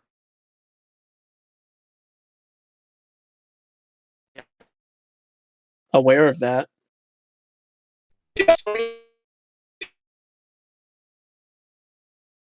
Yeah, yeah, exactly.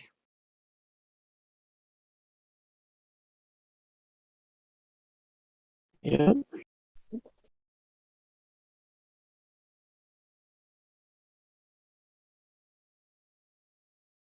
It happened before.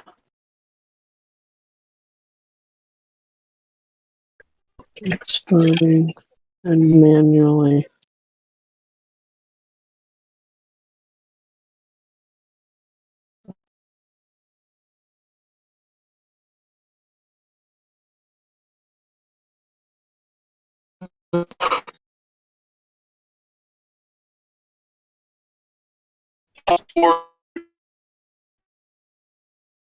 Yes, no. It's been really steady. Uh,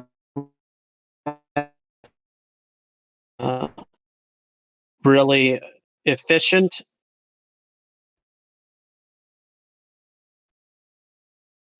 Going pretty well, which is good because if I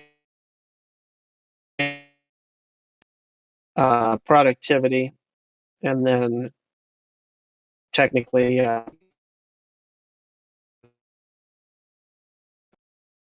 scope of the company.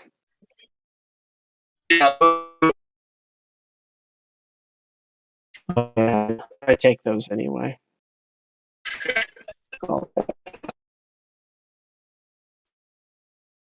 It's him, Jojo. It's him, Jojo. It's me. I tried to talk to Yo-Yo. They wouldn't open up their mic though.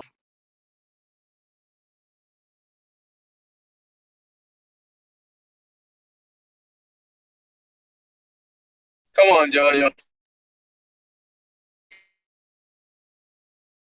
Say hi to Gospel. Come on. On accent. Just say hi.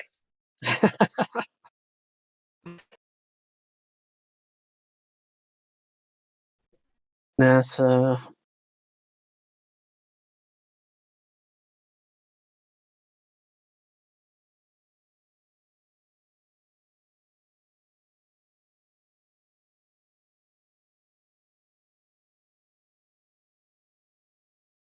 You know, some people want to listen in the background, and they might have people around Yeah. on other people. Yeah, that happens. If you don't want to be able to hear your mouth, the word flatter coming out of your mouth. Will make for a little bit of social discomfort.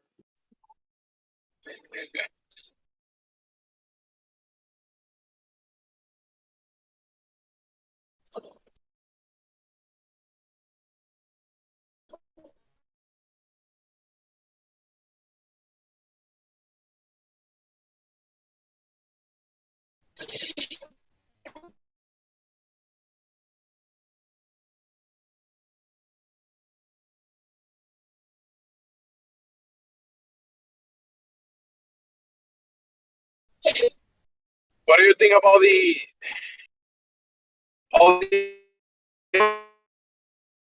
U.S. economy? Any thoughts? Yeah. Me wonder. When is the last time that everything is going so wonderfully?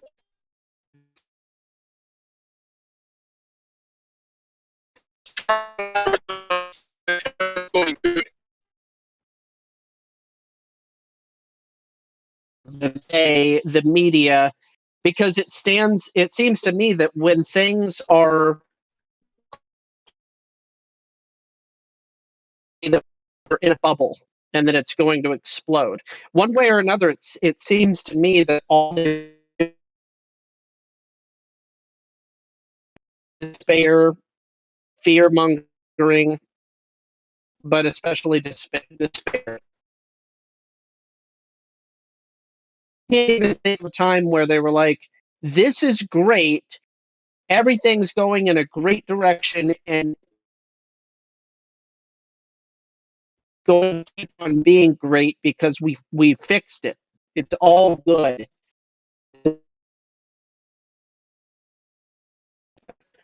I don't know if that's ever been part of the story. Always the Hegelian dialectic.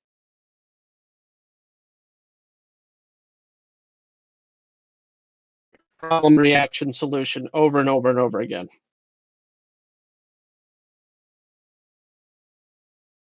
Ghostface has joined us. Ghostface. Go ahead and say hello. It's okay, Ghostface. Oh, Ghostface. I saw you mute yourself. Don't do that. Just say hello.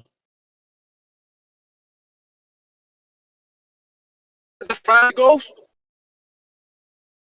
It is not very friendly if he won't say hello.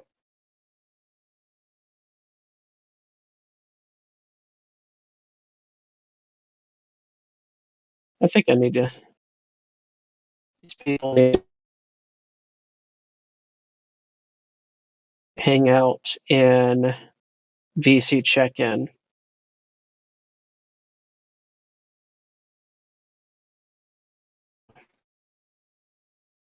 I mean, I'm just saying. You're here. They don't want to speak, as you might recognize them. Yeah.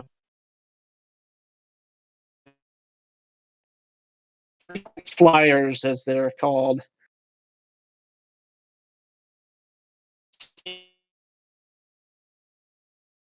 Yes. 53 Fahrenheit.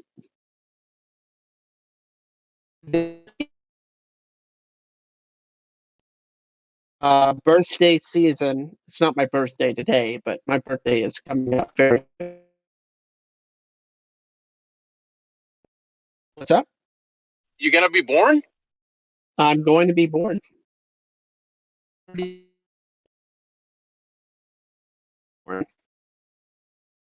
Oh, okay. On the very night.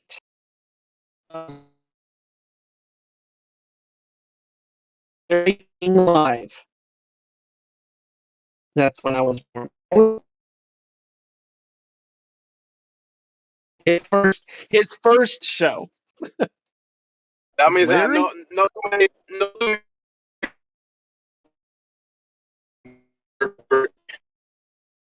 they were watching Larry. Yeah.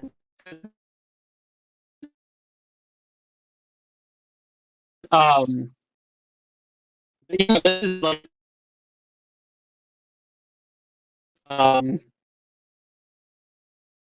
the coldest I've ever experienced on my birthday. What day was it? A Monday. June 2nd? June 2nd is it was the birth of XRP, the XRP ledger 10 years ago. Oh. Featured his television show June 3rd in ago.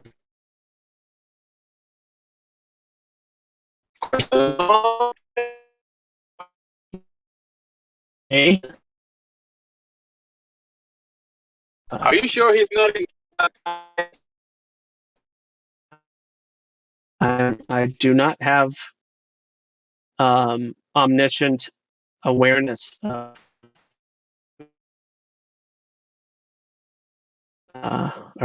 where Larry King is physically.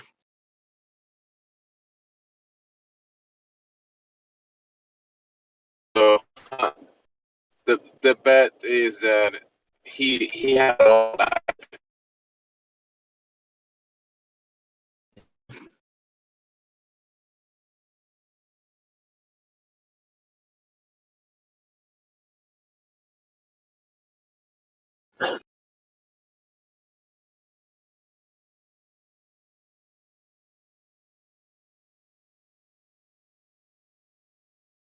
Then we've got other people that are in this server that got snow a couple of days ago. One guy in particular that's above 8,000 now. Snow at the end of May. We're in Russia? No. Yeah. Yeah. 8,000.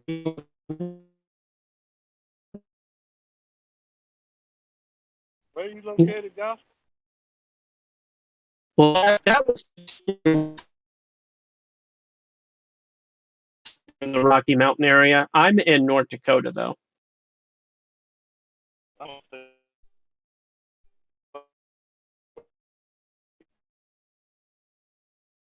Gotcha. Yeah.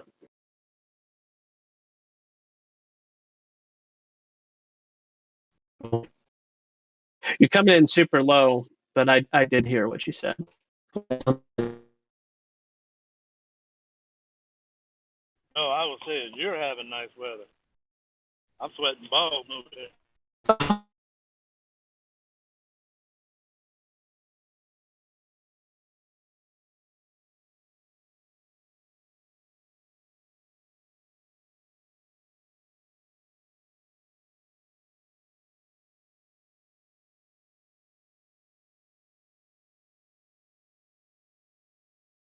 We're having 65 degrees in the Massachusetts.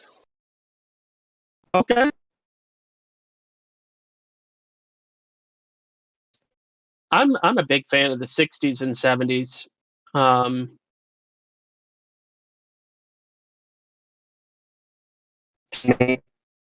I'm not a big fan of anything above 85, really.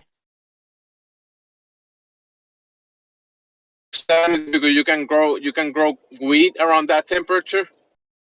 Oh,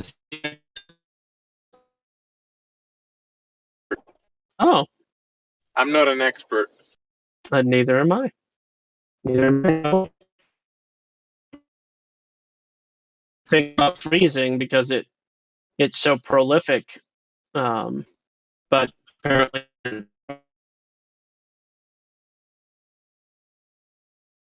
and depending on how adulterated it has been,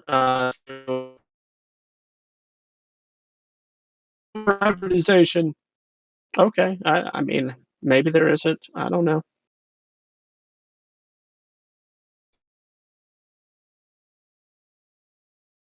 Yeah, 70 degrees is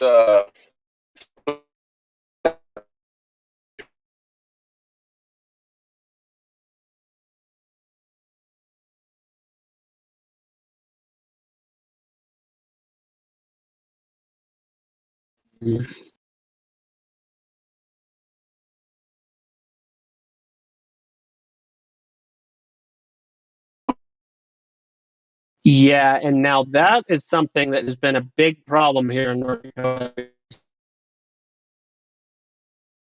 And a week after the blizzard, we had rain, and then every couple of days we had rain, water. And the mosquitoes up here are like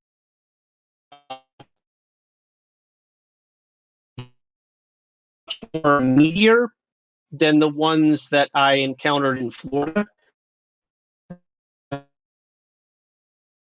Soft, dainty things. The ones here are like militarized.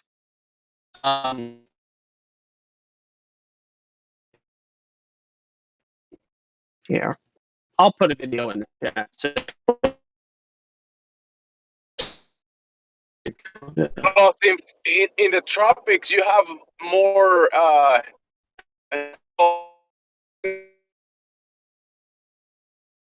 yeah, there aren't very many bats up here, and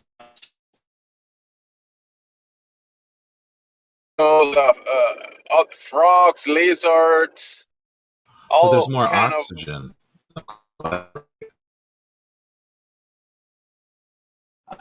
I don't know if that's There's related. more air.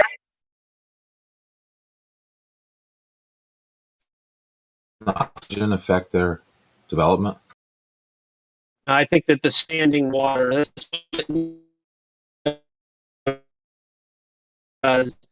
there's like all these little sloughs and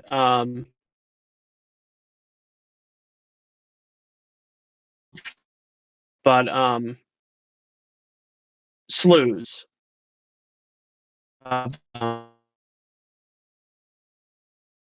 Lakes or whatever, and I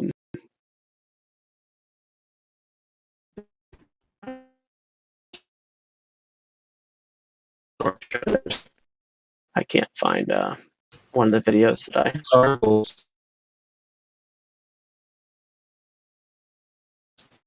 That's crazy. I grew up in Atlanta, so this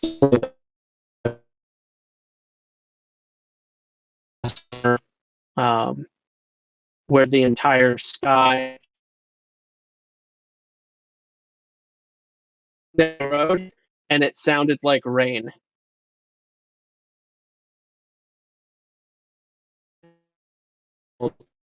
But it was mosquitoes. That never, ever, ever, ever.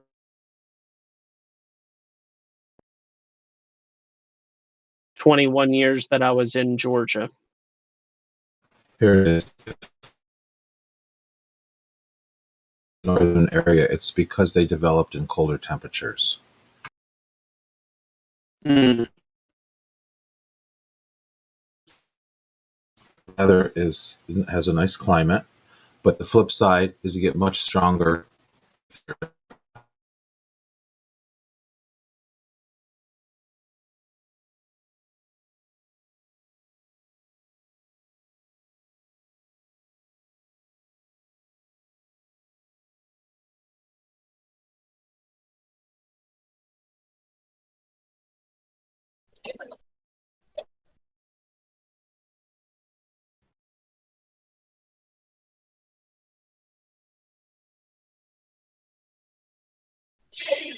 What?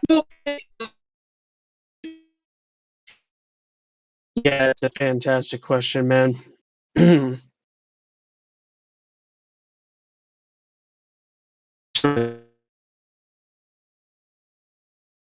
Oh, it sucks.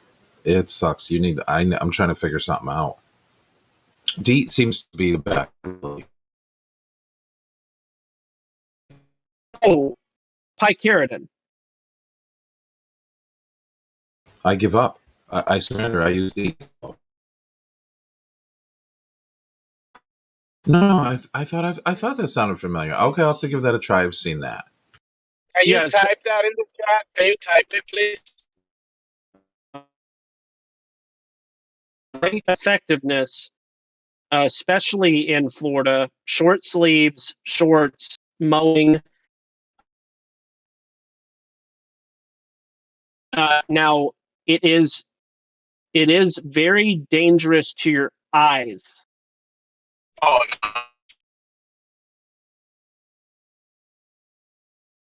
Temporary blindness. Oh no. Recommendation: keep it below your shoulders and wear a netted hat. Outside, I bought mosquito hats, so they're like the brimmed hats with a net that goes down over your neck and shoulders, basically front and back of your neck. And it was nifty because it served a couple of different purposes, which every now and then you'd hit a frog, at least where I lived. And that's.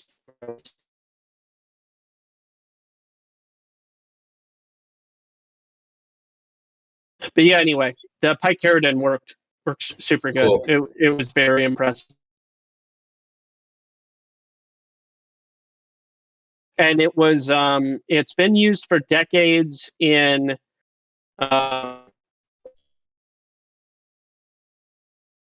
countries. It just recently became legal and or available.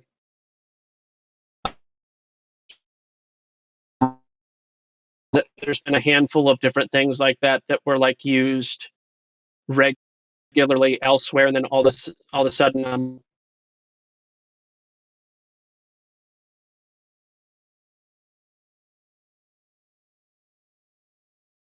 oh yeah.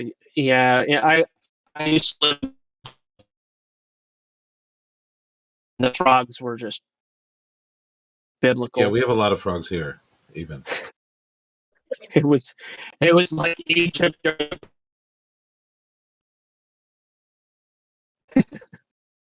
Yeah, I'd try to take my time, but every now and then.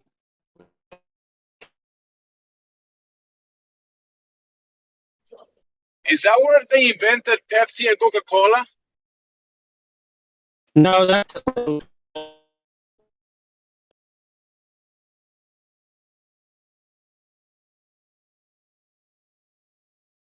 I think originated in Tennessee, if I'm not mistaken. I believe that.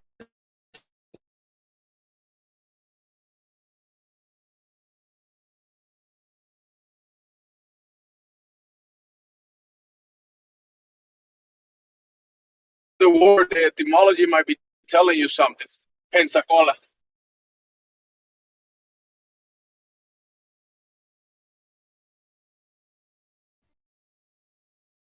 I am now. It's a Choctaw,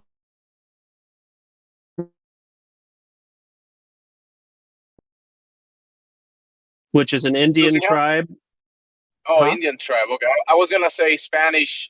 Anything with Spanish? Native American, Choctaw Indians. Anyway, it means hair people.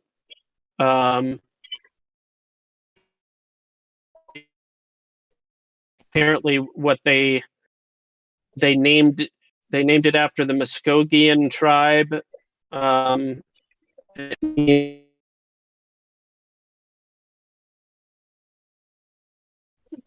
People with a lot of hair? Apparently.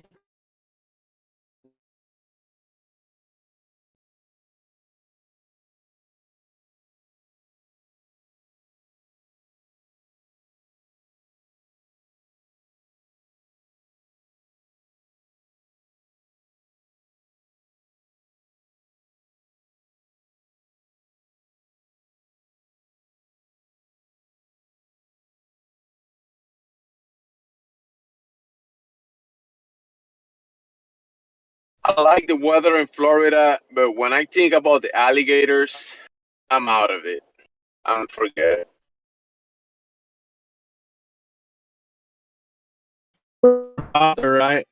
I saw like one or two my entire time there, and we took all sorts of walks, stuff like that.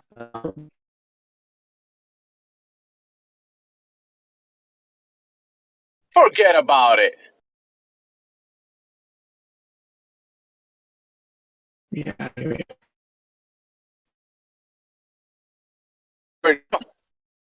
Well, sure, yeah, I did. Well, except for the ocean, it would be a pretty unusual thing. Now, I'm not talking about being in the bay. That's a different thing altogether. But I'm talking about like coastal ocean.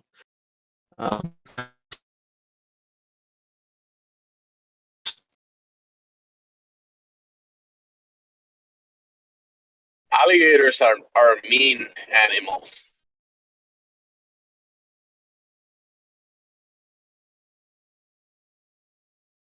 Territorial, they would say.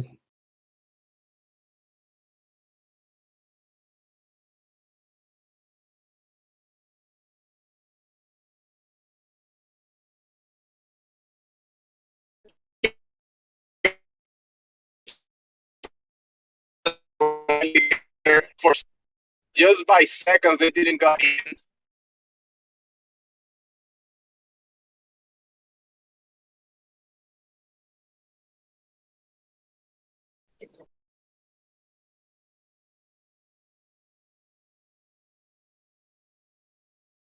Disappearing. I'm pretty sure the reason is alligators. Florida man.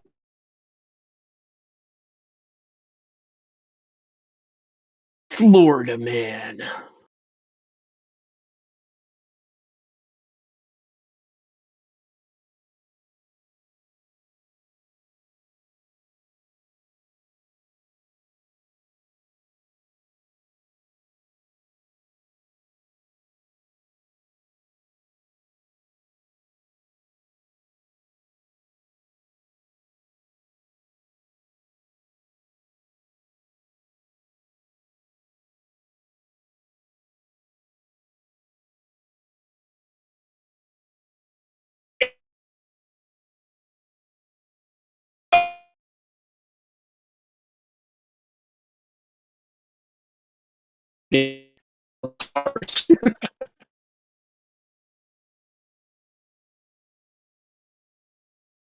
Bars. He invented traffic. I would say that there were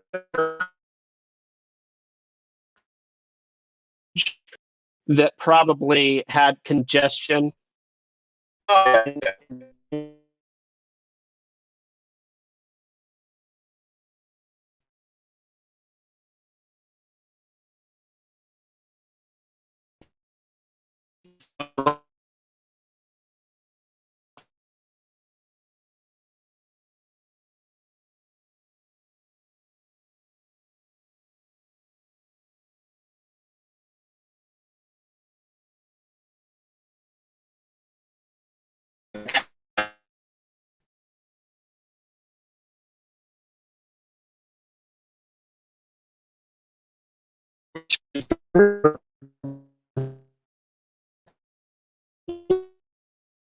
That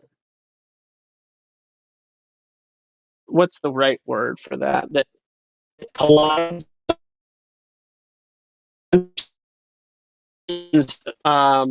everyone's routine is intersecting.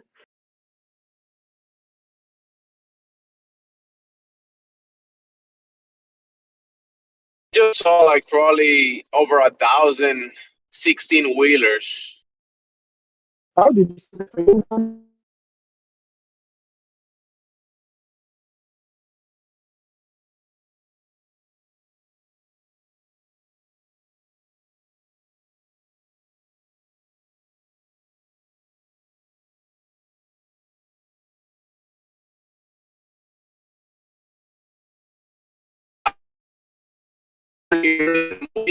It was mostly trucks and that kind of vehicles, not too many cars. Gotcha. Now at this time, there's a lot of cars, but wheelers that move around, moving goods around, it's crazy. Well, good. That good. That's a good thing because about the supply chain and the movement of goods. So it's good to see the opposite of those.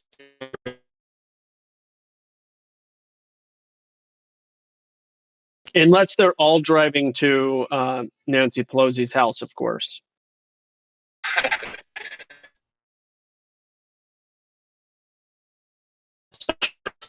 It's just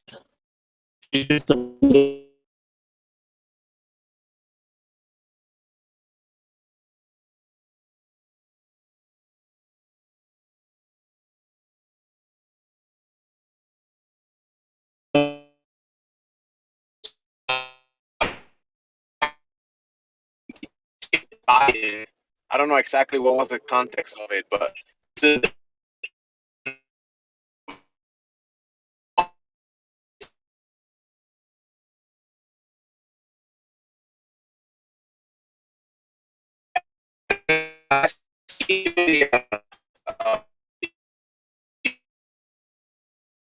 freaking Sue Ripple of the XRP. There's like dozens of workers from the SEC.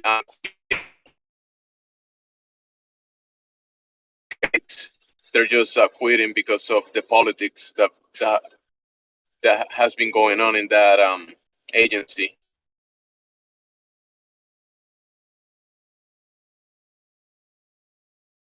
The SEC. People are quitting that agency for some reason.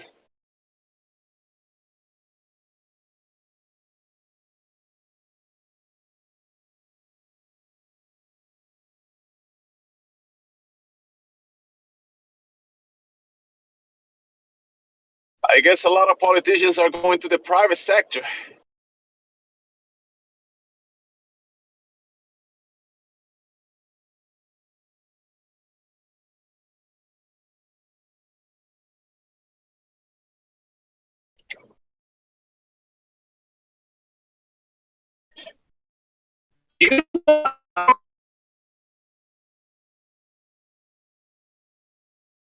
The head of the SEC, he used to work for Goldman Sachs.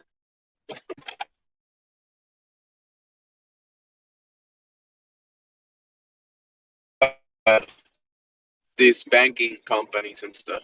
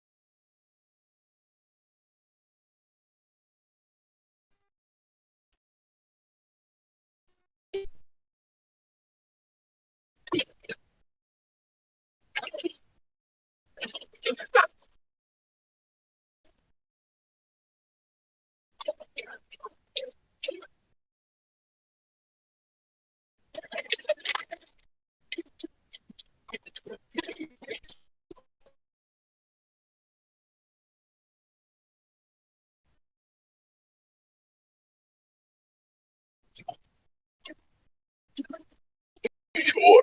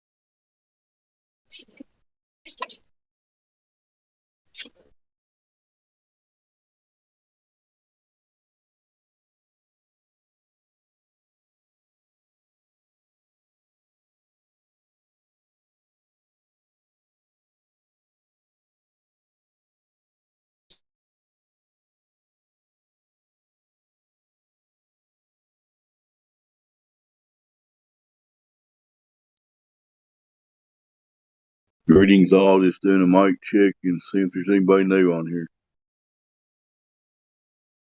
Yes. Jim, Good. Sounds good.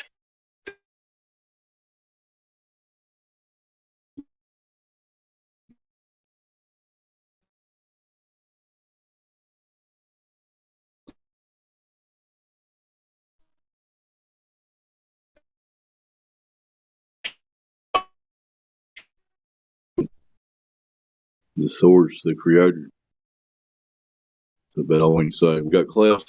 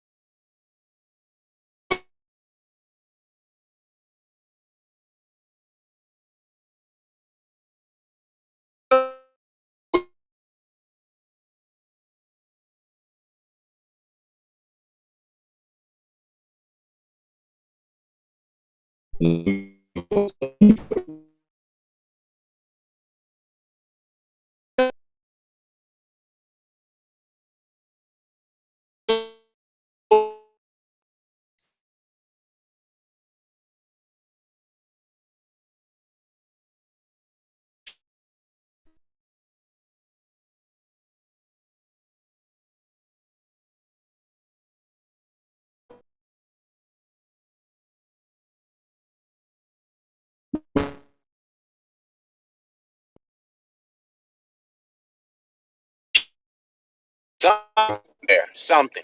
There's got to be something.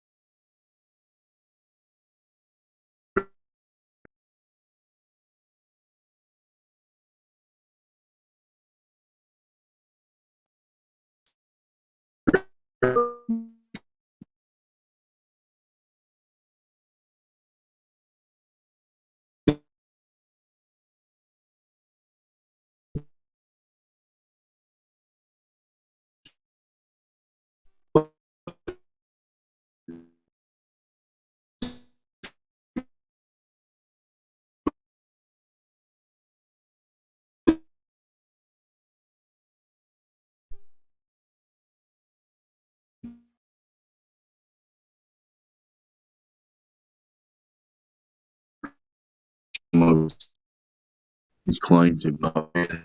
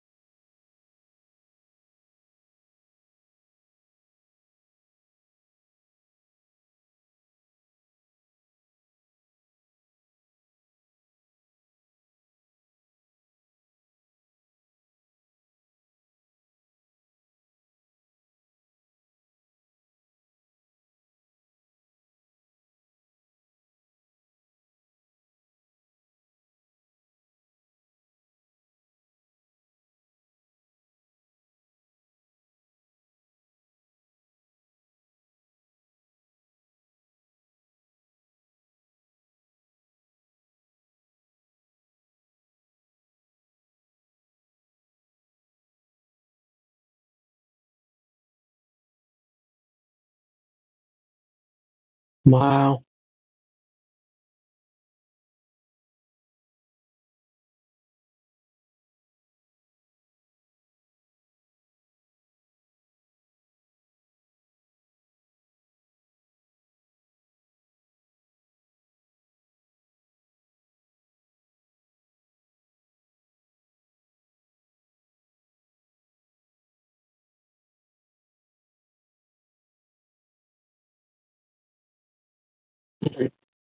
Wow.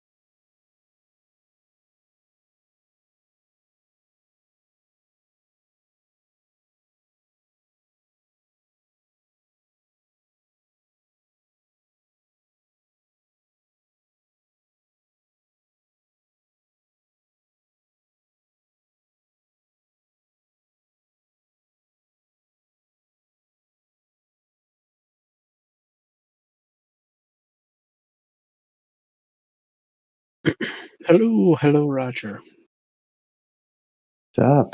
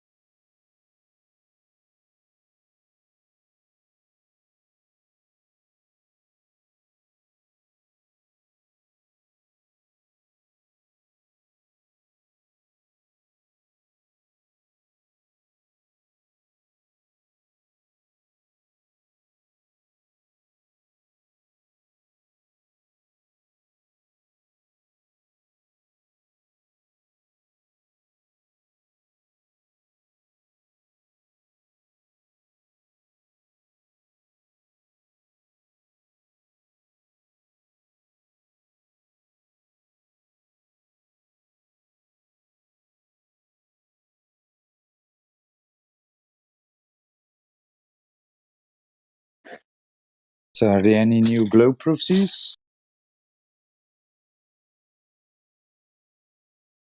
Not even close.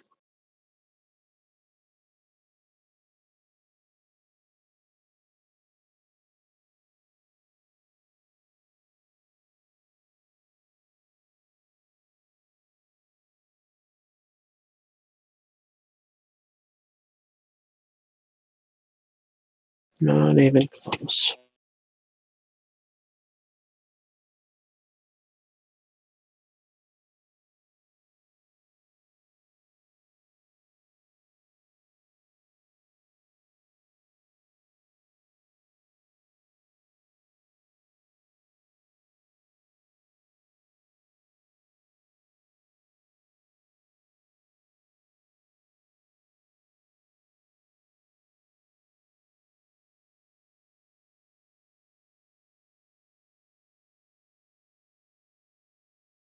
I got one for you. You don't feel the motion of the earth pulse.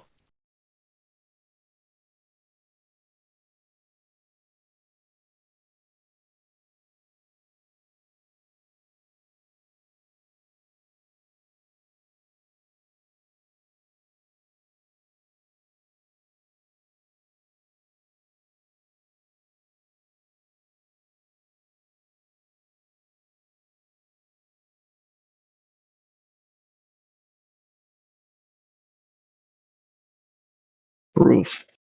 Evidence and argumentation to establish the fact of something beyond reasonable doubt.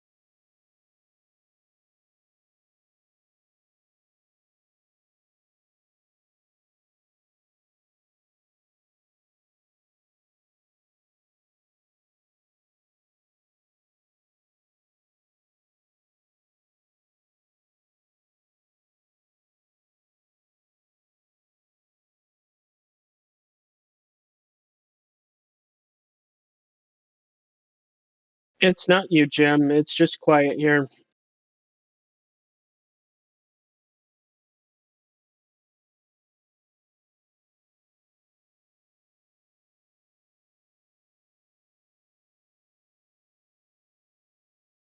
Yeah, I'm cooking my dinner, so I can't really talk that much. But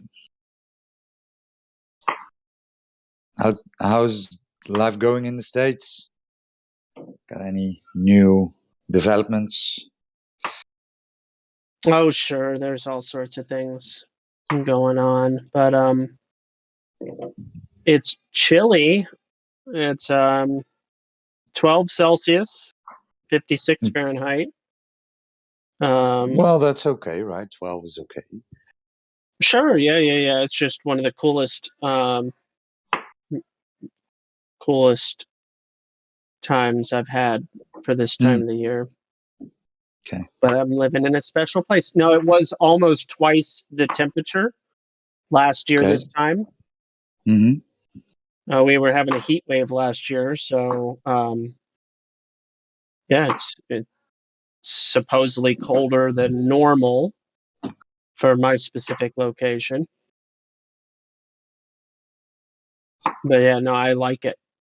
I wish the mosquitoes would run away. Yeah, that's always the thing, right? When it starts to get spring and summer, mosquitoes and bugs and yeah.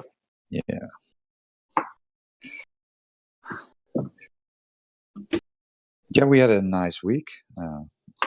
Bit of rain, bit of sun, bit of rain. So we had 2 weeks with no rain, maybe 3 weeks. So you saw the patches of grass getting brown. So it was like, we need some rain now. Mm-hmm.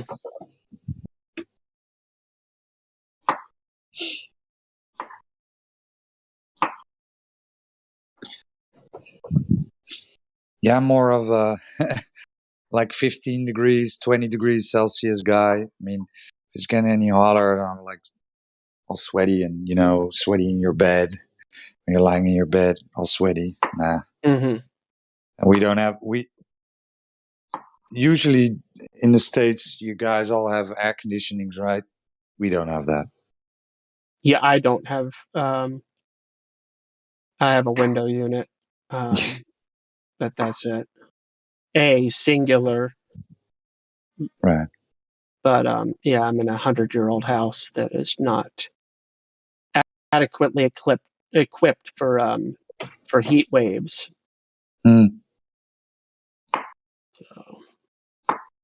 So I am not complaining about the cooler temperatures. Right. Free air conditioning.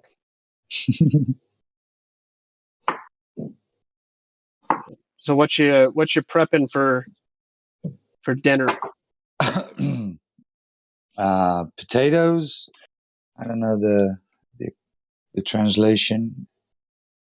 What is it? Yeah, I need to look it up because a fresh lemon dressing with potatoes and what is green beans. Oh, okay.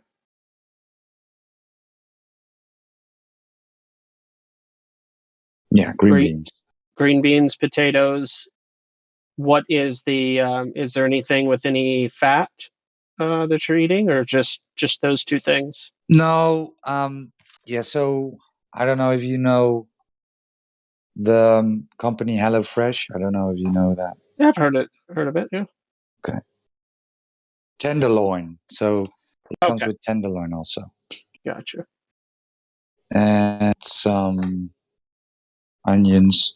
So it's like it's convenient, right? Sure. You don't have to think about what I'm going to eat this time, and then it's usually the same every week. So this brings a bit of what's the word? Different, right? Different meal every week. So Yep. You and Flat Earth Solar are in the same geographic region, aren't you? No, Solar is South African. I'm Dutch. Oh my, quite different then. Yeah. It's interesting. I don't know why I What? would mistake the two.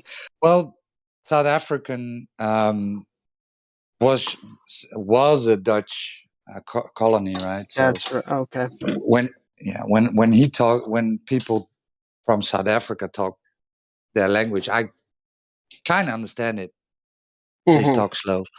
They use different. They use similar words, different grammar, but similar words. So. Yeah. Gotcha. Well, that explains the similarities. Yeah, the accent would be a bit of the same.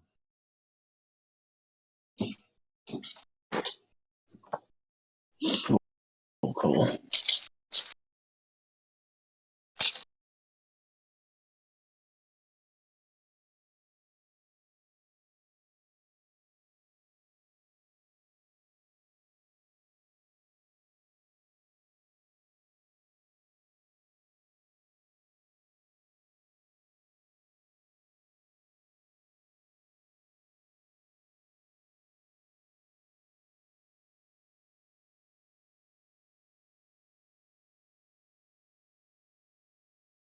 Oh yeah, Jim. I guess you're here. I did say I was going to send.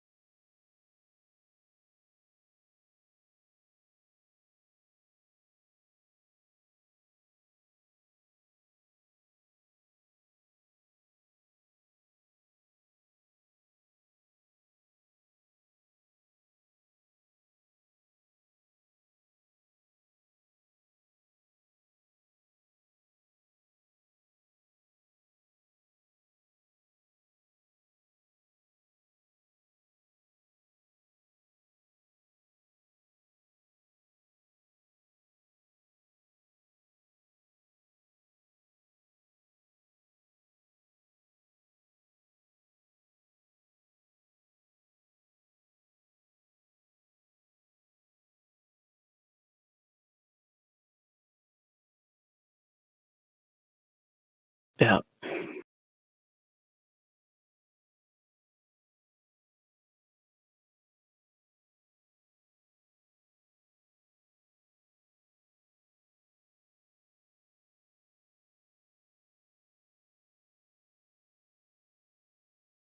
I'll make those infographics for any repeat offenders. That's the biggest repeat offender.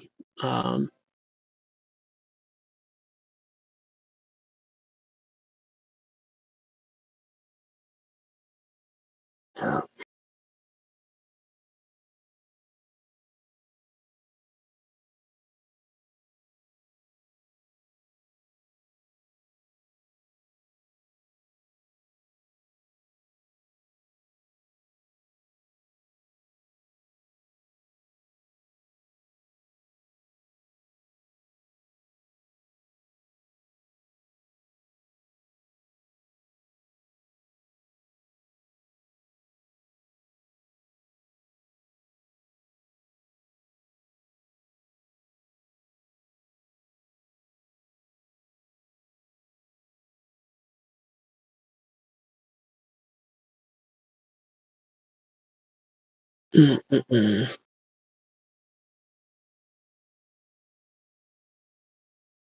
Anybody seen the latest Stranger Things? TV show? Mm-hmm. I know. I never saw that TV show. Well, I like it. Yeah. It's all 80s, you know. Yeah, it 80s seems well music. produced. Mm-hmm. Yeah, 80s music, 80s synthesizer, 80s cars. So it's okay. Gotcha. And So what was going on in the most recent episode? yeah, I don't want to spoil it because it's yeah.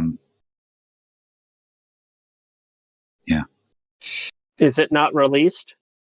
Yeah, it's released. It's on Netflix. Gotcha. This is the 4th season, so you have to catch up. Gotcha. It's always a thing, right? When you have a series you like, and then it takes like 3-4 years for the next season. They're like, oh my god, what was it all? Yes, there was some. You know what? Sherlock was like that. The Cumberbatch version of Sherlock. Mm-hmm. They took a very long time. Yeah. Well, I say very.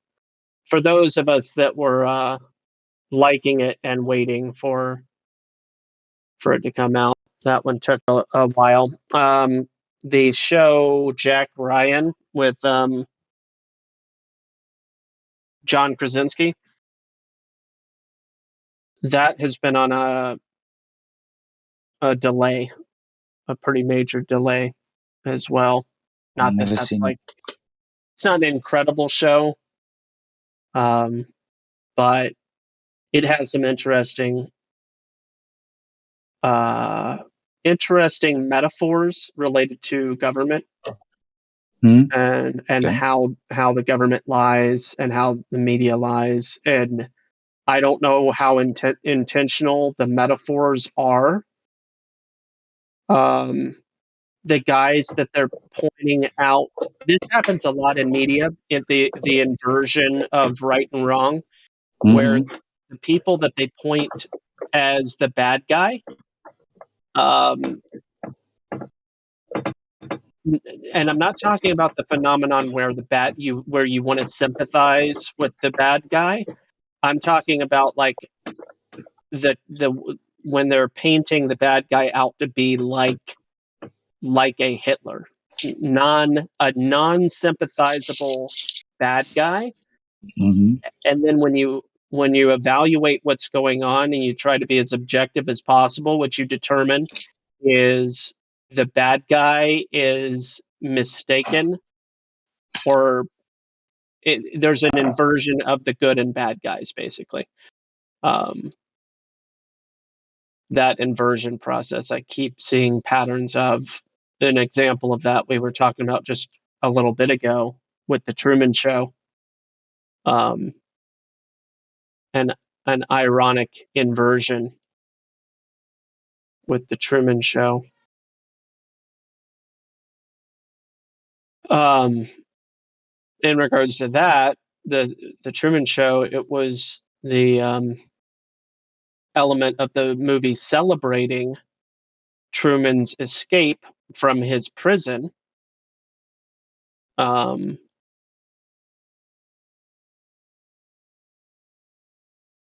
if you take into consideration that we're here on purpose and that there may not be an escape, to suggest that there is one might actually be an inversion. Because Miguel was posting the pictures of the AE map that what's his name walks over in one of the scenes, and it just kind of struck me all of a sudden. I was like, oh wow, what if this movie is total inversion? What is being celebrated is actually oppositional to our reality. Yeah, I get it. Yeah. The same, maybe could be applied with the Matrix, right? Because he escapes, quote unquote, the Matrix, but then he goes to the architect, and then he says, "Well, yeah, you have to come back, and because otherwise, all the people you love in Zion will be killed. So there's no really escape, right?" Yeah.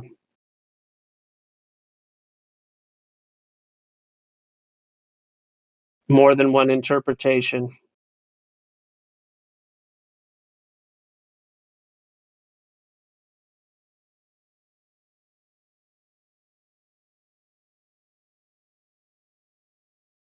Yeah, the last Matrix, I don't know.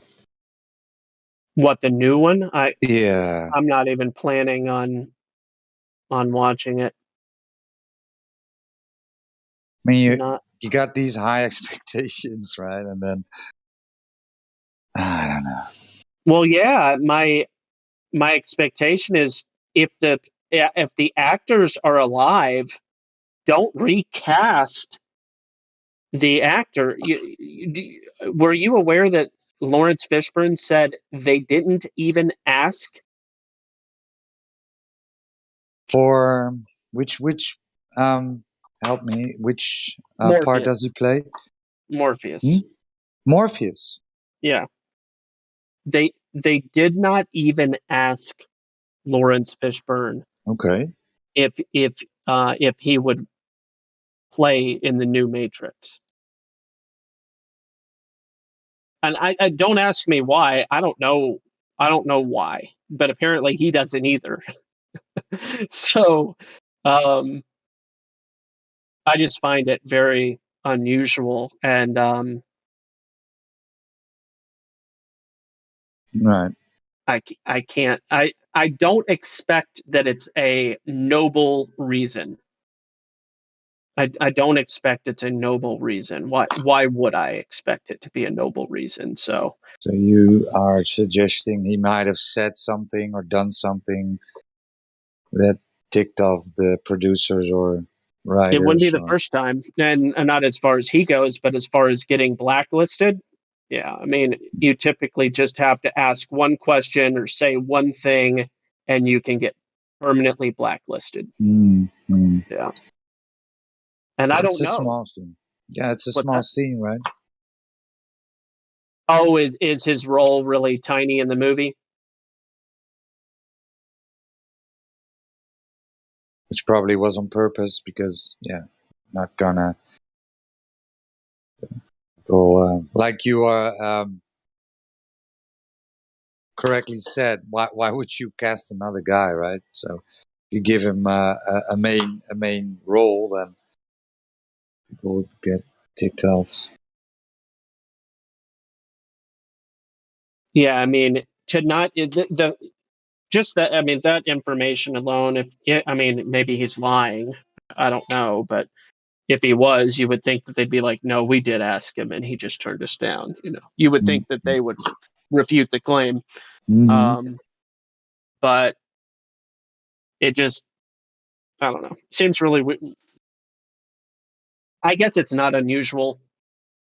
It's probably happened many times we're not even aware of, but like Back to the Future, they recast that girl.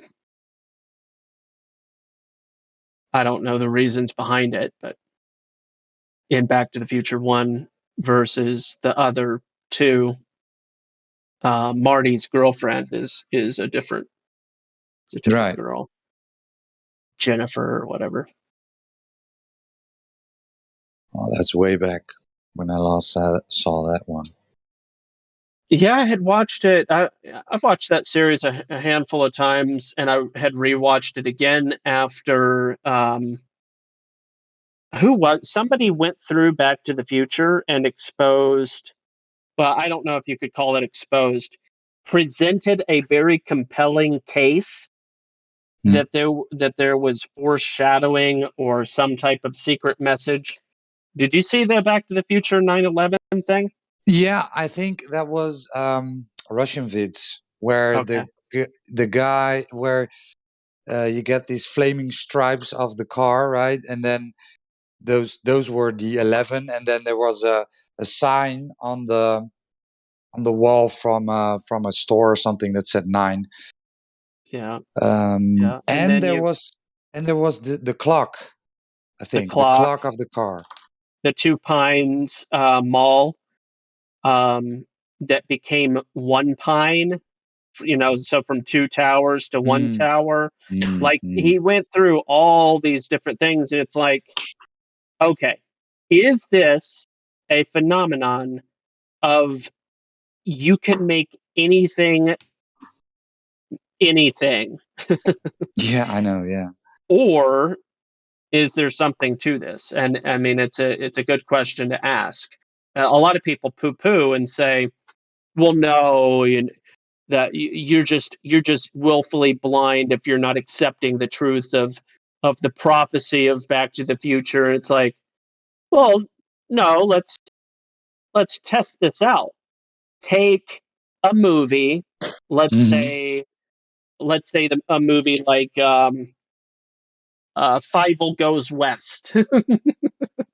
Okay. I don't know. Just take a movie, or just pick one randomly if possible, and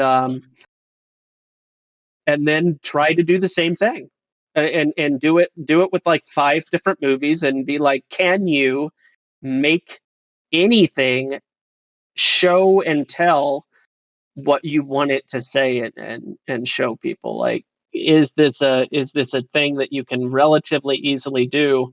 I would suggest a lot of the times it is, depending on how generic. I mean, this one was pretty creepy. I'm not going to say I'm fully convinced, but it's weird. It's suspicious a little bit. Yeah, you got a few also with the Terminator. I guess it was Terminator 2, where they're driving in that gutter, which is very American, right? With the waste. What do you call it? When you have these big waste channels. When you drive. Yeah. Drive. I know what you're talking about. Yeah, they drive with the truck or the car. They drive through it, and then when they pass underneath a bridge or something, it says caution 9/11, 9/11 inches or something, 9 feet 11 inches. Something Oh, like that. Okay, gotcha. Yeah.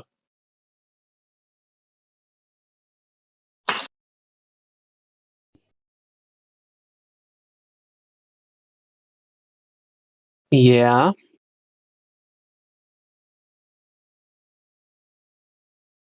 And then that's the thing. People are like, there's no such thing as coincidence. I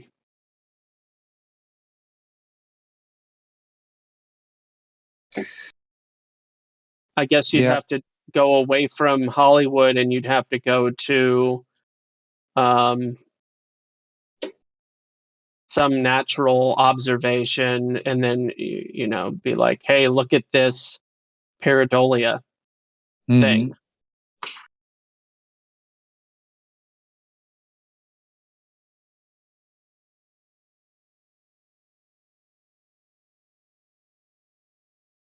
Yeah, I like Russian vids. He has great explanations, or what do you call it? I don't want to say it's about Freemasonry, and it's very intriguing, right? Very interesting. But he sometimes goes overboard, saying people are shills, agents. Yeah. I mean, I don't know if that's necessary. Yeah. I don't know if it was him, but he claimed that Alex Stein faked his mother's death. I don't know. Gosh. Yeah.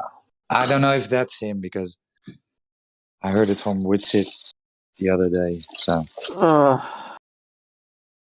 Yeah, Alex Stein has trolled so much that any genuine emotion is almost impossible to take seriously.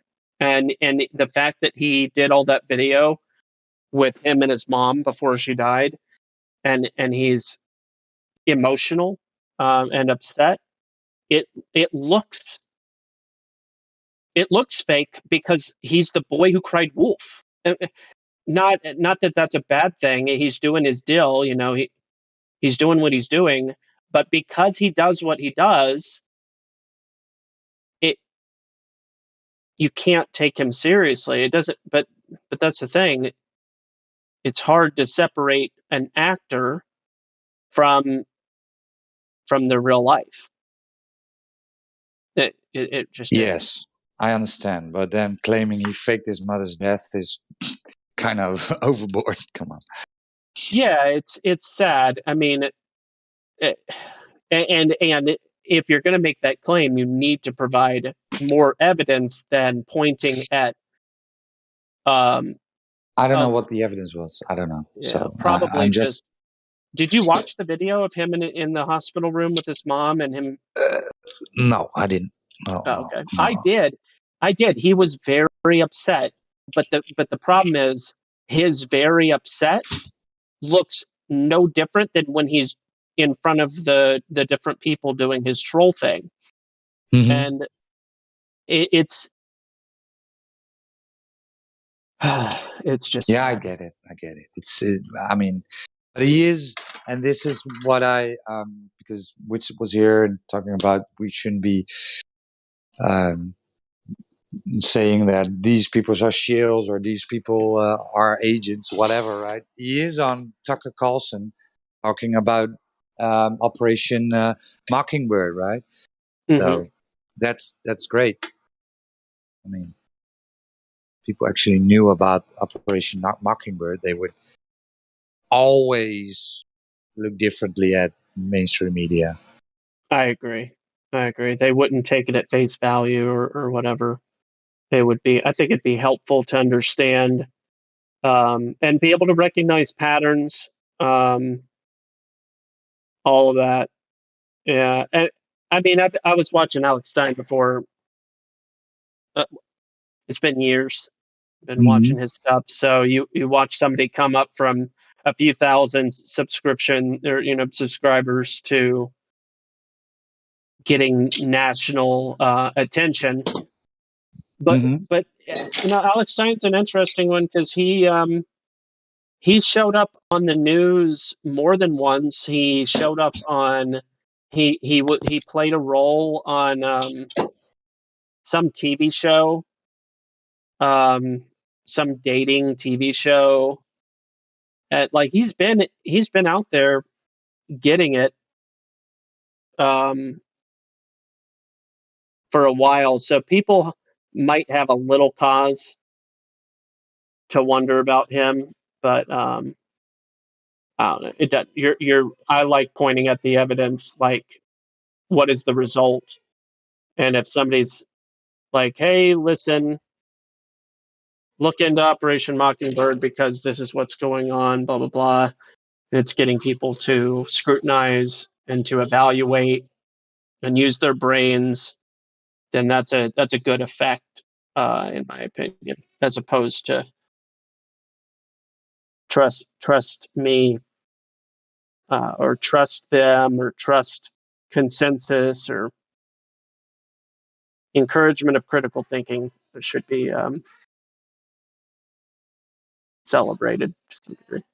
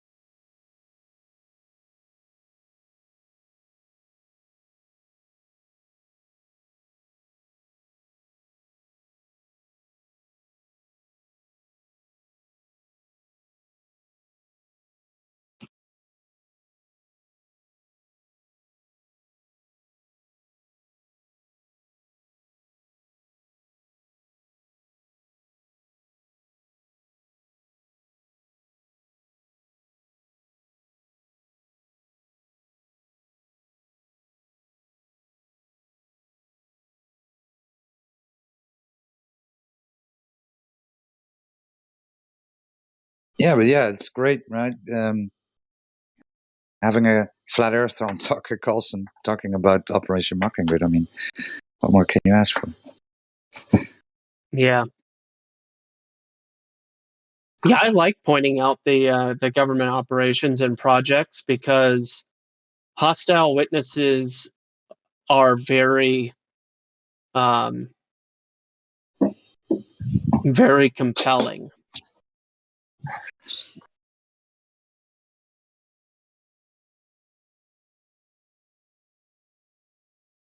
It's like, you said this, and then they go, well, yes, I did say that. Mhm.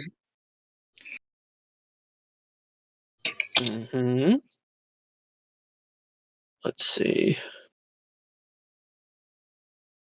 Yeah, Mockingbird. And I've been trying to make a list of the different projects and operations, and if anybody has resources for a long list, that'd be fantastic. I like to point out the ones that are lesser known, like Project Mannequin. That one I'm not sure I know. Could you elaborate a bit? My summary of it was superhuman studies, researching Rh negative blood types, and specifically looking like utilizing people that were part of Celtic or blue blood, colloquially stated blue blood peoples, for the potential of identifying and locating people with psychic abilities. Okay. Which goes hand in hand with another one I'm trying to find. Oh yeah, Project Stargate is associated with Project Mannequin. But anyway, the ability to identify individuals that may have the capability of either remote viewing or the ability to transmit telepathically thoughts into other people's brains. Okay. Like the movie Inception, but in real life. Yeah, Inception was technology. Right? Technology and government operations are not using. I mean, there's plenty of government operations where they use technology. Don't get me wrong, but these are not using technology. They're using a supernatural or non-natural realm in order. I mean, remote viewing and telepathy. That's not. Correct me if I'm wrong. That's not natural. So, I don't know. I mean, if somebody look, I don't know if it really is a thing, right? correct. So, I get that. But they've invested lots of money and time into that. Project Marionette would be another one, which is associated with Project Monarch, which is also associated with Project MK Ultra. So the concepts of mind control and telepathy and remote viewing, astral projection, and fortune telling, so to speak, and the ability to prognosticate. The government spent a lot of time and money looking into those sorts of things. I find that really an unusual use of money and resources. okay. Unless there's something to it. So I get it, right? So it's a bit of a is it a formula consequence? They spent money, so it must be true. It must be true because they spent money. No, not No. necessarily. But I do find it weird. I get what you're saying. What? Yeah, but I still want to ask why. Why have they invested years, decades on these particular categories?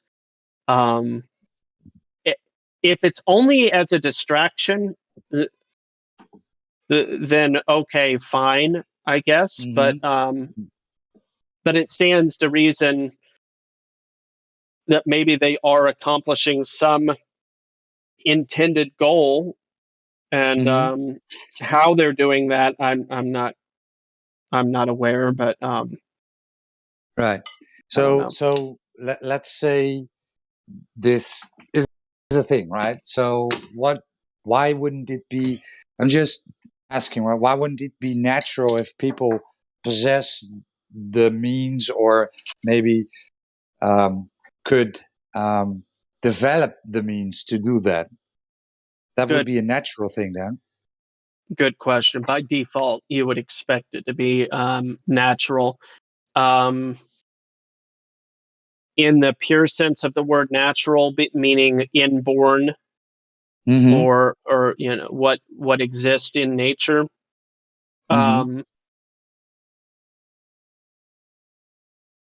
Yeah, you're right. I guess you would say that it is natural. I guess the way that it might not be natural would be I don't think that you can do science on those sorts of things. Maybe you can.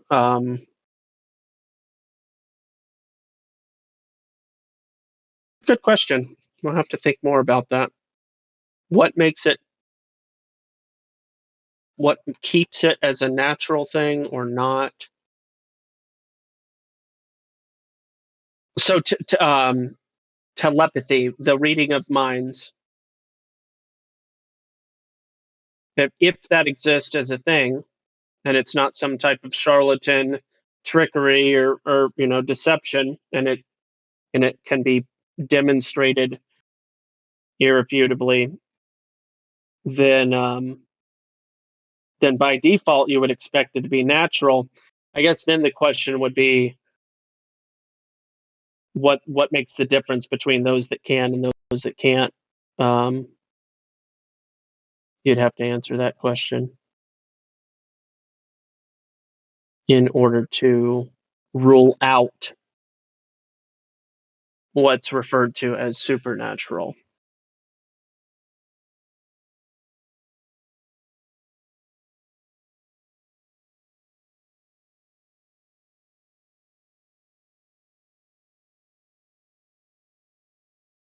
But now you got me thinking, Roger.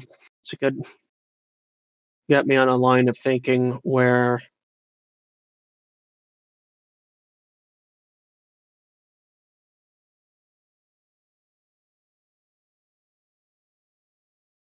that word can be a lot more broad than I would expect.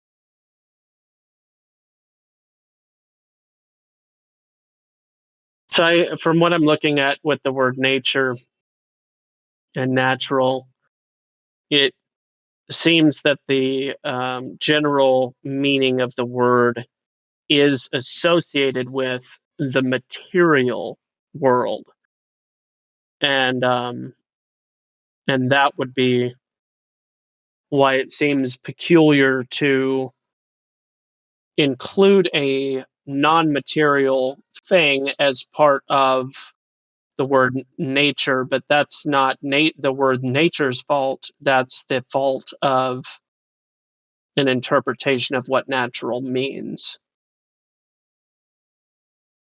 which is attributed apparently to the 17th century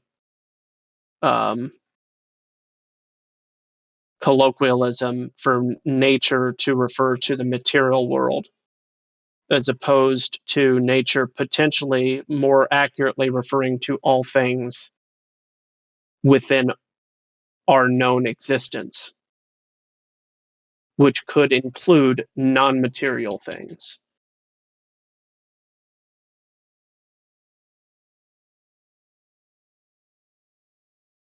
So I guess instead of using and invoking the word natural, or that isn't natural, I should say, it's interesting that the government is using time and resources to study immaterial categories of research.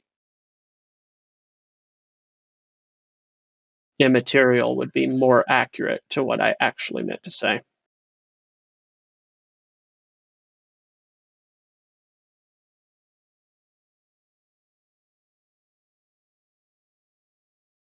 Right, makes sense. Yeah. So thank you for that. I always appreciate being supremely accurate.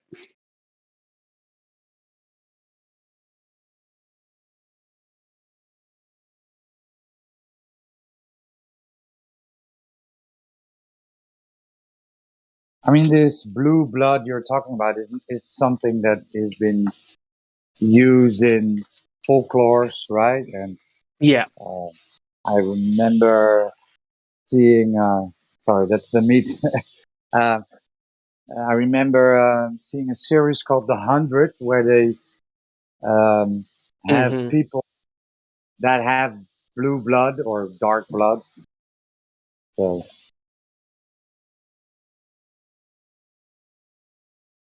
let's see if I can find.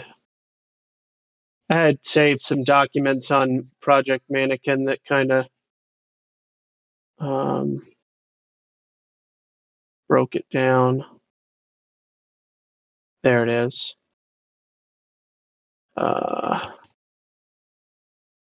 This is Project Mannequin stuff. Hey, what do you think about good old Muskie Boy joining the Royal Society?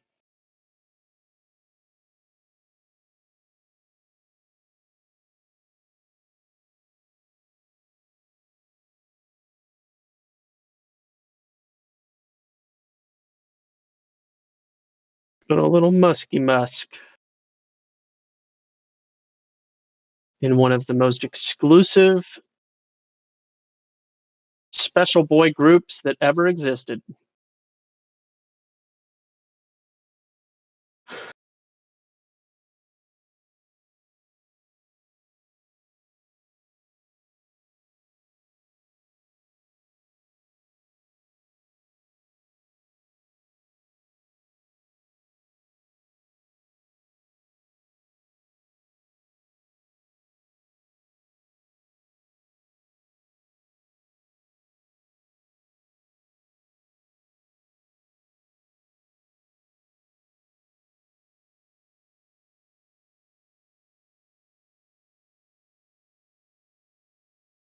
He's a young guy. Oh, my shoulder. Oh boy.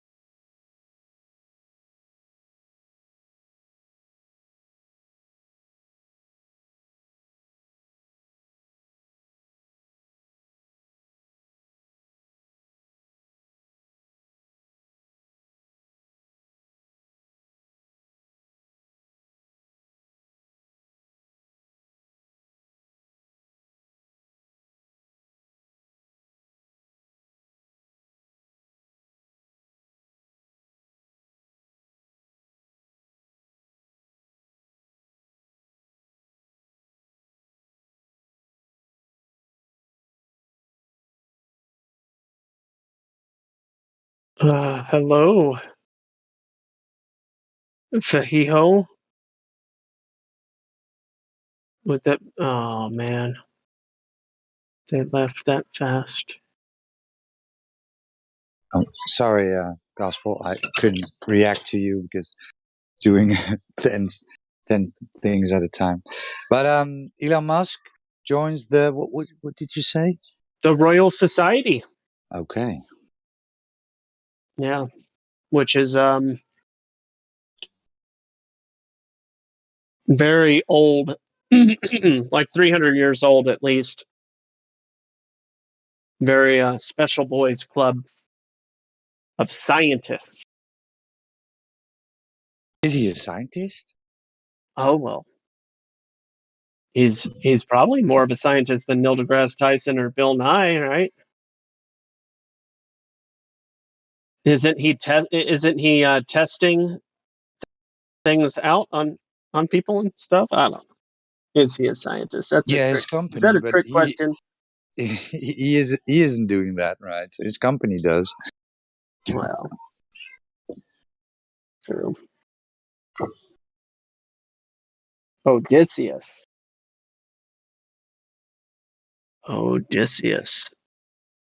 VC verified. That means you have the freedom to open your own mic. Hi, Odysseus. Hello. Welcome. Have you been here a couple times before? A couple of times, yeah.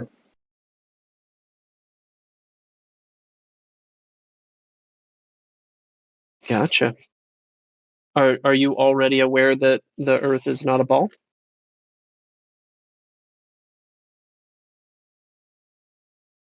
Seems to be a complicated topic. Why is that?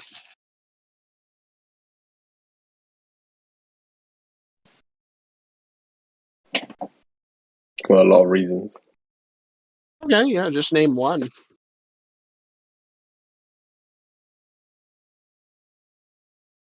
Well, majority of society believes the Earth is round, but then you have this community that says it's flat. Okay. That makes it complicated? I guess that's fair. That's a fair word. I won't be overcritical of that choice of words. The actual reality itself and establishing the reality shouldn't be seen as overly complicated, in my opinion. But are you aware how the globe has been falsified, or no? No. Okay. So you did not know that we see too far for the Earth to be a ball.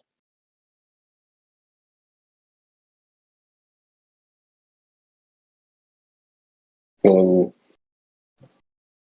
when you say how the round Earth has been falsified, you mean like how majority of humanity believe the Earth is round? Yeah. So you can like go to NASA or space.org or any other kind of website, and you can look up and they tell you how big they say the Earth is. They give you numbers that you can plug into calculations, specifically in regards to geometry. And then we can observe reality and see if it matches the claim. That has any flat earther been to space? Is that related?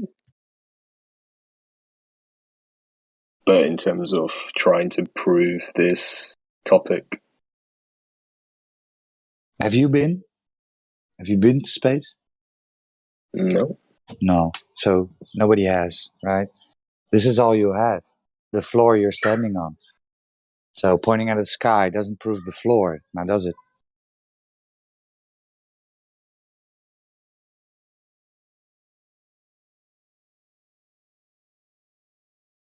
The only place the Earth is a ball is on your TV, Odysseus. All right, so I'm trying to establish whether or not my floor is flat. Do I look at the floor, or do I need to get on my roof? Do I need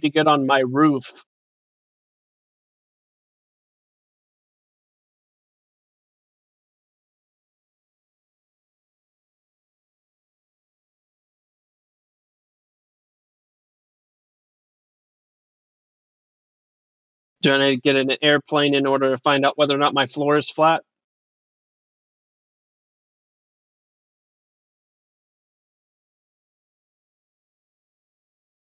The claim is that there's curvature, bro.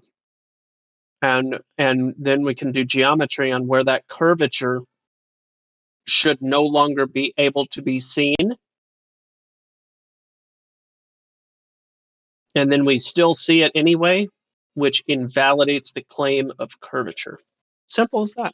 It really isn't complicated.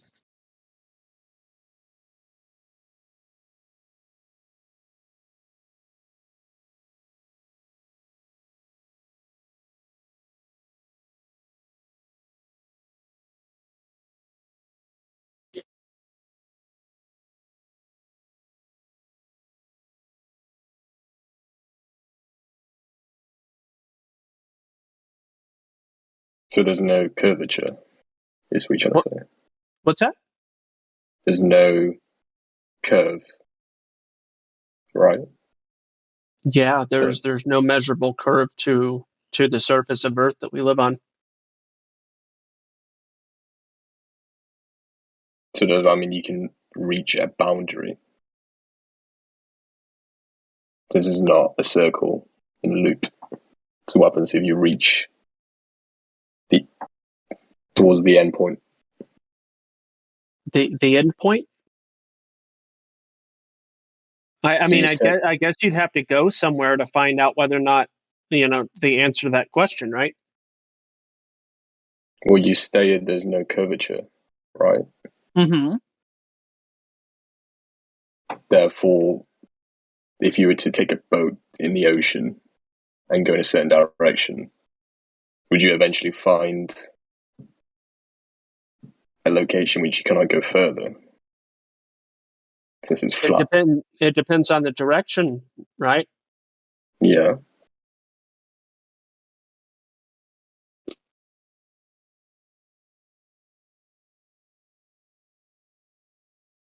And in order to find a place where you can't go anymore,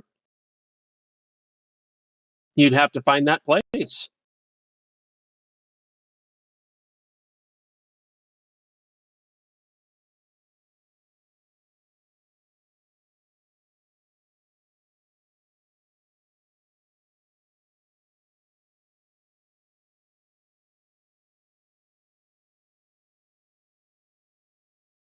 Anyway, thanks, Gospel. Dinner's ready, so talk to you later, man. Yep. And welcome, Odysseus, to the server.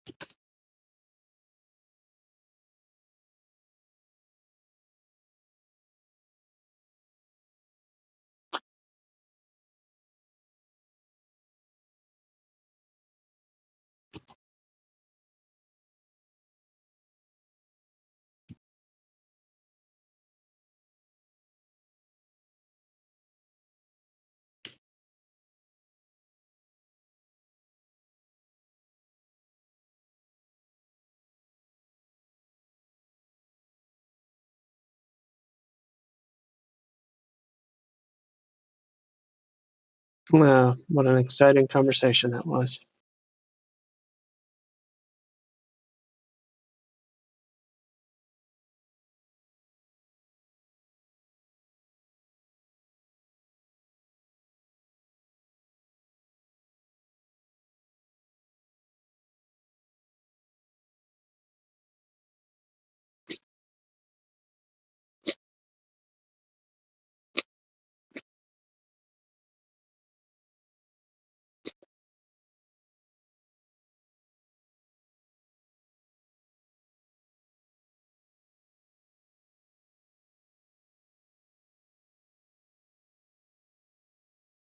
Hello, hello. Hello, brother. Howdy. Nothing. Just seeing what you guys are up to.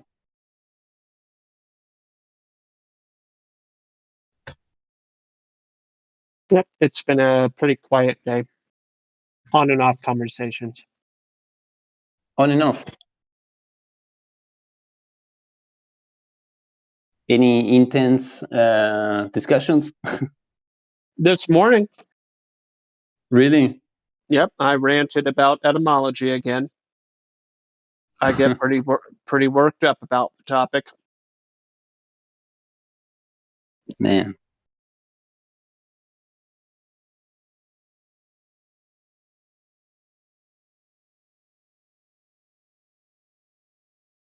I also addressed the topic of meme efficacy.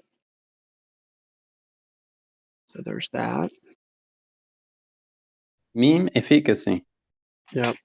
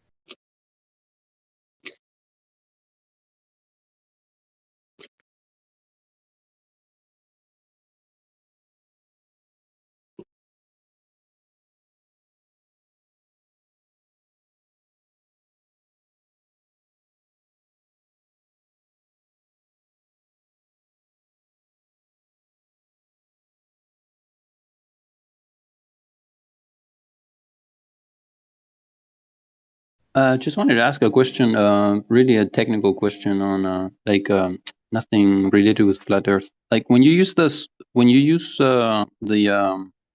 noise suppression, does it affect the quality, for example, of the voice? I mean, not usually. I really think it's dependent on your microphone setup, because some people, the noise suppression drastically reduces the quality and ruins everything.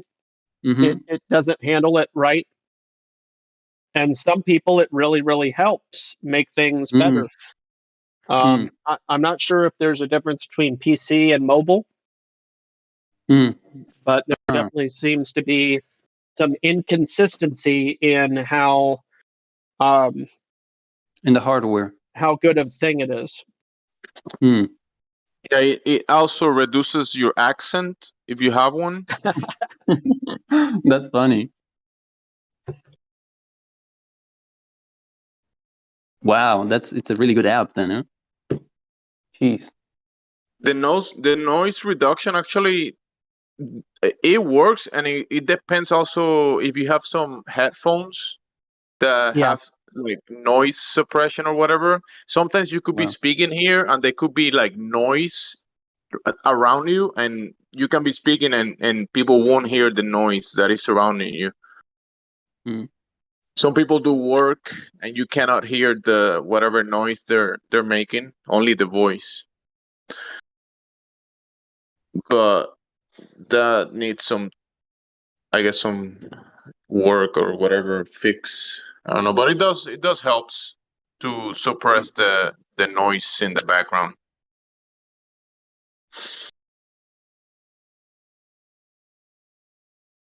In this moment, I have the laundry on, and it's like right next to me. Oh, I can hear the laundry. You can? We can't. I cannot. Nice. Let's see. I'm gonna turn it off now. It's not very loud, but now it's noise suppression off. But let's see. The quality did actually change when you turn it off. Oh, that's A what I little wanted to know also. Yeah. Is it better now? Is my voice the sound quality of my voice better than Your before? accent is more noticeable. More not noticeable. Yeah, I can I hate you. notice it more now. You're I funny. hate you. It did change a little bit, but it's not a huge difference. Santal, hey. I got another one of those scammer calls. I have my Hindi phrases for anybody that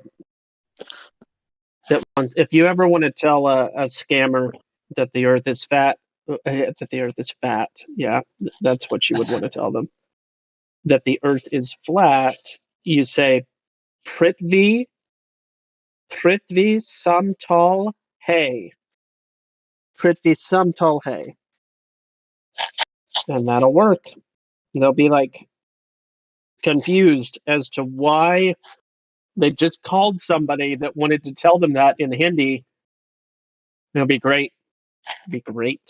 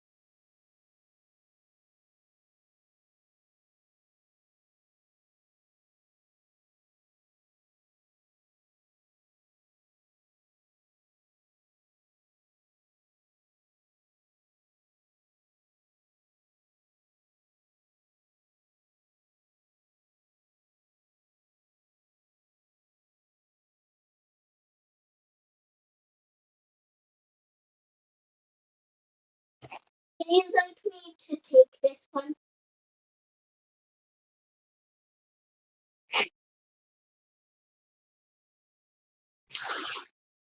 Yeah.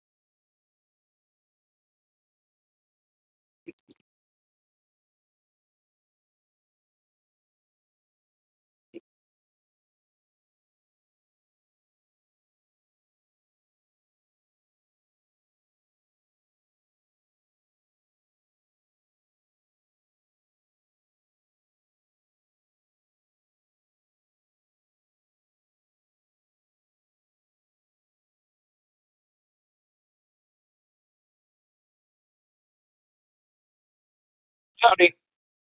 Hi there. Everybody just seems so lonely, so I thought I'd pop in. Yeah, I've been trying to add little embers to the chat all day. That's not even Monday. True. Now I'm eating lunch. I just finished.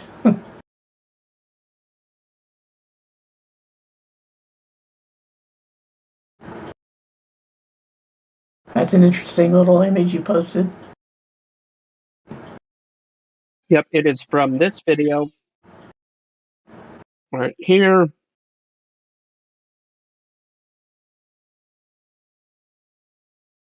The duality of non-duality. Good one. Yeah, I think the preponderance of evidence is that modern so-called quantum physics and theoretical physics in general is nothing more than repackaged occultism, Babylonian occultism. Yeah.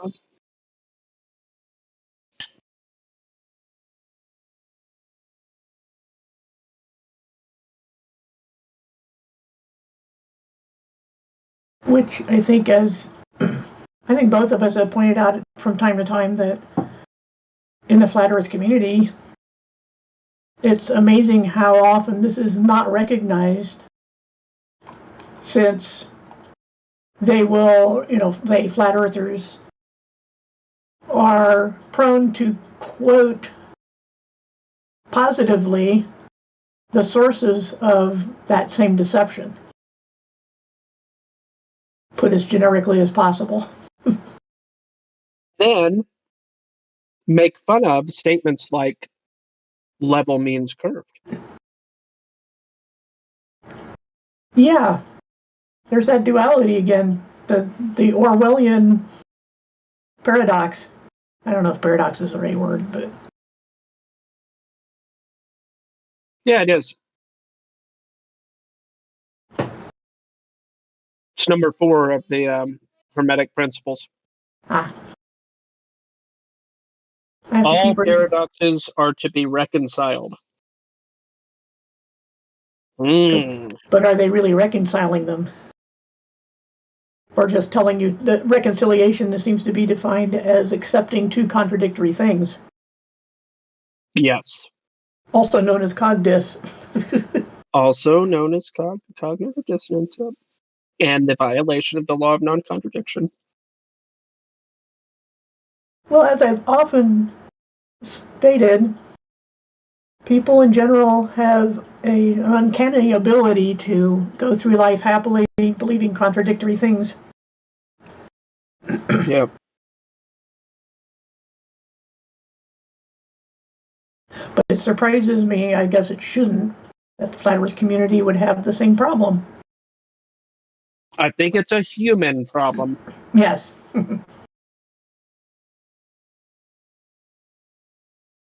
Or as I think it's in the Bible, there are none so blind than those who claim to see.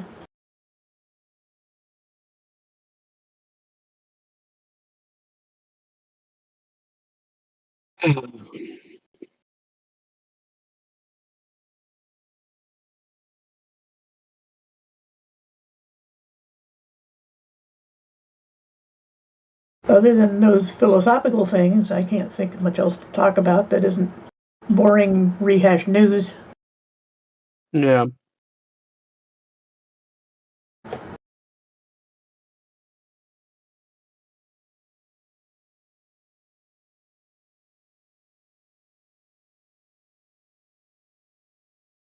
I am looking for a list, or I don't know if list is the right word.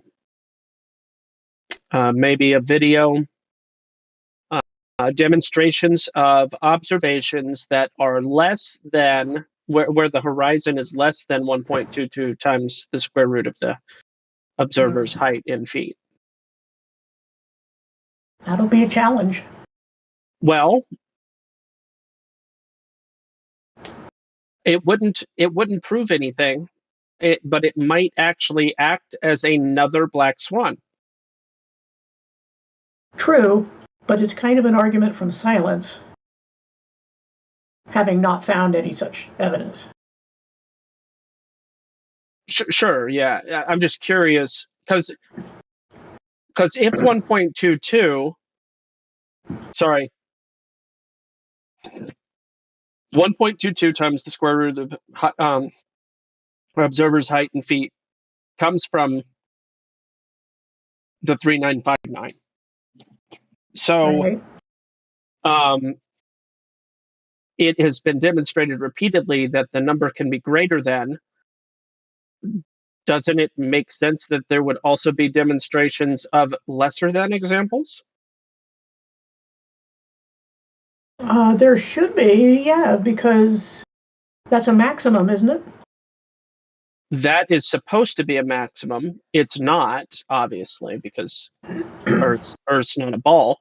But I just got curious. This thought struck me in the middle. Well, not the middle of the night, before I was going to sleep. I was like, "Huh, I want to see some examples of lesser than horizons." Well, wouldn't they say that's just any photo where the conditions are such that you can't see the maximum anymore?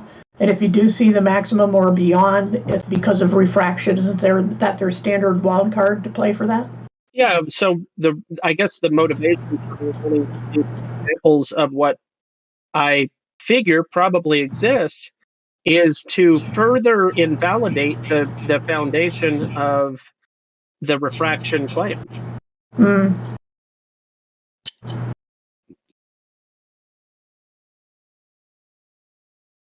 Because then what you have is reverse or inverse refraction. And I just think it's funny.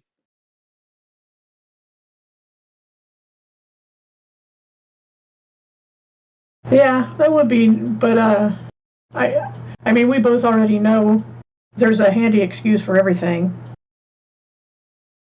I know. There's a very roundabout way. Right. But it's just like they've done with Black Swan. Oh, look at those bendy cranes. Yeah. And you can refract anything. You just play the refraction cards like the gravity card, and you can answer all the questions without really answering them. Yeah. The immediate example that came to my mind would be the observations on tabletops. Mm-hmm. But I would like more natural observations.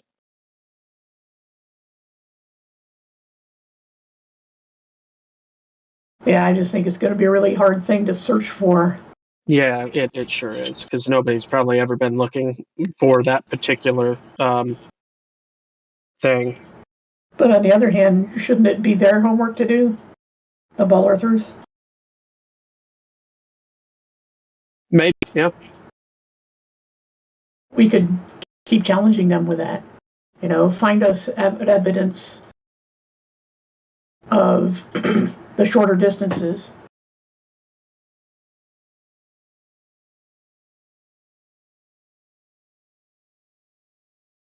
Mm-hmm.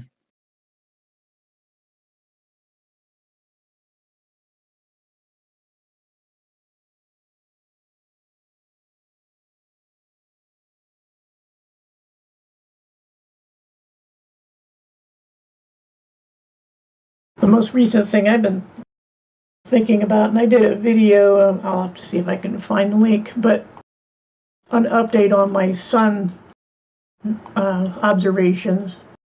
Let me see if I can find my video so I can kind of explain. Oh, there it is, my update. Share. And because this was in response back when Danny Faulkner used to come, and I think he gave me the link to this site where they have a pretty handy sun tracking chart. But what I did in the video is I tracked points roughly in the same longitude at each of the, as far north and south as I could find a city, because you have to find a city or a known continent, you know, just like Antarctica is a continent, they say. So those two extremes, the equator and then two halfway points between, at 45 degrees north and 45 south, and follow the track of the sun. And though, as we all know, the sun wavers between the tropics, that it on the June solstice, it's in the Tropic of Cancer, and in the fall solstice, or sorry, winter solstice, it's in the Tropic of Capricorn. and that it physically is only ever 90 degrees overhead in that band. And so we know it's roughly going straight across in a very slow spiral, though, up and down, like a spring that continually flexes and stretches. Mm-hmm. And given that, though, when it's in, say, right now we're heading toward the June solstice. Right now the sun is heading toward its maximum northern physical location, its northern GP. And all points that I mentioned, north and south, will have the sun start and end at the same points on the compass, the azimuth, which is to say it's rising around 60 degrees east and setting around 300 degrees west. Well, not east-west, but 60 degrees and 300 degrees on a compass. So that's, and specifically if you're on the 23.7 north latitude or 23.5. 23.3. Or something like that. Anyway, the point is that no matter where you are, you're always going to see the sun start and end. Everybody will see it start and end at the same degrees. That is to say, as far north as you can go and as far south as you can go beyond the equator, you will see the sun rise at 60 degrees and set at 300. But the path it takes between those two is going to depend on which side of the equator you're on. And so if you're in the north looking south, you'll see it start at 60 degrees on your left hand, but as it goes through the day, it appears to go south around the compass, meaning it'll go from 60 to 70, 80, 90, 100,